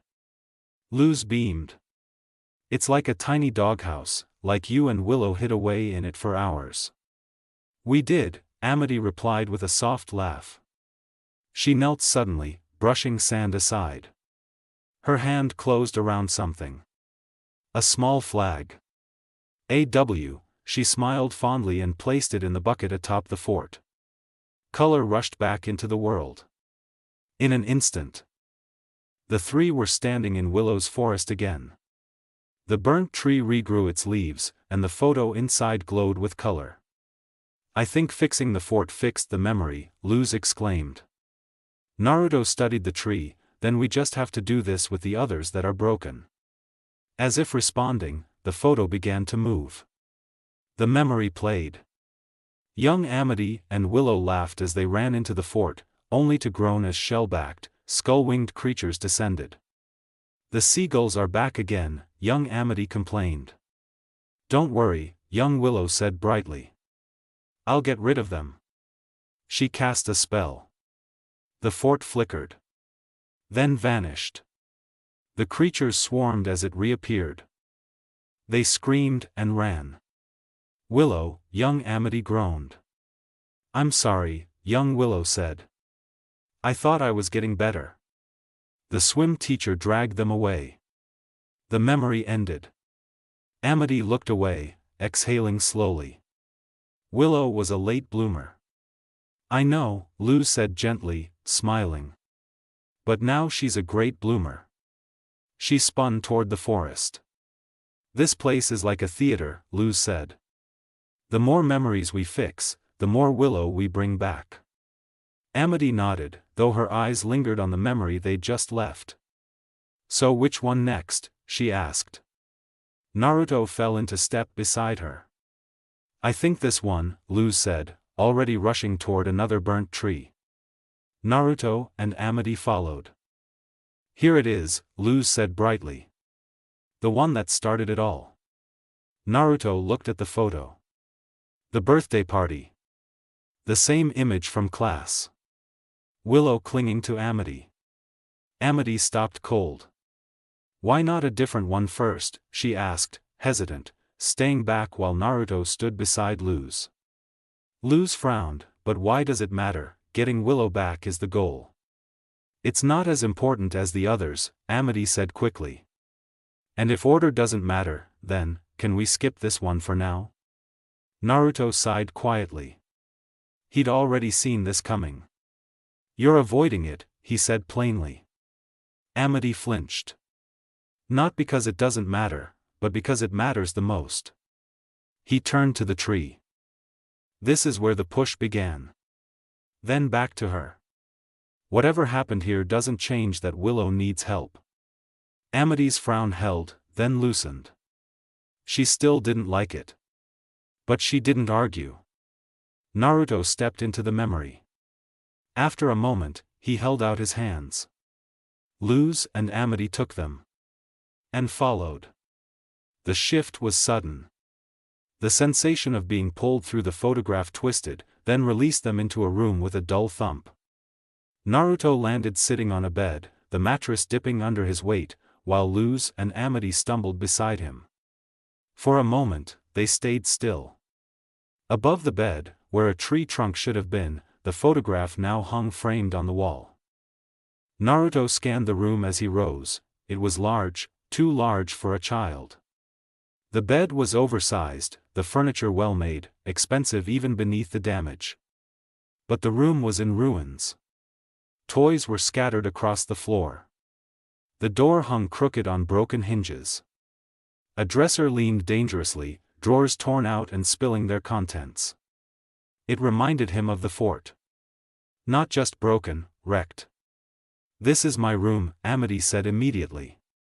She hesitated, then added more quietly, "or what it looked like when I was little." She knew this memory. Luz glanced between the wreckage and Amity. "So, same thing as before, we fix it?" Naruto nodded, "Seems consistent." He crouched to gather the toys. Moving carefully, watching how the space reacted. Amity lingered, tense, then finally stepped forward and began pushing the dresser drawers back into place. Her movements were precise but stiff, like she didn't want to touch anything longer than necessary. Within minutes, the room settled. Clean, whole. Then pink flames exploded outward. The fire spiraled around them, hot and violent, and the world snapped again. They were back in Willow's forest. Amity took a sharp breath. That didn't happen last time. Luz didn't answer right away. "Maybe, let's see if it worked." The memory tree stood restored, its leaves full, the photo vivid. Then it began to play. The door to young Amity's room opened. Young Amity and young Willow stepped inside. Young Amity hesitated, fists clenched. "You have to get out," she blurted suddenly, "now." Young Willow frowned. "What, why?"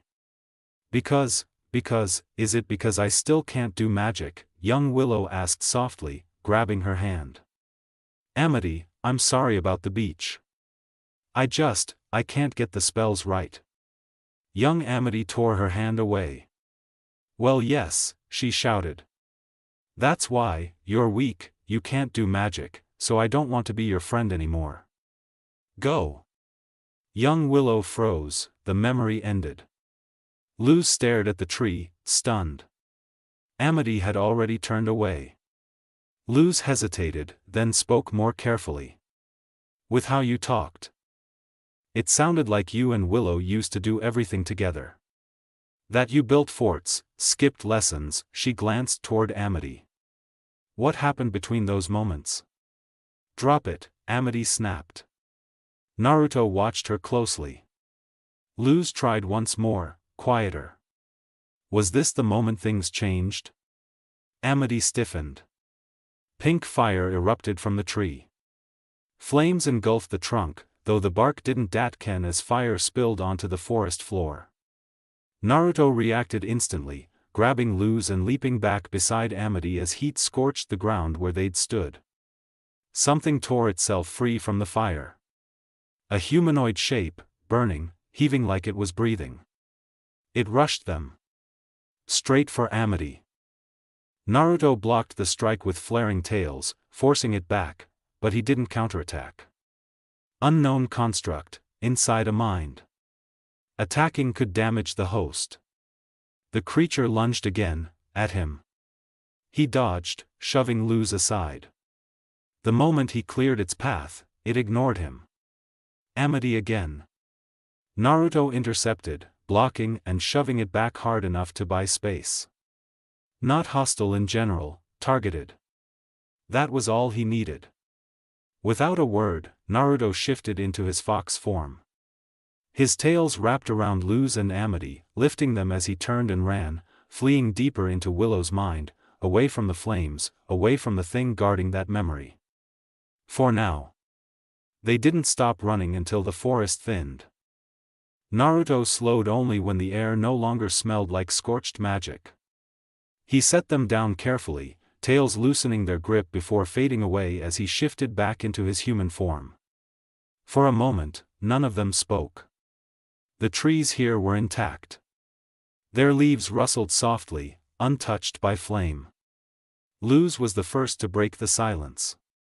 "Okay," she said, breathless. "That was not part of the plan." Amity folded her arms tight against herself. "What was that thing?" Naruto didn't answer immediately. He crouched, pressing his fingers to the mossy ground, more out of habit than need. The forest felt stable here, calm. "Unknown," he said finally. "And that's why I didn't attack it." Luz frowned. "But it was trying to." "Exactly," Naruto cut in, not sharply, just firm. He stood again, eyes serious. "We're inside Willow's mind. That thing could be a memory construct. A defense response, a fragment of her emotions given form." He exhaled slowly. "If I damaged it without knowing what it was, I could have damaged her." Amity looked away, jaw tight. Luz's voice softened. "So, what was it doing?" Naruto glanced back the way they'd come, guarding. They both looked at him. "It didn't chase us," he continued. "Didn't spread beyond that tree. It only reacted when we pushed that memory." His gaze flicked briefly to Amity. "And it went for you first." Amity's breath hitched.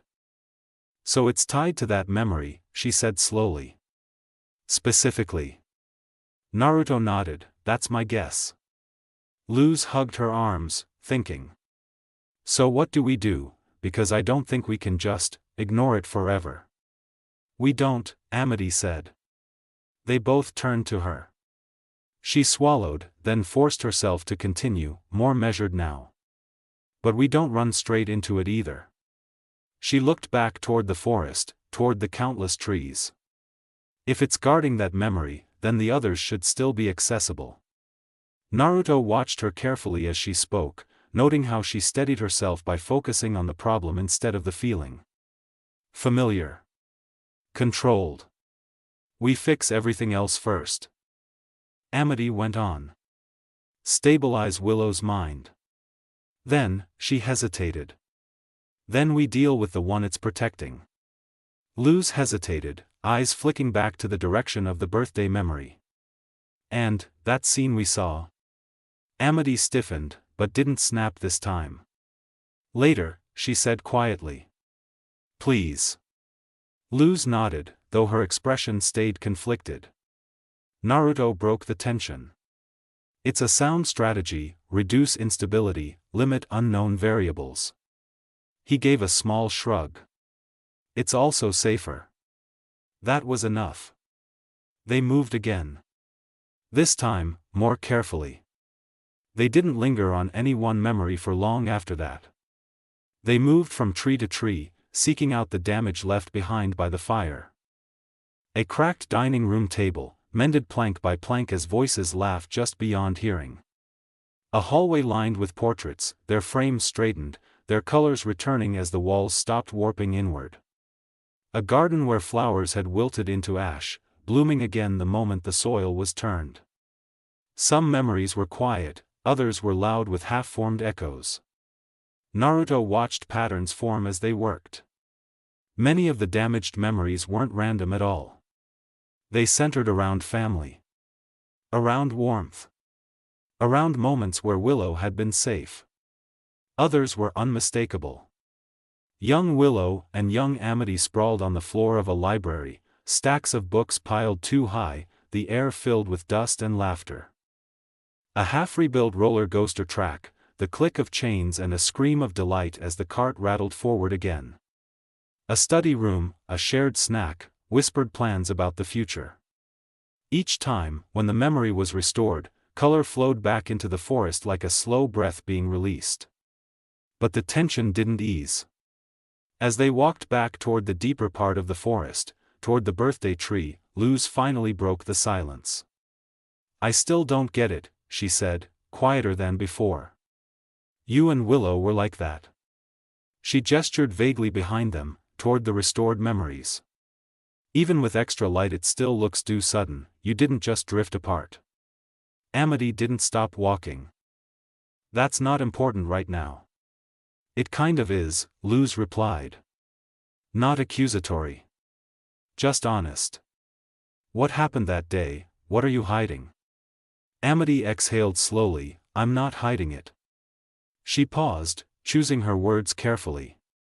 I'm prioritizing. Luz frowned, prioritizing what? Willow, Amity said. She doesn't need to know why it happened, not yet. Knowing won't fix anything. Her voice tightened. And if I tell you, you'll tell her. Luz opened her mouth, then hesitated. Why is that so bad? Naruto spoke before Amity could, because Amity isn't thinking about herself. He glanced between them. She's thinking about timing. They both looked at him. She believes reopening that wound too early could destabilize Willow more. He continued evenly. And right now, the objective is restoring her mind, not resolving every emotional truth. Luz didn't like that. It showed in the way she clenched her hands. But she didn't argue. They took a few more steps. Then Naruto stopped. They had reached another burnt tree. The photo inside was black and white. He blinked once, that's not possible. Luz leaned closer, we fixed this one. The image showed young Willow and young Amity sitting side by side in the library, books stacked around them, heads bent close together. Naruto's eyes narrowed. They moved on, and found another. Then another. Each one freshly burned, each one featuring Amity. The pattern was no longer subtle. It's targeting them, Naruto said quietly. Specifically. Amity swallowed. So it's not just guarding the birthday memory, Luz murmured. It's erasing everything around it. Naruto nodded, which means avoiding it isn't an option anymore. His gaze hardened, not with anger, but resolve. If we don't confront it, it will keep burning these memories. And eventually, there won't be anything left to fix. Amity straightened, then we confront it. Luz nodded, unease and determination mixing in her expression. Together, they turned back toward the heart of the forest. Toward the fire. They headed back the way they came. The forest grew quieter the closer they got to the birthday memory. The restored colors thinning until the air itself felt tense, like it was waiting. The trees here stood farther apart, their leaves trembling despite the lack of wind. And there it was. The birthday memory tree stood exactly where they'd left it, still in flames without burning, still alive, unlike the others. Naruto barely had time to register that it hadn't changed. The flames erupted. A roar of pink fire tore itself from the ground near the tree, rising into a towering shape before lunging forward. Naruto reacted instantly, two foxtails shifted, snapping up and crossing above him just in time to block a massive downward strike. The impact rattled through him. The flames didn't slow. The next blow came fast and wide. Naruto ducked beneath it, shouting, "Split!" Luz and Amity scattered, boots skidding against scorched earth as the flaming mass barreled after them. They regrouped instinctively, sprinting back toward Naruto as the heat chased at their heels. Maybe we should have planned this out more, Luz yelled, breathless as they ran. Why can't we just attack it again? Amity demanded, glancing back as another burst of fire slammed into the ground behind them. Naruto leapt sideways, narrowly avoiding another swing. Because if it's part of Willow, he twisted midair, landing hard before another blast forced him to roll. I'm not risking tearing something out of her mind that doesn't belong to me. He didn't wait for a response. In a blur of motion, Naruto shifted, his body folding down into his fox form as he scooped Luz and Amity onto his back with his tails and bolted forward, moving faster than before. Luz clutched at his fur, then how are we supposed to confront it? Naruto growled under his breath. I haven't figured that part out yet. Silence. He felt both of them stiffen. Neither of them said anything, but he didn't need to hear it. He hadn't planned this, he'd reacted, protected, adapted, like always. Another wave of fire surged toward them. Naruto veered sharply, then jumped, clearing the flames entirely. Midair, he shifted back, landing on his feet as his tails snapped out to catch Luz and Amity before they could tumble. They hit the ground behind the monster. The flaming mass skidded to a halt and turned slowly, heat rolling off it in suffocating waves. Luz bent forward, hands on her knees. Okay, yeah, this is officially exhausting. Amity straightened, jaw tight. And it's not stopping. Luz wiped sweat from her brow, eyes darting across the forest. This makes me wonder. They both looked at her. What else is out of sight in Willow's mind? Naruto froze. His gaze slid past them, to the burnt trees scattered behind the monster. The erased moments, the missing color, the way the flames had chased specific memories and ignored others. Out of sight, out of mind. His breath slowed.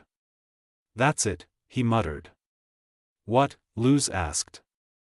Naruto's eyes lifted to the towering flames. That's how it works. Amity frowned. What are you talking about? He lowered his defensive stance just as the creature began charging again, flames roaring louder as it closed the distance.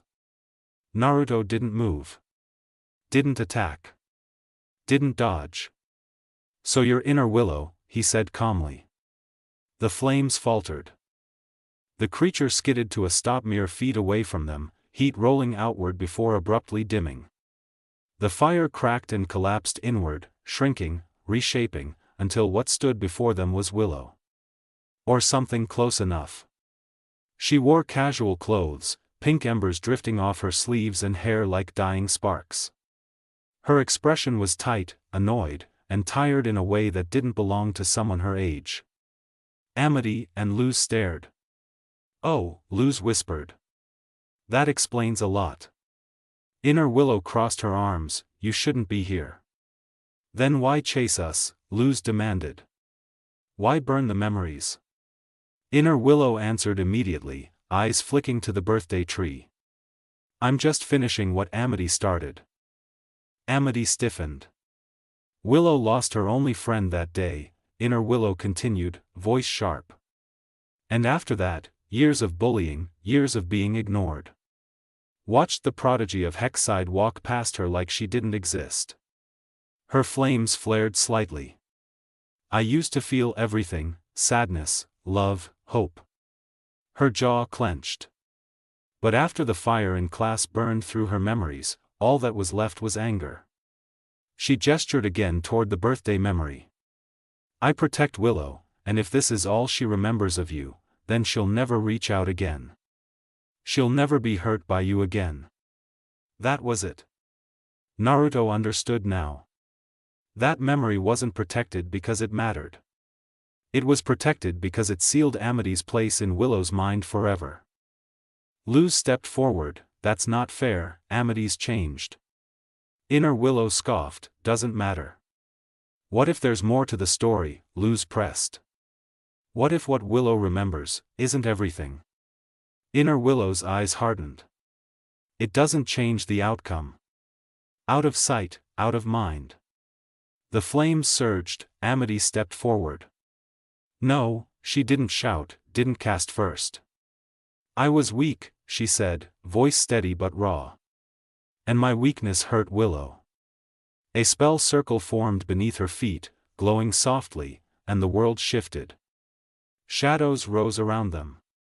Her parents loomed, tall and indistinct. Her mother's voice echoed, sharp and cold, demanding she cut ties. Threats followed, letters to Hexside. Power wielded casually, the promise that Willow would never learn magic. Young Amity stood there, shaking. I tried to say no, Amity said quietly. But I didn't. The scene faded. I thought I was protecting her, Amity continued. But I wasn't, I was choosing the easier path. She looked at Inner Willow. I won't ignore her again. I won't turn away, not from her, and not from what I did. The flames wavered. Inner Willow's embers dimmed, anger draining away into something tired and uncertain. Slowly, the forest breathed again. Together, they turned back to the burnt trees. And one by one, they began to heal. Inner Willow didn't move at first. The flames along her body had dimmed. But they hadn't vanished, not completely. They licked faintly at her sleeves, at the hem of her clothes, like embers that refused to die out. Her eyes stayed on Amity, sharp and unblinking, as if she were trying to carve the answer out of her. "And how do I know," she asked, voice level but tight, "that you won't do it again?" The forest around them felt closer suddenly. Trees loomed, their leaves rustling even though there was no wind. "How do I know," Inner Willow continued, stepping closer, boots crunching softly against the forest floor, "that you won't start ignoring her again the moment it becomes inconvenient? That you won't decide it's easier to pretend she isn't there? That you won't try to keep her away?" Her voice sharpened. "Like you did before." Amity's breath caught. Naruto watched her carefully. He could see the way her shoulders stiffened, the way her fingers curled in on themselves like she was bracing for a blow that hadn't come yet. This wasn't the controlled, polished prodigy she usually showed the world. This was someone standing in front of the consequences of a choice she'd made years ago, with nowhere left to hide. "I don't know," Amity said quietly. Inner Willow paused. "I don't," Amity repeated, lifting her head. Her voice wasn't defensive. It wasn't pleading. It was honest, in a way that hurt to listen to. "I don't know if I won't mess it up.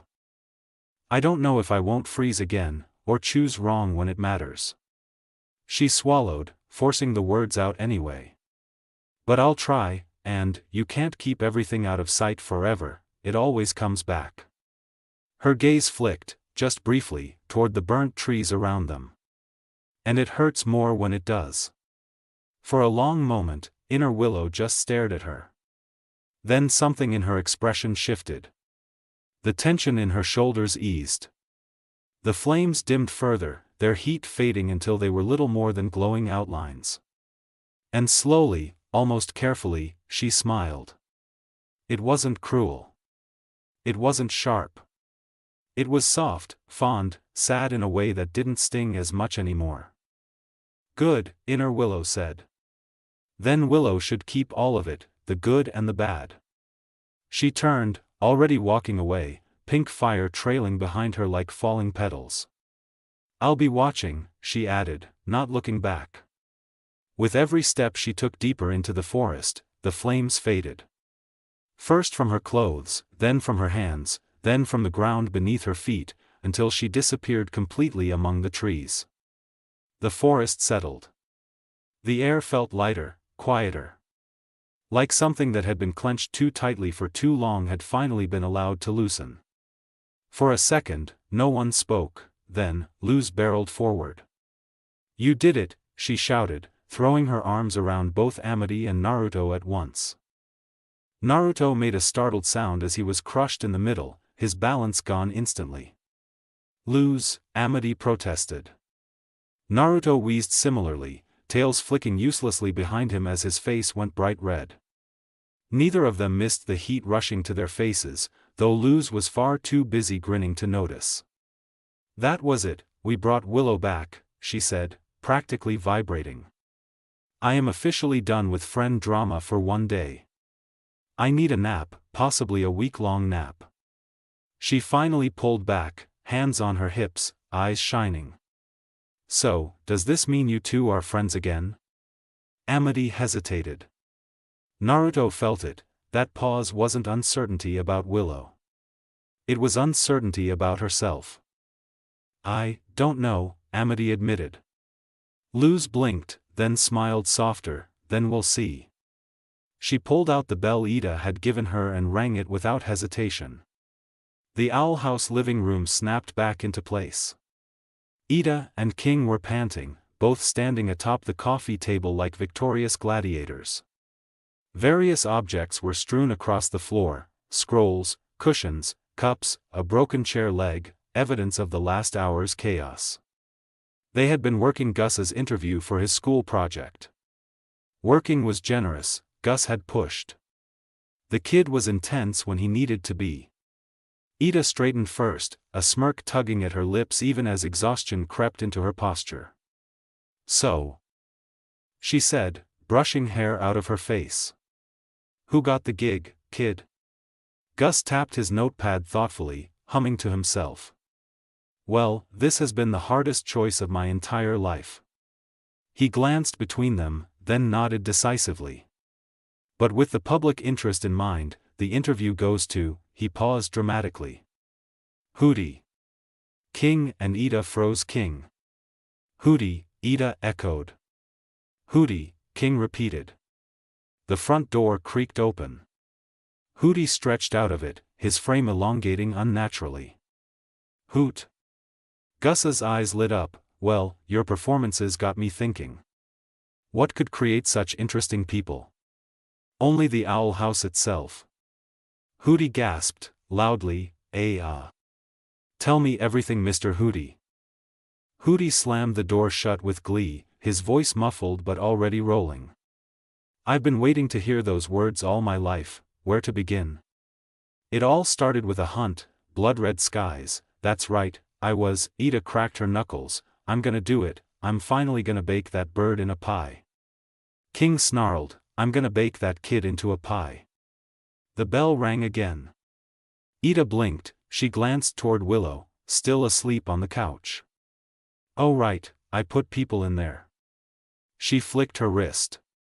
Yellow smoke burst into the room, and Luz, Amity, and Naruto were expelled from Willow's mind in a tumble, landing hard on the floor, still holding hands.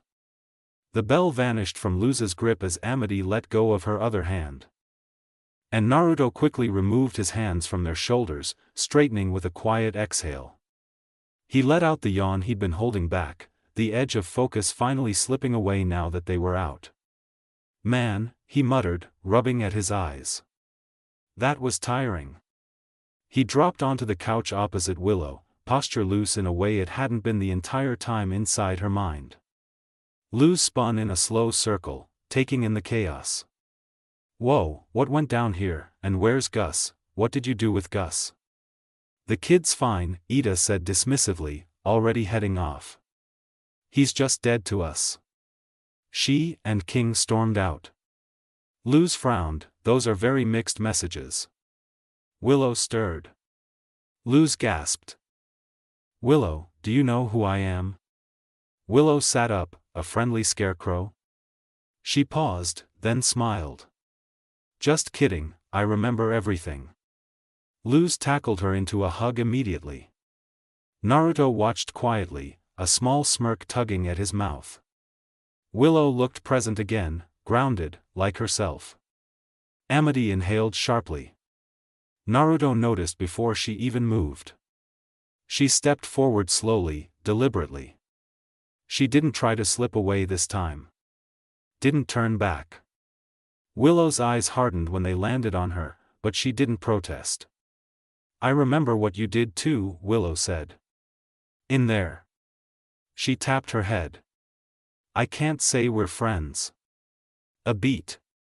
But, it's a start." Amity nodded, a small, restrained smile crossing her face before she turned and left, closing the door softly behind her. Naruto followed a moment later. From inside, voices carried through the wood, muted, blurred, but still recognizable. Willow's voice came first, dulled but sharp enough to cut through. Question: How did Amity happen to see the photo I hid in class? Naruto paused, fingers tightening just slightly against the door. There was a beat. Then Luz's voice, rushed and far too casual to be convincing. "You said nothing about shenanigans."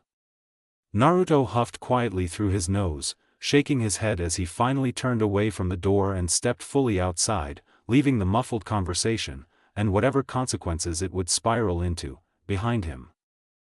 A few steps ahead, Amity stood waiting without realizing it. It only took a few steps for Naruto to catch up to her. The night air outside the owl house was cool and quiet, the sounds from inside muffled once the door shut behind them. Naruto hadn't meant to follow her at first. Inside hadn't been the right place, too many people, too many emotions tangled together. Out here, though, he could see it clearly. Amity walked stiffly, shoulders tight, hands curled at her sides like she was bracing for something. Willow and her hadn't magically fixed everything. Naruto knew that. He'd seen the shift in Amity's expression when Willow spoke, relief, guilt, and fear all fighting for space. After everything she'd been through today, someone needed to say something. His footsteps scuffed softly. Amity stopped almost immediately. She didn't turn, just stared ahead into the dark tree line. Naruto rubbed the back of his neck. "Hey," he said, keeping his tone light. "What you did back there was good, really good." A pause. "Mittens." Her shoulders eased, just a little. "Thank you," she said quietly. "But I didn't expect forgiveness, not from Willow. Starting over doesn't erase what I did." Naruto stayed silent. "You end things first because it protects you," Amity continued. "If you leave first, you don't have to watch someone walk away." Her fingers tightened. "Survival becomes the choice. That's why Willow wants to start new," Naruto said carefully. "Not because it didn't matter, but because staying there hurts more." Amity didn't respond. The quiet settled. "Back then," she said after a moment, "that's when it started. Becoming what my parents wanted. The prodigy, perfect, I thought that meant I was doing something right." Her voice wavered. "Then people like you show up, lose, and it all starts to feel wrong." Naruto's ears flattened, he knew that tone. "Fear. Isn't that a good thing?" he asked. "Changing? Not if I don't know who I am without it," Amity said. "Without being cold, without being perfect. If that's gone, what's left?" Naruto stepped closer. "Your mittens," he said simply. She blinked. "Sister to the Blight twins, prodigy of Hexside. But not perfect, no one is." He shrugged. "You're friends with Luz, with me. You care, even when you pretend you don't." Her eyes flicked toward him. "Being quiet doesn't mean being cold," he added. "And changing doesn't mean losing yourself." She turned fully then, uncertainty written across her face. Naruto didn't get another word out before she rushed him. "Hey!" She hugged him tight. He yelped, then awkwardly hugged back, face burning. "Troublesome," he muttered. He didn't mean it. After a moment she pulled away. "Thank you," she said. Steadier now, before walking off into the night. Naruto watched her go. Nothing was fixed, her fear was still there. But so was hope. Something brushed his leg. He looked down to see his tail flicking happily, like it did around Luz. "I thought I fixed that," he muttered. He grabbed it, it flicked away in protest. Naruto sighed, face heating up. Whatever that was. It definitely didn't help his problems. A few days passed during Naruto's guarding gig at Hexside.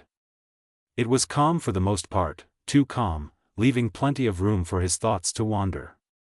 Which he didn't hate, but didn't like either. He'd had the dream again, more often now. Each time, the figures lying beside him became clearer. And the talon tearing him away felt less abstract, more deliberate. More like an owl's. He couldn't ignore it much longer, whatever he was going through had a shape now, even if he refused to name it. The day began like any other. Naruto sat in human form on the living room floor, leaning just enough to look over Luz's shoulder as she worked through another glyph. She was already in her Hexside uniform, papers scattered around her in messy stacks. A flower lay beside her as she peered at it through a magnifying glass, pen scratching across a notepad she'd been filling since morning. Naruto studied the plant. The pattern sat dead center in the flower, small, subtle. Simple symbols. Like all glyphs. A circle near the bottom with a dot inside, 3 lines branching upward, the middle one leading into a triangle split cleanly across its center. "Come on," Luz muttered, squinting through the glass. "Please work this time." She copied the symbol onto a blank sheet, fast and practiced after hours of trial and error. When she finished, she tapped the paper. It glowed green. Then a flower sprouted. "Yes," Luz exclaimed, spinning toward Naruto with a grin. "Looks like my glyph skills have blossomed."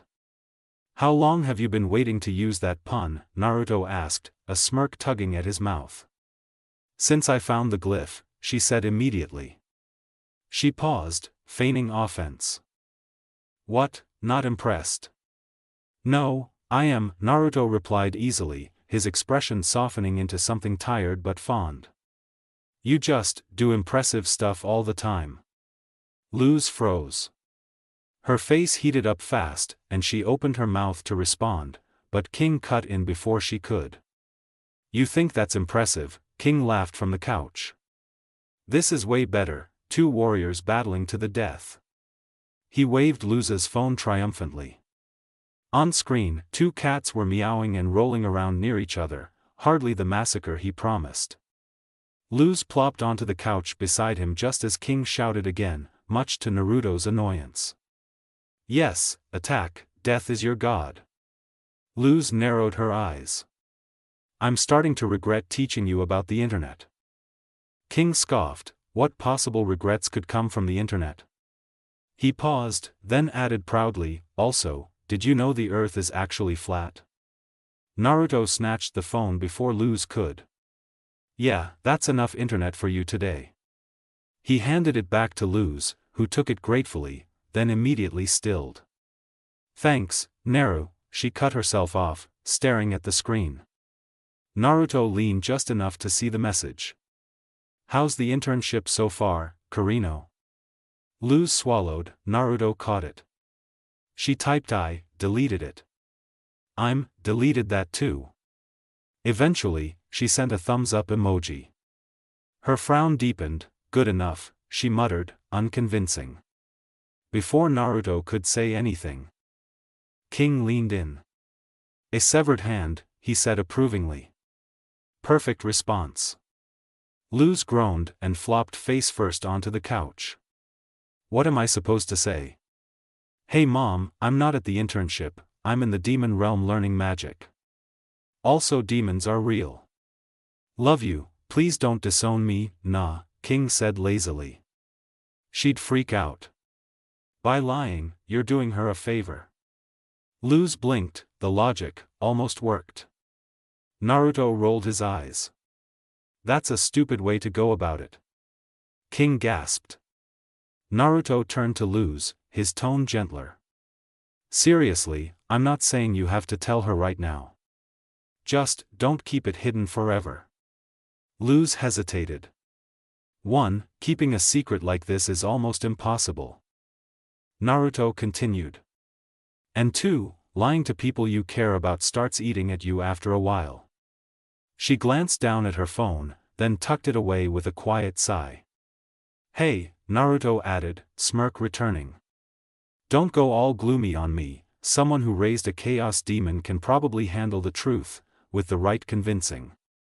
Luz laughed, tension easing as her smile came back. The front door burst open before the moment could settle.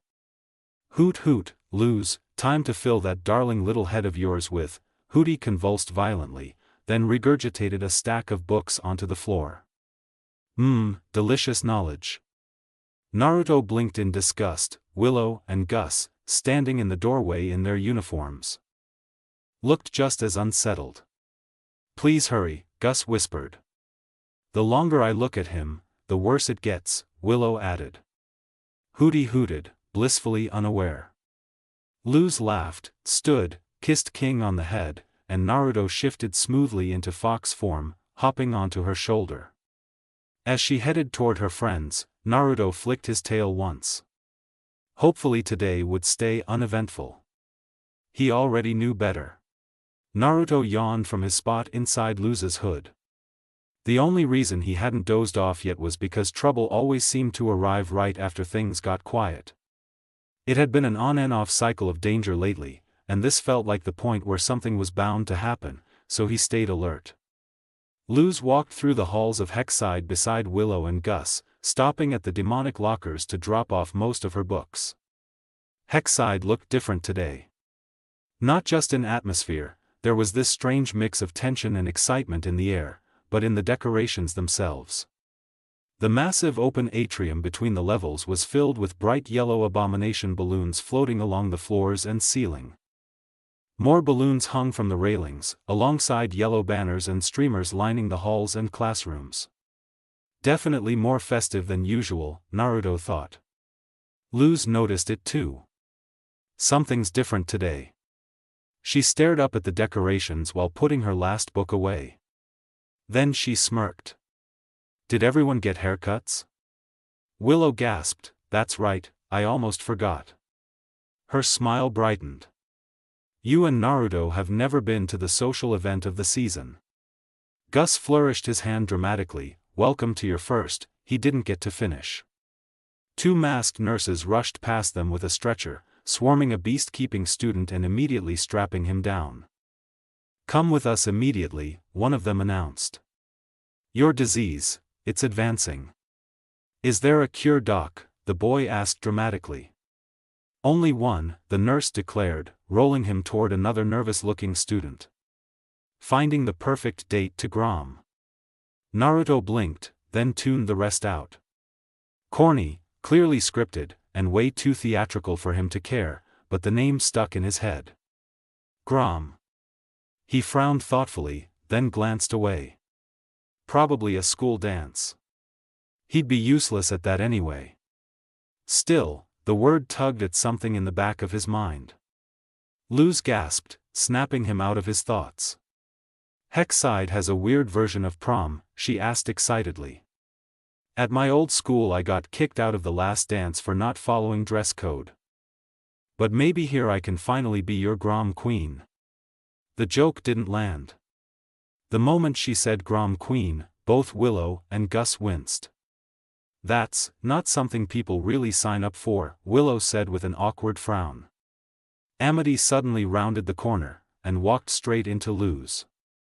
Her books spilled everywhere as she hit the floor. Watch where you're, she started, but paused when she realized who she'd bumped into. Oh hey, Luz, her voice softened. Naruto, sorry. Willow and Gus waved. Naruto hopped from Luz's hood, shifting into human form and helping Amity up. No problem, Luz smiled, already gathering books. Once everything was returned to Amity's arms, Naruto shoved his hands in his pockets. So what's the rush? I just have a lot on my mind, Amity muttered, not meeting his eyes. Before anything else could be said, the speakers screeched to life. Students froze. Then Principal Bump's voice boomed proudly, attention Hexside students, this year, I have the privilege of bestowing our highest Grom honor to Amity Blight, our Grom Queen. Every head in the hall turned to Amity. She shrank. The whispers started, respect, mixed with pity. If this was just a normal dance, people wouldn't sound terrified. Naruto frowned, he really needed to start paying attention in meetings. Luz didn't hesitate. She cheered loudly. That's right Amity, get it, Queen. Everyone stared at her. By the time she raised her hand for a high five, Amity was already gone. Don't leave me Hanjin, Luz called after her. Willow gently placed a hand on her shoulder. You might want to give her space. Being Grom Queen is a tough job, even for Amity. Naruto glanced between them, curiosity sharpening. So, what exactly does a Grom Royal do? I'd like to know too, Luz added. If it freaks Amity out, I feel like I'm missing something. Willow sighed as Gus formed an illusion circle beside her. Grom, Willow began quietly, is short for Grometheus, the fear-bringer. It lives under the school, and it's the worst monster Hexside has to deal with. Gus's illusion formed a tapestry of the Isles before the school existed. It belonged to one of our rival schools, a curse meant to keep Hexside from ever being built. Black sludge spread across the illusion like a living shadow. But a group of soon-to-be Hexside students defeated it before the school even existed, Gus continued, the image shifting to a young Principal Bump sealing the beast. Which is where the whole built on the blood and ashes of our enemies rumor started. The illusion faded. And ever since then, Willow continued, shuddering, Grom wakes up every year and tries to escape. Principal Bump throws a party and calls it tradition. The worst part, Gus added, is that it can read minds. It turns into your worst fear, and you have to fight it. And suddenly Naruto remembered. Years ago, while studying shapeshifters for his own transformations, he'd read about something like this, a creature that became fear itself. A monster that should never be allowed to roam free. Luz swallowed, no wonder she ran off. Who wants to see their worst fear standing right in front of them, and then fight it? That's like kicking a puppy. Well, Willow hesitated. Gus cut in, it's either she beats it or the entire Boiling Isles has to face a shape-shifting fear demon that isn't lazy like Naruto. Naruto raised an eyebrow but stayed quiet. Isn't there something we can do? Luz asked. If someone talked to Bump, maybe someone else could take her place. Willow shook her head. It's tradition that whoever is chosen to be Grom Queen or King faces Grom. She paused, then her expression shifted thoughtfully. But, there was one year Bump allowed the Grom Royal to switch. Luz blinked thoughtfully. But Willow took that as the chance to cut back in, already seeing Luz look. It's complicated, she admitted. There was a case where someone volunteered to take a Grom Royal's place, yeah. But it isn't like swapping chores. You're literally stepping in to fight that capitalizes on your worst fears. Principal Bump doesn't usually allow it unless the volunteer is absolutely determined. Gus added, and also not, dumb. Luz's eyes lit up anyway. So if someone steps in, Amity wouldn't have to face her fear, she asked. Well, I guess, Willow sighed. But either way someone is fighting their own fear publicly. That's usually the worst part for people. Everyone watching your greatest weakness, it's humiliating depending on what it is, and people don't usually forget that sort of thing. Luz's face softened, gaze drifting down the hall in the direction Amity ran. She could picture it. Amity, strong and composed on the outside, shaking on the inside. Luz clenched her fists. Well, she muttered. No one should have to go through that alone, in front of the whole school. Willow gave a tiny nod, yeah, that's why people dread being chosen. There was a silence. Naruto could see the decision forming in Luz's face before she even spoke. Her eyes lit with stubborn warmth. Then I'll switch with her. Willow's eyes widened, Gus choked on his own breath. Naruto stiffened. Luz, no seriously, Luz continued, already talking herself into it, if facing the fear is what matters, someone just needs to stand up and do it. I've fought monsters, I've fought coven guards, and I've faced, a lot of embarrassing moments already, how bad could it be? She tried to laugh, it didn't land. Naruto stepped forward. Don't, he said sharply. Luz blinked at him. He rarely ever snapped like that anymore. Okay, she tried lightly. What's with the tone? Naruto exhaled slowly through his nose, gaze narrowing. It's not just a monster, he said. It turns into your fear. The worst thing your mind can make, and you don't get to choose how ready you are for that. Luz's smile faltered. He continued, voice lower now, serious, firm. You might be able to know what fear it'll show you, but not how, not the intensity. You can't rehearse it, and once you see it, you don't go back to not seeing it. Willow swallowed, even Gus sobered up. Luz hugged her own arm subconsciously, but her stubborn spark didn't die. But Amity shouldn't have to go through it either, she argued softly. If she ran away just from the announcement, she must be terrified. And I'm not just gonna stand there and let her suffer because everyone else decided tradition matters more than her feelings. Naruto clenched his jaw. He didn't disagree. He hated seeing people forced to handle burdens like that. And deep down, he knew exactly why Grom bothered him too. The idea of seeing his own fear, dragged out of his chest, made something cold coil in his stomach. He knew exactly what it would show him, and that scared him more than he'd ever admit out loud. He lifted his gaze again. Just running in blind doesn't help, he said, calmer now but firm. I'll talk to Bump first, see if there's another way. A guard role, a backup. Something that supports her without throwing yourself under something you don't understand. Luz opened her mouth to argue. He beat her to it. I'm serious, he said quietly. Once you volunteer for something like this, you don't get to take it back. Just, wait, let me find out more before you do anything stupid. She paused. Her shoulders dropped. Okay, she sighed. Naruto studied her face. Something about the way she said it felt too agreeable. But he let out a breath anyway. Good, he muttered. Then I'll handle it. He shoved his hands back into his pockets. Turned, and headed down the hall. Willow watched him go. Gus let out a shaky breath. Silence lingered a second. Then Luz puffed her cheeks out, and her determined smile slowly returned. Yeah no, she whispered to herself. I'm totally still doing it. Willow pinched the bridge of her nose. Oh Titan. Gus squeaked. And somewhere down the hall, Naruto kept walking, unaware Luz had already decided to jump headfirst off the cliff he was desperately trying to build a railing around.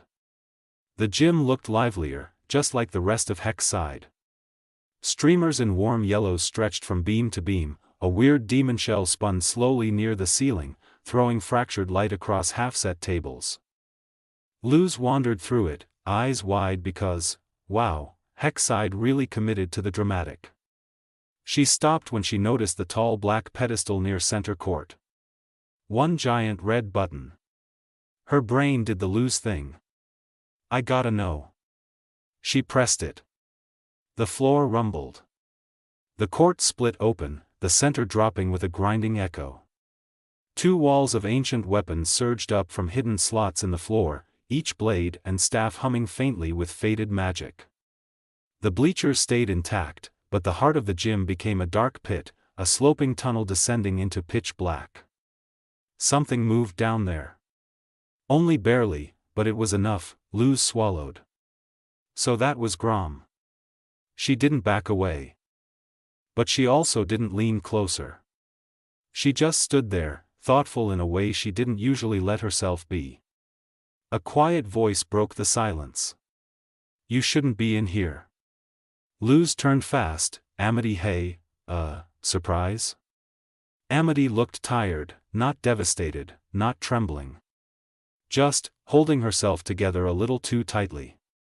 Her eyes flicked past Luz to the opened pit, then to the weapons.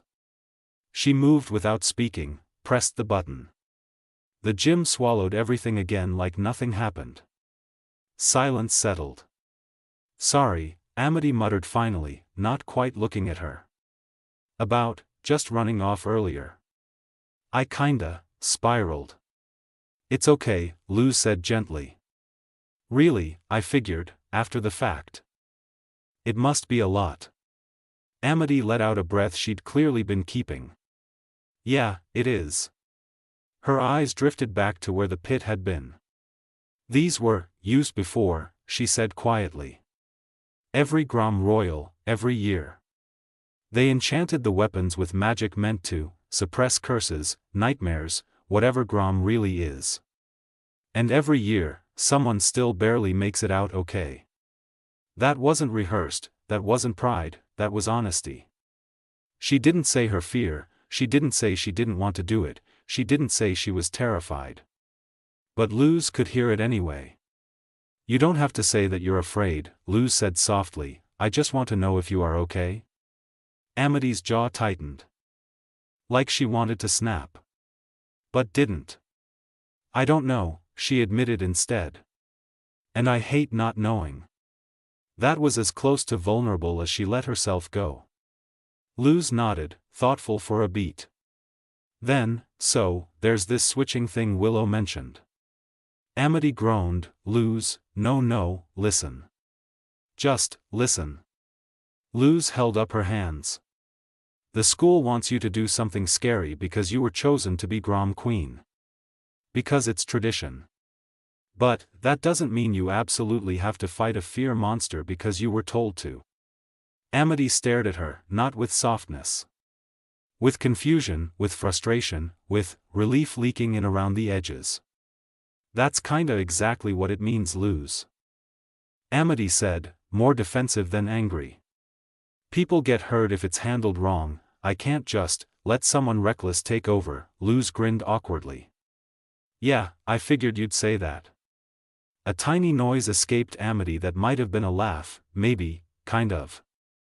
I'm serious, Luz continued. I assumed you were scared when you ran off. So if you want to do this, I'll just back you, all the way, 100%. But if you don't, I'll be glad to switch with you. I don't want you to stand in front of a nightmare just because you think you're supposed to. Amity looked at her for a long moment. She didn't agree, she didn't refuse, she just stood there, processing. I'll think about it. She finally said. That's the best you're getting. Luz smiled, then I'll take it. That was when the doors opened. A fox trotted in, tail flicking in irritation. He shifted back into Naruto halfway through the walk like he couldn't be bothered to go the full length. There you two are, he said, voice tired.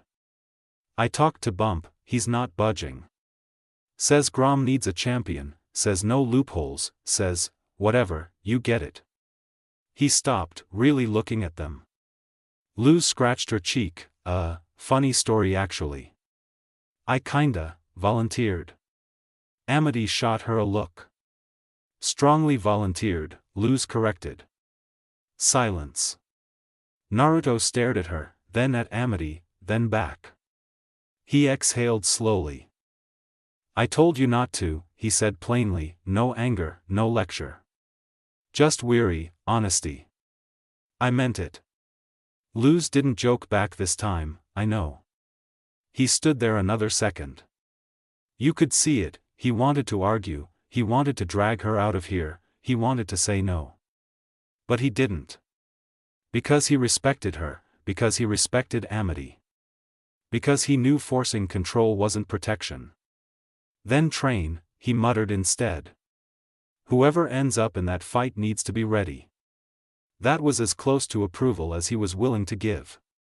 He turned, body already shifting back into a fox as he walked. He paused only once at the door. Didn't look back. Don't make me regret not stopping you, he said quietly. Then he left. Time skip. Naruto lay stretched across the owl house roof, paws tucked under his chin, watching the sun dip toward the horizon. Orange light washed over the shingles and across his fur, warm but not comforting. He'd already decided, he wasn't going to Grom. Not while he didn't even know what he felt anymore. Not while Luz and Amity were gearing up to face something that dug into your deepest fears. He exhaled slowly, tiles shifted behind him. He didn't bother looking until Ida's boots stopped beside him. When he finally turned, she was standing there in a ridiculously sharp brown suit that hung loose in the shoulders, like it was trying to swallow her. He blinked, you look like you mugged a funeral. Ida brushed imaginary dust from her sleeve. Grom chaperone duty, gotta look professional when the children are emotionally traumatized in front of a crowd. She smirked. Can't wait to see which poor sap gets served up this year. Naruto groaned and turned his face back toward the sky. Ida frowned. What was that for? Maybe ask your student what she thinks about throwing herself at Grom, he muttered. Ida stopped. They picked Luz, that's new. Didn't think anyone even knew she existed yet. Naruto rolled onto his back and glared at the clouds. They didn't pick her, she's taking Amity's place, probably.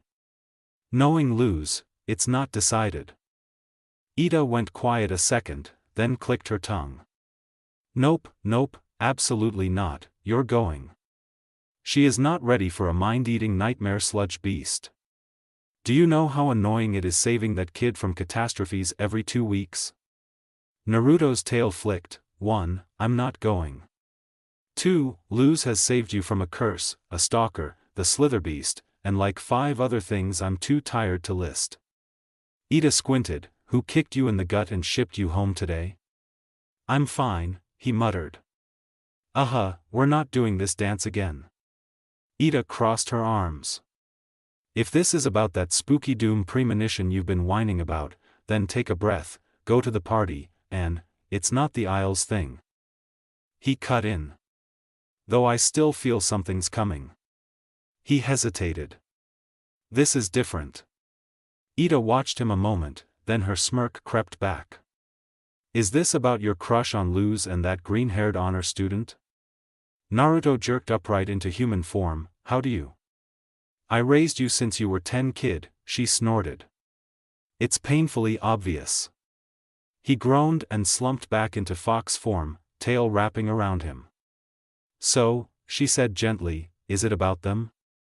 Naruto's voice was small. I don't know, Ida, I really don't. He swallowed. Any time I try to keep the people I care about out of danger, it blows up anyway. I'm tired of caring and, he stopped. Losing them, Ida finished softly. He buried his face into his tail. Silence settled. It still hurts when I think about Jiraiya, he whispered. And this feeling, this sense that something bad's coming, it makes every bad situation feel worse, makes me, he didn't finish, but Ida heard it anyway. Scared. So I don't know if I should back Luz up, or jump in front. Or respect her and Amity and, just let it happen. He breathed out slowly. I don't know if I'm supposed to ask Amity to stop Luz, which means Amity faces Grom alone. I don't know if I should stop both of them. He stared at the skyline. I respect Luz because she does the impossible. And Amity, because she thinks before she leaps. So how do I pick? Or hide, or, he stopped himself. Ida's smile widened, sharp and fond. So this isn't just fear. This is you being hopelessly tangled up in your own feelings. He glared weakly. Don't look at me like that. Oh come on Kit, you avoided this stuff your whole life. Then the universe drops 2 crushes on you, I'm allowed to enjoy this. He groaned loudly. She laughed and flicked his ear. Listen, I can tell you think you have to choose right now. Don't I? Nope, she leaned back on her hands. You're overthinking it. Let it flow. Stop trying to label it, fix it, control it. Let the feelings just be. When it's time to choose, you'll know. Until then, don't break yourself. He looked at her. And about Grom, she continued. Do what you always do. Which is? Adapt, her grin softened. You've never been the fox who fits the plan, don't start now. She stood, stretching. Anyway, I gotta get King into his announcer cape. If you do show up, I left you a suit in the kitchen. She walked away across the tiles. Naruto stared after her. Then he looked back at the sky. And for the first time since he got home he didn't feel stuck. Let it flow, huh? Morning light slipped through the little window in Luz's bedroom, closet, bedroom. Whatever it was, Naruto padded into it in his fox form, paws quiet on the floorboards as he looked around. He'd never been in here before.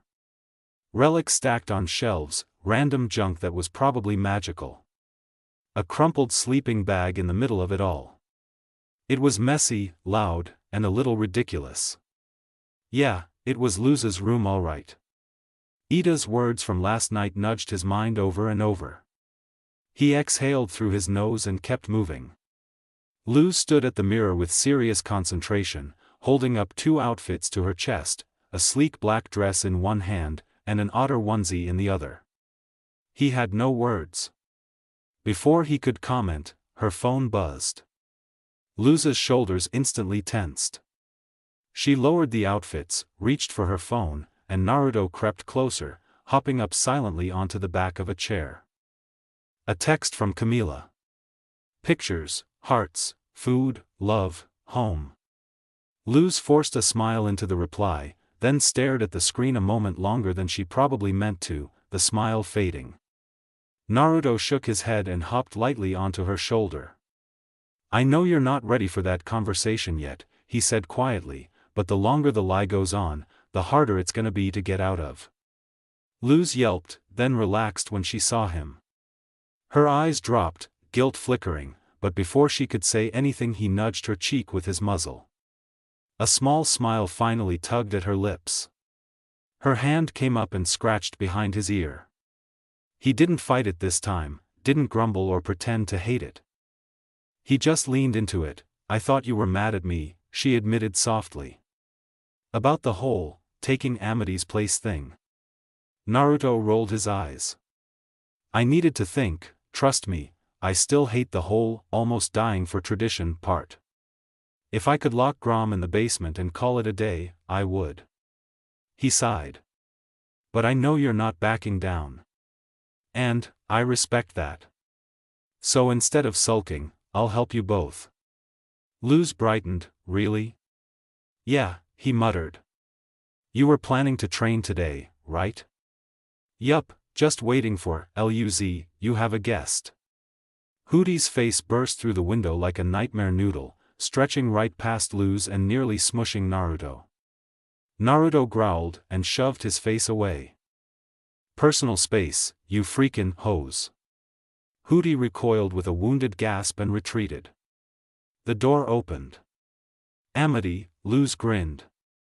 Amity stormed in, plucking feathers out of her hair with murderous intent. If that bird tube ever touches me again, this house won't have a front door. She finally looked up, first at Luz, then at Naruto. So, why are you here? She asked carefully. I thought you were against the switch. I still am, kind of, Naruto answered honestly. But you're both stubborn and smart. So I'm backing you up instead of standing in your way. Amity blinked. Then she smiled. Good. She turned to Luz, posture straightening, slipping back into determined student mode. Ready to train?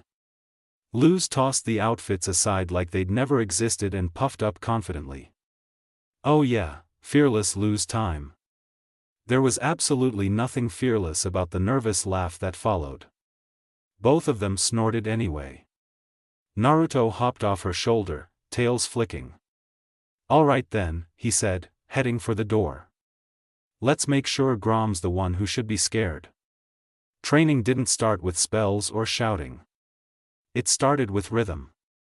Naruto had already been working with Luz for days, nudging her toward smarter glyph use, pushing her to think sideways, to adapt in motion instead of panicking. Her fighting style was messy, instinctive, and built entirely on impulse. But it worked. It was reckless in the way a fox could respect, fast, sneaky, clever. Easy to build on once someone guided it. Amity handled the structure, Naruto handled the chaos. Between the two of them, Luz was learning how to move between both.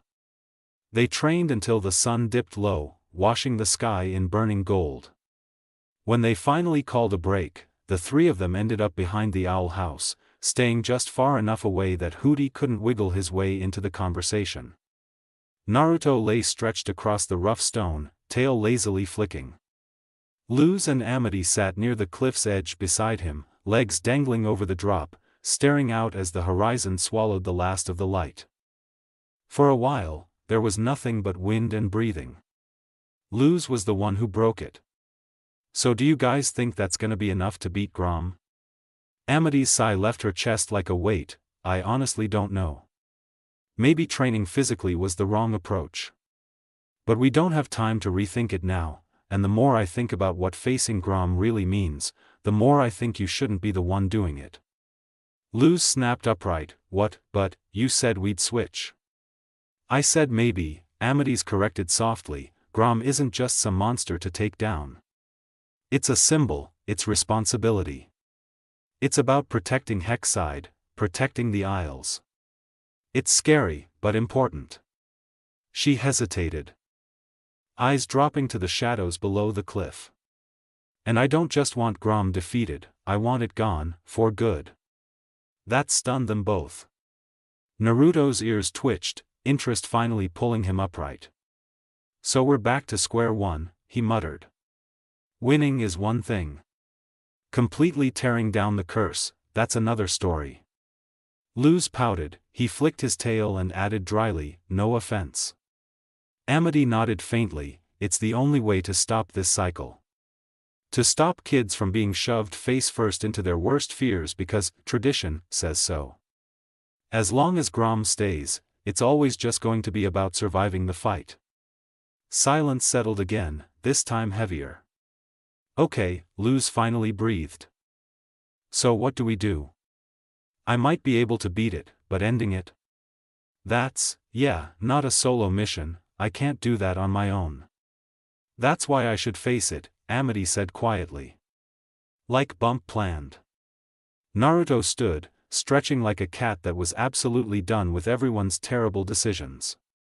That goes against everything we just agreed on. If anything, neither of you should be letting your fears run wild unless you're standing there together. Luz gasped like a light bulb went off. That's it. Both Fox and Witch turned toward her. From what Willow said about the first time Hexside ever beat Grom, students fought it together. Has anyone ever tried that again? No, Amity admitted. Brows furrowed. But I don't, she stopped. Because it made sense. 3 fears, 3 different minds. Grom couldn't drown all of them the same way. If they shared the weight, its advantage shrank. Naruto broke the thoughtful silence. Okay, strategy-wise, great. Emotionally, teamwork, friendship, power, sure. But how do we actually kill a regenerating nightmare blob? Amity straightened a bit, voice steadying as she explained, Grom is shadow matter. It regenerates constantly, but it does have a limit. If something can destroy it faster than it reforms, we can erase it. 3 seconds passed. Naruto squinted suspiciously. No, Luz already saw where it was going, wait. She grinned. Naruto, you literally eat demons all the time. He gagged dramatically, I am not swallowing sentient nightmare sludge that probably tastes like abomination garbage. Please, Luz leaned closer, big eyes, trembling lip. Devastating weaponized cuteness. He tried to hold, really, he did. She leaned closer again, Amity was trying not to laugh. He cracked. Fine, but if we find another plan, we do that instead. Luz hooped in triumph, Amity snorted, Naruto pretended he wasn't secretly fond of both reactions. Amity's voice was finally calm again, then it settled, but we'll need a plan. The gym was transformed. 2 hours after training, Hexside's once echoing court was dimmed into something caught between a festival and a nightmare stage. Soft purple lanterns hung from the rafters, decorations floating lazily through the air, and snack tables were clustered generously along the walls, glowing slightly with magic runes to keep the food fresh. The stands were pulled out, a slow tide of students filtering in and out, some whispering nervously, others laughing like this was just another school event instead of a fight with fear itself. Most stayed clustered on the dance floor in small circles, waiting, the tension building with every second. Naruto tugged at his tie again. He stood partway up the bleachers, feeling like this suit was attacking him worse than any monster possibly could. He'd thought sure, a suit sounds fine when Ida mentioned it yesterday. That confidence evaporated the moment he'd actually seen the thing waiting on the kitchen table. He would have stayed in his fox form if he could have. Just throw a tie around his neck and call it a day. That felt more like him. Comfortable, natural. But, something about tonight didn't feel like the right time for that. His human form had been altered just enough to look strange to him. His normally wild blonde hair had been straightened back, shoulder-length locks tied into a spiky ponytail while the rest was slicked neatly behind his ears. And speaking of ears, his usual fox pair had vanished entirely. Instead, two sharper, witch-like ears rested at the sides of his head. He'd technically always had them, just hidden under chaotic hair. Keeping both sets felt weird for a party. This felt slightly less weird. His eyes remained their familiar crimson, though softer, less feral. The whisker marks on his cheeks still framed his face, but lighter, like even they had been forced to behave. And then there was the suit. Black and red tux, with a red button-up shirt underneath. Black pants, black tie, his same sandal-style boots, because even Ida couldn't pry those away from him. Two flowers rested in his chest pocket, a soft yellow and deep purple rose Willow had made for him earlier, magic humming faintly through their petals. He missed his hoodie, so much. He sighed and glanced at Ida beside him in the bleachers. She was wearing the same suit she'd proudly shown off the night before. Lounging like this was entertainment instead of possible chaos. "You think this is too much," he muttered. Ida smirked, hands behind her head. "Kid, I stole that suit for you, remember, it's perfect." Naruto grumbled anyway and tugged the tie again. She gave him a sideways look, sharp grin forming. "Ah, what's wrong? Wanting to look extra sharp for your girls?" He leveled the flattest stare he could manage at her. She burst out laughing. "Since Luz got here, your buttons have never been easier to push." He ignored that completely, smoothing his hair back instead. "Where's King?" Ida lazily pointed toward the main stage. Gus, dressed in a sharp blue and white tux, stood beside King, who wore only a red tie, chest puffed out but eyes slightly wide. "They're hosting," she said casually. Naruto raised a brow. "What about his whole stage fright thing?" "He'll figure it out, or he won't," Ida shrugged. "Either way, it'll be funny." Naruto shook his head. "I'm gonna go send Luz off." That made Ida's brow lift. "Send her off, don't tell me you forgot what I said yesterday. Adapt, don't let my other kid do something stupid." He chuckled. "Relax, you don't gotta save anyone tonight. We've got a plan, but Luz still wants to switch with Amity." That plan had taken a lot of arguing, but the best way to pull off a coordinated strike was to let Grom lock onto one target first. Then when it stabilized, the three of them would overwhelm it together. He waved her off and headed down the bleachers. Spotlights suddenly burst to life on the stage, magic color filters flooding the center of the gym. Gus took a confident step forward, holding his microphone tightly, grin huge. "Ladies, gentlemen, and assorted demons," Gus' voice boomed, bright and hyped, filling every inch of the room with energy. "It's almost time for our main Grom event. Please, take a seat, and be aware that the first 3 rows are designated splash zones." Students laughed. One witch in the front row dramatically put on a raincoat and popped open an umbrella. The cheering doubled. Gus practically vibrated with enthusiasm. "I see we've got Principal Bump in the house. Now sir, I hope you won't throw us in detention because, we're going to raise the roof." A spotlight hit Principal Bump in the stands. He grinned and raised his hands, mimicking the motion. The gym roared. Right beside Gus, King visibly swallowed, voice cracking once before he forced himself to speak. "Why yeah, and if anyone screams in terror, that's completely normal. Totally expected, definitely not me," King laughed nervously. Gus clapped him on the back encouragingly. "Confidence, my co-host, confidence.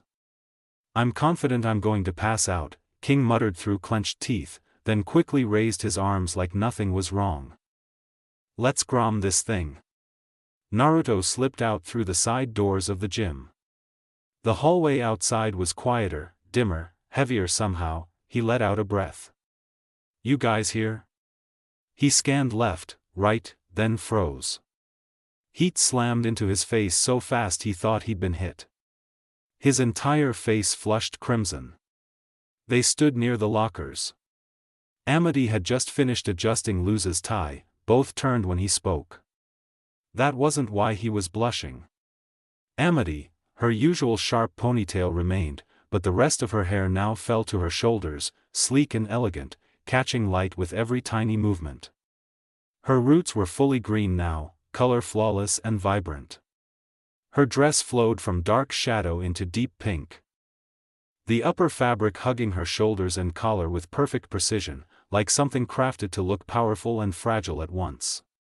Black heels, dark makeup, subtle jewelry, controlled, confident, stunning. Luz, her hair slicked back, revealing all of her face, fierce and glowing. Black earrings, a half-tux, half-skirt outfit with purple highlights threading through the fabric like lightning. Big boots, bold, chaotic, brilliant. "You both look good," Naruto blurted, then, quieter, "really good." He had to look away, his blush was not dying anytime soon. They approached him, eyes immediately locking onto his suit. "You clean up, surprisingly well," Amity admitted. "Whoa," Luz grinned, circling him once like she was inspecting a magical artifact. "Look at you, fancy fox boy." Amity flicked his crooked tie and sighed, "Of course you didn't do this right." He spluttered but didn't resist as she fixed it, fingers precise and gentle. Meanwhile Luz reached up and started messing with his hair, searching. "Where'd your fox ears go? Hey, I liked those." He quickly grabbed both their wrists and pulled away, flustered. "Focus." Amity exhaled, nodding, though uncertainty crept into her expression. "I still don't know if I'm ready to face it." "No one is," Naruto said simply. "But that's not what we're doing, we're sticking to the plan." Luz nodded. "Yeah, I'm just glad I'm doing this with you guys." That stopped him. He thought about that for a moment, everything they'd gone through already. Everything ahead. "Yeah," he said softly. "Me too." His chest felt weirdly warm. Amity didn't respond, she just looked between them, then away, silently wrestling with something she didn't have words for. Inside the gym, Gus' voice echoed loud enough to reach them. "Now, introducing our Grom Queen, you know her, you love her, you've at least heard of her, Luz, the human." The crowd exploded. The spotlight appeared at the doorway. Luz inhaled, squared her shoulders, "Wish me luck." Naruto nodded. "Remember the signal, we'll be right behind you." She smiled, confident, terrified, brave, then stepped forward into the light. And the gym swallowed her. The weapon racks rose up on either side of Luz as the gym floor splits open. Chains rattle, metal scrapes, gears yawning open to show the stone arena below. Torches flickered along cracked walls, unlike before, the shadows didn't swallow everything. Luz could see the dungeon beneath Hexside stretching out like some twisted medieval coliseum. Luz grabbed a flail before slapping an ice glyph on the head of it. She took one deep breath and began marching in. Black sludge already began to ooze from corners. Crawling, dripping, like it was watching Luz closely, just before it began to gather. Pulsing, growing, thinking. Luz scoffed, forcing confidence into her voice, "You're not so scary," the shadows reacted. They churned violently, molding into dozens of cats. Except their bodies are wrong. Too long, bending backward, faces, human. Too human. Eyes pleaded, mouths muttered. "Luz, help me," the layered and distorted voices came. "I'm a man, make me human again." Ugh, so weird, Luz shuddered. But without a second thought, she swings the flail, slamming it down in front of the group of human cats. The ice glyph on the flail detonated, launching spikes that blast the cat nightmares away. The crowd roars overhead. Gus' voice boomed above the arena once more. And there she goes, folks, human magic in action. Cold, flashy, and legally distinct from school-approved spell tracks. And now, to my beautifully terrified co-host, King. King gripped the mic hard, before trying to make his voice boom like Gus's. Right, standing here live where I could possibly faint, I can confidently say, go Luz. Show that thing why you're my minion, I mean, emotional support human. Gus patted him on the head. Back in the arena, the shadows rippled again. This time, a massive glowing phone slams down in front of Luz, the surface filled with comments, insults, jeering laughter. Online jerks, lots of humiliating moment. Luz smirked. She slams a glyph on the ground. Ice rockets upward in a spike, slicing straight through the phone. The illusion shatters into pixelated static before dissolving. Cut to the gym entrance. Naruto leans forward, eyes razor-sharp, body tense even in that uncomfortable suit. She's holding it together so far. This is just surface fear, Amity muttered beside him, voice lower. Grom, hasn't gotten serious yet. Naruto glances sideways at her, sees the tightness in her shoulders. The tiny tremor in her fingers, he says nothing, then looks back to the fight. Luz was moving faster now. Sweating, breathing harder, but still pushing forward, still forcing a grin. A massive claw slams down beside her. Shadow arms stretch from the walls. She dodges, rolls, plants 3 glyphs in rapid bursts, ice lancing outward and shattering twisted shapes into smoke. Let's finish this, she yells, charging forward, the ground rumbles. The arena goes silent. Something rises behind her, something big enough to make the crowd gasp. A towering shadow beast unfurls, its shape unstable, like every nightmare layered into one writhing mass. Eyes ignite across its body like embers. And then, it shifts, it thinks, it chooses. A silhouette steps out of the shadows. Tall, wild hair, glowing eyes, a shadow too similar to Ida approaches Luz slowly, voice echoing, warped. Some students glance nervously toward the real Ida in the stands. She drags her hands down her face with a groan. The illusion reaches forward, hands phasing over Luz's head, eyes flashing, and then it warps again. Twisting, flattening, becoming, a door. The portal door. Luz freezes in confusion. The door creaked open, slowly at first, like a careful breath. Then, a foot stepped out, before the door swung open to reveal, Mija, the illusion of Camilla questioned lightly. Luz's breath breaks. Mom, what are you doing here? The stadium hushed, even the shadows seemed to hold still. The illusion looked around for a moment, before its look hardened. Luz, ¿dónde estamos?, she said dramatically. What is this terrible place? This isn't the internship. This isn't safe, have you been here this whole time? And, her gaze drops to the weapon, is that a weapon? Luz drops the flail instantly, I can explain. The illusion twitches, its tone shifts. Soft sadness turns to sharp betrayal as thick shadow veins crawl up Camilla's form. Twisting her into something monstrous, half human, half abomination nightmare, towering over Luz. Have you been lying to me? The roar shakes the arena, Luz froze. Stuck, trembled. Feared. Luz's hands trembled, her breath stuttered, her knees buckled. Naruto's heartbeat spiked. There it was, her real fear. Amity swallowed hard beside him. Naruto turned instantly, breath already leaving his lungs as he opened his mouth, Amity, now. But there was no one beside him. She was already gone.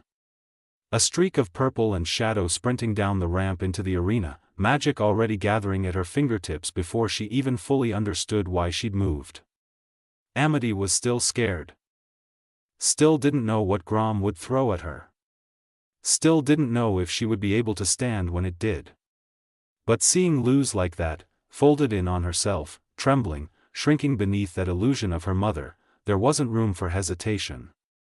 Her fear could wait, Luz couldn't. Down in the arena, Luz hitched breaths through clenched teeth, eyes shaking as she desperately tried to look anywhere except her. She knew it wasn't real. She knew. So why did it feel like it was? Luz, the illusion snapped, voice sharp and jagged with disappointment. Look at your mother when she is talking to you. Her head jerked up against her will. No, her gaze locked, eyes widened. It hurt to look. It hurt worse to imagine looking away. Her mother's face stared down at her, sad, betrayed, hurt in a way Luz had never wanted to see. She didn't even notice the black sludge behind her at first. Didn't notice it stretching, sharpening, becoming a claw. It gleamed in the flickering dungeon light. Her instincts finally screamed.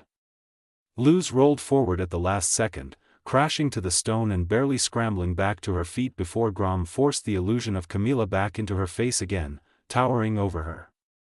Stop, Luz gasped. Please, please just stop. Her voice cracked. I didn't mean to hurt you, Mama. I didn't want. Then, Naruto's voice echoed in her memory. Clear, unapologetic, that's a stupid way to go about it. Luz blinked. His words played again in her head, sharper this time. Seriously, I'm not saying you've gotta tell her right now. But hiding forever, that'll just eat you alive. Her breathing slowed, just a little, right? Naruto didn't tell her fears didn't matter. Never pretended she could magically not care. He told her the truth, that this wasn't something she could conquer overnight. That it was okay to not be ready yet, but that didn't mean she had to let it break her. This wasn't her mother, this wasn't the day she'd have to face that conversation. And when she did, she'd deal with it then. Not now. Not like this. Her hand steadied on the stone. She pushed herself back onto her feet. Just as something purple slammed into the illusion from the side. Abomination needles rained down in a violent storm, shredding through shadow, tearing Grom Camilla apart, until Luz stumbled forward into open air again. The dungeon returned. The crowd noise rushed back in. Luz sucked in breath like she'd been drowning.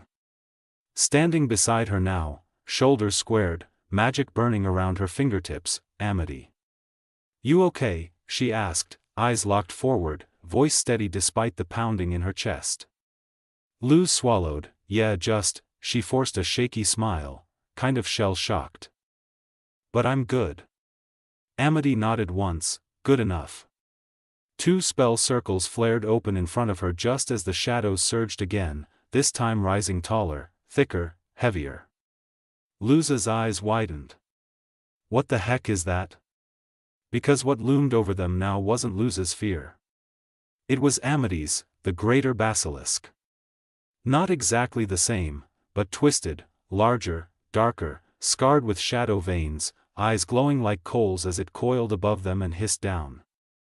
Amity's stomach dropped for half a heartbeat, right? Guess she didn't quite leave that behind. But she didn't hesitate. 2 massive abomination hands materialized, slamming down just in time to block its lashing tail. The creature roared. Shadows vibrating, before striking again from the right. Amity moved. Spell circle that made a wall. And a second later an impact cracked across the barrier, but didn't break it. Good. Her feet dug in, she shifted the wall forward, turning defense into a ramp, forcing distance while she condensed ice magic in the palm of her hand, light building brighter and brighter. The basilisk lunged, jaws splitting open, shadows dripping like tar. Amity didn't flinch. She sprinted, then leapt. Midair, the basilisk snapped, but missed. A claw swiped through where she'd been a heartbeat earlier, it missed again. Amity twisted midair, magic pulsing brilliant blue, and hurled it. The ice bomb slammed dead center into its chest.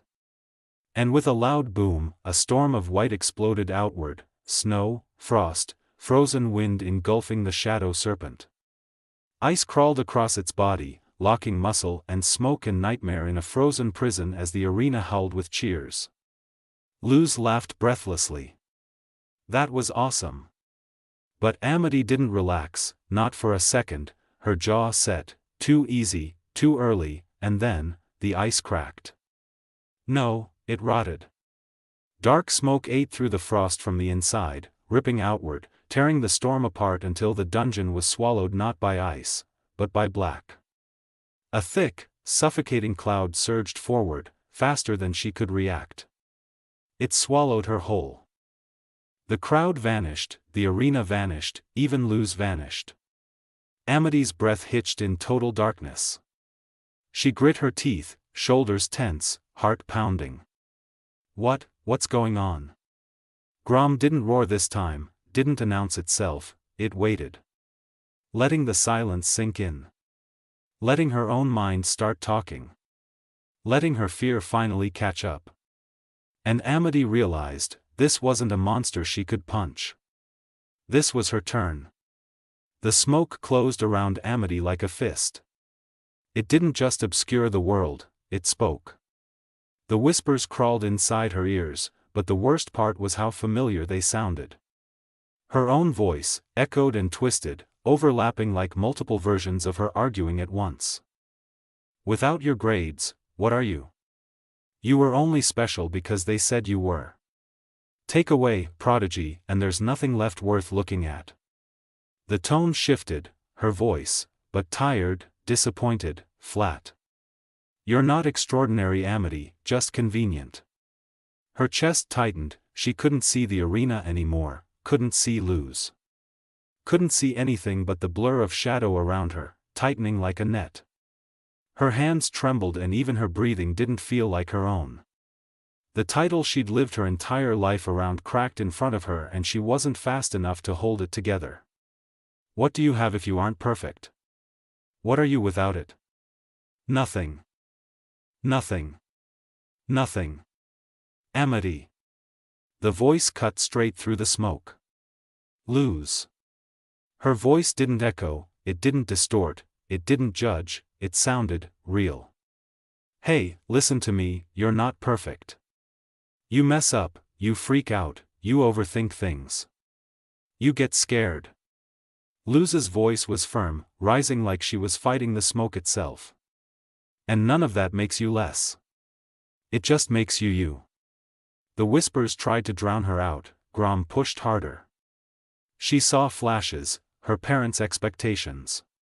The blight name, the cold eyes of every student who only saw her rank, never her.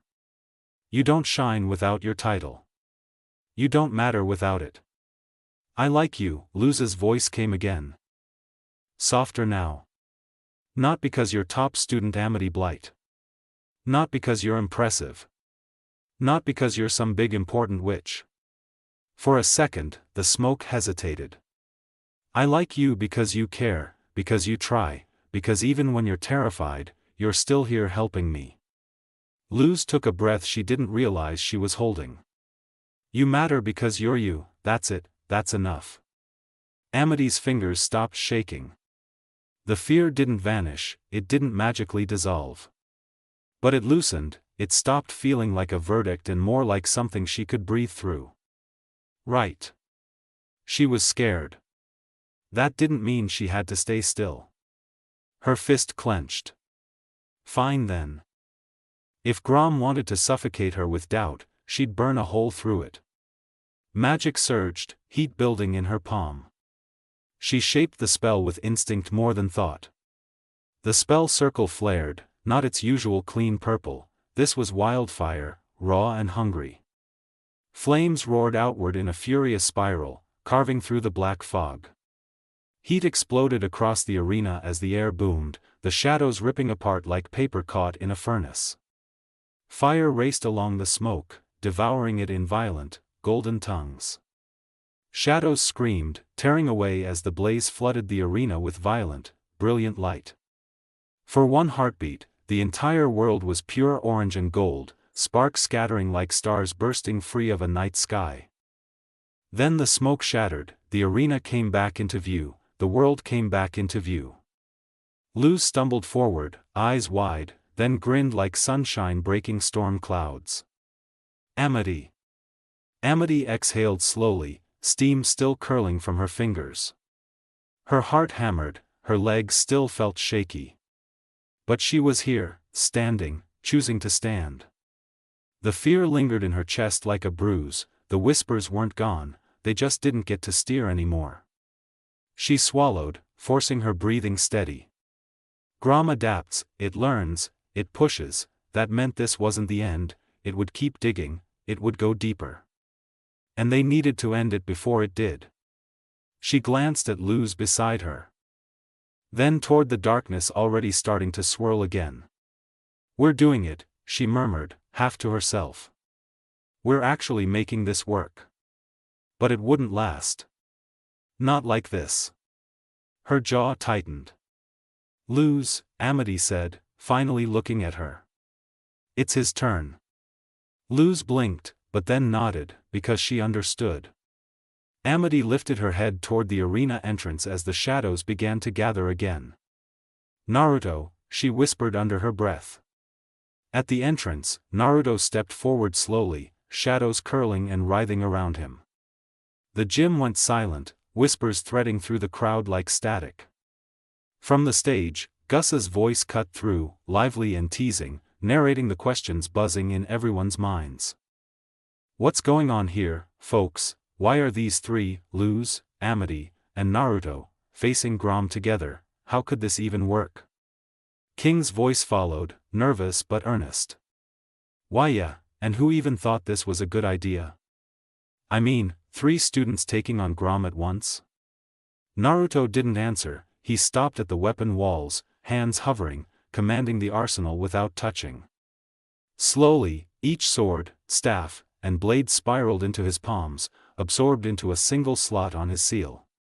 Beneath the fabric of his tuxedo, the slot pulsed with restrained energy, glowing bright. He exhaled sharply and stepped forward. The motion seemed small, but the gym floor groaned as cracks spiderwebbed beneath him. Wood splintered as if it were paper. With a glance at Luz and Amity, he launched himself toward them. "Seems we're still good for now, I'll handle this next one," he muttered. Luz and Amity nodded, silent but resolute. The smoke thickened, compressing into shapes Naruto recognized instantly, villagers from Konoha, the same who had rejected him years ago. He rolled his eyes. "This curse is going to piss me off more than scare me." The smoke multiplied, condensing into a small army of ghostly villagers. Naruto didn't flinch. The weapons from his seal merged into a single massive cleaver, wider and taller than him, yet perfectly balanced on his shoulder. The first villagers fell quickly, a downward slash here. A sweeping strike there, smoke dissolving into nothingness. The next wave lunged, Naruto's tails extended, spinning around attackers, merging them into a single devastating sword plunge. A more skilled villager approached. Naruto ducked a high kick, swept its legs, and plunged his blade into both foe and floor.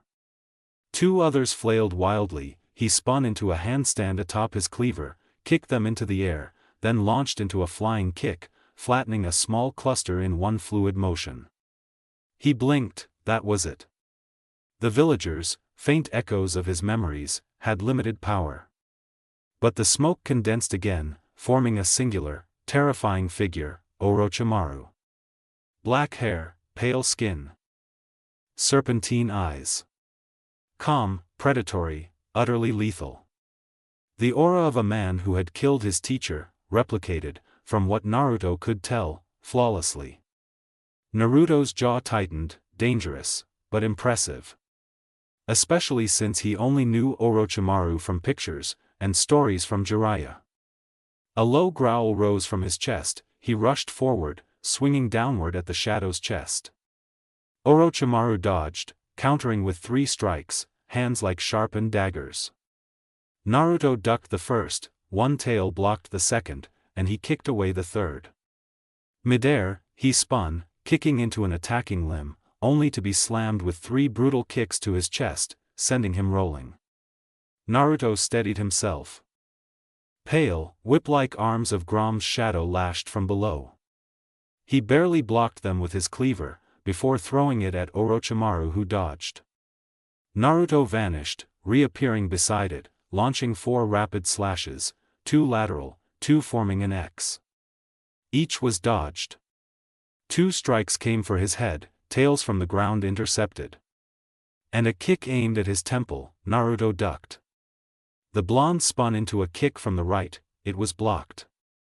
So he spun in the opposite direction, morphing his arm into a half-fox, half-human claw, slashing at Orochimaru's side.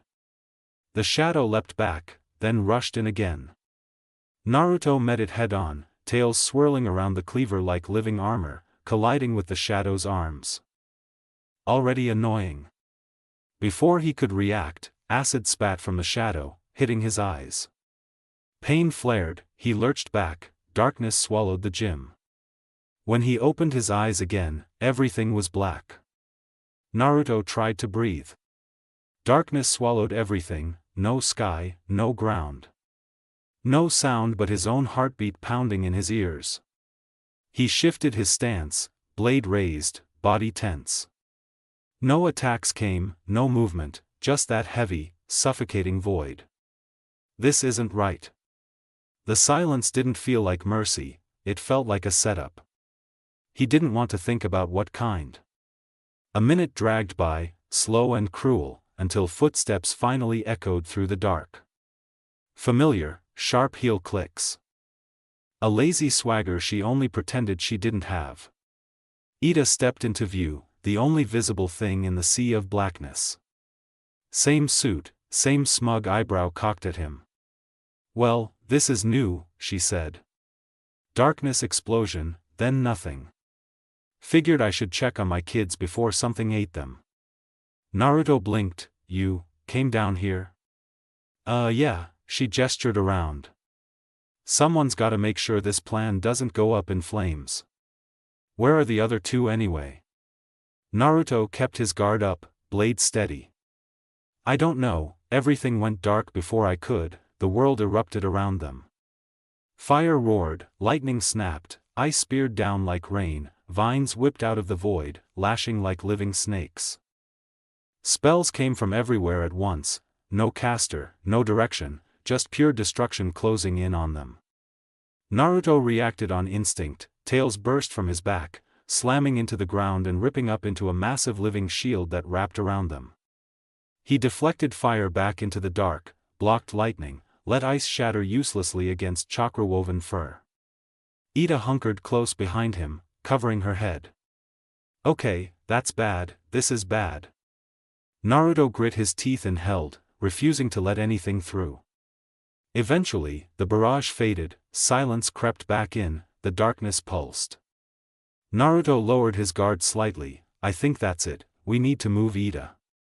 If we don't, I don't know what it's gonna throw at us and He turned, and his world broke. Ida stood where she had been, or what was left of her. Her body was torn apart by every element that had rained down on them. Parts burned, parts frozen, vines pierced through flesh and bone. Chunks missing from her chest, blood pooling beneath her feet. Her face, empty, lifeless. Naruto's breath vanished, his heart stopped. His mind refused to accept what his eyes showed him. "I blocked it," he whispered. "I blocked it, I know I blocked it." He didn't finish the thought. He ran. He caught her before she collapsed, hands trembling violently as he pulled her into his arms. "Ida," his voice cracked. "Ida, hey, come on, say something. Please." "Nothing." "Ida, can you hear me, please answer. Please don't do this. Don't." His eyes burned, tears blurred everything. "Mom." Silence. Footsteps echoed again, smaller, weaker. Naruto turned, chest clenched so tight it hurt to breathe. "King." The little demon shuffled out of the dark. Relief hit Naruto for half a second, but worry was already too deep. "Naruto, there you are," King said softly, voice shaking. When Ida went looking for you, I didn't know what to do. Naruto couldn't hear the rest. He dropped his gaze back to Ida in panic. She's still alive, she has to be. We just need magic. Healing. Something. We just have to. He looked back at King. And pain detonated in his chest. King collapsed, unexpected. Naruto froze. Then the world kept going.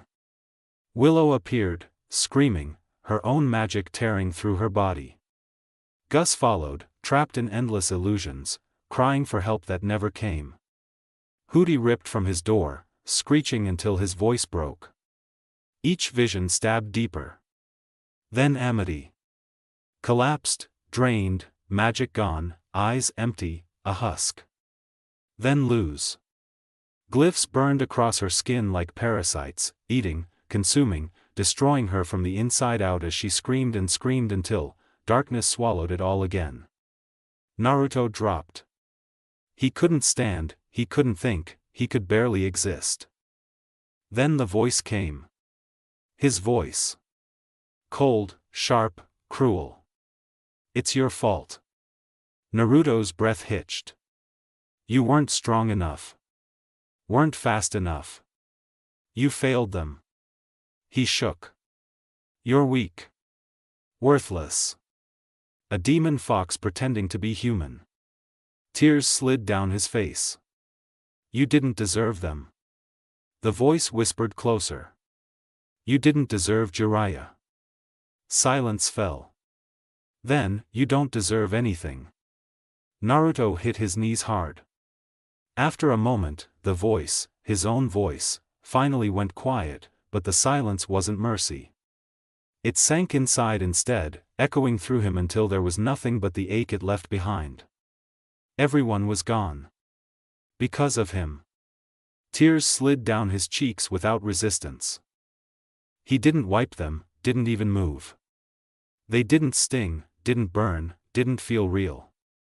His body felt hollow enough that even crying barely counted as existing. Ida.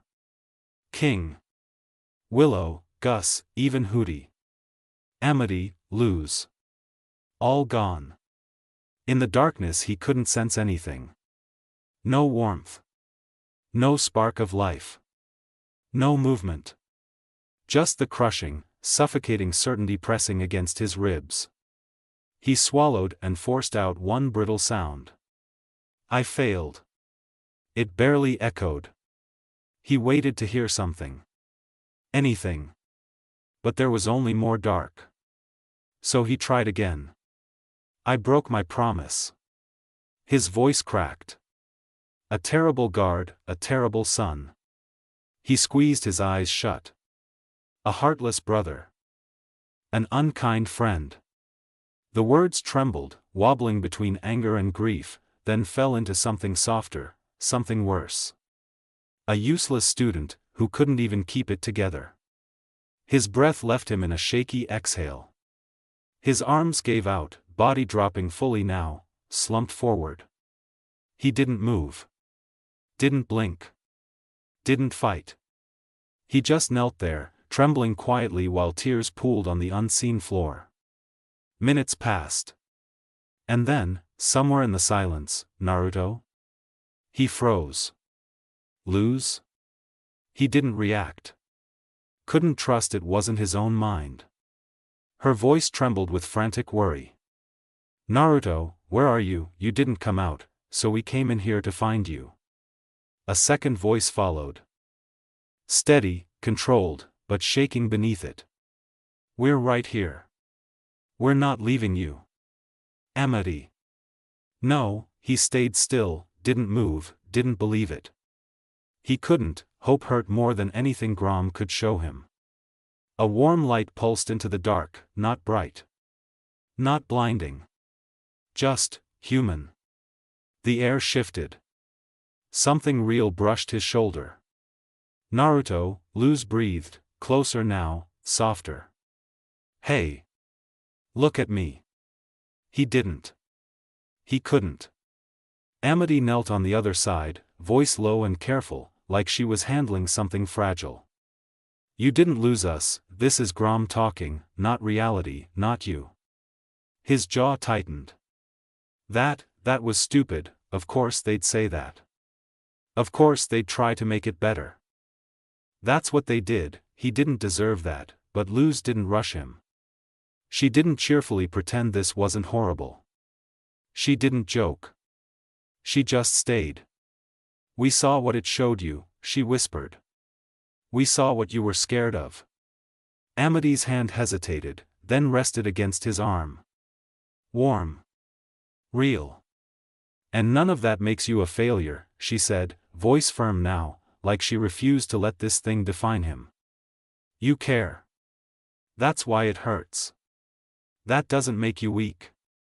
He squeezed his eyes tighter. But their voices didn't fade. Little by little, the dark trembled. Not gone. But shaking. His breath hitched, then finally, he looked up. The darkness split. They were standing there. Luz smiled at him like she wasn't going anywhere. Amity, steady, protective, refusing to let anything take him. Something in his chest snapped loose. Relief hit like a wave. You're still here. Of course we are, Luz laughed softly, then without hesitation, she grabbed him and pulled him close. Amity followed, cheeks pink but fierce as she wrapped her arms around him too. Warm, real, grounding, the darkness shattered. Light crashed back in, with the roar of the crowd, the arena, the air, the gym, life, Ida in the stands leaning forward in panic. King and Gus still at the stage, mid-sentence. Willow cheering, tense but hopeful. Everyone. Still there. Breathing in a shaky breath, Naruto straightened, hand pressing to his chest. Relief washed through him. And then anger followed right behind it, sharp and burning. That thing made him believe it. That thing made him give up. His fists clenched. Luz tightened her grip just a little. We're right here, Naruto, okay? You don't have to do any of this alone. Amity nodded, eyes soft but burning determined. We're standing with you, remember the plan. His chest loosened. He swallowed, wiped his tears with the back of his hand, and nodded. Yeah. He turned back to them, steadier. Seems like our little plan worked, with a few hiccups. Amity crossed her arms quickly, scowling at the idea of them ever trying solo again. Luz gave a sheepish grin. But we confirmed something, Naruto continued. It expects one-on-one. It likes isolating people, so we don't give it that, we overwhelm it. But we stay together, keep each other grounded, we stop taking time to test it. Luz and Amity nodded. Naruto paused, glancing toward King and Gus who were still breathlessly watching from the main stage. Ichiwai, he shouted. Gus, King, get some music going. Both boys jolted. Music, Gus yelped, half choking into the mic. You mean like right now? King squinted suspiciously.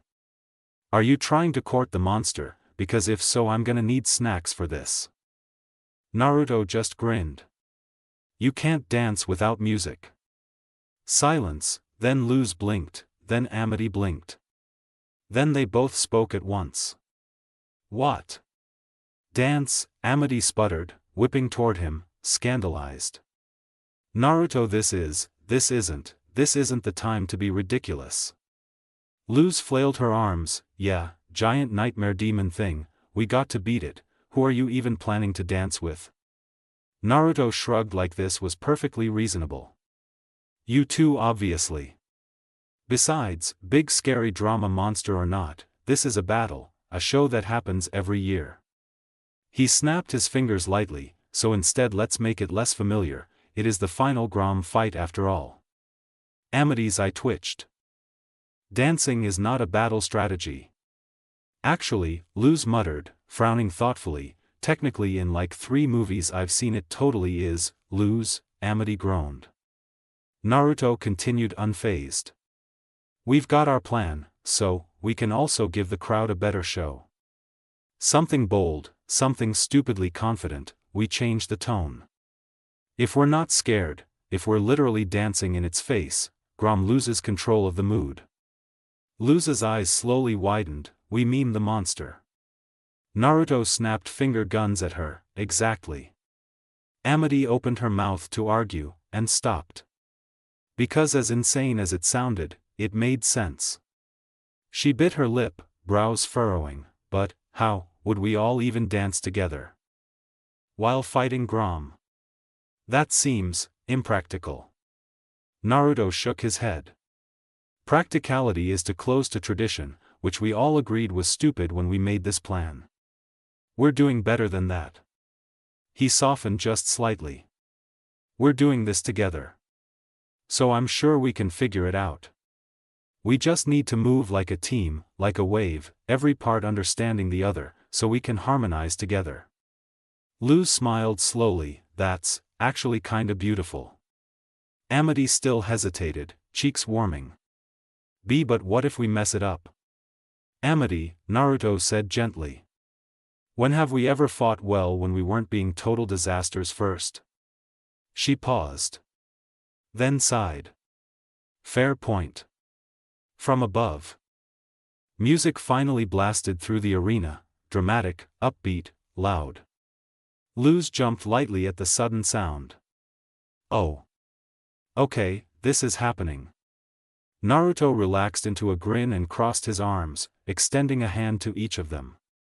For things like this, he said quietly, warm and steady, you don't overthink it. He held their gaze. You just let it flow. Luz stared a second longer, then laughed breathlessly and grabbed his hand, excitement lighting her face. Amity glanced at Luz. Then at Naruto. Then at the dark swirling Grom beyond them. She inhaled slowly. Then, she took his other hand. Naruto tightened his hands, firm enough to keep Amity and Luz close while the rhythm settled into their bodies. I honestly thought it'd take more convincing, he joked under his breath. Neither girl had the air to respond, too tense, too focused, because the shadows were already moving.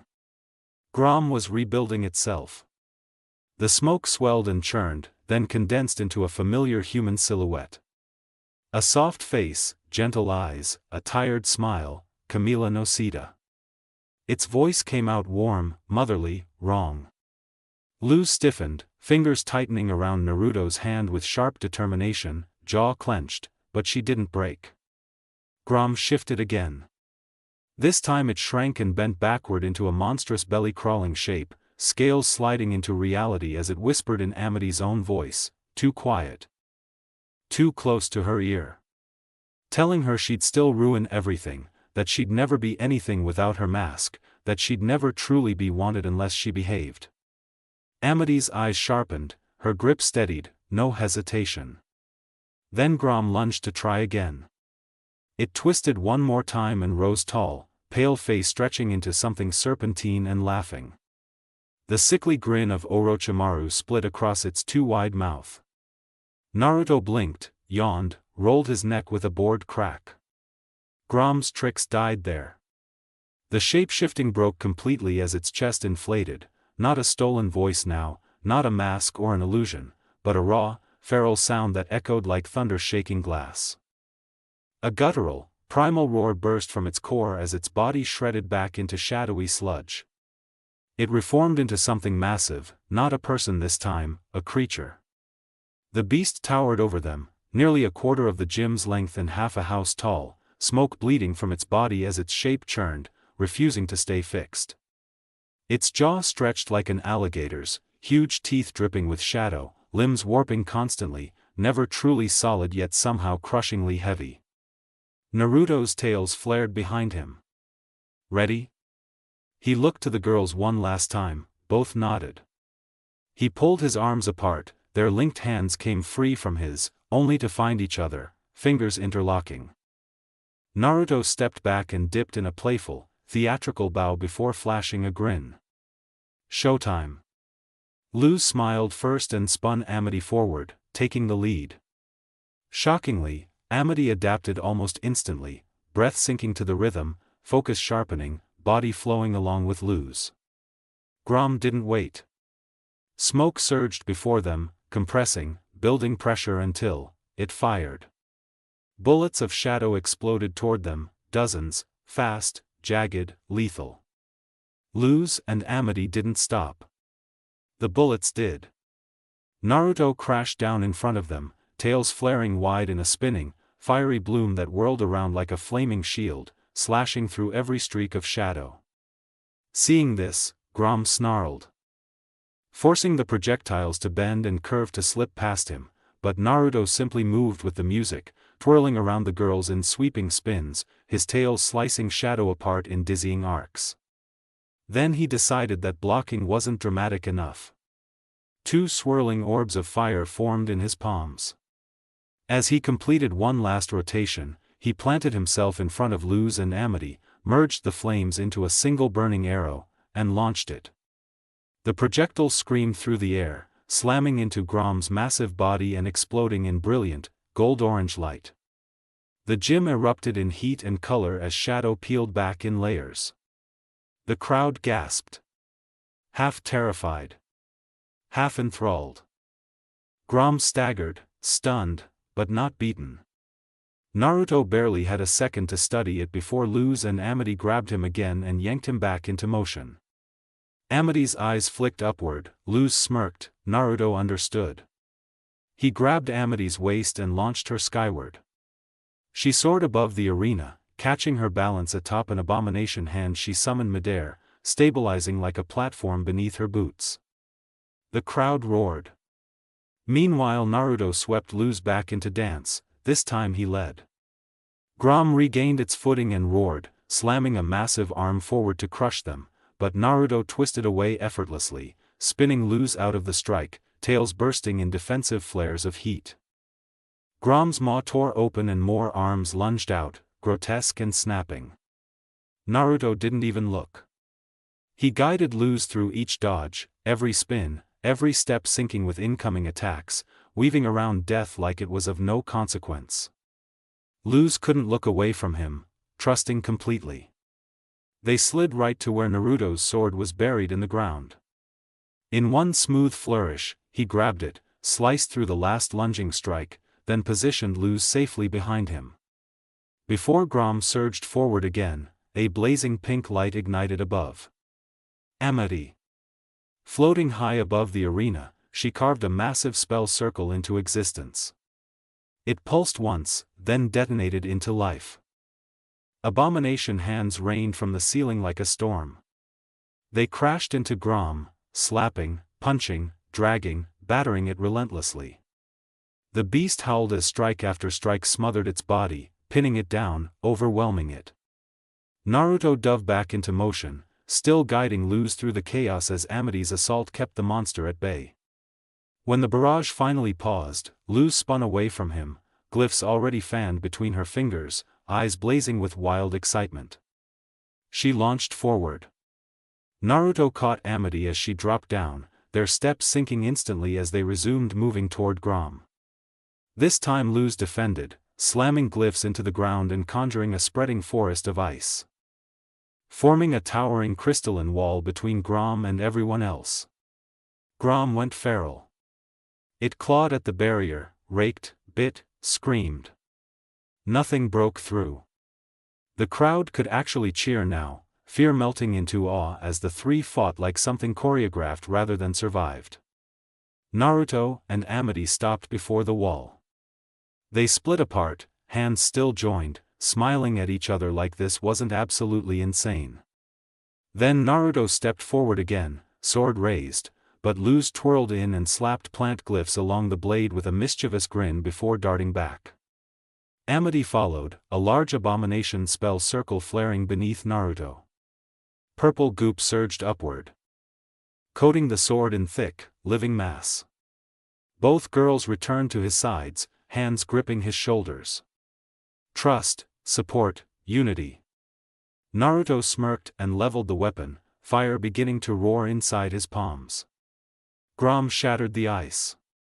It lunged, rage, fear, hate, all boiling together. At the last second, Naruto unleashed everything.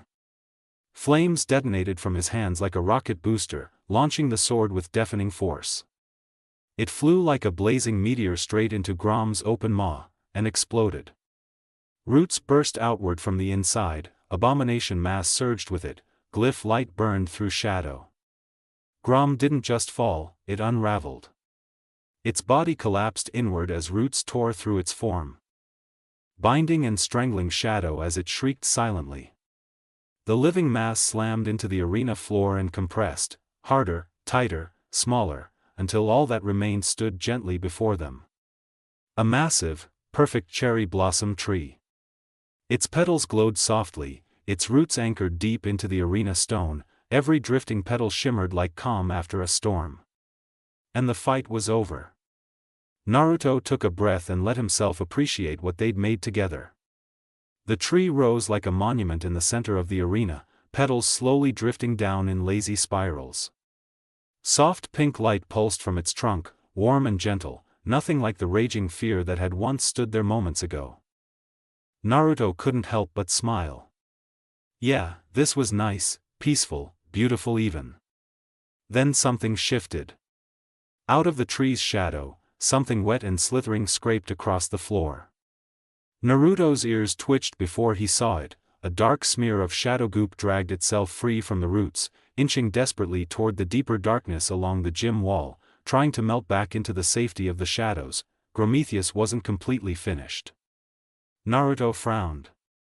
Of course it wouldn't be that easy. He rolled his shoulders, quietly annoyed at the dramatic timing, then sighed. Right, the plan, he muttered. Before Luz or Amity could react, Naruto's body warped forward. Fur burst over his skin in a sweeping rush, tails flaring as his muzzle snapped open. In one quick, brutal motion, he lunged and chomped down on the escaping mass, crushing the shadow into crackling embers of fear and dissolving darkness. It sizzled away on his tongue. Naruto gagged. He dropped back onto his feet as the fur retracted, face scrunching in disgust as he wiped his mouth with his sleeve.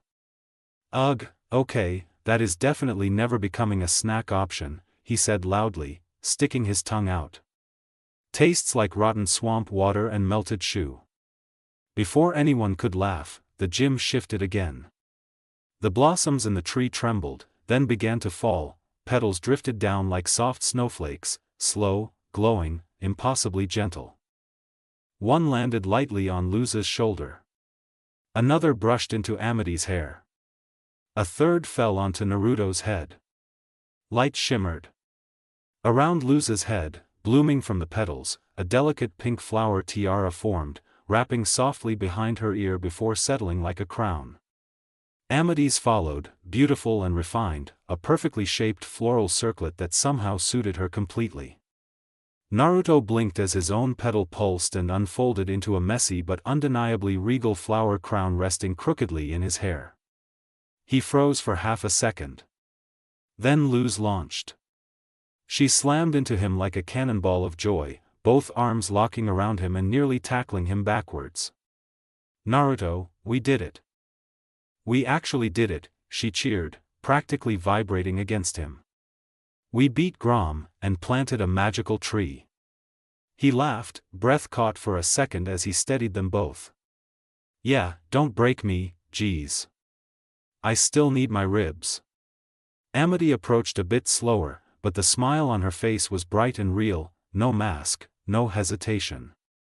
Relief softened her posture, and something warm settled in her eyes as she looked between him and Luz. You were incredible out there, she admitted, voice steady but a little breathless. Both of you. And, seriously, how are you that good at dancing? That isn't normal. Naruto rubbed the back of his neck, grin turning sheepish. Picked it up. He glanced back toward the tree again.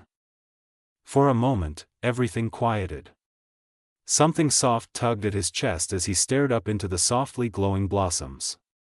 Victory should have felt loud, explosive, final. Instead, it felt calm. Before silence could stretch too long, the gym erupted. Cheers exploded from every gym. Students laughed, screamed, clapped, stomped. Magic lights burst into little firework pops. Gus' voice boomed through the mic again, practically cracking with excitement, and they did it. The fear-eating nightmare monster is defeated, and the crowd goes wild. King shouted into the mic right beside him, "All hail the Grom Queens." And Naruto, Grom King of flaming dramatic finishes. Naruto's eye twitched. Up in the stands, he spotted Ida leaning against the railing, arms crossed with a smug smirk plastered on her face. She mouthed something at him. "You're never living this down." He groaned internally.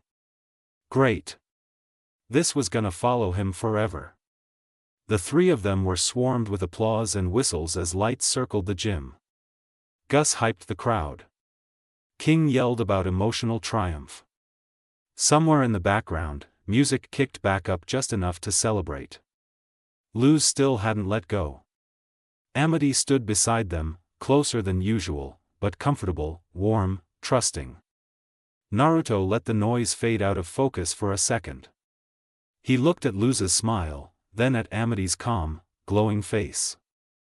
Then back at the tree. Yeah. Feelings, complications, crushes, whatever this was turning into. He wasn't stupid, this wasn't going to stay simple forever. Someone was going to want answers, something was going to change eventually. But did he need to rush it? Did he really need some big, corny confession moment? Some dramatic spotlight reveal? No. He didn't want to force it. He didn't have to carry everything on his own. He didn't have to have the perfect plan. He didn't need to push himself forward like he usually did. He had friends here. Family. People who'd fight beside him, and dance with him, apparently. He could take his time. See what happened. Let things just be. Naruto breathed out, shoulders finally relaxing. A small, honest smile tugged at his face. Yeah, for now, he'd let it flow. A dull boom rattled through the trees as she crashed into a bush, leaves exploding around her. She forced her way out, cloak snagging on the branches, and stood upright with a sharp inhale, white staff snapping into her hand as she stepped back into the shade of the forest surrounding the owl house. Her normally pristine jet-black hair hung in a tangled mess down her back, filled with dirt, leaves, and moss. The proud black gown and white cloak trimmed in gold, symbols of her status as head witch of the Emperor's Coven, were torn and frayed, riddled with burns and slashes. Not dignified, not commanding, not in control. Her pale blue eyes hardened. Hootie bobbed and twisted out of the dirt like an overexcited earthworm, feathers scuffed and filthy from tunneling. That ridiculous demon, he had shredded her squad. Humiliated them, humiliated her.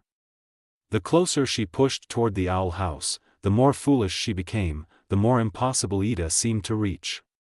Her jaw tightened, magic surged up her arm as she whipped her staff out in front of her, power coiling with a bright blue flare that burned beneath the sunlight.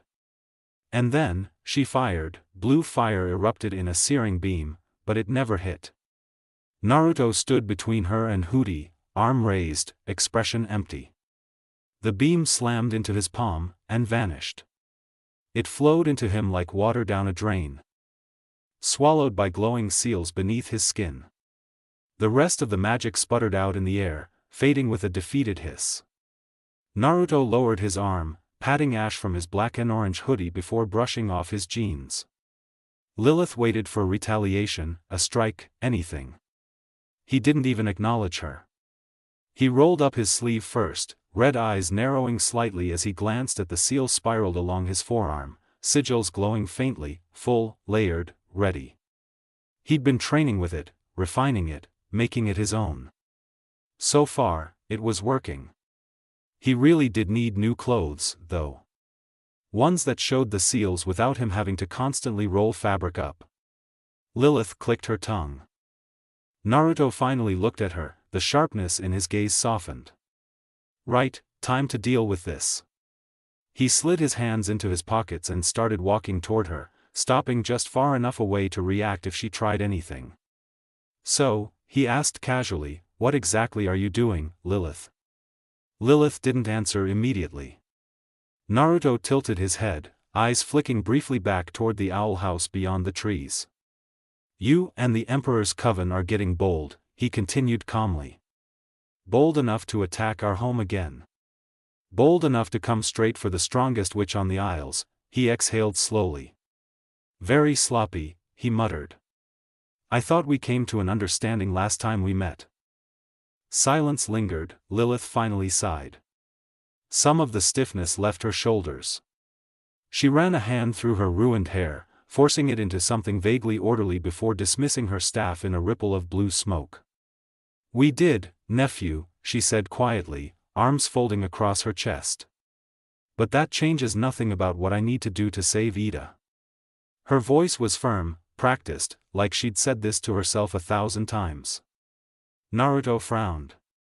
"I was hoping the woman who keeps calling me nephew would understand by now," he replied softly. "You're not getting Ida, not anytime soon." "I don't think I have any time left," Lilith whispered. Naruto's brows lifted. "What's that supposed to mean?" "It is nothing you need concern yourself with," she deflected, looking away, then turning back with something softer, desperate in her eyes. "But you know why I must capture Ida. It may be the only way left to save her. The Emperor can heal her. Why would you stop me from doing that?" Naruto didn't answer immediately. He couldn't. He had plenty of reasons: Ida's wishes, his instinct, everything he'd seen. But his gut screamed louder than all of them. Bellows knew about chakra, Bellows sent the basilisk, Bellows knew something about him. And Ida's curse, it was getting worse. Something was coming, something big, he felt it in his bones. He looked back at Lilith, eyes softening despite himself. "Protecting her from the Emperor is my job," he said quietly. "It's my responsibility as her guard. She may not always need me, but I'll always stand with her. Because I know the Emperor isn't who everyone thinks he is. And my mom, she's right about him. More than anyone." Lilith didn't argue. She didn't try to. Naruto turned and started back toward the owl house. He took a few steps, stopped, and glanced back over his shoulder. "Stay close," he said. "I still need to talk to you about some things." Then he disappeared through the trees, leaving Lilith alone with the taste of doubt on her tongue. Naruto stepped into the house with a lazy yawn just as Hooty flung another coven guard into a tree, the body thudding like it weighed nothing. Ida chuckled at the chaos, sipping tea while watching through the window. She laughed again, dusting off her red dress before strolling back toward the living room, only for Hooty to slam yet another guard against the glass and drag them off into the dirt. "Hooty," she sighed with a fond, exasperated smile, "you're a thorn in my side, but you always dig your way into my heart." Naruto rolled his eyes, body shrinking and reshaping into his fox form as he hopped casually onto her shoulder. Ida barely reacted. She simply patted him on the head, slicked back her wild gray hair, and picked up the small cauldron she'd set aside earlier. Inside it was a swirling mass of sparkling black yarn, like magical spaghetti soaked in starlight. Ida stirred it with a wooden spoon, breaking apart the strands as Naruto watched closely. That was when Luz came in, still in her Hexside uniform. One look at the cauldron and her curiosity exploded across her face. "Ooh, magic sketty," Luz gasped, already reaching for the pot. Ida smacked her hand with the spoon. "No touching." She went right back to stirring. "This sketty is witch's wool," Ida explained, her voice turning serious. "It repels powerful spells. Every witch worth their salt has a cloak made from this stuff. Or," Naruto added dryly, "they just buy it from some witch who has way too much of it." Ida shot him a look. Luz leaned even closer to the pot. "I'm worth salt," Luz declared. "I want a cloak." She reached again. She was smacked again. "Easy, Luz," Ida sighed, setting the cauldron down for a moment. "I need this stuff for extra protection, the Emperor's goons have been getting antsy. Her tone hardened, they're stepping up their game, sending more men. Even Naruto's been helping Hooty more than he used to. Naruto didn't comment, but the truth of it hung heavy. Luz's smile faded, her eyes locked on the cauldron, then lifted. I think I finally understand why the Emperor wants you so badly. Her face brightened just for a second.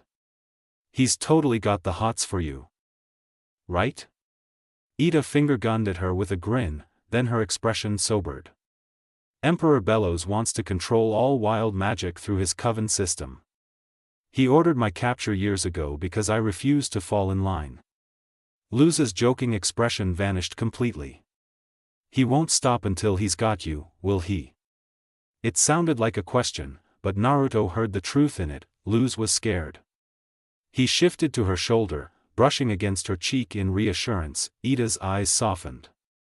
Don't sound so worried, Ida said, ruffling Luz's hair. I'm a master escape artist. The only thing that can slow me down is my curse, and that hasn't bothered me for weeks. Like a cruel punchline. Feathers exploded across her skin the second she said it. Naruto and Luz froze as the transformation took hold. Ida didn't even get a word out before the curse swallowed her whole, gem that was pinned on the breast part of her dress turning from gold to black. Her eyes flooded the same color. Teeth sharpened, ears stretched long and pointed, feathers burst through her hair and crawled down her body until gray plumage coated her completely. Her limbs stretched, claws tearing into the floor as massive wings unfurled. The owl beast roared. The sound rattled the house, the air, their bones. King, Elixir, Luz shouted. King popped out of the hallway and sprinted. Naruto was already moving. Body expanding, fur bristling as he shifted into his giant fox form. The owl beast lunged, Naruto slammed into it head-on, claws digging in to stop it from reaching Luz. I should have been paying more attention to Ida, Naruto cursed himself, straining against the beast's strength. Yeah, this was going to be trouble. A few minutes later, Ida gasped awake, or at least, as awake as she ever could be inside the curse. She stood in her mind again. A void, a memory, her old childhood bedroom suspended in darkness, the night pressing in from every side. And there she was, her younger self, a clean mop of red hair, asleep in bed. Ida let out a tired sigh. She knew this dream. She had it almost as often as the other one.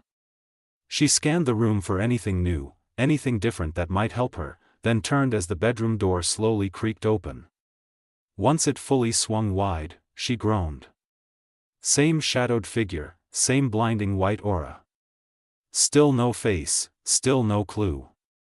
Still no way to know who cursed her. Ida gritted her teeth and marched forward. You know, she growled, voice shaking with anger and exhaustion, I'm getting sick and tired of this stupid game. Each step grew harder, her legs dragged like she was slogging through mud. The light burned brighter and brighter until she had to shield her eyes, like she was being flash-banged over and over again. But she didn't stop. Just show me who you are already. That final shout carried a pain she'd never let anyone hear in the real world. Pain she didn't want to admit she had. She reached for the figure, and it all vanished. Warmth flooded back in, gentle light, reality. Her room, her nest, the real world. Ida was already sitting upright, she blinked around blearily and sucked in a sharp breath when she realized what she was seeing. An empty elixir vial was between her lips. Naruto, huge fox form, was curled around her protectively like a giant guard dog. Luz sat right in front of her, clutching the bottle, Ida's hand resting weakly on her face. Ida blinked twice. Muffled words stumbling out uselessly. She finally took the bottle from Luz's hand and flashed her usual confident grin, like this wasn't a big deal at all. Phew, thanks for this, she said casually to both of them. Then she stood up like nothing happened. Her foot immediately crunched down into something and glass rolled across the floor. More empty bottles. A dozen, maybe two. Naruto lost count after Luz had practically drowned the owl beast in them. It had taken far more than usual, way too much, something was wrong. Thanks for these two, Ida muttered, her smile fading as she picked one up, then another. And those, she added softly, worry creeping into her voice. Naruto's ears perked sharply as Ida's scarf slipped from her neck. He hadn't noticed before. She'd been hiding her gem, and now he saw why. The gem wasn't fully gold anymore, but it wasn't completely black either. It flickered, shifting between colors like something was fighting inside it. It was supposed to be a warning symbol, black when she transformed. Now it pulsed, struggling. Hey, your gem is still dark, Luz yelled, pointing with a frown. Ida hissed a curse under her breath and yanked the scarf back into place. No, it's not, you're just nuts. Naruto's eyes widened. She was hiding it, she'd been hiding it. He knew the curse had been getting worse, but he hadn't realized how bad it really was. You've been hiding it, Naruto said quietly, shifting into human form, eyes narrowing. The curse has been getting worse and you've been hiding it. What happened to letting us help you through this? Ida exhaled slowly. This time she didn't deflect, didn't joke, didn't lie. You're right, she admitted softly, staring at the floor. It's taking more elixir to turn me back. And more magic to keep the curse from rearing its feathery head. Both of them went quiet. Naruto's chest tightened. How much worse was it going to get? How long until? Luz cut in, fear cracking through her voice. What happens if you use all your magic? Do you? She swallowed. Do you die? Ida barked out a laugh, trying to lighten the mood. No, geez, way too morbid, she wheezed. I just kinda, sorta, turn into the owl beast. Permanently. Luz sucked in a breath. Naruto's eyes hardened. It's a fate worse than death if you really think about it, Ida added with a strained smirk. Nobody laughed. No, I can't let that happen, Luz blurted. I'll fix this, I'll find a cure and, hey, Ida cut in gently. Don't worry, I just have to limit my magic use a little, okay? She lifted Luz's cheeks into a forced grin. When she let go, Luz immediately pouted with big watery eyes. It took 2 seconds for Ida to cave. Fine, do the parallel arms thing. Luz instantly threw herself into a hug. Naruto sighed but joined in. King leapt in a second later. When the hug ended, Naruto quietly slipped out of the house. He needed time to think. If the curse was really this bad, Ida would have to stop using magic completely. And she wouldn't, not right away. She was going to need protection more than ever. Or a cure, or, maybe he could take out the biggest looming threat before it got to her. Maybe there was info he could get, something that could help them all survive this. He couldn't fight the curse directly. But he could still be a sword and shield. A fox built for tracking, sneaking, tearing through anything in his path. And he knew exactly where to start looking. He just needed help. Naruto found her exactly where he'd told her to wait, half-shadowed under the dripping canopy, cloak drawn tight, arms folded like patience itself. Wind tugged at the trees, the distant sounds of the owl house faded behind him until it was just the forest and the two of them again. Lilith turned at the crunch of his boots, brows knitting with a mix of irritation and relief she refused to show fully. What took you so long? She demanded, quiet but sharp. You disappeared for quite some time. I was beginning to suspect you'd either gotten lost or done something catastrophically stupid. Naruto didn't rise to the jab like he usually would. He stopped in front of her. Shoulders heavier than before, eyes holding something, darker, had to deal with something, he muttered, gaze shifting briefly back toward the house before snapping to her. And that something made things clearer. Lilith studied him, that wasn't his cocky confidence. That was worry, maybe fear. So, she said slowly, what did you want to talk about? He took a breath and didn't bother dancing around it. I need your help getting into the Emperor's castle. Lilith's composure cracked. Excuse me? Naruto didn't blink. Ida's curse is worse than she's letting on, he said, voice low, urgency creeping in. She's been hiding it, it's taking more out of her. More elixirs. More magic. And if it keeps going the way it is, she doesn't walk away from this, not as herself. Something flickered in Lilith's eyes, pain, guilt, memory. She masked it almost instantly. And you think sneaking into the most fortified stronghold in the Isles is the answer? I think answers are in there, Naruto shot back. Information, maybe a cure, maybe leverage, something. I'm not sitting around and watching her rot from the inside out because she keeps pretending it's fine. The forest wind filled the silence between them. Lilith looked away, jaw tense, brain working overtime.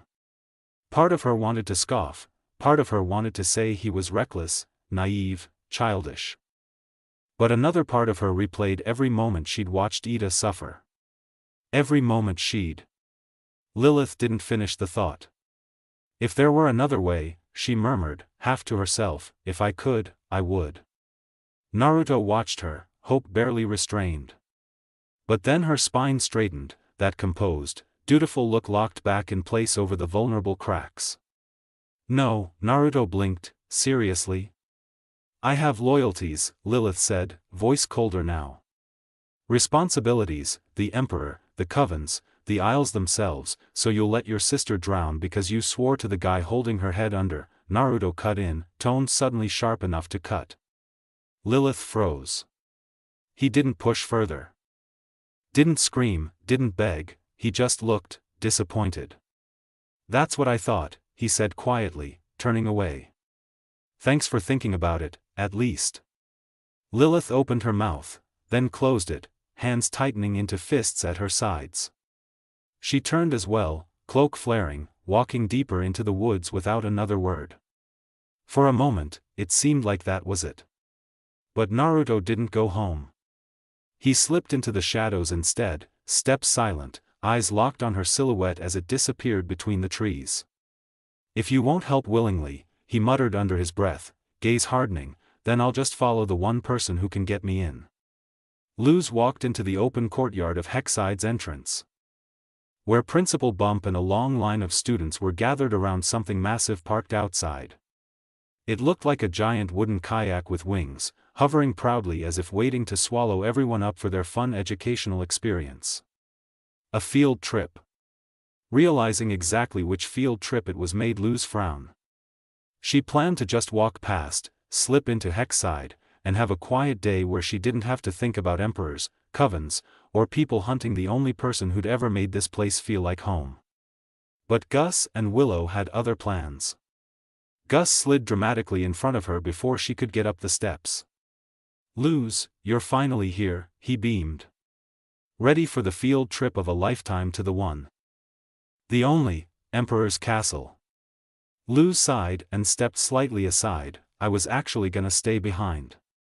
I really don't like the way they treat Ida. Gus blinked like the thought physically hurt him. You can't just stay in class, that's so boring. He immediately shoved a pamphlet into her face, plus you'd miss out on all the cool stuff.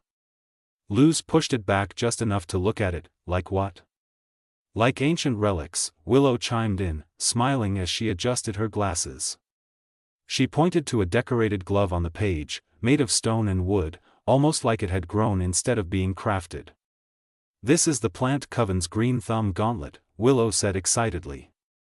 It can grow whatever you imagine. Luz hummed, mildly impressed. And the Oracle Sphere, Gus added proudly, tapping another image, a glass orb wrapped in gold serpents. It shows you which path will help you become your best self. He leaned in eagerly, come on, how could you not want to see this stuff? Luz was about to answer, but something else caught her eye. A hat. Simple, purple brim, unassuming. But the caption underneath it hit like lightning. The healing hat, magic from the savage ages. Said to cure the deadliest diseases and the wildest curses. Luz's breath caught. The other relics were cool, fun, magical museum pieces. This one mattered. This could help Ida. Ida, who laughed everything off even when she was clearly crumbling. Ida, who fought because she refused to lie down and accept being broken. Ida, who had taken Luz into her life and never once made her feel like a burden. Luz didn't want to just watch her slowly lose herself. Not when there was a chance to fight it. And if this was the only way to help, then she needed it. By the time Luz snapped out of it, Gus and Willow were already boarding. Luz swallowed and followed them onto the ship. A short while later, they were soaring high above the boiling isles, skimming just beneath the clouds. Students cheered around her, laughing at the wind, pointing out tiny dots below that were probably horrible monsters. Luz sat off to the side, hunched in her own little corner, scribbling furiously in a notebook. She needed a plan, she needed to get that hat, she needed to help Ida. So focused on plotting, she didn't notice Willow and Gus watching her. "Hey Luz," Willow said. Luz yelped, practically launching out of her seat as she slammed the notebook to her chest. "Wah, I wasn't doing anything." Willow chuckled softly, "I was just saying, we're getting close." She gestured over the side. Below them stretched miles of forest, lush, tangled, endless. But in the direct center was a massive carved-out crater, an enormous ring of nothingness. Held in that emptiness was a pristine castle of white and gold, perched proudly atop a massive land mass made to look like pedestal that reached all the way to the bottom. Ahead of the castle, another platform held up by earth waited like a sky parking lot. Luz stared, equal parts stunned and uneasy. Before she could ask anything, Willow continued, "Emperor Bellows built it as a symbol of unity. Before he came to power, people were doing magic all wrong. He taught everyone that the only way to respect what the Titan gave us is through joining covens." Luz frowned slightly, gaze lingering on the gleaming castle. "You make it sound like the island is alive," she said slowly. "I know it kinda looks like a giant corpse, but I never really asked anyone about that. People called the boiling isles the Titan sometimes. She'd just, never questioned it." Willow nodded. "I always forget you must not know much about the isles, even after a few months." She looked out thoughtfully. The boiling isles were a Titan once, a being of incredible magical power. Not much is known about it. It died, its body settled here. Its magic seeped into the world. The Titan is why witches can use magic at all." Luz stared. Then slowly looked down at her glyphs. Light, ice, plant, fire. She recently discovered fire from a stray fire spell in a grudge bee match. They were gifts she thought were just from nature, a lost magic old witches once had. But if the Titan was the source, then these weren't just magic. They were pieces of something ancient. Something alive, something connected. And suddenly Luz wondered what else she didn't know. Maybe about magic, maybe about the Titan, maybe about the Emperor everyone kept praising like a king. "It's a shame Amity couldn't make it," Willow muttered. "She'd love this trip." Luz hesitated, then finally asked, "Willow, would you say this Bellows guy is powerful?" Willow chuckled softly. "No offense to Ida," she said gently, "but Emperor Bellows is the most skilled witch to ever live." She paused. "He can even talk to the Titan." The ship finally descended toward the smaller platform floating just ahead of the castle. Students hurried off in buzzing excitement while Principal Bump lifted his voice over the chatter. "Now, the Emperor's assistant will be your tour guide. Please don't make me regret taking you here." Luz lingered near the edge of the platform, staring ahead. Two towering triangular pillars framed a wide empty gap between the platform and the shining, towering castle doors. For a moment she wondered, how were they even supposed to get across? The castle answered for her. A massive gear deep within the tower structure began to grind and turn, metal shifting and locking into place. Magic pulsed through the mechanism, glowing along faint golden lines before a bridge shot outward, stretching all the way to the platform. The class gasped in unison. They started forward across the gleaming metal walkway. And as they neared the castle entrance, Luz finally saw who had opened the doors. A small demon woman waited at the entrance. Her red skin contrasted against the white and gold cloak draped neatly over her shoulders, and perched atop her head was an odd blue claw-shaped hair. One end hung like bangs, while the other curled into a clenched fist behind her head. "Hello, children of Hexside," she announced smoothly once they were close enough. "I am Kikimora, your guide for the day. Emperor Bellows welcomes you to his castle. We are honored by visits from students.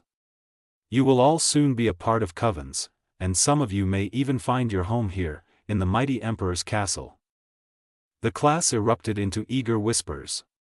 Kikimora continued proudly, turning and leading them inside.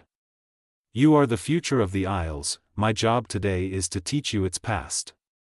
They stepped into the grand halls, guards stood lined along the walls and patrolled upper walkways above them, saluting as the students passed. Tapestries hung heavy with embroidered scenes.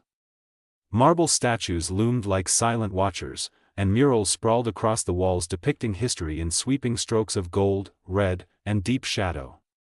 "Today, the Isles are a place of peace and prosperity," Kikimora explained, gesturing toward a mural of witches dancing wildly around a blazing fire. But that was not always the case. 50 years ago, witches and demons practiced wild magic during what we called the Savage Ages. Witches wielded dangerous, corrupted knowledge, and that dishonored the Titan. She led them onward toward another mural, this one of the Emperor bathed in radiant light, hand raised triumphantly while witches bowed in reverence below. "That was, until our great Emperor ascended to the throne and taught us how to use magic properly. Now, our next stop is the Emperor's personal collection of relics." The students buzzed louder, excited again. Luz, meanwhile, couldn't shake the uneasy feeling twisting in her chest. Every word sounded rehearsed, polished, too perfect. Like the practiced lies the night market vendors spun to make something rotten sound like treasure. But she didn't have the time to unravel history today. She had a mission. As she followed the class deeper inside, she passed a large grate in the floor. She barely gave it a glance, too focused, too determined, but it rumbled faintly beneath her as something shifted below, something alive and restless. Luz didn't notice, but the castle did. Naruto moved, not quite quietly, through the vents. His fox tails merged into one, shrinking his form as his paws patted softly across the metal. He'd slipped into the castle just moments ago, trailing behind Lilith without her ever noticing. Now it was time to get to work. He wondered why Luz, Gus, and Willow were here. He hoped it was just a field trip. Something harmless. They could handle themselves, he knew that. Still, his gut twisted.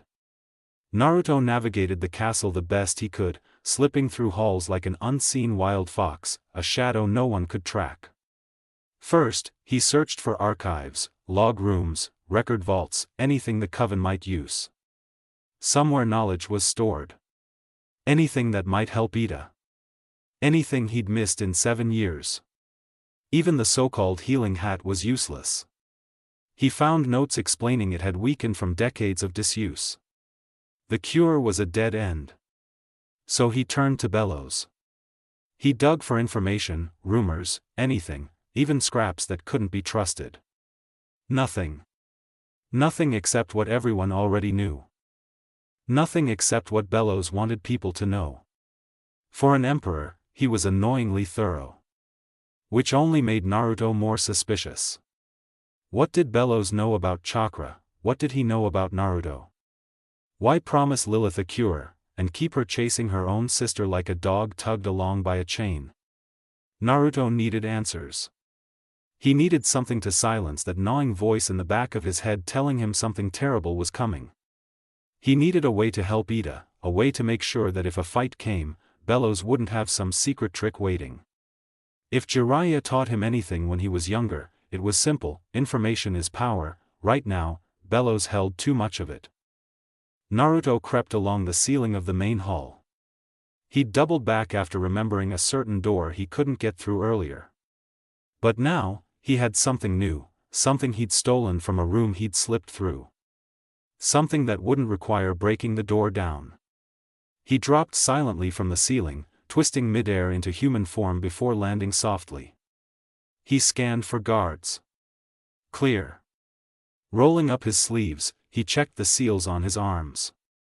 8 full slots, none holding what he needed. Then he remembered. His legs. He tugged up his pant leg and found the single filled seal slot there. A spell he'd stolen from a guard. A spell that made whatever it touched invisible. Naruto swapped it with a fire spell slot in his arm, focused, then released it. He vanished, weight lifted, he floated. Then he drifted forward, straight through the door, and abruptly reappeared, crashing face first into darkness. Ow, he muttered into the floor. Note to self, test new spells first. Also, apparently, he had used all that spell up. He'd need a way out, but he'd figure that out later. Naruto pushed himself up, shifted back into fox form, and melted into the shadows. This wasn't a bedroom, this wasn't an office. This room felt alive, too big, too hollow, like a throne room carved into the bones of something ancient. No windows, no light, just stone. And hundreds of metal pipes weaving through the walls like veins. And hanging above it all, a massive, dark green heart. Beating, slowly. But beating. The Titan's heart. Unfortunately, he wasn't alone. Lilith knelt at the throne, bowing low, not respectful, groveling. The air tightened around her like invisible chains. 2 guards stood at either side. And seated before them, Bellows. Even sitting, he towered. Easily 7 feet tall, black and gray robes beneath a cloak of white and gold, designs more intricate than any other Emperor's Coven uniform, his hood shadowed his head. And his mask hid everything else. Gold, carved, crowned with long, antler-like horns stretching into the air. He spoke. "How goes the hunt for the Owl Lady? I heard you attempted a raid this morning." The voice chilled Naruto to the spine. Smooth, respectful, powerful. But underneath, slick, dangerous. Lilith jerked her head up. "Yes, but we were unsuccessful," Bellows finished coldly. "That much is obvious. But I can't help wondering something, Lilith." He let the silence rot. "It has been over a month since you promised me the Owl Lady. What exactly have you been doing with your time?" The words cut, Naruto could feel it. I only need more time," Lilith pleaded. "Please, I can bring her to you." Bellows tilted his head, the motion was wrong, unnatural. "I'm growing bored of your excuses," he said lightly. "But don't worry, I'll give you the time you need.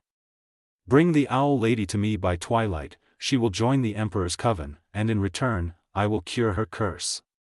He paused. Let the sentence linger. "But if you fail?" He didn't finish. He didn't need to. Lilith trembled, then hardened. I understand," she whispered, then stood straighter. "I will not fail." She turned and left. The doors thundered shut. Naruto stayed frozen in the shadows, heart pounding. Everything made sense now, why Lilith was desperate, why she wouldn't stop. Bellows wasn't just an emperor. He was a master manipulator. A voice that twisted worlds. Naruto exhaled quietly. There was nothing here to find, nothing he could use yet. And if he stayed longer, he wasn't sure he'd get out. So he slipped deeper into the dark. "You may come out now, fox boy." Naruto froze, the voice echoed cleanly through the hall, calm but sharp enough to slice through any thought of hiding. Bellows didn't even bother to face the shadows at first, he simply tapped his staff once, and 2 masked guards immediately turned toward Naruto's exact spot. "Third pillar to the left," Bellows added casually. Spears lowered in perfect sync, aimed right at him. Only then did Bellows tilt his masked head slightly, like this was mildly entertaining at best. "You were quiet," he said. Almost amused. But not quiet enough. "Shit," Naruto muttered. "Lose, Willow, and Gus slipped quietly into the relic room after a long trail of sneaking through halls and dodging patrols. At some point, Willow and Gus had figured out what Luz was really planning, and instead of stopping her, they chose to help. Now they stood in the Emperor's private collection. The room blazed with golden light, every artifact resting proudly atop its own pedestal, each one highlighted like a sacred trophy. Magic hummed faintly in the air. Luz spotted it instantly. She broke into a run. The healing hat hovered gently in place, just as the pamphlet showed, only no picture could really capture it. The air around it thrummed with power, warm and hopeful, like it didn't just hold magic, it breathed it. Ida's last hope, Luz thought, jaw tightening as she reached out. She braced herself for alarms, guards, something. Nothing happened. Her fingers wrapped around it. It feels, Luz's breath caught. It feels full of magic. Just touching it, it's like energy is pouring off it. Ooh, my turn, Gus said eagerly, snatching the oracle sphere from its pedestal. Time to meet my best self. Purple smoke burst around him and a ghostly, tinted double appeared. You're already your best self, it said warmly. Gus burst into tears on the spot, clutching the orb as his copy patted his back. Willow hesitated, then slid her arm into the green thumb gauntlet. Vines surged forward, blooming into a thick, powerful limb of bark and leaves. Shaped to look muscular, masculine. She blinked at it, cheeks flushing, then quickly dismissed the spell and placed it back. The three regrouped in the center of the room. Now we can cure Ida, Luz said, a hopeful smile tugging at her lips, only to falter. And we'll get it back before anyone notices it's gone. The room trembled. The walls warped, reality bending like a heat haze, then a voice thundered through the chamber. I will know. They all snapped their eyes upward as the world normalized again. We need to go. Willow whispered. I'm afraid that isn't possible, a familiar voice replied. They turned toward the doorway. Lilith stood there, calm, composed, staff glowing cold blue. Well, if it isn't Ida's human, she purred, lips curling. How perfect. She stepped forward, they stepped back. Aren't I lucky to find you here? Stay away, Luz snapped. If you touch us, Ida will come after you so fast. Lilith vanished. Then reappeared right in front of Luz. That's the plan. Her staff spun, the air sliced apart as magic roared to life. Blue flamed wood exploded from the floor, coils snapping shut around Luz, Willow, and Gus, binding them tight. Lilith didn't lose her smile once. She approached Luz first and plucked the healing hat straight from her grasp. That doesn't belong to you. Wait, Luz yelled, struggling helplessly against enchanted wood. I need it to heal your sister. Lilith paused. Then scoffed. This, she said coldly. Something like this could never cure Edelin's curse, all of these relics are useless. The hat burst into blue fire. It crumbled into ash between Lilith's fingers. No, Luz cried, breath shattering. That was her last chance, her one way to help. The wood released her suddenly and Lilith seized her, dragging her forward before turning her icy gaze to Willow and Gus. A flick of her staff, and the bindings flung from them and coiled instead around the staff itself. You two will deliver a message, Lilith said sharply. Tell Idalin, if she ever wants to see her human again, she will come here. The staff shot upward, dragging Willow and Gus screaming out through a window in a streak of blue light. Luz barely had time to process any of it, before the castle swallowed her whole. Naruto sucked in a sharp breath as his arms shrank back to normal, his body settling fully into human form. Those two guards alone had been a pain in the ass. But what did he expect after getting caught? He was still standing in the Emperor's throne room, dark, enclosed, oppressive, under the full weight of Bello's gaze. How the man had found him, Naruto didn't even want to think about. How he was going to get out of here, that was the problem now. That was entertaining, Bello's voice cut through Naruto's thoughts like a blade. Naruto stiffened. Still trapped, still in danger. Bellows continued, calm and composed. You may rest yourself. After the performance you've put on, I merely wish to have a conversation with the nine-tailed demon fox. His tone was too calm, far too calm. It didn't soothe Naruto, if anything, it wounded his nerves tighter. What angle was this guy working? Why talk instead of attack? How would he get out of this? Naruto's eyes narrowed. What do you want to talk about?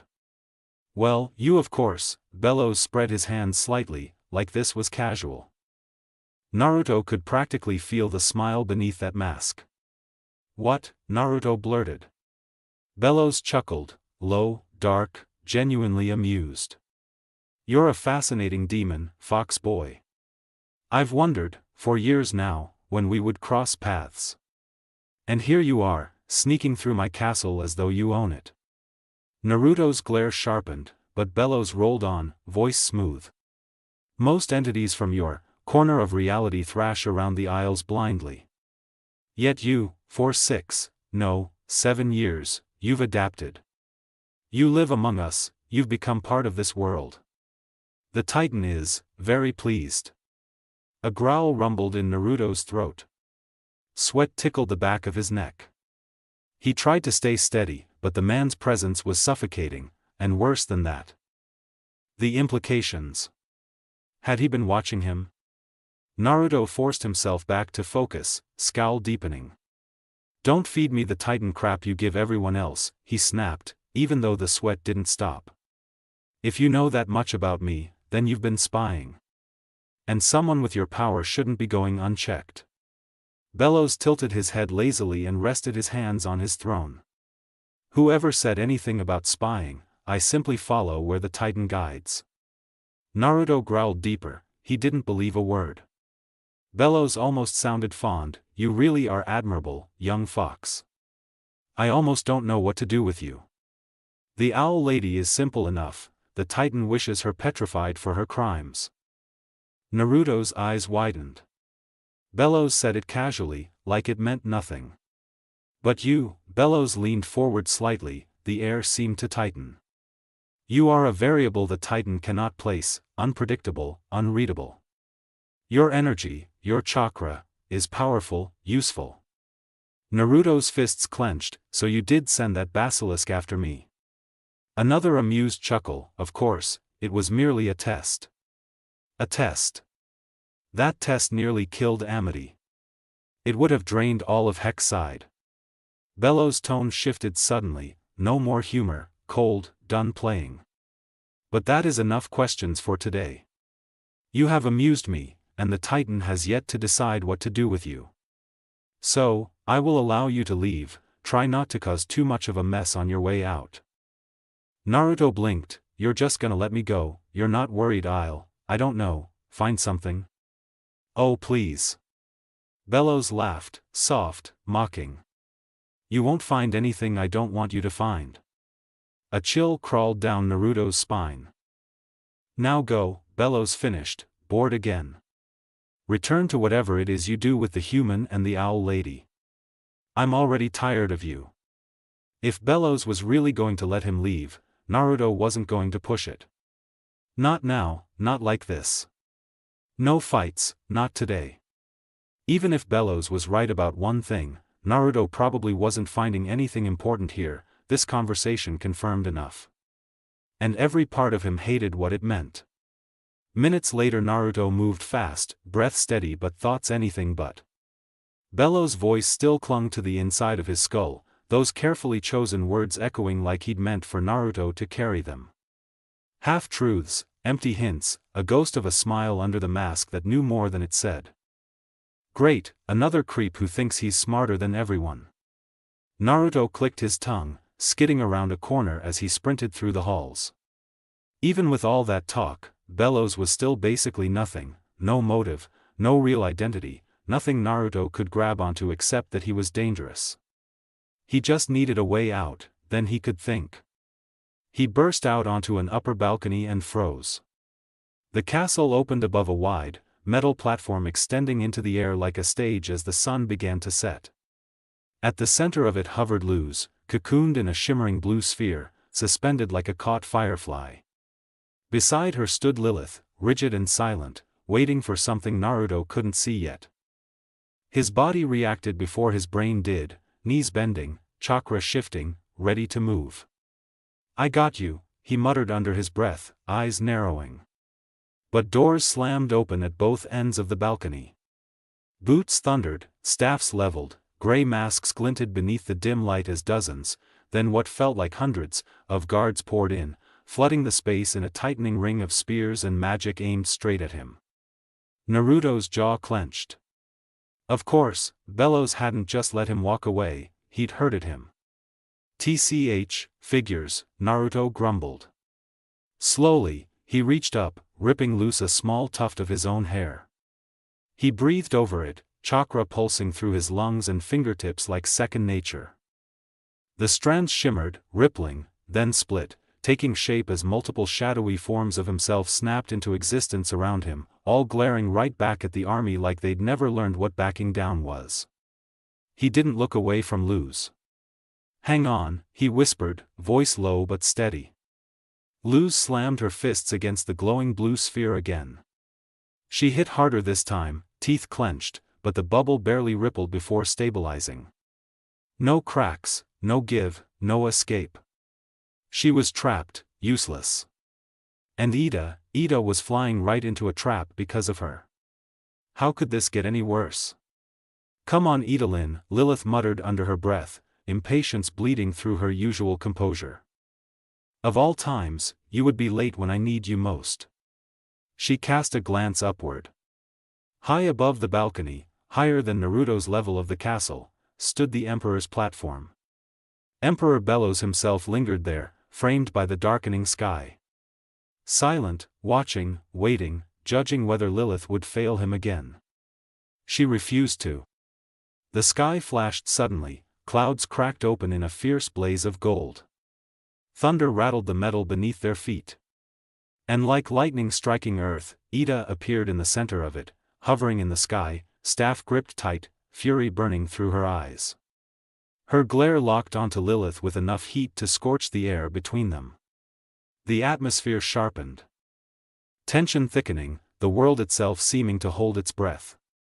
Ida was here. And she was furious. Without a word, she whipped her arm and hurled something past Lilith's face. It sliced the air in silence, until it speared into the castle wall with explosive force, cracking stone and embedding itself deep. Lilith whipped her head toward it. Her staff, the familiar white wood now buzzing with gold lightning, thrumming like a warning. When she turned back, Ida's grip tightened on her own staff. Lilith smirked lightly. "Perfect."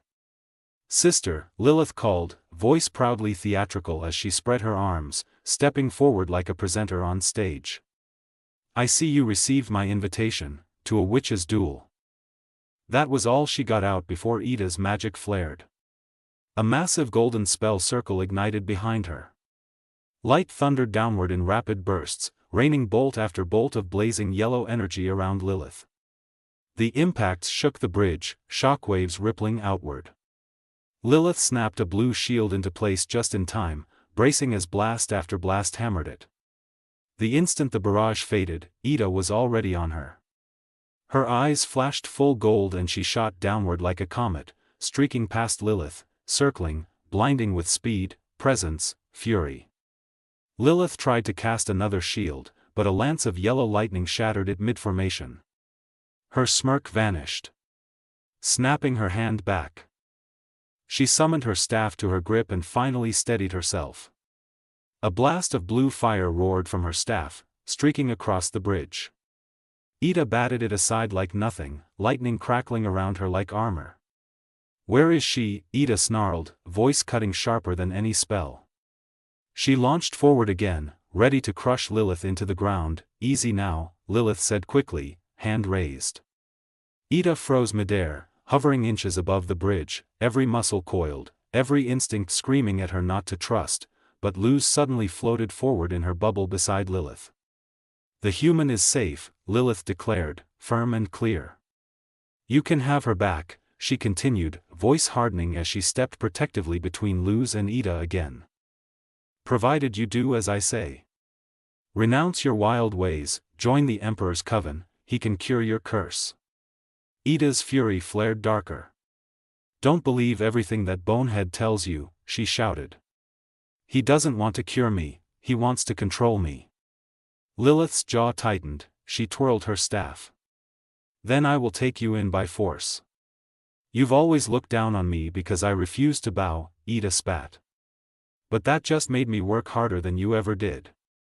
A towering owl of gold light burst into existence around her as she slammed her staff down. It shrieked, then Ida rocketed forward. She crashed into Lilith in an instant, staff slamming into her and launching her skyward. Ida followed, striking again. Lilith vanished. She reappeared behind Ida with a kick. Ida blinked away, reappeared above her, heel crashing downward. Lilith slammed into the bridge, air exploding around her. Ida was already landing in front of her, staff whirling.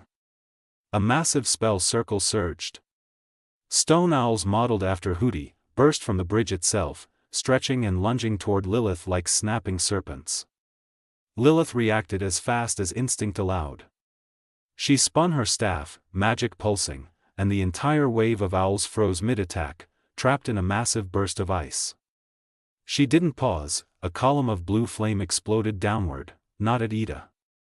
At Luz. Ida snapped around. Eyes wide. Luz. She blasted forward, slamming her magic into the bridge, twisting its structure to hurl Luz aside just as fire scorched where she'd been. Once Luz was safe, Ida grit her teeth, venom glaring back at Lilith. Another flash, both witches collided in the air, gold meeting blue in a storm of sound and magic. They slammed together, broke apart, slammed together again, over and over, until both crashed back onto the bridge, landing hard in opposite blasts. No words. Just war. Ida struck first, staff raised, Albert's eyes blazed. Stone owls surged again, binding Lilith. Sweat beaded Ida's brow, but she didn't stop, spell circles flared, lightning gathered. And a massive beam of electricity crashed down around Lilith, engulfing everything. Lilith grit her teeth, bound in stone, but she still smirked. A flick of magic. Luz was yanked in front of her, a living shield. Ida's eyes blew wide, she jerked her staff, forcing her blast upward just in time. It burned out uselessly into the sky. The battlefield stilled. Ida panted, shoulders heaving. Lilith leaned heavily on her staff, breath ragged as the owls finally dissolved away. Stop hiding behind Luz, you coward, Ida rasped, voice weakened but furious. Lilith narrowed her eyes behind her fatigue. It's sad to see you fading, sister, she said softly, cruelly. Tell me, is it the curse? Ida didn't answer, she didn't have to, her gem did. Black creeping deeply into the gold. Ida, your gem, Luz cried, banging desperately on the orb. Ida ignored her. Maybe it is the curse, Ida hissed, then smirked. But how pathetic does that make you, that you still can't beat me at my worst? More spell circles spiraled above her, lightning cascaded downward, blasting relentlessly toward Lilith. The bridge owls shoved Luz back toward the castle to protect her as the magical assault rained on. Lilith braced under a massive blue barrier, struggling beneath every impact. Maybe you are stronger than me, she growled. So I became smarter, craftier. A lapdog for a tyrant. Ida snapped back. Neither noticed Luz breaking free of her prison behind them. You always thought you were better than me, Lilith shouted back, rage finally snapping. That I could never beat you in anything. I am better than you, Ida roared. Hit after hit, Lilith couldn't counter. And then something in her cracked.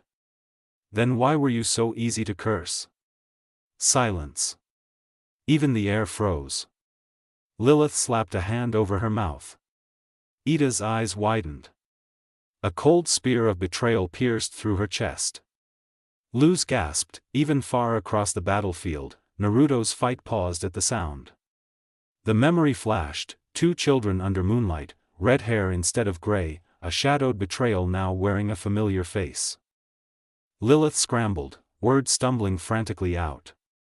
"And I can remove it," she pleaded, guilt bleeding through her voice. "Just, please, let me explain." Ida turned away, her hands shook. Her fury didn't, it grew. Her blood burned, her magic screamed. Her heart cracked, then she snapped. With a scream of pure wrath, she blew straight through Lilith's shield like it was paper. She swung, every ounce of strength, rage, and heartbreak pouring into one brutal strike. It landed. Lilith slammed into the castle wall with such force the stone cratered around her, pinning her in place. And for one suspended heartbeat, everything broke. Finally, Luz ran toward Ida. She needed to stop this, before her friend couldn't walk away as herself. "Ida, stop," Luz cried. "If you keep going, you'll turn." Ida looked down at her chest, the gold in her gem was almost completely gone, swallowed by writhing black that crawled upward like venom through her veins. And even then, she didn't seem to care. Lilith winced when she saw the state Ida was in, but still forced a smug smile. With one sharp wave of her staff, blue magic wrapped around Luz. "Human," Lilith called smugly, "that orb was for your protection." A flick of her wrist sent Luz drifting off the side of the bridge. And once the magic fell, so did Luz. Her scream tore through the air. Raw and panicked. "Luz," Ida choked out. Her hands shook as she desperately drew a spell circle. Yellow light burst into existence, wrapping around Luz and stopping her fall inches above death. Beneath her lay a jagged bed of demon spikes, twisting like monstrous teeth eager to impale her the second gravity took hold again. Luz glanced down at them, fear tightening in her throat. But the spikes weren't what terrified her. She looked back to Ida, voice shaking. "You have to stop, you'll run out of magic." Ida only laughed weakly, struggling to hold the spell. "It's my power, kid," she strained. "And before you showed up, I spent most of my life wasting it." Lilith smirked and summoned a massive conjured hand, shoving Luz closer to the spikes. Ida's body trembled under the effort. Luz screamed her name again, but Ida wasn't listening. Her gem darkened fully. Blackness flooded her eyes like ink spilling into water, staining every last hint of white.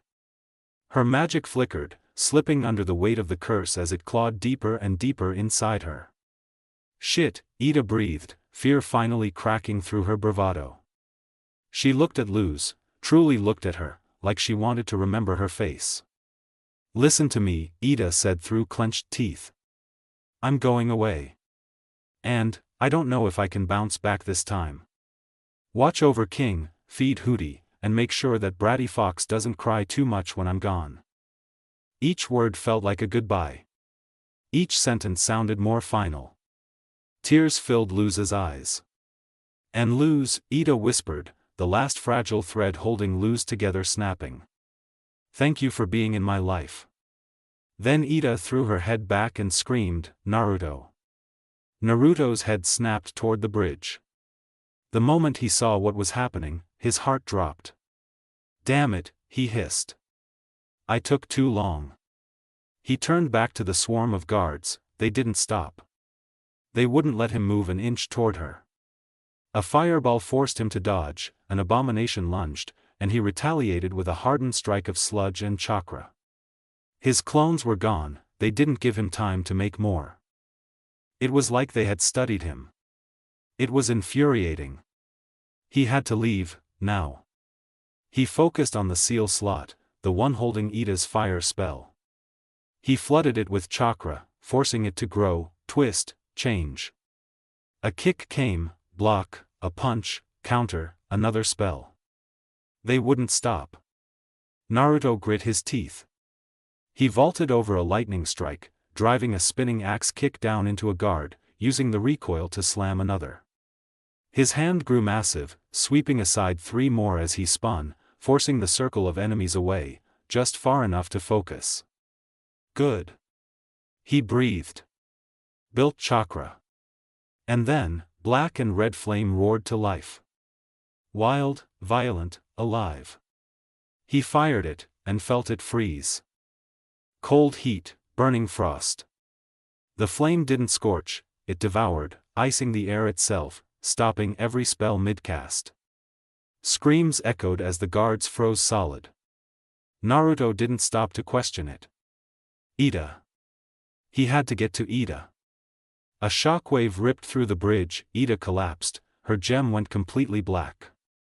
Luz's magic hold vanished, Albert swooped in, grabbing her hood a heartbeat before she would have been skewered and dropped her back onto the bridge, just as Naruto landed beside Ida. Ida, he shouted, panic cracking his voice as he leaned over her. Get, Luz, out of here, Ida growled, fighting another scream.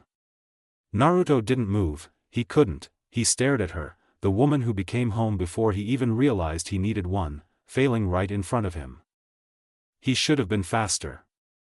He should have broken away sooner. He should have helped. He should have been there. Ida screamed.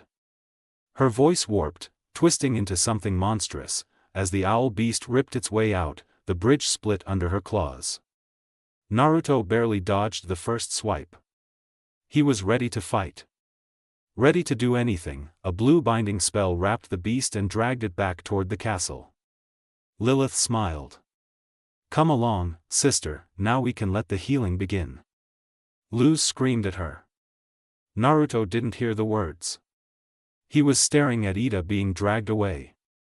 Every part of him wanted to tear the world apart to get her back. Lilith spoke again, smug and cruel. Leave, human, Idolin is finally with her real family. Luz moved, Naruto's arm stopped her. She stared at him, confused. He didn't move. Couldn't move. He looked up, to where Bellows still stood. Something told him, if he fought, Bellows would unleash everything on them. Luz would be caught in it. Ida told him to take Luz and run.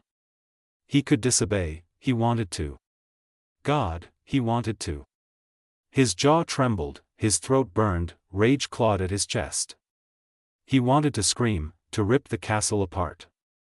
To take his mother back. But if he did, he'd lose everything. So he stood there, breaking, silently. Lilith's voice echoed, cruel and triumphant. Go back to your world, this one is ours. Naruto growled, every instinct told him to lunge, to kill, to ruin everything in front of him. But he didn't. He forced Luz away, forced his body to move when his heart wanted to stay. The castle platform retracted, Ida disappeared from him. Naruto paused, just for a moment. Just long enough for the pain to sink in. Then he shifted into a massive fox, grabbed Luz, and ran. Not because he wanted to. Because he had to. And it tore him apart the entire way. Time skip. The boiling isles, born from the flesh and bones of a fallen titan. This original magic was so potent, all life on the isles evolved to wield magic too. For years, we explored those powers freely. Until a mysterious witch appeared, claiming he could speak to the island itself. He said we were using magic wrong, his teachings took hold. His strength grew, and he became Emperor Bellows. Bellows declared that mixing magic was forbidden, that only he had that right. So he created the Coven system. Our knowledge was restricted, our potential sealed away. Those who resist are labeled wild witches, and they face harsh punishment. Since then, Emperor Bellows has locked himself inside his castle. And there are whispers that he's planning something big. King stopped reading, the words sitting in the air like poison. He shut the book slowly, brows furrowed. I wonder if capturing Ida was part of that plan. He muttered. He turned toward the room, trying to lighten his voice. What do you think? He never finished. What were you thinking? Luz's voice cracked through the room like thunder. Naruto turned away from her glare, jaw tight. The sound of her anger hurt worse than any blow. Luz's hands were shaking, but not from fear. From fury. We were right there, she shouted. We could have saved Ida, and you just. She growled, too overwhelmed to even find the word. Naruto didn't argue, didn't raise his voice. He just stood there and took it. And somehow, that made Luz angrier. You dragged me away, she snapped. You tore me from her when she needed us most. You let Lilith take her. You let them. Her breath hitched, her throat burned. You stepped in like you always do. Even King flinched. Naruto finally looked at her. Luz froze. His face was stained with dry tears. I don't always step in, Naruto muttered, and though there was a spark of anger, it died almost immediately. His voice softened, tired, worn down. There are times I don't step in because I know you can handle yourself. Or Ida. Or King. Or even Willow and Gus. He swallowed. But that, back there, wasn't one of those times. His fists trembled. If we made one wrong move, Bellows would have done something far worse than whatever he's already planning. Silence. Luz's anger wavered. Guilt crept in. She hadn't considered that protecting her meant hurting him too. He didn't want to leave. He forced himself to. Because Ida asked him to. Luz breathed out slowly. I'm sorry, I didn't know you. She stopped. That wasn't right. That wasn't what mattered. We need to go back, we need to save her before Bellows does anything worse. Naruto snapped his gaze toward her, worry replacing grief. Don't talk stupid. It's the only chance we have, Luz shot back. What happens if we don't? Naruto's expression hardened. He didn't budge, but there was fear beneath the steel. That's not what I meant, he muttered. We know what he's going to do. After all this time. It's obvious. His voice shook, then steadied. Going back now would be suicidal. We don't even have a guarantee we'd make it out alive. He turned away again. It's better if we stay here, where it's safe. Luz stared at him. So you're just giving up, she demanded. That's not the Naruto I know. Luz, King warned softly. I don't think you can change his mind right now. Luz looked between King and Naruto. Naruto wasn't being selfish. He was terrified. Terrified of losing more than he already had. And that hurt. She took a breath, then stepped forward and wrapped her arms around him, pulling his face into her chest. Naruto went scarlet. Hey. What are you? She didn't let go. I don't care what happens, Luz said quietly, voice unsteady but firm. I got captured, Ida saved me. And now she's paying the price for my mistake. I'm not sitting here, I'm going to save her. And the Naruto I know, wouldn't let me do it alone. He tried to turn away, even with his face buried. Luz, I don't know if I can. I'm scared, Ida might already be gone. If we mess up, stop, Luz cut in. You do this every time, you overthink until you talk yourself out of doing anything. Naruto went even redder, but she continued. We'll be careful, but just this once, let someone else worry about everything that could go wrong. Just come help me save her. The room went quiet. Naruto didn't move. Didn't breathe. Didn't speak. Then. He groaned softly. Fine, he muttered, the fight finally leaving him. His voice wasn't confident, but it was decided. I'll go, just so you don't do anything stupid and die. You're right, I can't give up on Ida. If there's even the smallest chance, I'm taking it. Luz's face lit up. Before she could answer, I'm going too. They both turned. King swallowed, but stood firm. Me and Ida don't always get along, but she's family. And I want her back. He held out a bundle of fabric. Luz took it and unfolded it.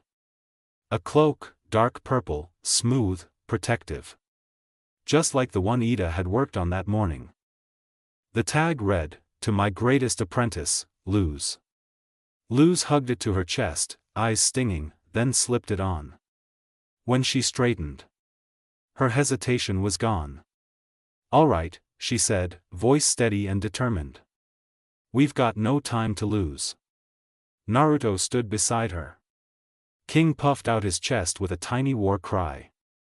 They were ready. The Emperor's castle trembled with every ragged roar that tore out of the owl beast's throat. Walls rattled, dust bled from the ceiling, somewhere deep in the corridors, guards shouted in panic. Lilith sprinted after her sister, boots slamming against the marble as Ida bounded ahead on all fours, wild and unrestrained. The cursed beast vaulted across the empty throne room, claws scraping stone as she leapt up onto the wall and scurried like a monstrous gremlin, snarling at nothing and everything. "Ida," Lilith shouted breathlessly.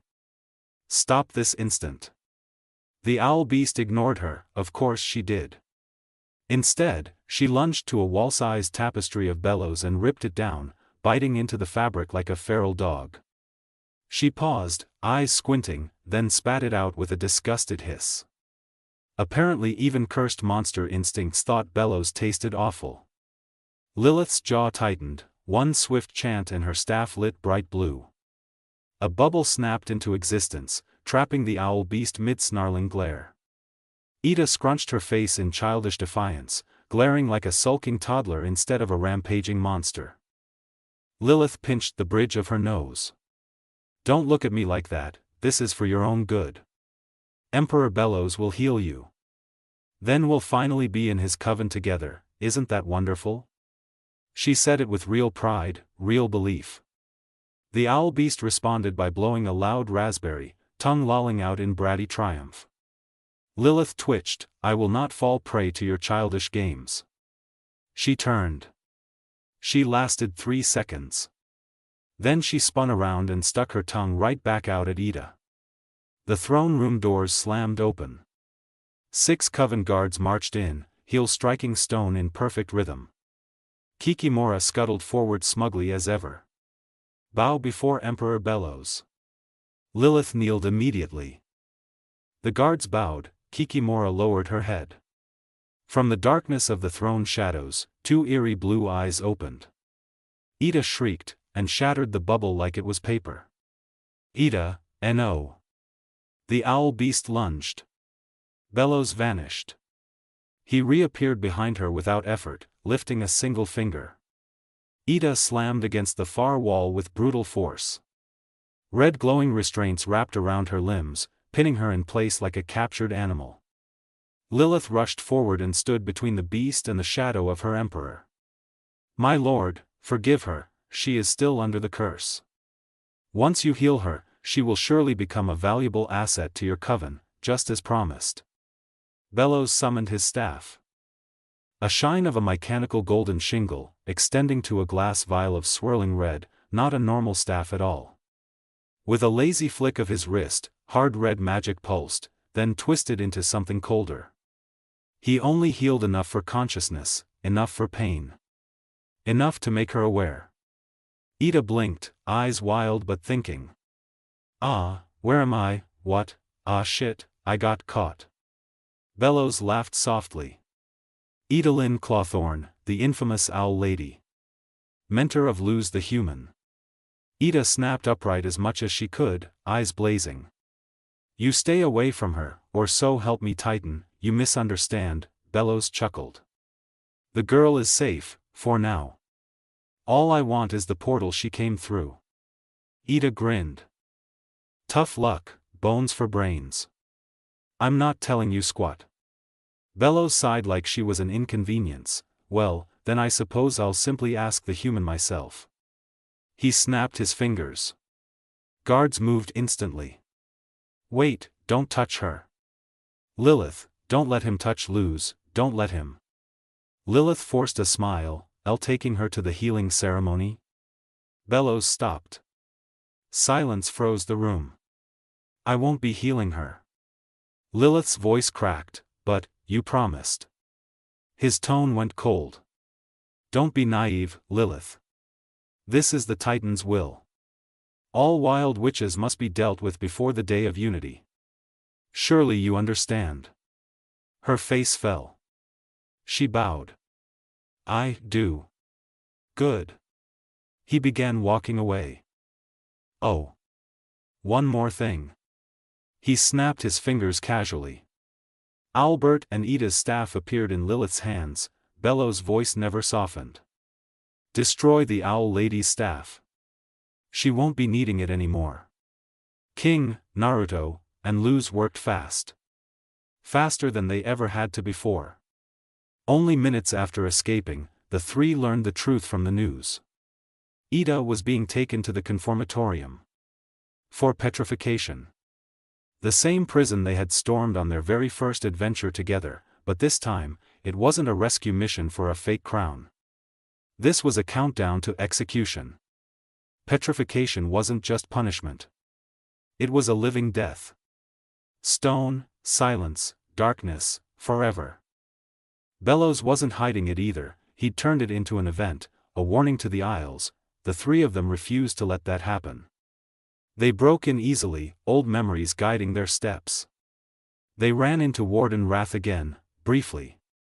Naruto put him down. Luz made him draw a map to Ida. After that it was just shadows, hallways, and tension thick enough to choke on.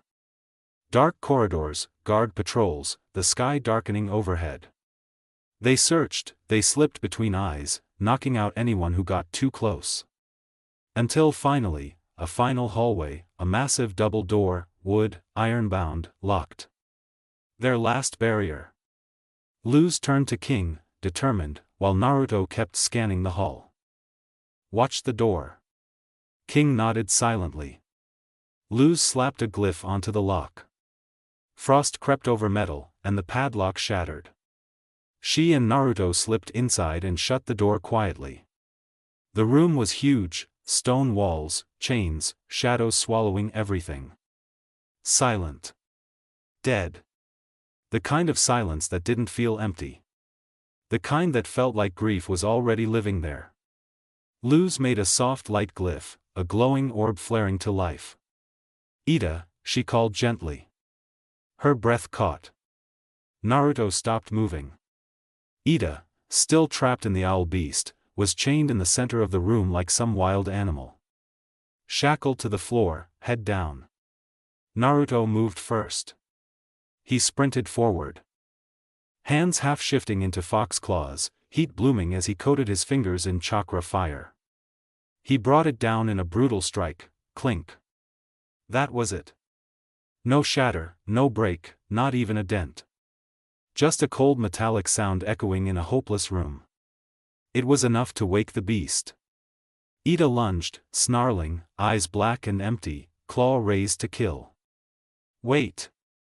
Luz shoved the light up toward Ida's face, voice cracking yet strong. It's us, Ida, it's us, we're here. The light wasn't bright. But it was warm. And warmth was enough. The monster eyes softened, gold returned, breath steadied. Ida blinked once. Twice. Luz, Naruto? Consciousness, relief, pain. Oh no. What are you two doing here? Panic already soaked her voice. It's okay, Luz tried to smile. We're here to save you. She slapped a fire glyph on the chains. It burned. Then fizzled. Paper disintegrated uselessly. Her smile died. Naruto's jaw clenched. None of our magic is strong enough, Ida breathed. The hopelessness in her voice hurt worse than the chains. You need to leave. Now. Neither of them moved. But, Luz's voice cracked. I can't let you stay here. She struck another glyph. Nothing. It's my fault you needed to save me. Another, tears spilled. It's my fault you got captured. Her hands shook. Her heart burned. The guilt crushed her lungs. She couldn't save Ida. She wasn't strong enough, and suddenly that truth felt heavier than any chain. Naruto wasn't doing better. He slashed chain after chain with desperate force, claws sparking and scraping, nothing. Not a scratch. He wouldn't leave again. Not this time. Not when it mattered. Not when it was Ida. He couldn't lose her. That's enough. Both of you. Ida's voice stopped them. Gentle. Firm.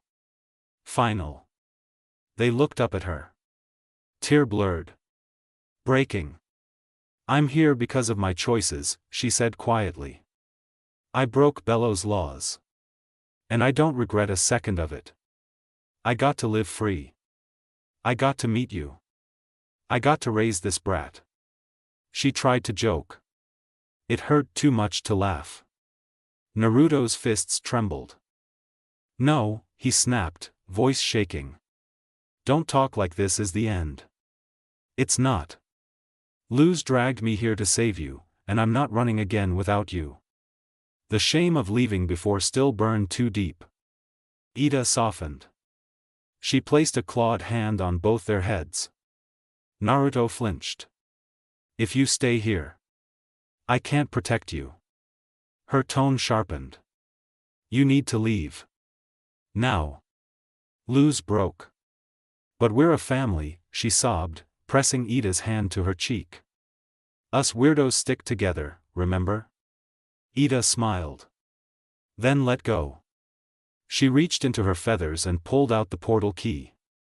One click. Sparks flashed. Light cracked through the stone floor. The portal door rose up behind them. The human world waited. Neither kid moved. Luz.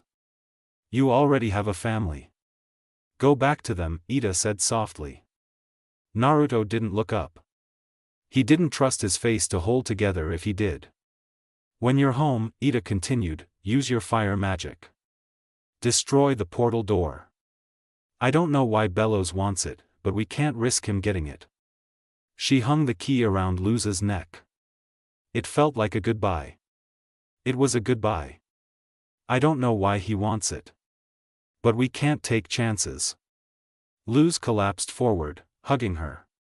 I love you, Ida. Ida hugged back, warm even in a monster's body. I love you too, kiddo. A siren screamed. A panel slid open in the ceiling. Luz, get away. Chains snapped brighter, a cage forming around Ida as the ground began to rise. No. Luz grabbed onto her, refusing to let go. Not yet. Please, not yet. I'm sorry, Ida whispered. She pushed Luz back. Goodbye. Ida. She disappeared. The platform sealed. Silence crushed the room. Luz dropped to her knees. Her hand covered her mouth. Her shoulders shook. Her world cracked. She'd failed her. She'd failed again. And for the first time in a long time since she'd come to the Isles, she didn't feel like a hero. Just a kid who wasn't strong enough. Naruto stood frozen. His claws dug into his palms. His chest hurt. Breath refusing to come. He had lost people before. He had watched people disappear before. He promised himself never again. Yet here he was. Too weak. Too late. He stared at the closed ceiling and hated himself for believing they could win. But more than that, he hated Bellows. For taking Ida. For making Luz cry. For making him feel like that monster again.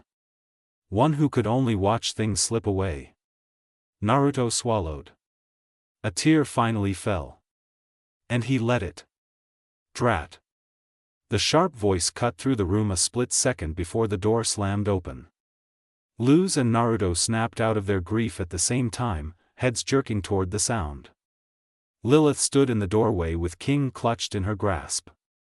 I'm too late. At least I found you, human. Neither teen cared. Luz's blood boiled. Naruto's was already burning from the moment he saw her. You. Luz's voice cracked with fury. You chained Ida. You let them take her. And now I'm going to take you down. Naruto didn't even wait. His tails lashed out and slammed into Lilith, ripping King from her grip as Luz charged. 2 fire glyphs exploded in Lilith's face. She staggered back, trying desperately to speak. "Please, I only want to talk to the glyph, witch." Luz slammed 5 plant glyphs down. Vines erupted, wrapping Lilith tight, crushing her into a ball of struggling green. For a second, it worked, then Lilith spun her staff and shredded through them. Luz lunged, colliding with her. They tumbled, straight through the portal. King dove after them. Naruto followed last. They crashed into dirt and leaves. Luz was first to rise, the quiet human forest wind brushing her cloak. For a split second, she froze. This forest. Her first day. Her first adventure. The life she had before. "Luz, look out." King was suddenly yanked down by vines. Luz spun as Lilith's magic flared. Luz tried a fire glyph. It disintegrated in her hands. What? Naruto didn't think, he moved. His tail shot forward, slamming Lilith to the ground. In an instant he swelled into a massive fox, claws digging into her arms as he pinned her. "Just listen to me." Lilith tried, struggling under his grasp. "Listen to you," Naruto roared, letting all the hate escape through his voice, finally letting his calm crumble away. "After everything you did? After Ida? You should be petrified, not her." Lilith froze. "You're right," she said quietly. That stunned both of them. Luz stepped forward, warily, while Naruto growled above. Then. "Why? Why did you do this?" So Lilith told them. About being sisters. About being inseparable. About dreams of joining the Emperor's coven together. About being the red-haired sisters. An older claw thorn, who protected Ida, and shared her pain. About loving Ida more than anything, and about being terrified of losing everything. She told them about the duel. How only one could enter that year. How Ida grew stronger than her. How Bellows always said greatness demanded sacrifice. How she made the worst one of her life. She cursed Ida to win the duel, she ruined everything. And Bellows rewarded her with a coven, and a lifetime of guilt. And now he'd lied to her again. Her voice hardened. He never intended to heal Ida. But I know how to save her, and I can't do it alone. Silence. Lilith glanced at Naruto, a silent request. Both Luz and Lilith looked to him. Naruto's growl faded. He didn't like this. He didn't trust this. But he let go. He shifted back to human as Lilith slowly sat up. With a flick of her hand, Albert and Ida's staff appeared. Luz gasped, rushing forward and hugging the palisman as it hooted weakly. Luz looked to Naruto. Naruto looked back. They didn't forgive Lilith. But Ida needed saving. Fine, Luz said quietly. We'll work together. Lilith bowed her head. Thank you. She freed King, then turned toward the glowing portal. We need to hurry. If we don't return soon, it will be too late. She stepped through. King followed, then paused when Luz and Naruto didn't move. You guys need a minute? Naruto shook his head. He was waiting for Luz. She stared at the forest. The blue sky. The sun. Home. So close. But not yet. She turned, breathing steady. I'm ready. Naruto nodded, but his brow furrowed. Be careful trusting her. And what Ida said about the portal. I've got a bad feeling. If Bellows wants it, that's bad news. If it comes down to choosing between the door and Ida. He hesitated, then firmed. Choose Ida. I've got a backup plan. Luz blinked, then nodded. They stepped toward the portal together. Luz vanished through first. Naruto lingered one last moment, staring at the human world. He didn't want Luz to lose either world. Destroying the portal wasn't an option. Not yet. He'd be ready. He stepped through, and the way to the human realm vanished behind them. Luz and King fell into step behind Lilith as she led them through the Conformatorium. Her stride purposeful despite the tension hanging thick in the air. Somewhere along the way, Naruto slipped into the shadows, his presence fading as quietly as breath. He hadn't explained himself, but Luz knew why. Whatever he was planning, it was his trump card. She only hoped he wouldn't need it. She hoped, desperately, that they could free Ida without anything else going wrong. Things had already spiraled far beyond what she'd imagined. Too far. The deeper they went, the heavier the place felt. Not darker in light, but darker in feeling. The walls pulsed faintly with buzzing magic, old, warped, and invasive. Dark magic seeped into the stone itself, clinging to every surface like rot beneath skin. The air pressed down on her chest, carrying with it a low, suffocating sense of dread. They entered a vast chamber beneath the execution platform. Stone pillars rose high into the shadows, each flanked by towering golden statues, witches frozen in grand, agonized poses. Some were defiled, wrapped in thick, meaty tendrils of brown flesh that pulsed faintly, as if alive. The room felt less like a prison and more like the inside of something that was slowly digesting them. At the center hovered a large metal disc, wide enough to hold a dozen people. It floated slightly above the ground, suspended by a sluggish pool of dark goop that rippled lazily beneath it. "You can take this up to the stage where they're holding Idolin," Lilith said quietly, breaking the silence. Luz turned to her, forcing a smile she didn't quite feel. "Thank you, Lilith." Then her expression shifted, curiosity, and suspicion, creeping in. "What will you do now?" Lilith stopped. For a moment, she said nothing. Her gaze hardened as the weight of everything pressed down on her shoulders. "I will stay in the Emperor's coven," she finally said, exhaling slowly. Guilt colored every word. "I know it's what caused this in the first place. But only someone on the inside can make sure something like this never happens again." Luz blinked, then smiled again. This time, it was real. "That's good to hear," she said softly, relief threading through her voice. Lilith returned the smile, uncertain but sincere, and gave a small nod. After a beat, Luz turned back toward the platform. Her eyes swept the chamber once more, and a question formed. "Why aren't there any guards around?" she asked, glancing back over her shoulder. Lilith opened her mouth to answer, and screamed.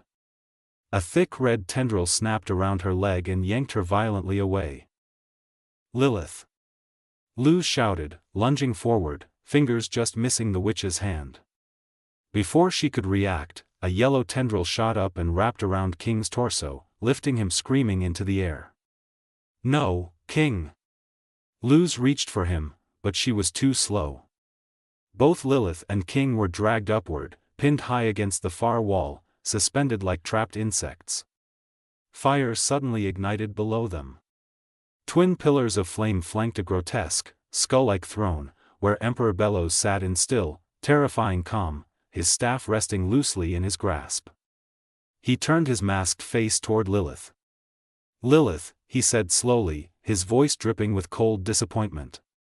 "You chose the wrong side." With a single tap of his staff, the tendrils tightened. Lilith and King were yanked higher, and phased straight through the wall. "No!" Luz cried, rushing forward, only for two small red arms to burst from the floor and clamp around her legs, holding her fast. "Ah," Bellows chided mildly. "I'd like to have a word with you, human."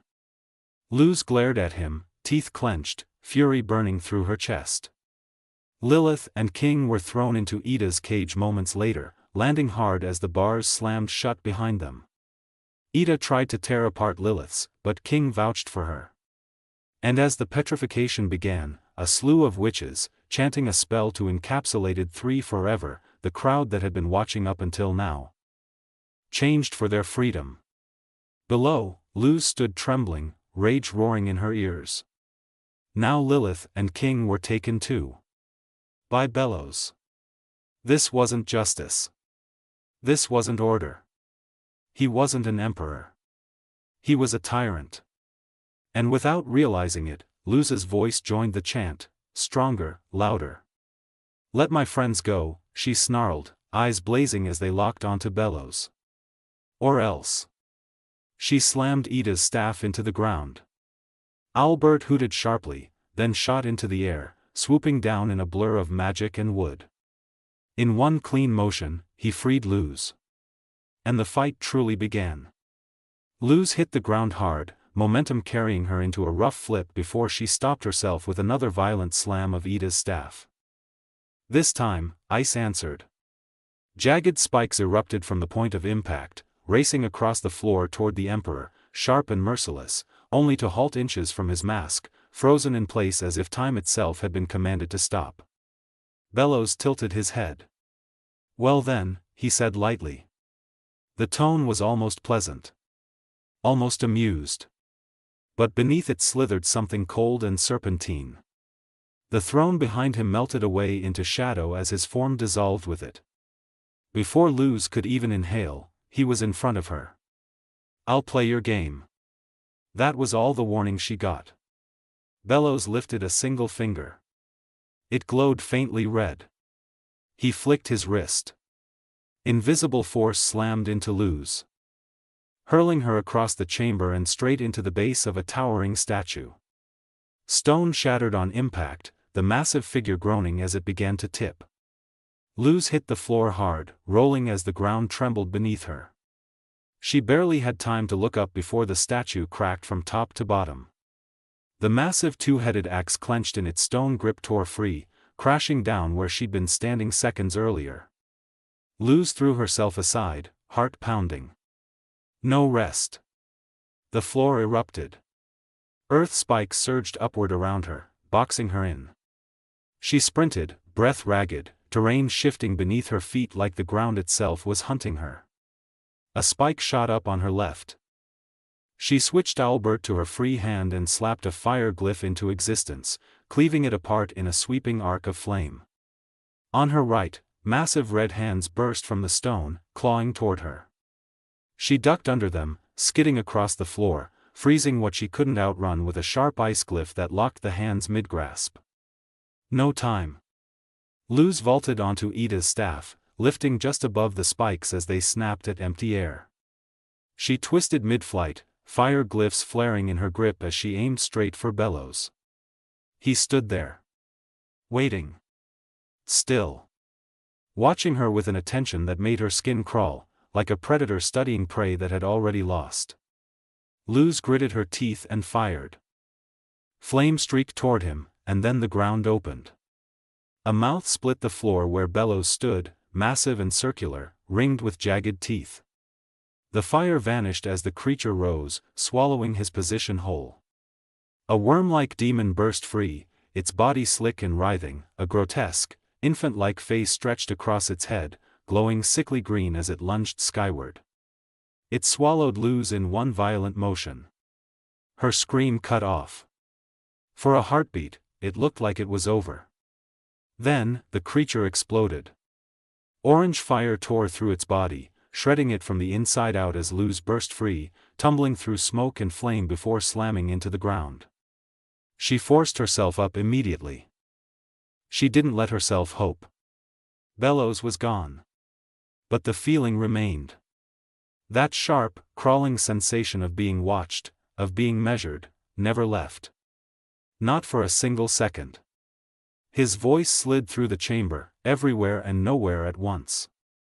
"What's wrong, human? I thought you wanted to fight." Luz spun. Nothing. A shadow flickered behind her, gone. She clenched her jaw. This was bad. Worse than she'd imagined. He was stronger than Lilith. Stronger than anyone she'd faced.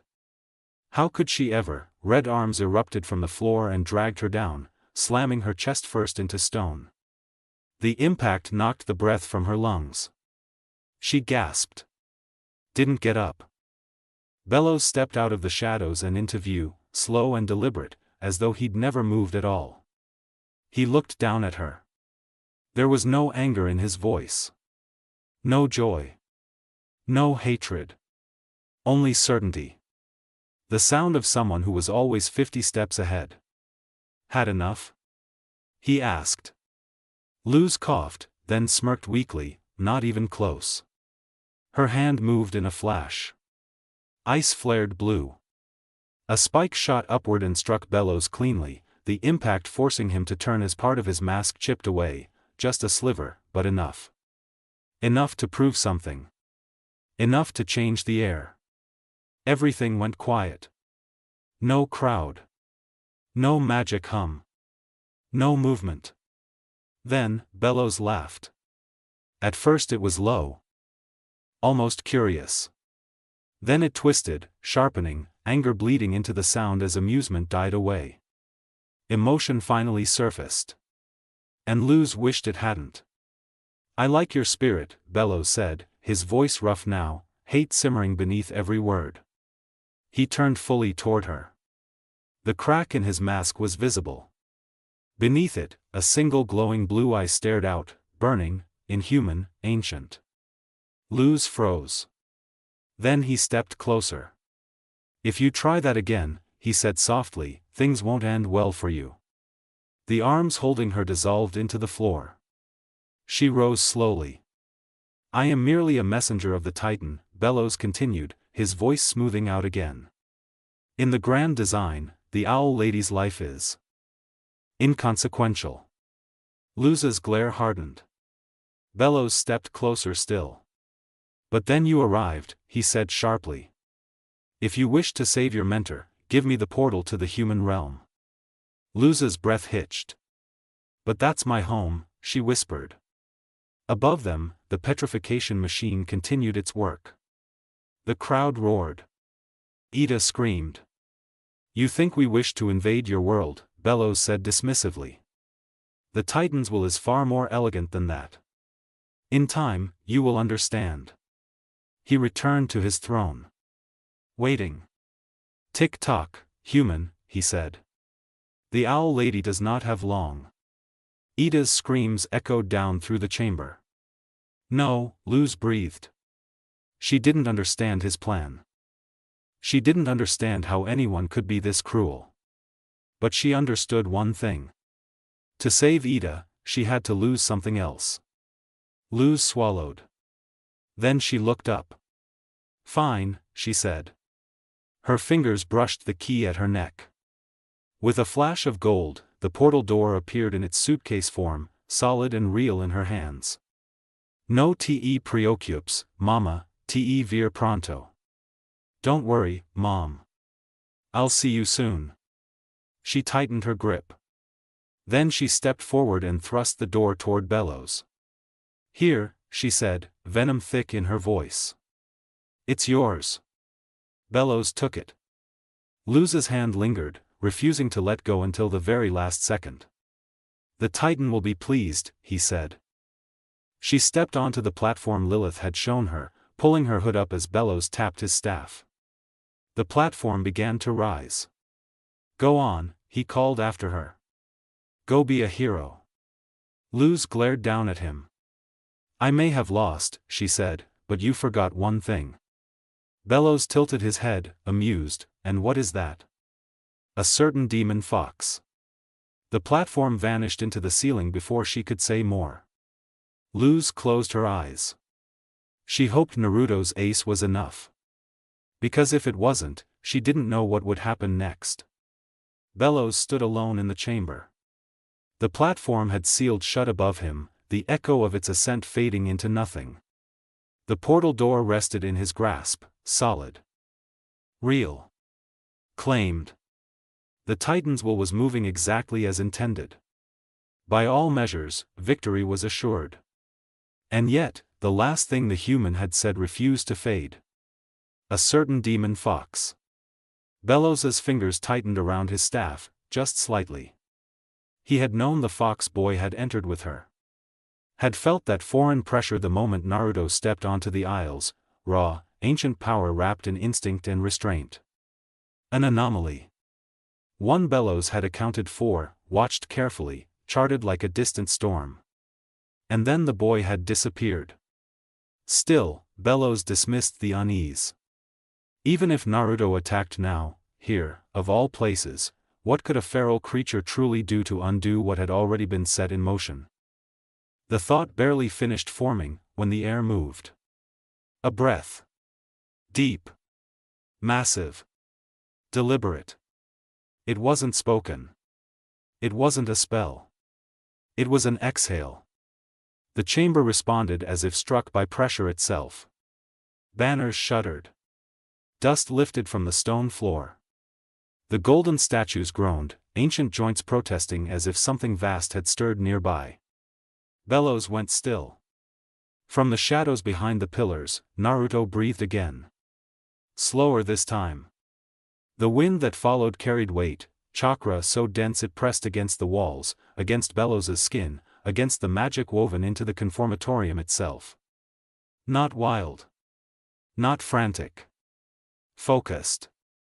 That's probably what he's thinking. Naruto realized distantly, what could I possibly do? He had never tried this. Not like this. Naruto knew Bellows was strong. Stronger than Lilith. Stronger than Ida. Stronger than any which he'd faced on the Isles, perhaps the strongest of them all. But from their first encounter, Naruto had noticed something else. Bellows was a planner. And planners, no matter how brilliant, always underestimated what couldn't be neatly measured. Naruto inhaled again. This time, the breath carried fury.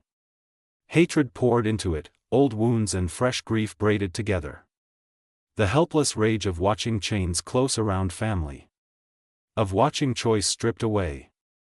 The chamber shuddered. Bellows turned at last, mask unreadable as his gaze settled on the darkness beyond the pillars. I see, the Emperor said calmly. So that's where you went. The shadows parted. Naruto stepped forward, and the darkness broke around him. He was no longer human. No longer the compact fox form Bellows had observed. This was his truth. A colossal head emerged, fur bristling like a living storm. Crimson eyes burned with intelligence and restrained wrath. His maw parted, breath steaming, each exhale rumbling like distant thunder. A true nine-tailed demon fox. A living calamity of chakra. A force capable of reshaping landscapes by accident alone. The chamber was large, barely large enough. Naruto's head alone filled most of it, brushing pillars that cracked and splintered under the pressure of his presence. His gaze leveled with Bellows's throne. Bellows did not retreat. Bellows, Naruto said. The name scraped through the chamber like stone dragged across stone. You thought you won, Naruto continued. Thought you took away Luza's choice. Thought the portal was yours. Bellows's hand drifted toward his staff, but his eyes never left Naruto. So, Bellows replied evenly, the beast finally shows himself. I wondered if you'd run after seeing the owl lady taken. Naruto snarled. The sound fractured the walls. Cracks raced outward like lightning through stone.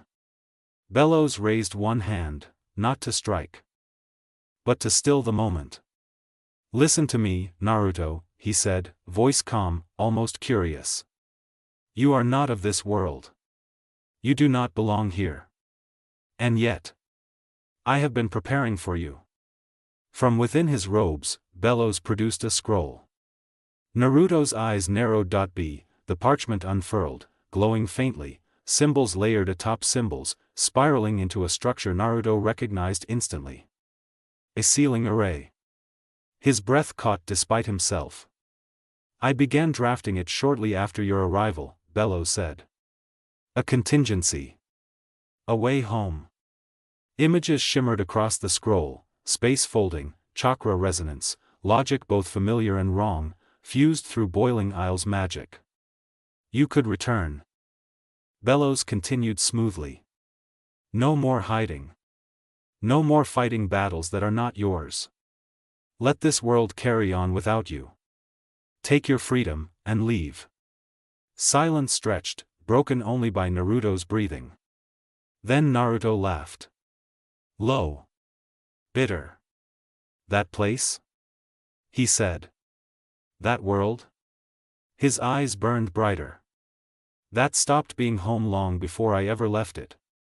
Without warning, one massive tail lashed forward. The portal door was torn from Bellows's grasp and snapped into Naruto's coils, held with absolute control. Bellows struck back instantly. Sigils ignited. Binding spells slammed into Naruto's form, magic designed to subdue titans. They shattered. Fissured. Dispersed. The spells slid off chakra and fur like rain against stone. For the first time, Bellows stepped back. Naruto's jaws opened slowly. Chakra gathered within, pure, unfiltered. Not shaped by glyphs. Not constrained by magic. He remembered every failed attempt. Every imitation. Every time instinct had made him hesitate. Not now. The air screamed as energy compressed, spiraling inward, light bending toward a blinding core. Stone peeled from the floor. The chamber itself seemed to collapse toward the forming sphere. Naruto focused. This time, he thought, I won't hold back. He fired. The tailed beast bomb detonated at point-blank range. For a fraction of a second. There was no sound. Then reality broke. Light swallowed the chamber. Stone, magic, throne, obliterated in a single, overwhelming surge. When the dust settled, there was nothing left of Bellows. Naruto's form collapsed inward, chakra burning out as he returned to himself. He stood amid ruin, chest heaving. Silence. It worked. Relief hit sharp and dizzying. Then he saw it. The scroll. Untouched. Naruto frowned, picked it up, securing it alongside the portal door. Only then did he turn away. Luz would need him. He moved toward the exit, unaware of what stirred beneath the rubble, unaware that victory had only seemed absolute. The Emperor was gone. And Naruto was going to help his family. The chamber lay in ruin. Stone smoldered. Pillars lay shattered. The throne itself was little more than fractured marble half buried beneath debris and dust. From the far edge of the devastation, something moved. A tall figure stepped out of the darkness. He was only an inch shorter than Naruto had been in his true form, his presence sharp and deliberate. A white and gold cloak hung from his shoulders, elegant and severe, its design almost as ceremonial as the Emperor's own. The fabric wrapped tightly around him, concealing everything but a pair of black combat boots planted firmly against the broken stone. His head was bowed, hidden beneath a hood and a golden mask. The mask was circular, its chin tapering to a sharp point. A single, thin horizontal slit cut across its center, just enough for sight. Nothing more. The masked figure advanced into the open chamber, boots crunching over rubble. He stopped where the throne once stood, studying the devastation in silence. Then he turned, scanning the darkness beyond the collapsed pillars. "My lord," he called out calmly. "The fox is gone." For a moment, nothing answered. Then the rubble stirred. Stone shifted. Dust fell away. A hand emerged from the debris, pale, shaking slightly, but whole. Bellows rose from the wreckage slowly, pushing himself upright as fractures in his body sealed themselves before the eye. Bruises faded. Torn flesh knit back together. Even his robes repaired themselves, threads pulling tight as if rewound by unseen hands. He straightened, exhaling softly. "Well done," Bellows said. The masked figure immediately bowed low, cloak pooling at his feet. "I couldn't see the purpose," the Golden Guard admitted. "Why feign your death? The victory was already secured." Bellows stepped free of the rubble, brushing dust from his sleeves. "The plan diverged," he replied. The fox boy was unforeseen. I did not anticipate such force. The golden guard lifted his head slightly. And the portal door? He asked. The ceiling array? Both were vital, cornerstones of the Day of Unity. Unless, he added carefully, that is no longer what the Titan desires. Bellows shook his head. You are still so naive, my apprentice. He turned, gazing toward the shattered ceiling where Naruto had vanished.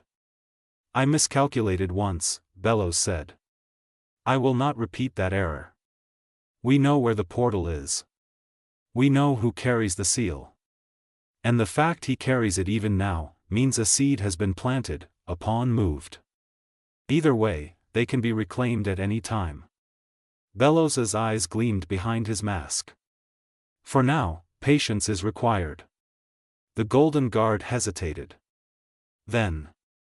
This was not the original course. No, Bellows admitted. I had not intended to enact this version. The Golden Guard straightened slightly. What version, my lord? Bellows clasped his staff. For the Day of Unity, he said, everything must be positioned precisely. There are preparations yet to be made. Measures that cannot be revealed to the masses. He turned back to his apprentice. It is best, Bellows continued, that the Boiling Isles believe me dead. The Golden Guard stiffened. And you, Bellows said calmly, will take my place. The masked figure recoiled half a step. My lord, I am not worthy of such a role. Bellows approached him, placing a steadying hand on his shoulder. You are exactly what the Isles need to see, Bellows said gently. A symbol. A successor. A lie they will believe. The Golden Guard was silent for a long moment. Then he bowed deeply. I will not fail you, he said. Bellows smiled behind his mask. Ida, still locked in her owl beast form, crashed onto the grassy plain outside the owl house. She skidded through dirt and torn grass, stopping just short of the front door. The impact launched Naruto, Luz, Lilith, and King away from her in a loose scatter. Trees shook. Leaves rained down. Naruto hit the ground, rolled once, and was already on his feet. His eyes snapped to Ida. So did everyone else's. She huffed weakly, chest heaving. The petrification that had started at her limbs was already fading, cracking away like old stone, but the curse hadn't loosened its grip. It clung to her. Heavy and wrong, dragging her down.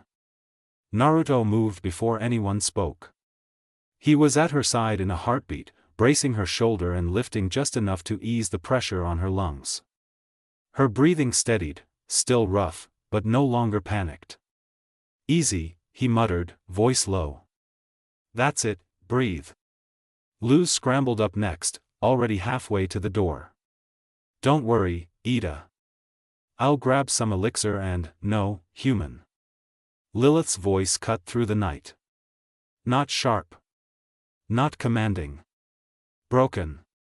No amount of elixir can heal her now. Naruto's grip tightened slightly, not enough to hurt, just enough to remind himself Ida was still there. Still solid. Lilith stepped closer. Naruto tracked her automatically, shifting his stance just a fraction, between her and Ida. Not threatening. Just present. Lilith noticed. She stopped, then slowly knelt. Oh, Ida, she whispered, cupping her sister's face. I should have done this a long time ago. Ida cracked one eye open. Wow, she rasped. Starting with guilt? Bold choice. Lilith almost laughed. Almost. She pressed her forehead to Ida's. With this spell declared, she murmured, let the pain be shared. Naruto caught the words immediately. His ears flicked. That's eBay she meant by shared pain. Blue light spilled outward.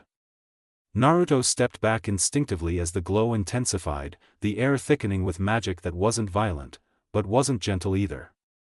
The sisters lifted from the ground, light blooming brighter and brighter until their shapes blurred into white silhouettes. King clutched Luz's sleeve. Is this supposed to? Yeah, Naruto said quietly, eyes never leaving them. Probably.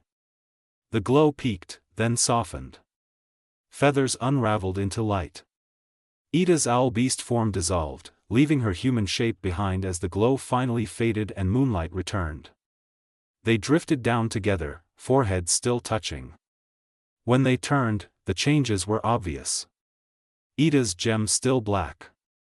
One eye gold, the other ashy gray. Lilith bore a similar scar, her right blue eye being shifted to look like Ida's. Naruto exhaled slowly through his nose. Cost. Figures. It didn't matter. King was already moving. She's back. He yelled, launching himself forward. Naruto shifted mid-step, shrinking into his small fox form just in time for Ida to catch him against her chest. Hey! Ida laughed, just as Luz slammed into her from the other side, knocking the breath clean out of her. King followed immediately, throwing himself straight onto Ida's face. I claim victory hug position. Oof, okay, too much love, Ida wheezed, laughing. Naruto yipped, tail thumping hard against her arm. Careful, he added dryly. She literally just turned back. They stayed like that for a moment, laughing, tangled, breathing each other in like proof. Luz finally pulled back. Can you still do magic? Ida raised a hand, forming a spell circle. It flickered. Collapsed. That's a no, Ida said with a frown. Gonna take a while to get used to. I feel weaker as well, Lilith admitted quietly. Naruto flicked his tail, could be worse. Luz smiled at them both, small but steady. That's okay. I can teach you what I know. And what we don't know, we'll learn together. She placed a light glyph in Ida's palm. Ida activated it. The glowing orb sprang to life, floating upward into the night sky. Ida stared, stunned. Lilith stepped closer as Ida ruffled Luz's hair. Thanks, kid, Ida said warmly, pulling her into a hug. I'm looking forward to that. Naruto watched it all from Ida's arms, tail slowly swaying. 7 years on the Isles, and things still found ways to surprise him. And Bellows, even with him gone, was still a mystery he couldn't figure out. He scanned the tree-line without meaning to. Old habit, everything looked quiet, but that feeling in his gut, that told him something was up, never left, even after they got Ida free. It was too quiet. They may have won, but it wasn't over. The fox could tell. Whatever came next wouldn't be clean, simple, or fair. But he'd be there, he wouldn't run, he would face it head on, whether it was for them, with them, or for himself.